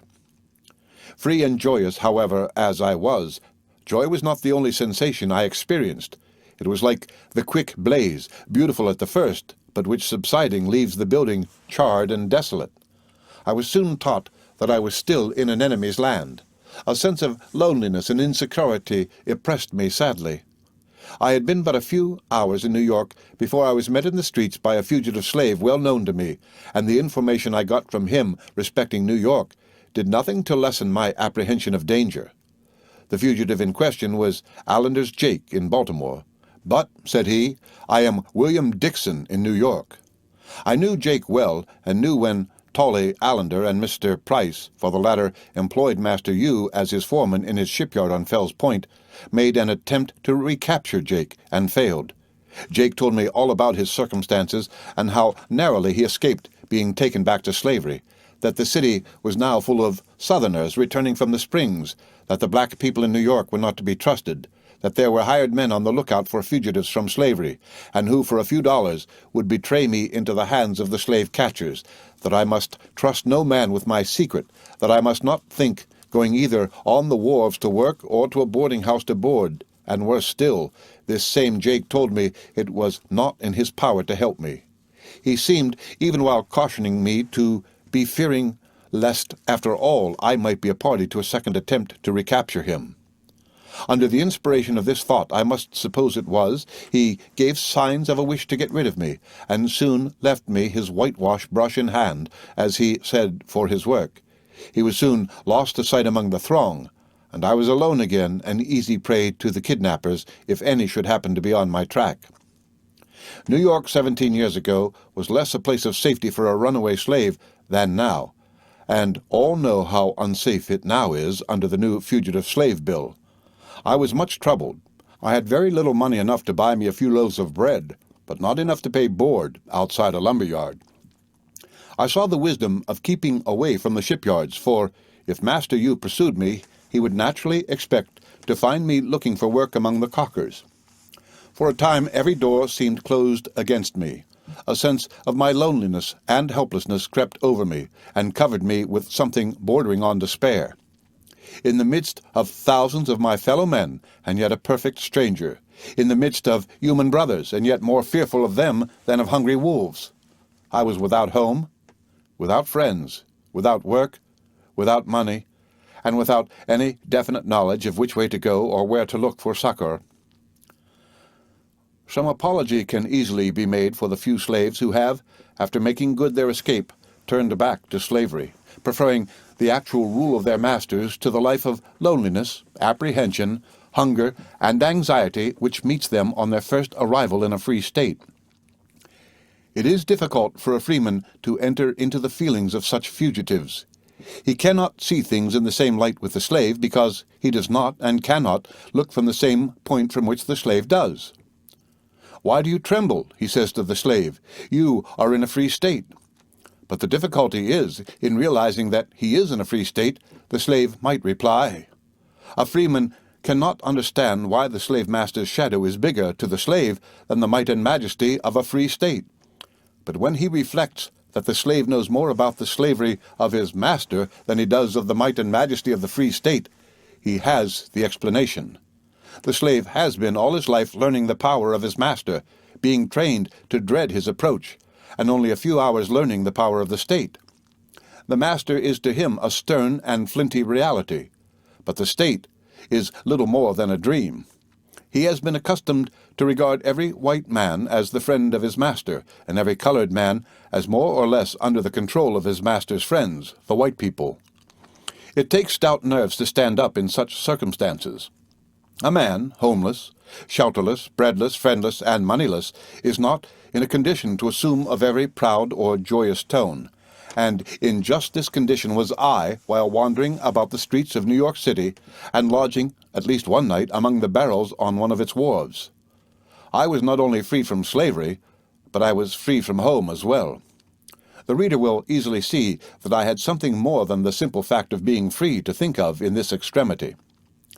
I kept my secret as long as I could, and at last was forced to go in search of an honest man, a man sufficiently human not to betray me into the hands of slave-catchers.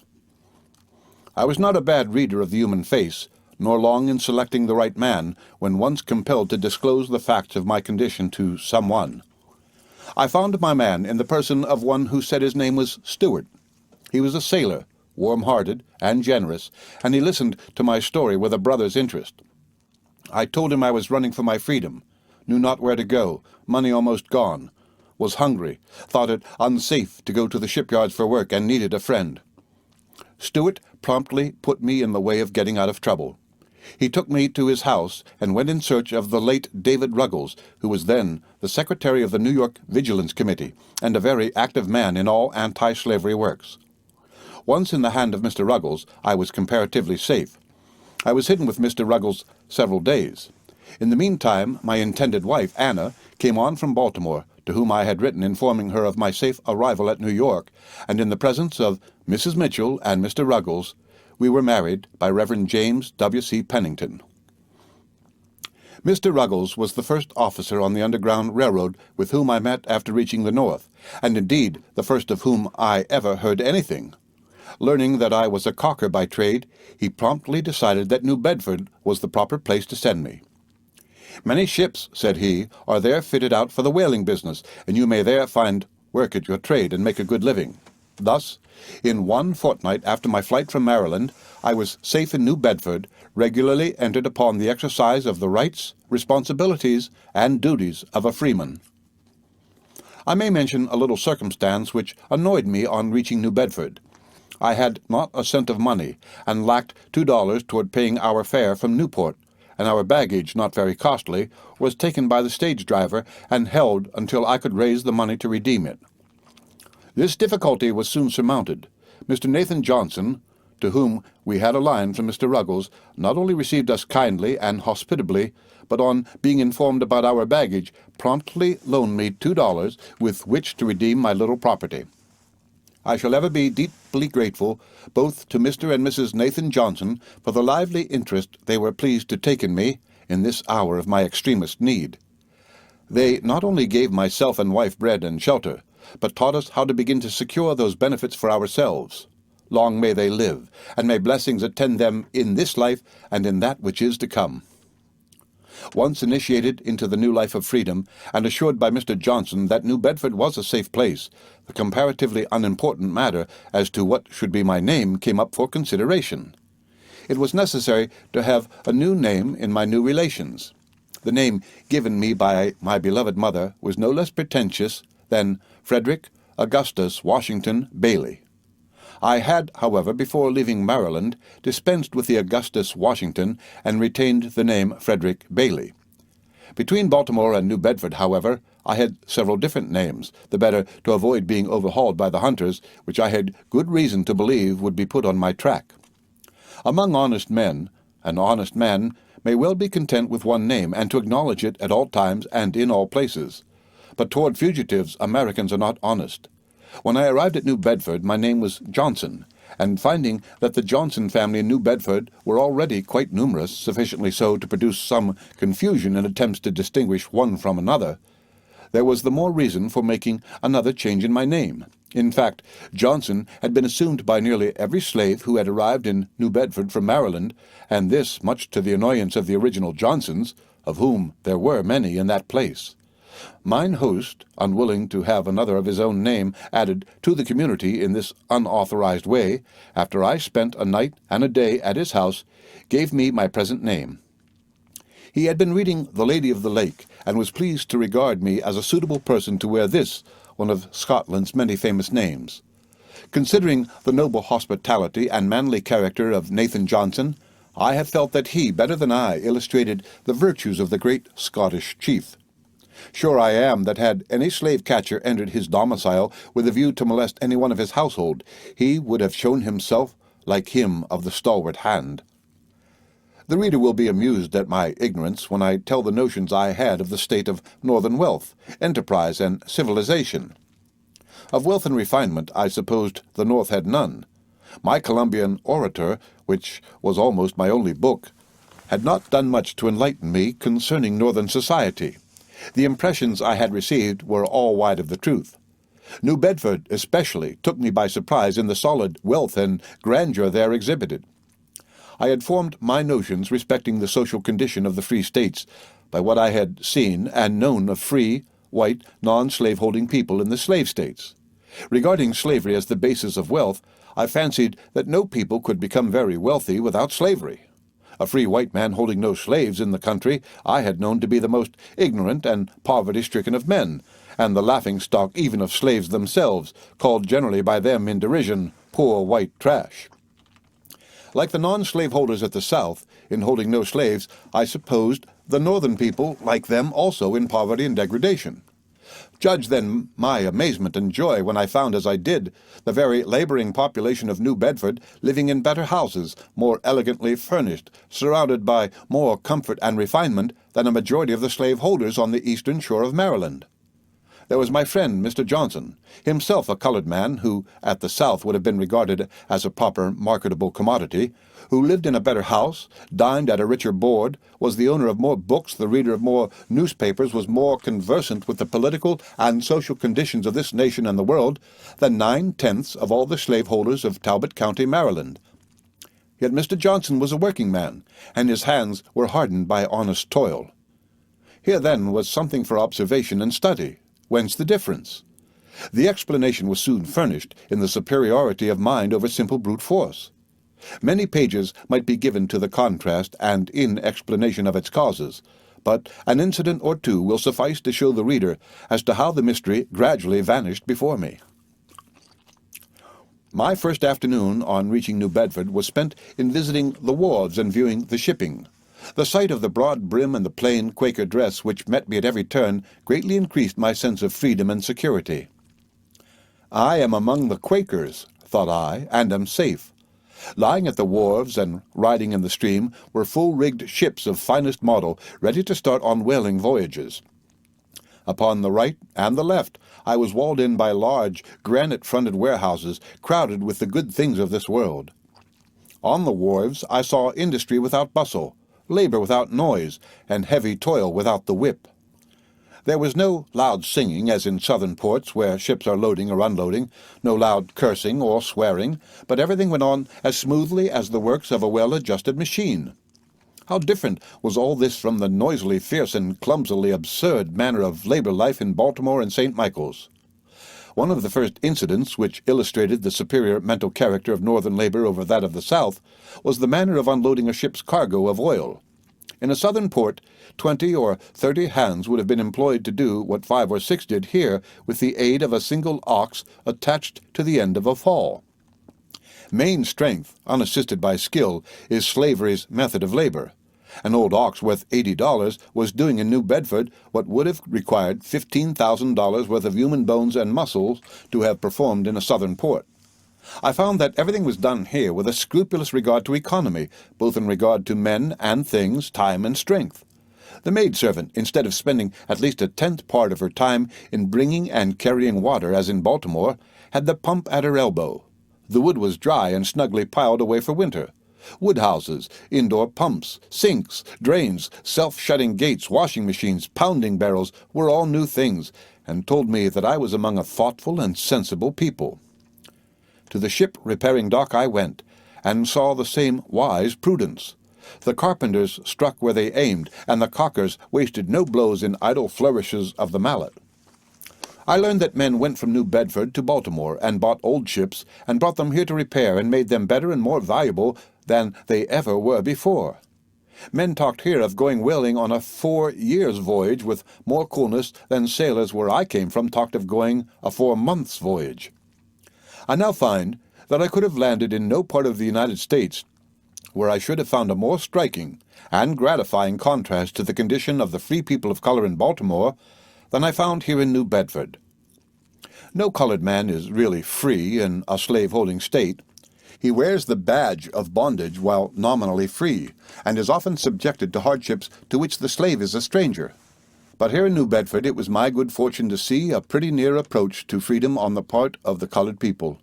I was taken all aback when Mr. Johnson, who lost no time in making me acquainted with the fact, told me that there was nothing in the Constitution of Massachusetts to prevent a colored man from holding any office in the state. There, in New Bedford, the black man's children, although anti-slavery was then far from popular, went to school side by side with the white children, and apparently without objection from any quarter. To make me at home, Mr. Johnson assured me that no slaveholder could take a slave from New Bedford, that there were men there who would lay down their lives before such an outrage could be perpetrated. The colored people themselves were of the best mettle and would fight for liberty to the death. Soon after my arrival in New Bedford, I was told the following story, which was said to illustrate the spirit of the colored people in that goodly town.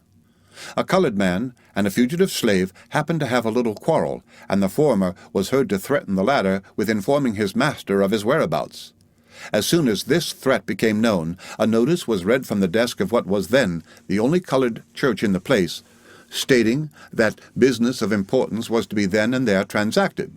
Special measures had been taken to secure the attendance of the would-be Judas, and had proved successful. Accordingly, at the hour appointed, the people came, and the betrayer also. All the usual formalities of public meetings were scrupulously gone through, even to the offering prayer for divine direction in the duties of the occasion. The president himself performed this part of the ceremony, and I was told that he was unusually fervent. Yet, at the close of his prayer, the old man, one of the numerous family of Johnsons, rose from his knees, deliberately surveyed his audience, and then said in a tone of solemn resolution, "Well, friends, we have got him here, and I would now recommend that you young men should just take him outside the door and kill him." With this, a large body of the congregation, who well understood the business they had come there to transact, made a rush at the villain, and doubtless would have killed him had he not availed himself of an open sash and made good his escape. He has never shown his head in New Bedford since that time. This little incident is perfectly characteristic of the spirit of the colored people in New Bedford. A slave could not be taken from that town 17 years ago any more than he could be so taken away now. The reason is that the colored people in that city are educated up to the point of fighting for their freedom as well as speaking for it. Once assured of my safety in New Bedford, I put on the habiliments of a common laborer and went on the wharf in search of work. I had no notion of living on the honest and generous sympathy of my colored brother Johnson or that of the abolitionists. My cry was like that of Hood's laborer, "Oh, only give me work." Happily for me, I was not long in searching. I found employment the third day after my arrival in New Bedford in stowing a sloop with a load of oil for the New York market.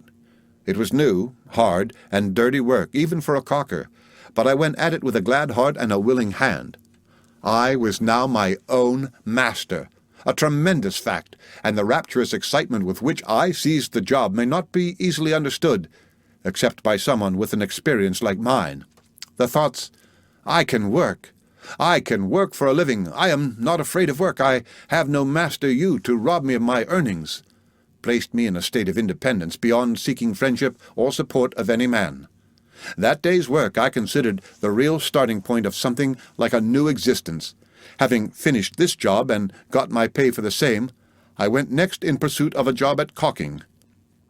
It so happened that Mr. Rodney French, late mayor of the city of New Bedford, had a ship fitting out for sea, and to which there was a large job of caulking and coppering to be done. I applied to that noble-hearted man for employment, and he promptly told me to go to work. But going on the float stage for the purpose, I was informed that every white man would leave the ship if I struck a blow upon her. Well, well, thought I, this is a hardship, but yet not a very serious one for me. The difference between the wages of a caulker and that of a common-day laborer was 100% in favor of the former. But then I was free, and free to work, though not at my trade. I now prepared myself to do anything which came to hand in the way of turning an honest penny. Sawed wood, dug cellars, shoveled coal, swept chimneys with Uncle Lucas de Booty, rolled oil casks on the wharves, helped to load and unload vessels, worked in Ricketson's candle works, in Richmond's brass foundry, and elsewhere, and thus supported myself and family for 3 years. The first winter was unusually severe in consequence of the high prices of food, but even during that winter we probably suffered less than many who had been free all their lives. During the hardest of the winter, I hired out for $9 a month, and out of this rented 2 rooms for $9 per quarter, and supplied my wife, who was unable to work, with food and some necessary articles of furniture. We were closely pinched to bring our wants within our means, but the jail stood over the way, and I had a wholesome dread of the consequences of running in debt. This winter passed, and I was up with the times, got plenty of work, got well paid for it, and felt that I had not done a foolish thing to leave Master Hugh and Master Thomas. I was now living in a new world, and was wide awake to its advantages. I early began to attend the meetings of the colored people of New Bedford, and to take part in them. I was somewhat amazed to see colored men drawing up resolutions and offering them for consideration. Several colored young men of New Bedford at that period gave promise of great usefulness. They were educated, and possessed what seemed to me at the time very superior talents.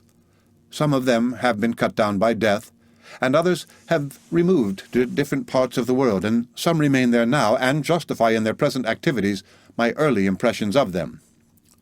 Among my first concerns on reaching New Bedford was to become united with the church, for I had never given up in reality my religious faith. I had become lukewarm and in a backslidden state, but I was still convinced that it was my duty to join the Methodist Church.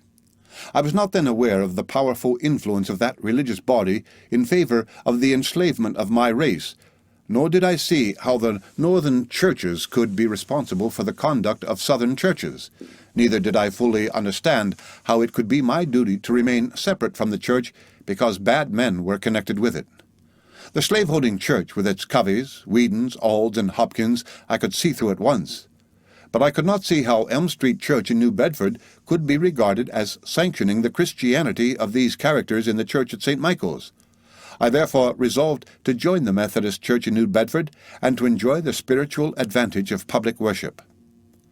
The minister of the Elm Street Methodist Church was the Reverend Mr. Bonney, and although I was not allowed a seat in the body of the house and was prescribed on account of my color, regarding this prescription simply as an accommodation of the unconverted congregation who had not yet been won to Christ and his brotherhood, I was willing thus to be proscribed, lest sinners should be driven away from the saving power of the gospel. Once converted, I thought they would be sure to treat me as a man and a brother. Surely, thought I, these Christian people have none of this feeling against color.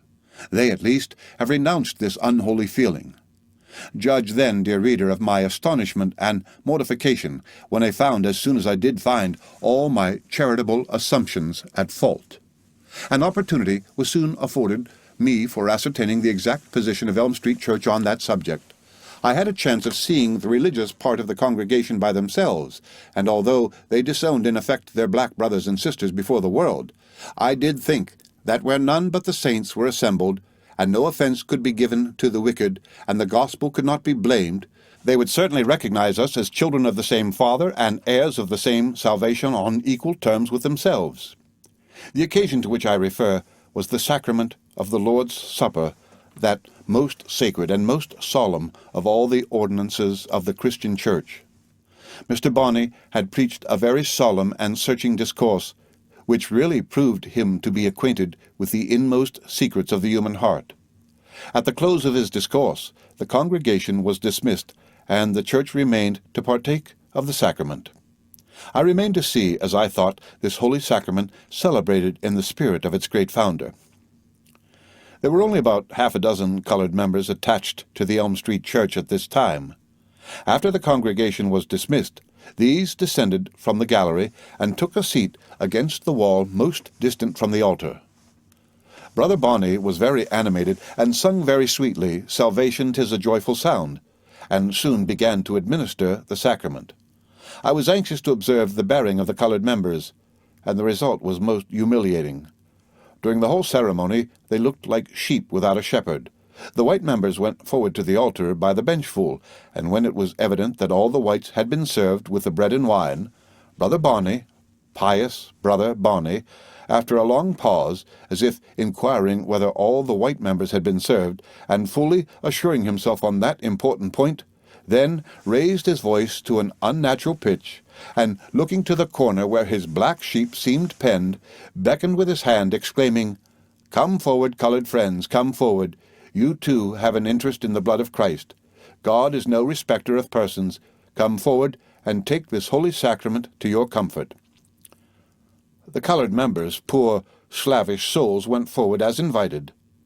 I went out, and have never been in that church since, although I honestly went there with a view to joining that body. I found it impossible to respect the religious profession of any who were under the dominion of this wicked prejudice, and I could not therefore feel that in joining them I was joining a Christian church at all. I tried other churches in New Bedford with the same result, and finally I attached myself to a small body of colored Methodists known as the Zion Methodists. Favored with the affection and confidence of the members of this humble communion, I was soon made a class leader and a local preacher among them. Many seasons of peace and joy I experienced among them, the remembrance of which is still precious, although I could not see it to be my duty to remain with that body when I found that it consented to the same spirit which held my brethren in chains. In 4 or 5 months after reaching New Bedford, there came a young man to me with a copy of The Liberator, the paper edited by William Lloyd Garrison and published by Isaac Knapp, and asked me to subscribe for it. I told him I had but just escaped from slavery, and was of course very poor, and remarked further that I was unable to pay for it then. The agent, however, very willingly took me as a subscriber, and appeared to be much pleased with securing my name to his list. From this time I was brought in contact with the mind of William Lloyd Garrison. His paper took its place with me next to the Bible. The Liberator was a paper after my own heart. It detested slavery, exposed hypocrisy and wickedness in high places, made no truce with the traffickers in the bodies and souls of men. It preached human brotherhood, denounced oppression, and with all the solemnity of God's word demanded the complete emancipation of my race. I not only liked, I loved this paper and its editor. He seemed a match for all the opponents of emancipation, whether they spoke in the name of the law or the gospel. His words were few, full of holy fire, and straight to the point. Learning to love him through the paper, I was prepared to be pleased with his presence. Something of a hero worshipper by nature, here was one on first sight to excite my love and reverence. 17 years ago, few men possessed a more heavenly countenance than William Lloyd Garrison, and few men evinced a more genuine or a more exalted piety.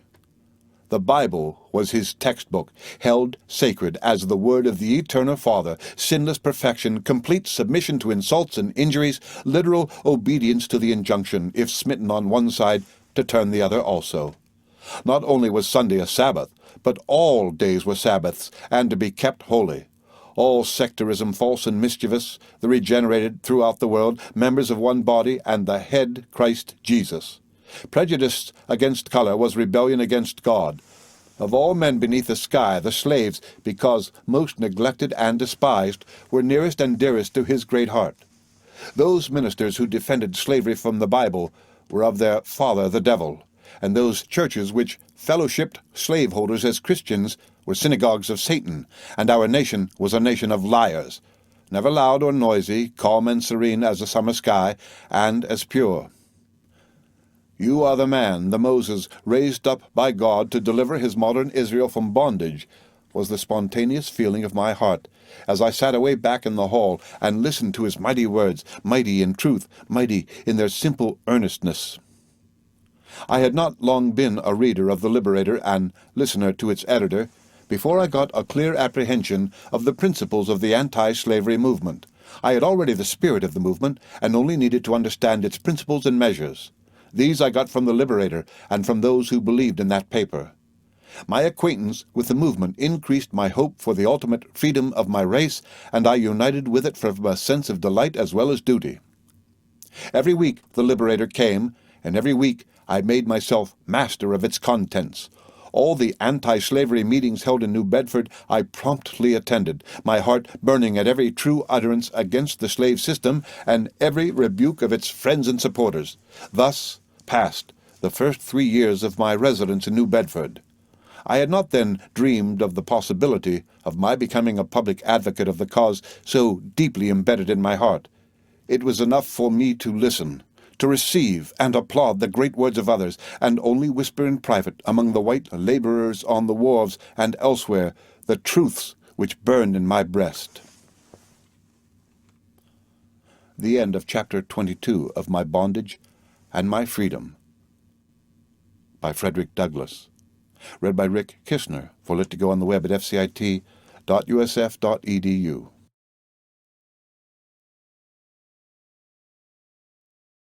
My Bondage and My Freedom by Frederick Douglass.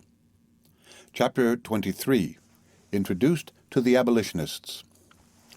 In the summer of 1841, a grand anti-slavery convention was held in Nantucket under the auspices of Mr. Garrison and his friends.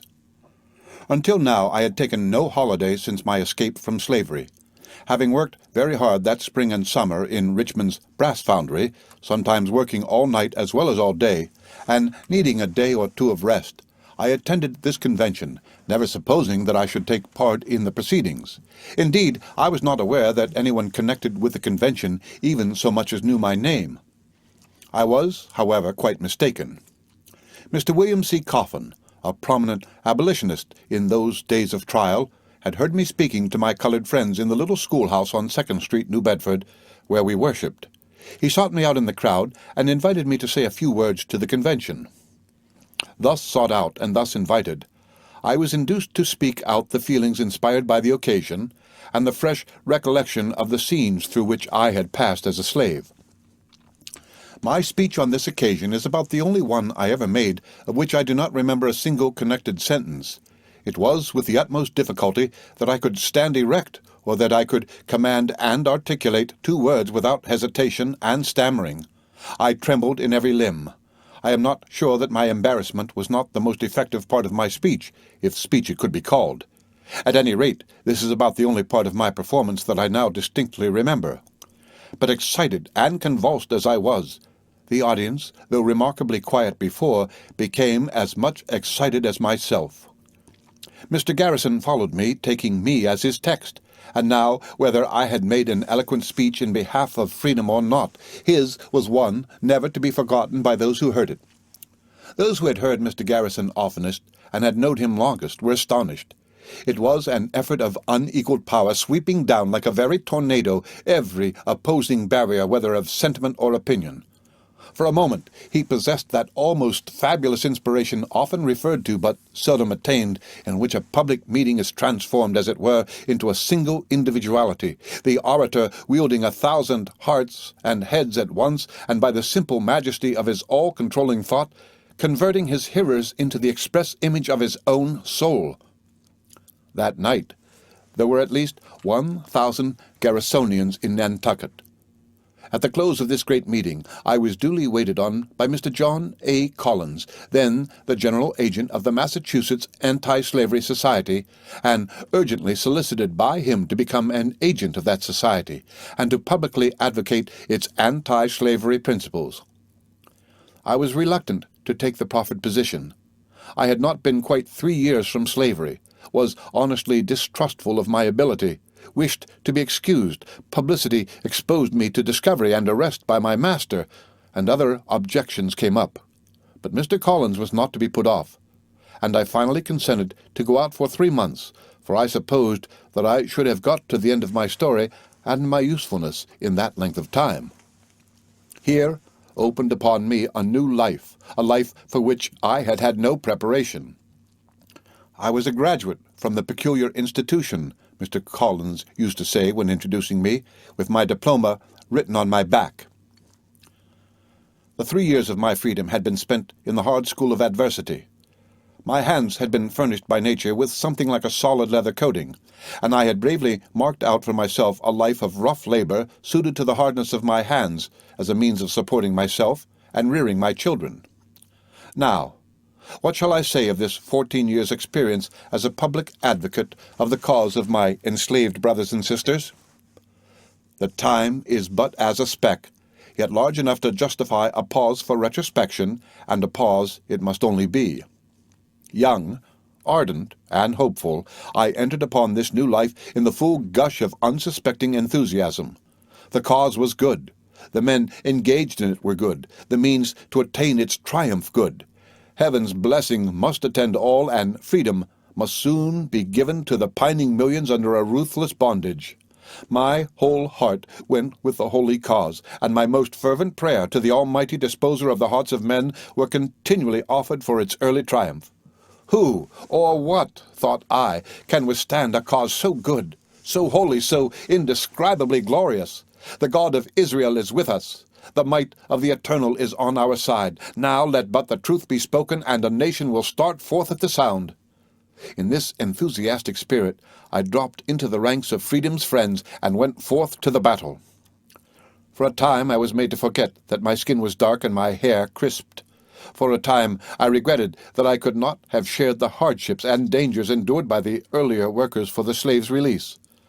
I soon, however, found that my enthusiasm had been extravagant, that hardships and dangers were not yet past, and that the life now before me had shadows as well as sunbeams. Among the first duties assigned me on entering the ranks was to travel in company with Mr. George Foster to secure subscribers to the Anti-Slavery Standard and the Liberator. With him I traveled and lectured through the eastern counties of Massachusetts. Much interest was awakened, large meetings assembled. Many came no doubt from curiosity to hear what a Negro could say in his own cause.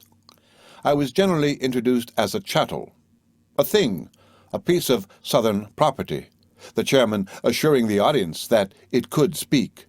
Fugitive slaves at that time were not so plentiful as now, and as a fugitive slave lecturer I had the advantage of being a brand new fact, the first one out. Up to that time a colored man was deemed a fool who confessed himself a runaway slave, not only because of the danger to which he exposed himself of being retaken, but because it was a confession of a very low origin. Some of my colored friends in New Bedford thought very badly of my wisdom for thus exposing and degrading myself. The only precaution I took at the beginning to prevent Master Thomas from knowing where I was and what I was about was the withholding my former name, my master's name, and the name of the state and county from which I came. During the first 3 or 4 months, my speeches were almost exclusively made up of narrations of my own personal experience as a slave. "Let us have the facts," said the people. So also said friend George Foster, who always wished to pin me down to my simple narrative. "Give us the facts," said Collins. "We will take care of the philosophy." Just here arose some embarrassment. It was impossible for me to repeat the same old story month after month and to keep up my interest in it. It was new to the people, it is true, but it was an old story to me, and to go through with it night after night was a task altogether too mechanical for my nature. "Tell your story, Frederick," would whisper my then revered friend William Lloyd Garrison as I stepped upon the platform. I could not always obey, for I was now reading and thinking. New views of the subject were presented to my mind. It did not entirely satisfy me to narrate wrongs. I felt like denouncing them. I could not always curb my moral indignation for the perpetrators of slaveholding villainy long enough for a circumstantial statement of the facts, which I felt almost everybody must know. Besides, I was growing and needed room. "People won't believe you ever was a slave, Frederick, if you keep on this way," said Fred Foster. "Be yourself," said Collins, "and tell your story." It was said to me, "Better have a little of the plantation manner of speech than not. 'Tis not best that you seem too learned." These excellent friends were actuated by the best of motives, and were not altogether wrong in their advice, and still I must speak just the word that seemed to me the word to be spoken by me. At last the apprehended trouble came. People doubted if I had ever been a slave. They said I did not talk like a slave, look like a slave, nor act like a slave, and that they believed I had never been south of Mason and Dixon's line. "He don't tell us where he came from, what his master's name was, how he got away, nor the story of his experience. Besides, he is educated, and is in this a contradiction of all the facts we have concerning the ignorance of the slaves." Thus I was in a pretty fair way to be denounced as an impostor. The committee of the Massachusetts Anti-Slavery Society knew all the facts in my case, and agreed with me in the prudence of keeping them private. They therefore never doubted my being a genuine fugitive, but going down the aisles of the churches in which I spoke, and hearing the free-spoken Yankees saying repeatedly, "He's never been a slave, I'll warrant ye," I resolved to dispel all doubt at no distant day by such a revelation of facts as could not be made by any other than a genuine fugitive. In a little less than 4 years, therefore, after becoming a public lecturer, I was induced to write out the leading facts connected with my experience in slavery, giving names of persons, places, and dates, thus putting it in the power of any who doubted to ascertain the truth or falsehood of my story of being a fugitive slave. This statement soon became known in Maryland, and I had reason to believe that an effort would be made to recapture me. It is not probable that any open attempt to secure me as a slave could have succeeded, further than the obtainment by my master of the money value of my bones and sinews. Fortunately for me, in the 4 years of my labors in the abolition cause, I had gained many friends who would have suffered themselves to be taxed to almost any extent to save me from slavery. It was felt that I had committed the double offense of running away and exposing the secrets and crimes of slavery and slaveholders. There was a double motive for seeking my re-enslavement, avarice and vengeance, and while, as I have said, there was little probability of successful recapture if attempted openly, I was constantly in danger of being spirited away at a moment when my friends could render me no assistance. In traveling about from place to place, often alone, I was much exposed to this sort of attack. Anyone cherishing the design to betray me could easily do so by simply tracing my whereabouts through the anti-slavery journals, for my meetings and movements were promptly made known in advance. My true friends, Mr. Garrison and Mr. Phillips, had no faith in the power of Massachusetts to protect me in my right to liberty. public sentiment, and the law, in their opinion, would hand me over to the tormentors. Mr. Phillips especially considered me in danger, and said, when I showed him the manuscript of my story, if in my place he would throw it into the fire. Thus, the reader will observe the settling of one difficulty only opened the way for another, and that though I had reached a free state and had obtained position for public usefulness, I was still tormented with the liability of losing my liberty. How this liability was dispelled will be related with other incidents in the next chapter. The end of Chapter 23 of My Bondage and My Freedom by Frederick Douglass. Read by Rick Kissner for Lit2Go on the web at fcit.usf.edu.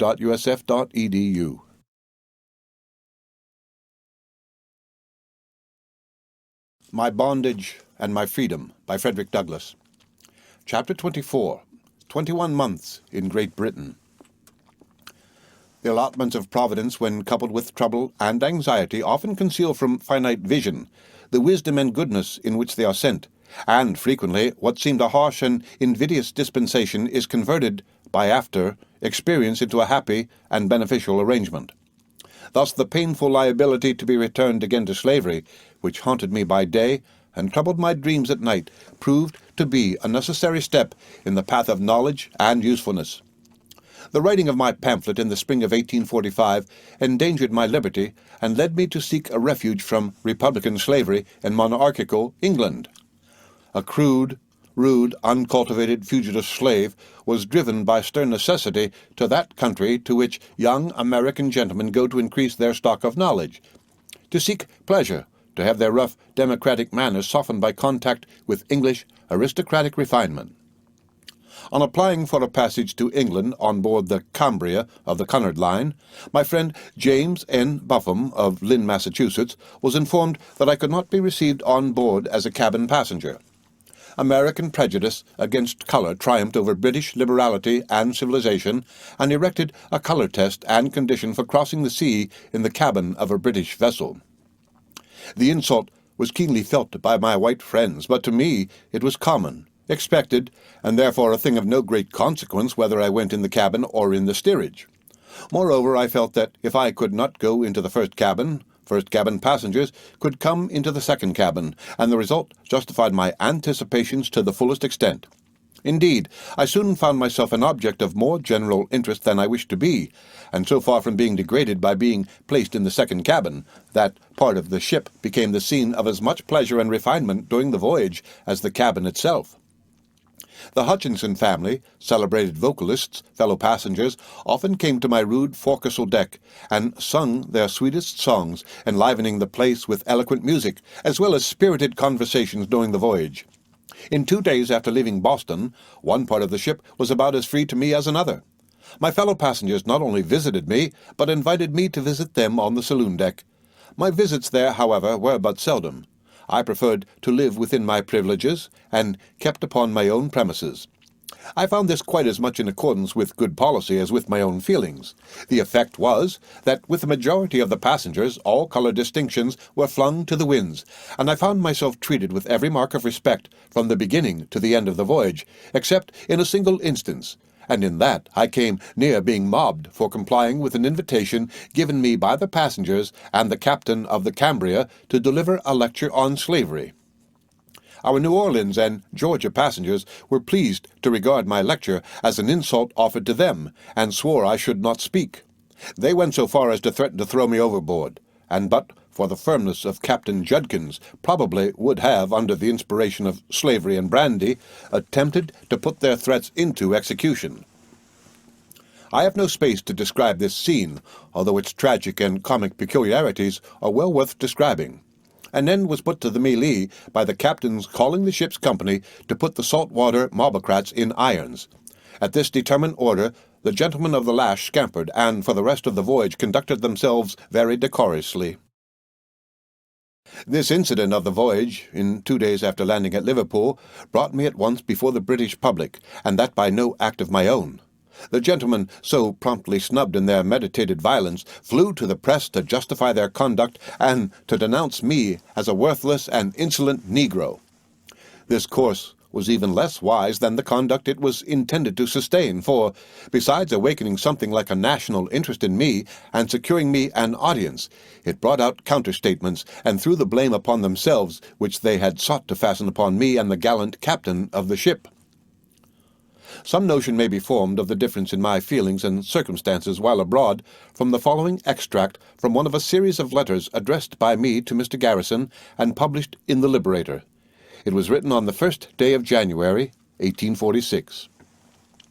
My dear friend Garrison, up to this time I have given no direct expression of the views, feelings, and opinions which I have formed respecting the character and condition of the people of this land. I have refrained thus purposely.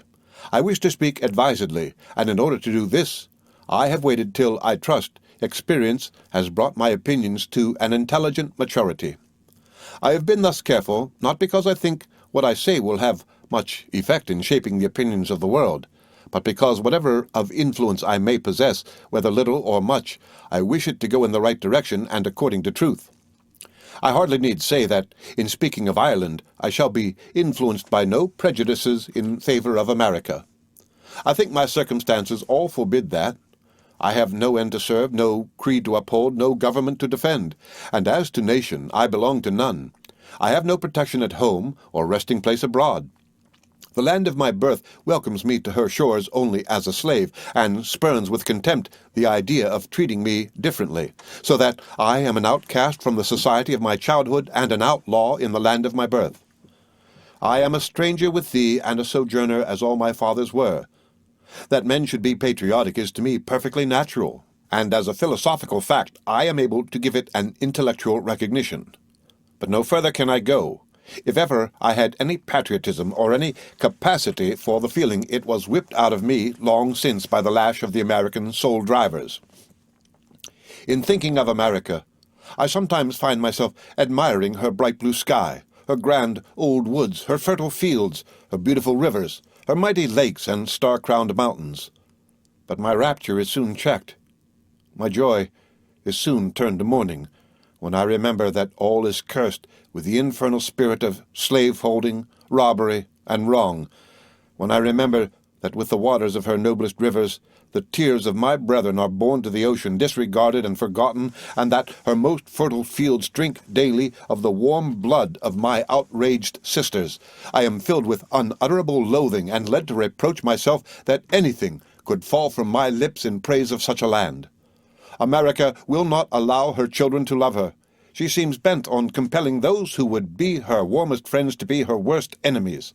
May God give her repentance before it is too late, is the ardent prayer of my heart.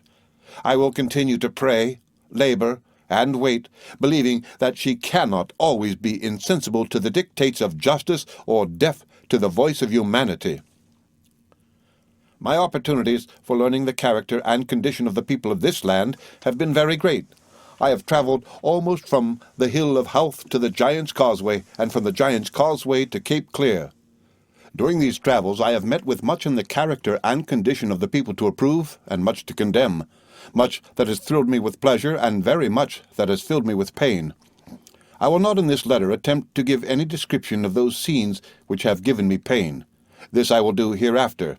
I have enough and more than your subscribers will be disposed to read at one time of the bright side of the picture. I can truly say I have spent some of the happiest moments of my life since landing in this country. I seem to have undergone a transformation. I live a new life.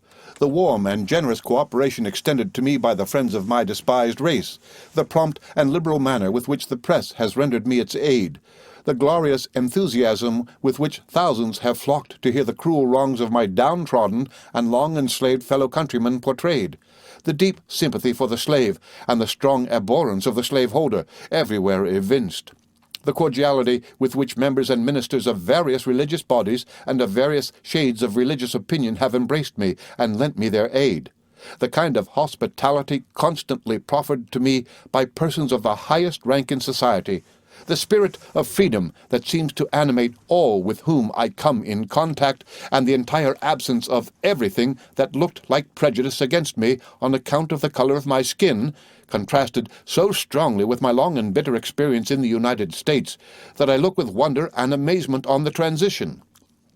In the southern part of the United States, I was a slave, thought of and spoken of as property.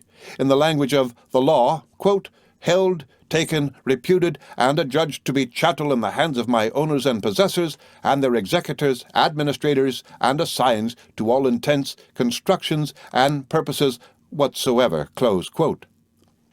In the northern states, a fugitive slave, liable to be hunted at any moment like a felon, and to be hurled into the terrible jaws of slavery, doomed by an inveterate prejudice against color to insult and outrage on every hand, Massachusetts out of the question, denied the privileges and courtesies common to others in the use of the most humble means of conveyance, shut out from the cabins on steamboats, refused admission to respectable hotels, caricatured, scorned, scoffed, mocked, and maltreated with impunity by anyone, no matter how black his heart, so he has a white skin.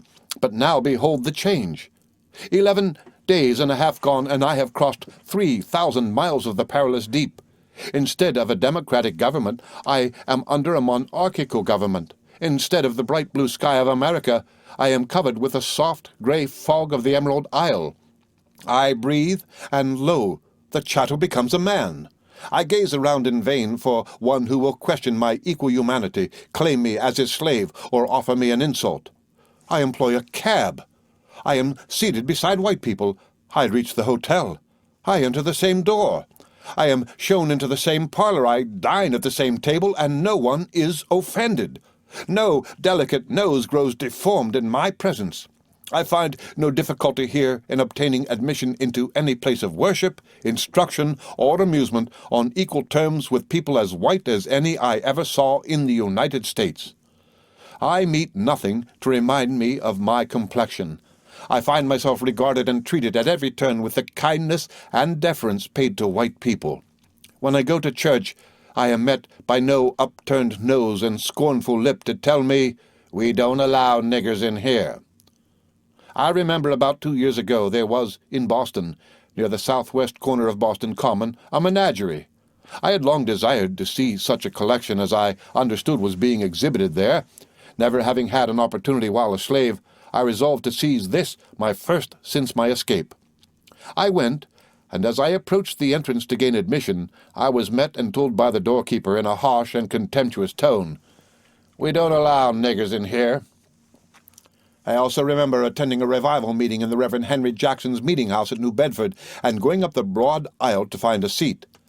I was met by a good deacon who told me in a pious tone, "We don't allow niggers in here." Soon after my arrival in New Bedford from the South, I had a strong desire to attend the Lyceum, but was told, "They don't allow niggers in here."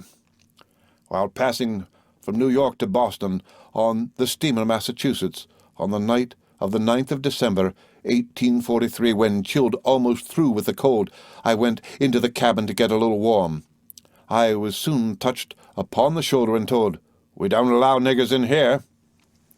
On arriving in Boston from an anti-slavery tour, hungry, tired, I went into an eating-house near my friend Mr. Campbell's to get some refreshments. I was met by a lad in a white apron.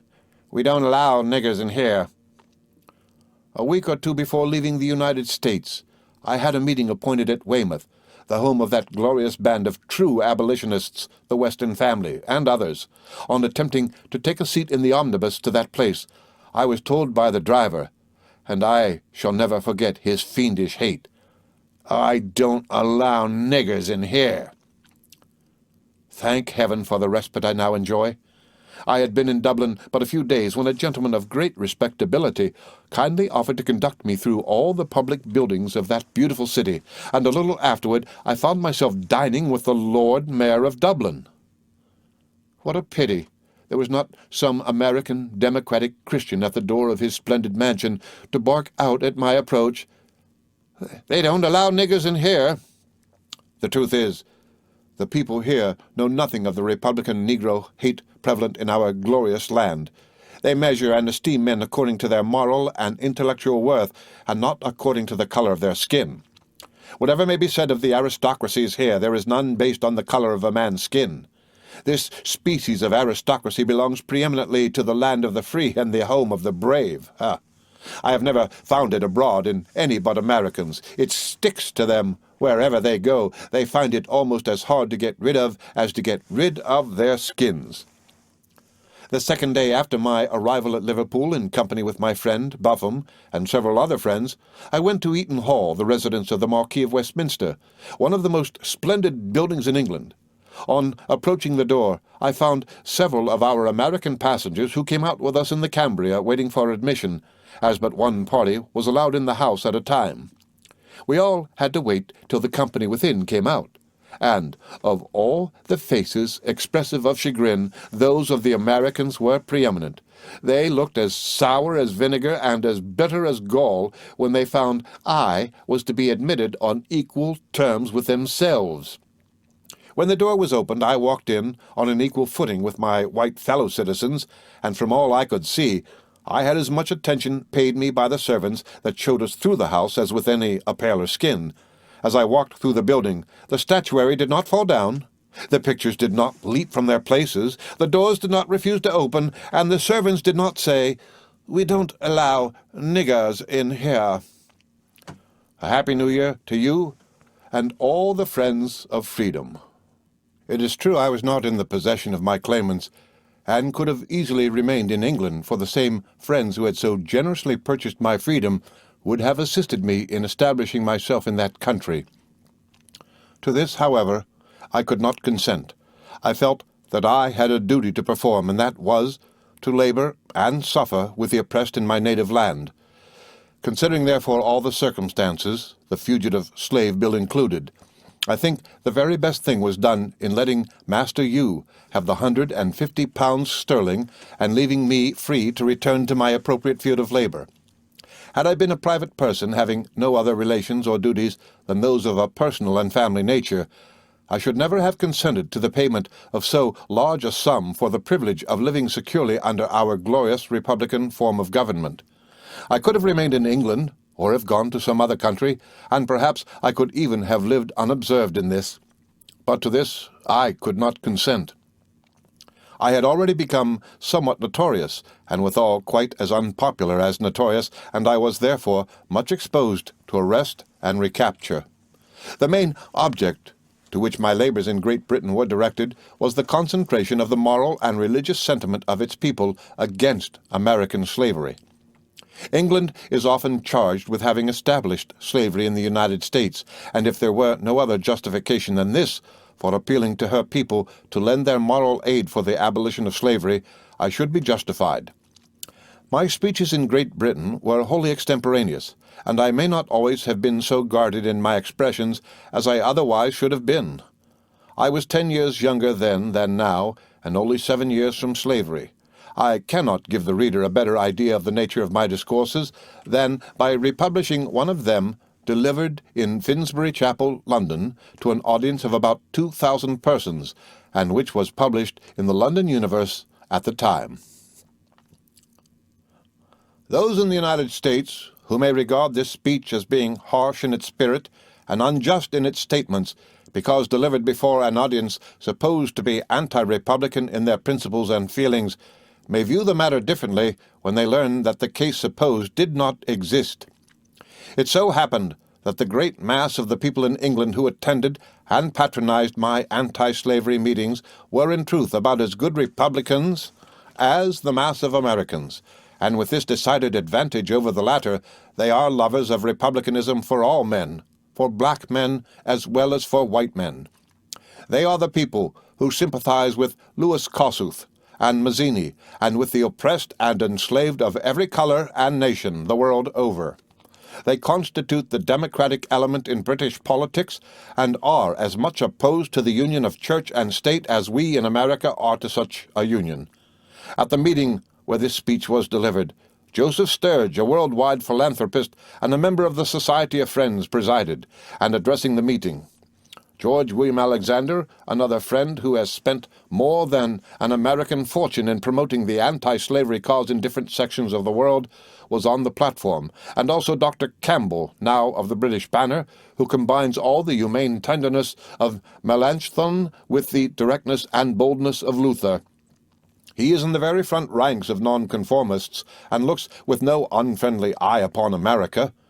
George Thompson, too, was there, and America will yet own that he did a true man's work in relighting the rapidly dying-out fire of true republicanism in the American heart, and be ashamed of the treatment he met at her hands. Coming generations in this country will applaud the spirit of this much-abused Republican friend of freedom. There were others of note seated on the platform who would gladly engraft upon English institutions all that is purely Republican in the institutions of America. Nothing, therefore, must be set down against this speech on the score that it was delivered in the presence of those who cannot appreciate the many excellent things belonging to our system of government, and with a view to stir up prejudice against Republican institutions. Again, let it be remembered, for it is the simple truth, that neither in this speech nor in any other which I delivered in England did I ever allow myself to address Englishmen as against Americans. I took my stand on the high ground of human brotherhood, and spoke to Englishmen as men in behalf of men. Slavery is a crime not against Englishmen, but against God, and all the members of the human family, and it belongs to the whole human family to seek its suppression. In a letter to Mr. Greeley of the New York Tribune, written while abroad, I said, "I am nevertheless aware that the wisdom of exposing the sins of one nation in the ear of another has been seriously questioned by good and clear-sighted people both on this and on your side of the Atlantic. And the thought is not without weight on my own mind. I am satisfied that there are many evils which can be best removed by confining our efforts to the immediate locality where such evils exist. This, however, is by no means the case with the system of slavery. It is such a giant sin, such a monstrous aggregation of iniquity, so hardening to the human heart, so destructive to the moral sense, and so well calculated to beget a character in everyone around it favorable to its own continuance, that I feel not only at liberty, but abundantly justified in appealing to the whole world to aid in its removal." But even if I had, as has been often charged, labored to bring American institutions generally into disrepute, and had not confined my labors strictly within the limits of humanity and morality, I should not have been without illustrious examples to support me. Driven into semi-exile by civil and barbarous laws, and by a system which cannot be thought of without a shudder, I was fully justified in turning, if possible, the tide of the moral universe against the heaven-daring outrage. 4 circumstances greatly assisted me in getting the question of American slavery before the British public. First, the mob on board the Cambria, already referred to, which was a sort of national announcement of my arrival in England. Secondly, the highly reprehensible course pursued by the Free Church of Scotland in soliciting, receiving, and retaining money in its sustention fund for supporting the gospel in Scotland, which was evidently the ill-gotten gain of slaveholders and slave traders. Third, the great evangelical alliance, or rather the attempt to form such an alliance, which should include slaveholders of a certain description, added immensely to the interest felt in the slavery question. About the same time there was the World's Temperance Convention, where I had the misfortune to come in collision with sundry American doctors of divinity, Dr. Cox among the number, with whom I had a small controversy. It has happened to me, as it has happened to most other men engaged in a good cause, often to be more indebted to my enemies than to my own skill, or to the assistance of my friends, for whatever success has attended my labors. Great surprise was expressed by American newspapers north and south during my stay in Great Britain that a person so illiterate and insignificant as myself could awaken an interest so marked in England. These papers were not the only parties surprised. I was myself not far behind them in surprise, but the very contempt and scorn, the systematic and extravagant disparagement of which I was the object, served perhaps to magnify my few merits, and to render me of some account, whether deserving or not. A man is sometimes made great by the greatness of the abuse a portion of mankind may think proper to heap upon him. Whether I was of as much consequence as the English papers made me out to be or not, it was easily seen in England that I could not be the ignorant and worthless creature some of the American papers would have them believe I was. Men, in their senses, do not take bowie knives to kill mosquitoes, nor pistols to shoot flies, and the American passengers, who thought proper to get up a mob to silence me on board the Cambria, took the most effective method of telling the British public that I had something to say. But to the second circumstance, namely, the position of the Free Church of Scotland, with the great doctors Chalmers and Cunningham and Candlish at its head, that church with its leaders put it out of the power of the Scotch people to ask the old question which we in the North have often most wickedly asked, what have we to do with slavery? That church had taken the price of blood into its treasury with which to build free churches and to pay free church ministers for preaching the gospel. And worse still, when honest John Murray of Bolian Bay, now gone to his reward in heaven, with William Smeal, Andrew Payton, Frederick Card, and other sterling anti-slavery men in Glasgow, denounced the transaction as disgraceful and shocking to the religious sentiment of Scotland, this church, through its leading divines, instead of repenting and seeking to mend the mistake into which it had fallen, made it a flagrant sin by undertaking to defend, in the name of God and the Bible, the principle not only of taking the money of slave dealers to build churches, but of holding fellowship with the holders and traffickers in human flesh. This, the reader will see, brought up the whole question of slavery, and opened the way to its full discussion without any agency of mine. I have never seen a people more deeply moved than were the people of Scotland on this very question. Public meeting succeeded public meeting. Speech after speech, pamphlet after pamphlet, editorial after editorial, sermon after sermon, soon lashed the conscientious Scotch people into a perfect furor. "Send back the money," was indignantly cried out from Greenock to Edinburgh, and from Edinburgh to Aberdeen. George Thompson of London, Henry C. Wright of the United States, James N. Buffum of Lynn, Massachusetts, and myself were on the anti-slavery side, and Doctors Chalmers, Cunningham, and Candlish on the other. In a conflict where the latter could have had even the show of right, the truth in our hands as against them must have been driven to the wall, and while I believe we were able to carry the conscience of the country against the action of the Free Church, the battle, it must be confessed, was a hard-fought one. Abler defenders of the doctrine of fellowshipping slaveholders as Christians have not been met with. In defending this doctrine, it was necessary to deny that slavery is a sin. If driven from this position, they were compelled to deny that slaveholders were responsible for the sin, and if driven from both these positions, they must deny that it is a sin in such a sense, and that slaveholders are sinners in such a sense as to make it wrong, in the circumstances in which they were placed, to recognize them as Christians. Dr. Cunningham was the most powerful debater on the slavery side of the question. Mr. Thompson was the ablest on the anti-slavery side. A scene occurred between these two men, a parallel to which I think I never witnessed before, and I know I never have since. The scene was caused by a single exclamation on the part of Mr. Thompson. The General Assembly of the Free Church was in progress at Cannon Mills, Edinburgh.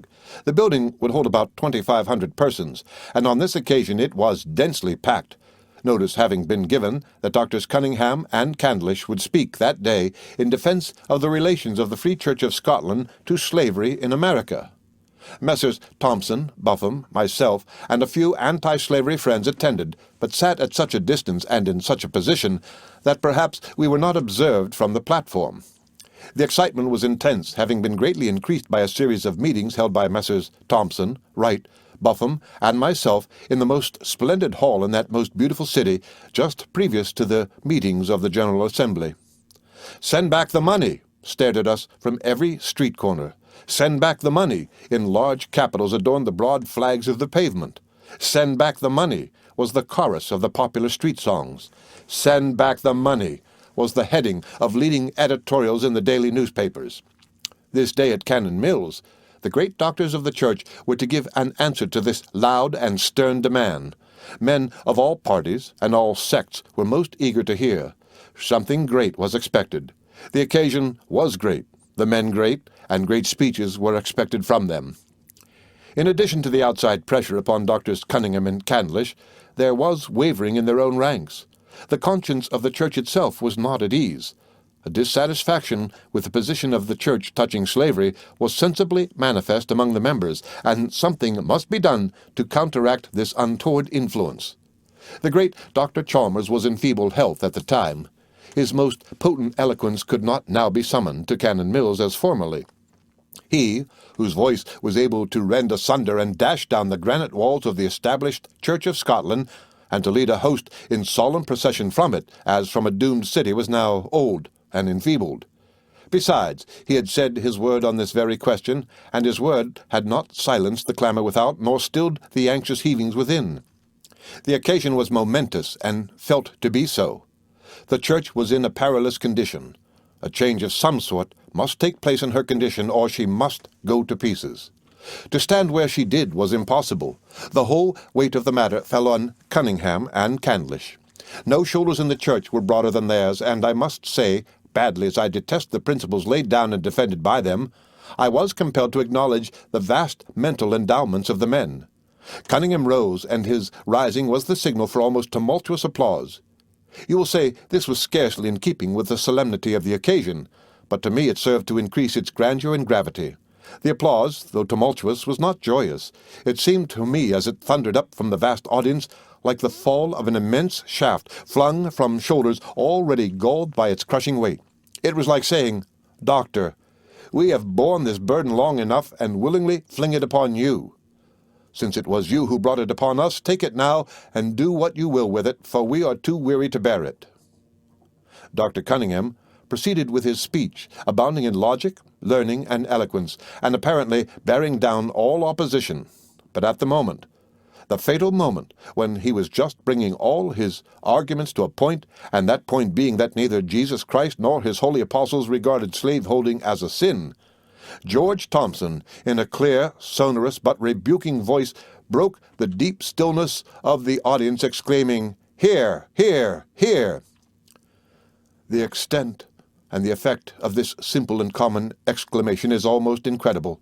It was as if a granite wall had been suddenly flung up against the advancing current of a mighty river. For a moment, speaker and audience were brought to a dead silence.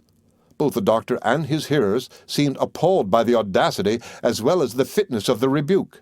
At length a shout went up to the cry of "Put him out!" Happily, no one attempted to execute this cowardly order, and the doctor proceeded with his discourse. Not, however, as before, did the learned doctor proceed. The exclamation of Thompson must have re-echoed itself 1,000 times in his memory during the remainder of his speech, for the doctor never recovered from the blow. The deed was done, however. The pillars of the Church, the proud Free Church of Scotland, were committed, and the humility of repentance was absent. The Free Church held on to the blood-stained money, and continued to justify itself in its position, and, of course, to apologize for slavery, and does so to this day. She lost a glorious opportunity for giving her voice, her vote, and her example to the cause of humanity, and today she is staggering under the curse of the enslaved, whose blood is in her skirts. The people of Scotland are to this day deeply grieved at the course pursued by the Free Church, and would hail as a relief from a deep and blighting shame the sending back the money to the slaveholders from whom it was gathered. One good result followed the conduct of the Free Church. It furnished an occasion for making the people of Scotland thoroughly acquainted with the character of slavery, and for arraying against the system the moral and religious sentiment of that country. Therefore, while we did not succeed in accomplishing the specific object of our mission, namely, procure the sending back of the money, we were amply justified by the good which really did result from our labors. Next comes the Evangelical Alliance. This was an attempt to form a union of all evangelical Christians throughout the world. 60 or 70 American divines attended, and some of them went there merely to weave a worldwide garment with which to clothe evangelical slaveholders. Foremost among these divines was the Reverend Samuel Hanson Cox, moderator of the New School Presbyterian General Assembly. He and his friends spared no pains to secure a platform broad enough to hold American slaveholders, and in this partly succeeded. But the question of slavery is too large a question to be finally disposed of, even by the Evangelical Alliance. We appealed from the judgment of the Alliance to the judgment of the people of Great Britain, and with the happiest effect. This controversy with the Alliance might be made the subject of extended remark, but I must forbear except to say that this effort to shield the Christian character of slaveholders greatly served to open a way to the British ear for anti-slavery discussion, and that it was well improved. The fourth and last circumstance that assisted me in getting before the British public was an attempt on the part of certain doctors of divinity to silence me on the platform of the World's Temperance Convention. Here I was brought into point-blank collision with Reverend Dr. Cox, who made me the subject not only of bitter remark in the convention, but also of a long, denunciatory letter published in the New York Evangelist and other American papers. I replied to the doctor as well as I could, and was successful in getting a respectful hearing before the British public, who are by nature and practice ardent lovers of fair play, especially in a conflict between the weak and the strong. Thus did circumstances favor me, and favor the cause of which I strove to be the advocate. After such distinguished notice, the public in both countries was compelled to attach some importance to my labors, by the very ill usage I received at the hands of Dr. Cox and his party, by the mob on board the Cambria, by the attacks made upon me in the American newspapers, and by the aspersions cast upon me through the organs of the Free Church of Scotland. I became one of that class of men who, for the moment at least, have greatness forced upon them. People became the more anxious to hear for themselves, and to judge for themselves of the truth which I had to unfold, while therefore it is by no means easy for a stranger to get fairly before the British public. It was my lot to accomplish it in the easiest manner possible. Having continued in Great Britain and Ireland nearly 2 years, and being about to return to America, not as I left it, a slave, but a freeman, leading friends of the cause of emancipation in that country intimated their intention to make me a testimonial, not only on grounds of personal regard to myself, but also to the cause to which they were so ardently devoted. How far any such thing could have succeeded, I do not know, but many reasons led me to prefer that my friends should simply give me the means of obtaining a printing press and printing materials to enable me to start a paper devoted to the interests of my enslaved and oppressed people. I told them that perhaps the greatest hindrance to the adoption of abolition principles by the people of the United States was the low estimate everywhere in that country placed upon the Negro as a man, that because of his assumed natural inferiority, people reconciled themselves to his enslavement and oppression as things inevitable, if not desirable. The grand thing to be done, therefore, was to change the estimation in which the colored people of the United States were held, to remove the prejudice which depreciated and depressed them, to prove them worthy of a higher consideration, to disprove their alleged inferiority and demonstrate their capacity for a more exalted civilization than slavery and prejudice had assigned to them. I further stated that, in my judgment, a tolerably well-conducted press in the hands of persons of the despised race, by calling out the mental energies of the race itself, by making them acquainted with their own latent powers, by enkindling among them the hope that for them there is a future, by developing their moral power, by combining and reflecting their talents, would prove a most powerful means of removing prejudice and of awakening an interest in them. I further informed them, and at that time the statement was true, that there was not in the United States a single newspaper regularly published by the colored people, that many attempts had been made to establish such papers, but that, up to that time, they had all failed. These views I laid before my friends. The result was nearly $2,500 were speedily raised towards starting my paper. For this prompt and generous assistance, rendered upon my bare suggestion without any personal efforts on my part, I shall never cease to feel deeply grateful, and the thought of fulfilling the noble expectations of the dear friends who gave me this evidence of their confidence will never cease to be a motive for persevering exertion. Proposing to leave England and turning my face toward America in the spring of 1847, I was met on the threshold with something which painfully reminded me of the kind of life which awaited me in my native land. For the first time in the many months spent abroad, I was met with proscription on account of my color. A few weeks before departing from England, while in London, I was careful to purchase a ticket and secure a berth for returning home in the Cambria, the steamer in which I left the United States, paying therefore the round sum of £40 and 19 shillings sterling. This was first cabin fare. But on going aboard the Cambria, I found that the Liverpool agent had ordered my berth to be given to another, and had forbidden my entering the saloon. This contemptible conduct met with stern rebuke from the British press, for, upon the point of leaving England, I took occasion to expose the disgusting tyranny in the columns of the London Times. That journal, and other leading journals throughout the United Kingdom, held up the outrage to unmitigated condemnation. So good an opportunity for calling out a full expression of British sentiment on the subject had not before occurred, and it was most fully embraced.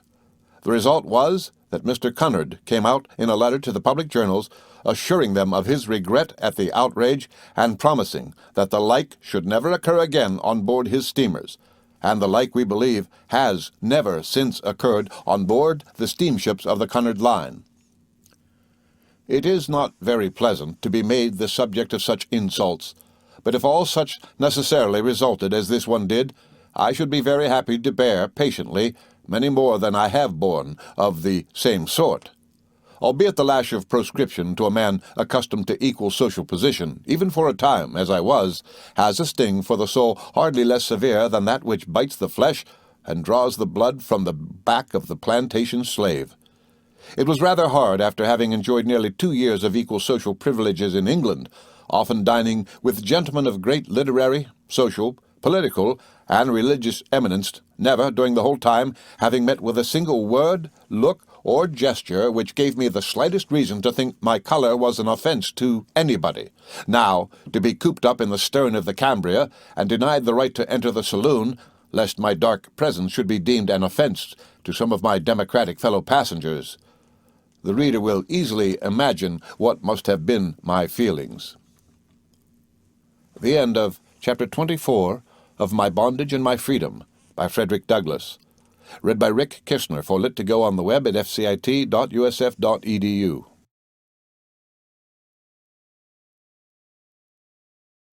My Bondage and My Freedom by Frederick Douglass. Chapter 25. Various Incidents.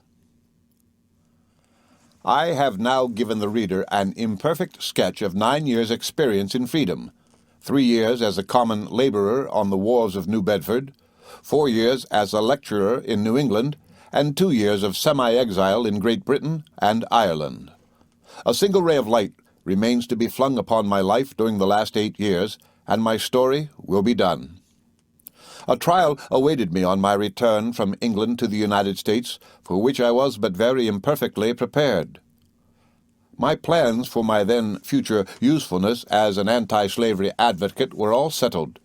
My friends in England had resolved to raise a given sum to purchase for me a press and printing materials, and I already saw myself wielding my pen as well as my voice in the great work of renovating the public mind and building up a public sentiment which should at least send slavery and oppression to the grave and restore to, quote, liberty and the pursuit of happiness, end quote, the people with whom I had suffered, both as a slave and as a freeman.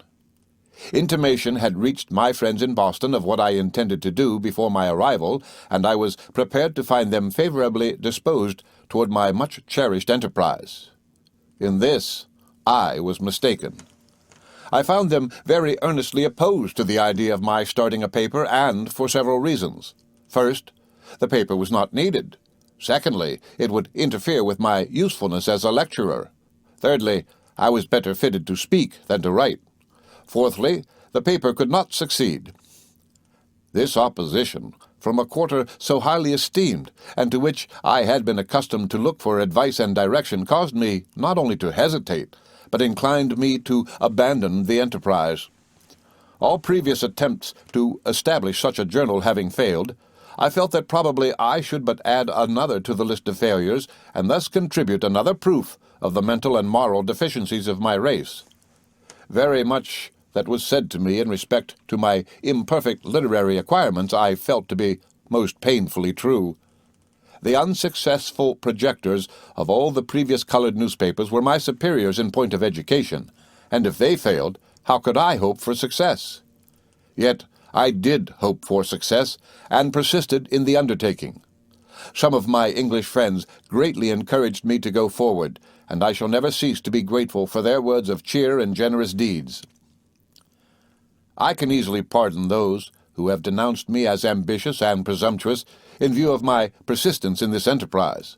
I was but 9 years from slavery. In point of mental experience, I was but 9 years old. That one, in such circumstances, should aspire to establish a printing press among an educated people might well be considered, if not ambitious, quite silly. My American friends looked at me with astonishment. A wood sawyer, offering himself to the public as an editor. A slave, brought up in the very depths of ignorance, assuming to instruct the highly civilized people of the North in the principles of liberty, justice, and humanity. The thing looked absurd. Nevertheless, I persevered. I felt that the want of education, great as it was, could be overcome by study, and that knowledge would come by experience, and further, which was perhaps the most controlling consideration, I thought that an intelligent public, knowing my early history, would easily pardon a large share of the deficiencies which I was sure that my paper would exhibit. The most distressing thing, however, was the offense which I was about to give my Boston friends by what seemed to them a reckless disregard of their sage advice.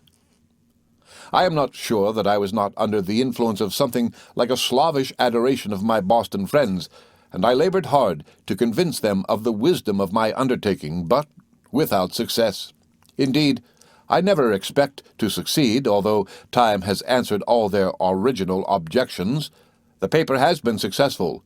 It is a large sheet, costing $80 per week, has 3,000 subscribers, has been published regularly nearly 8 years, and bids fair to stand 8 years longer.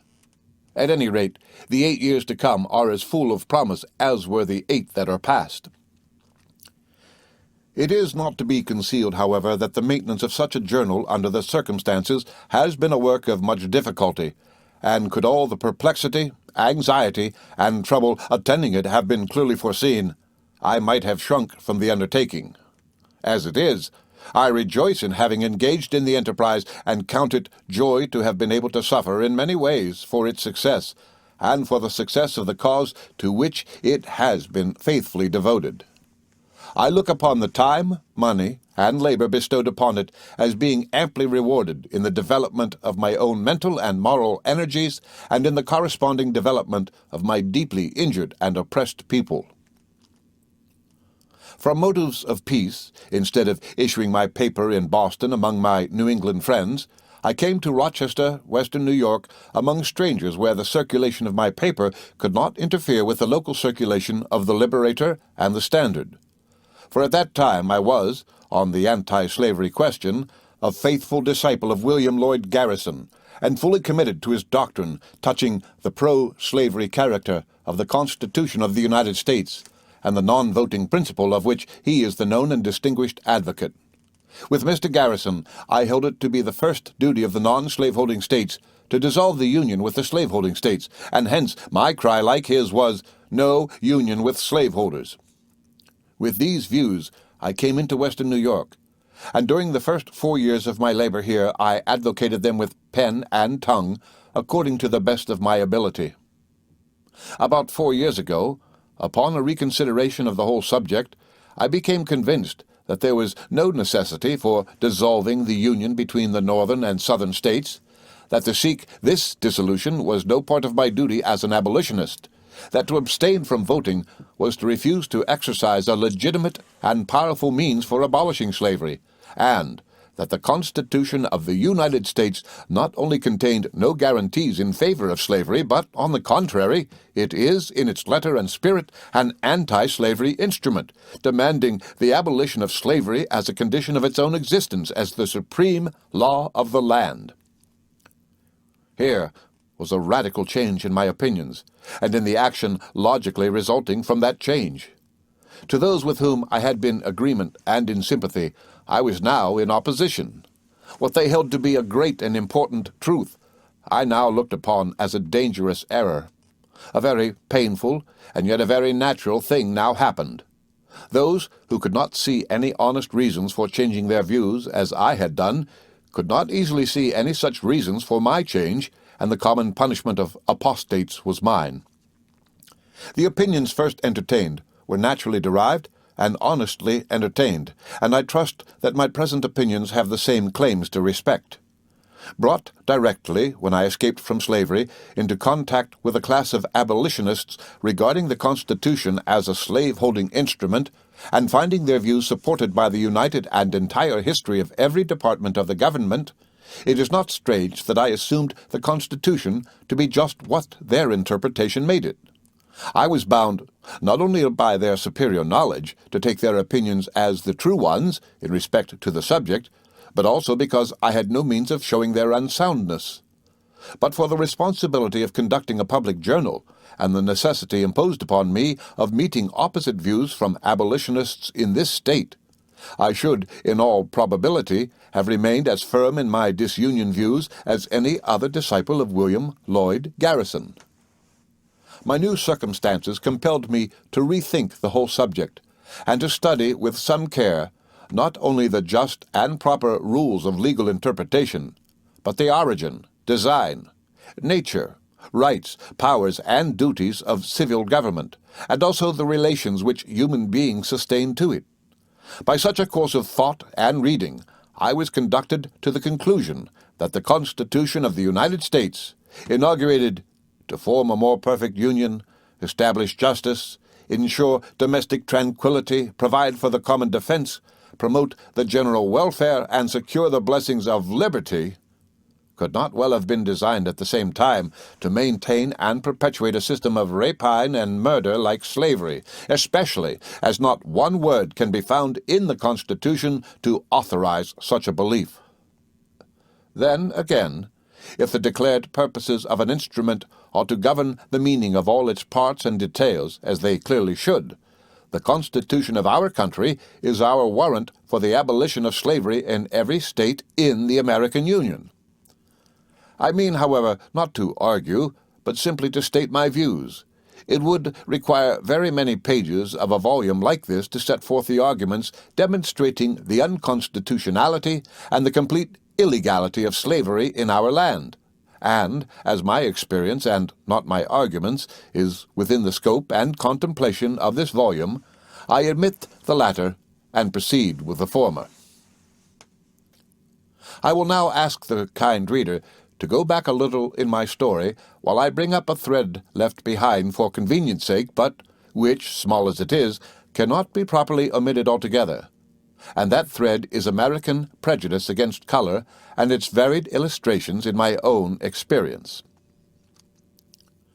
When I first went among the abolitionists of New England and began to travel, I found this prejudice very strong and very annoying. The abolitionists themselves were not entirely free from it, and I could see that they were nobly struggling against it. In their eagerness, sometimes, to show their contempt for the feeling, they proved that they had not entirely recovered from it, often illustrating the saying, in their conduct, that a man may, quote, stand up so straight as to lean backward, close quote.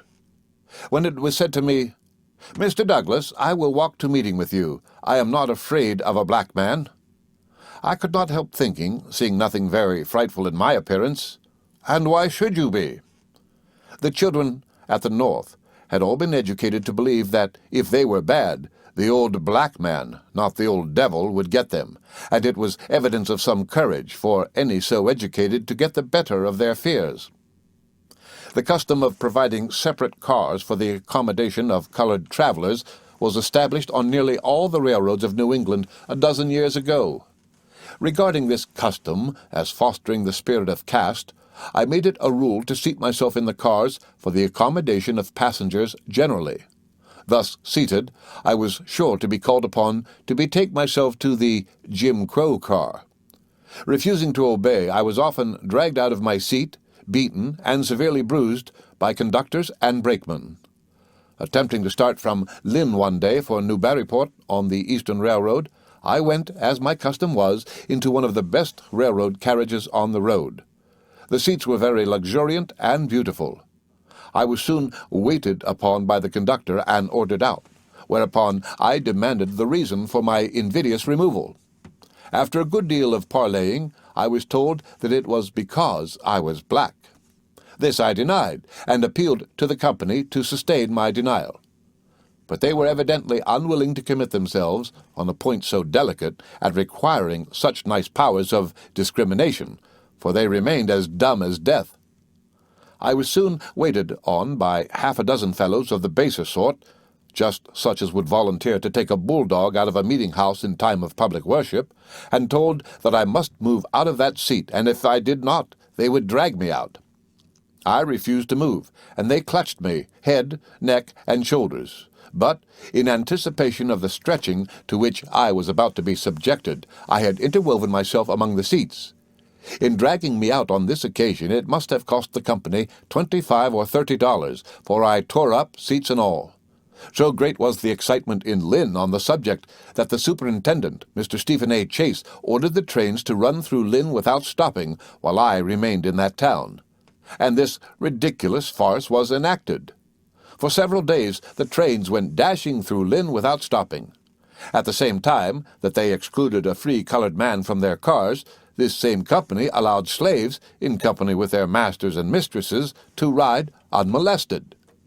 After many battles with the railroad conductors, and being roughly handled in not a few instances, proscription was at last abandoned, and the Jim Crow car, set up for the degradation of colored people, is nowhere found in New England. This result was not brought about without the intervention of the people, and the threatened enactment of a law compelling railroad companies to respect the rights of travelers. Honorable Charles Francis Adams performed signal service in the Massachusetts legislature in bringing this reformation, and to him the colored citizens of that state are deeply indebted. Although often annoyed, and sometimes outraged by this prejudice against color, I am indebted to it for many passages of quiet amusement.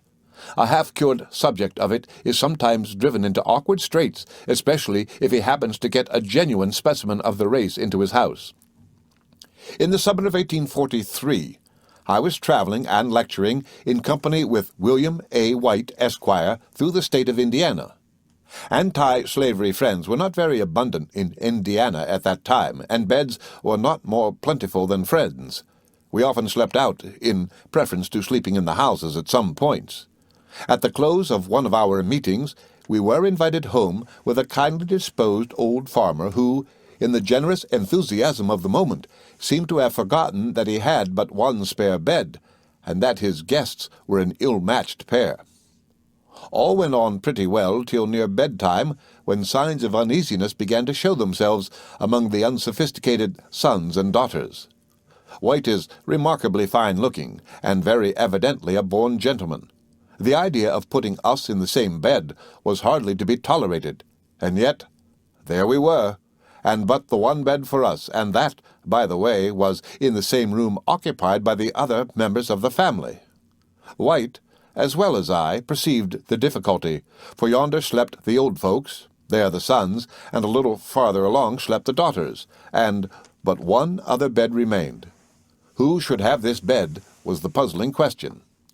There was some whispering between the old folks, some confused looks among the young, as the time for going to bed approached. After witnessing the confusion as long as I liked, I relieved the kindly disposed family by playfully saying, "Friend White, having got entirely rid of my prejudice against color, I think as proof of it, I must allow you to sleep with me tonight." White kept up the joke by seeming to esteem himself the favored party, and thus the difficulty was removed. If we went to a hotel and called for dinner, the landlord was sure to set one table for White and another for me, always taking him to be master and me the servant.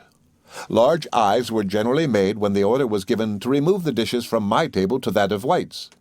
In those days it was thought strange that a white man and a colored man could dine peaceably at the same table, and in some parts the strangeness of such a sight has not entirely subsided. Some people will have it that there is a natural, an inherent, and an invincible repugnance in the breast of the white race toward dark-colored people, and some very intelligent colored men think that their proscription is owing solely to the color which nature has given them. They hold that they are rated according to their color, and that it is impossible for white people ever to look upon dark races of men, or men belonging to the African race, with other than feelings of aversion. My experience, both serious and mirthful, combats this conclusion. Leaving out of sight for a moment grave facts to this point, I will state one or two which illustrate a very interesting feature of American character as well as American prejudice. Riding from Boston to Albany a few years ago, I found myself in a large car well filled with passengers. The seat next to me was about the only vacant one. At every stopping place we took in new passengers, all of whom, on reaching the seat next to me, cast a disdainful glance upon it, and passed to another car, leaving me in the full deployment of a whole form. For a time I did not know but that my riding there was prejudicial to the interest of the railroad company. A circumstance occurred, however, which gave me an elevated position at once. Among the passengers on this train was Governor George N. Briggs. I was not acquainted with him, and had no idea that I was known to him. However, I was, for upon observing me, the governor left his place, and making his way toward me, respectfully asked the privilege of a seat by my side. And upon introducing myself, we entered into a conversation very pleasant and instructive to me. The despised seat now became honored. His Excellency had removed all the prejudice against sitting by the side of a negro, and upon his leaving it, as he did on reaching Pittsfield, there was at least 12 applicants for the place. The governor had, without changing my skin a single shade, made the place respectable, which before was despicable. A similar incident happened to me once on the Boston and New Bedford Railroad, and the leading party to it has since been governor of the state of Massachusetts. I allude to Colonel John Henry Clifford. Lest the reader may fancy I am aiming to elevate myself by claiming too much intimacy with great men, I must state that my only acquaintance with Colonel Clifford was formed while I was his hired servant during the first winter of my escape from slavery. I owe it to him to say that in that relation I found him always kind and gentlemanly. But to the incident. I entered a car at Boston for New Bedford, which, with the exception of a single seat, was full, and found I must occupy this or stand up during the journey. Having no mind to do this, I stepped up to the man having the next seat, and who had a few parcels on the seat, and gently asked leave to take a seat by his side. My fellow passenger gave me a look made up of reproach and indignation, and asked me why I should come to that particular seat. I assured him in the gentlest manner that, of all others, this was the seat for me. Finding that I was actually about to sit down, he sang out, "Oh, stop, stop, and let me get out." Suiting the action to the word, up the agitated man got, and sauntered to the other end of the car, and was compelled to stand for most of the way thereafter. Halfway to New Bedford, or more, Colonel Clifford, recognizing me, left his seat, and not having seen me before since I had ceased to wait on him, in everything except hard arguments against his pro-slavery position, apparently forgetful of his rank, manifested in greeting me something of the feeling of an old friend. This demonstration was not lost on the gentleman whose dignity I had an hour before most seriously offended. Colonel Clifford was known to be about the most aristocratic gentleman in Bristol County, and it was evidently thought that I must be somebody, else I should not have been thus noticed by a person so distinguished. Sure enough, after Colonel Clifford left me, I found myself surrounded with friends, and among the number my offended friend stood nearest, and with an apology for his rudeness, which I could not resist, although it was one of the lamest ever offered. With such facts as these before me, and I have many of them, I am inclined to think that pride and fashion have much to do with the treatment commonly extended to colored people in the United States. I once heard a very plain man say, and he was cross-eyed and awkwardly flung together in other respects, that he should be a handsome man when public opinion shall be changed. Since I have been editing and publishing a journal devoted to the cause of liberty and progress, I have had my mind more directed to the condition and circumstances of the free colored people than when I was the agent of an abolition society. The result has been a corresponding change in the disposition of my time and labors.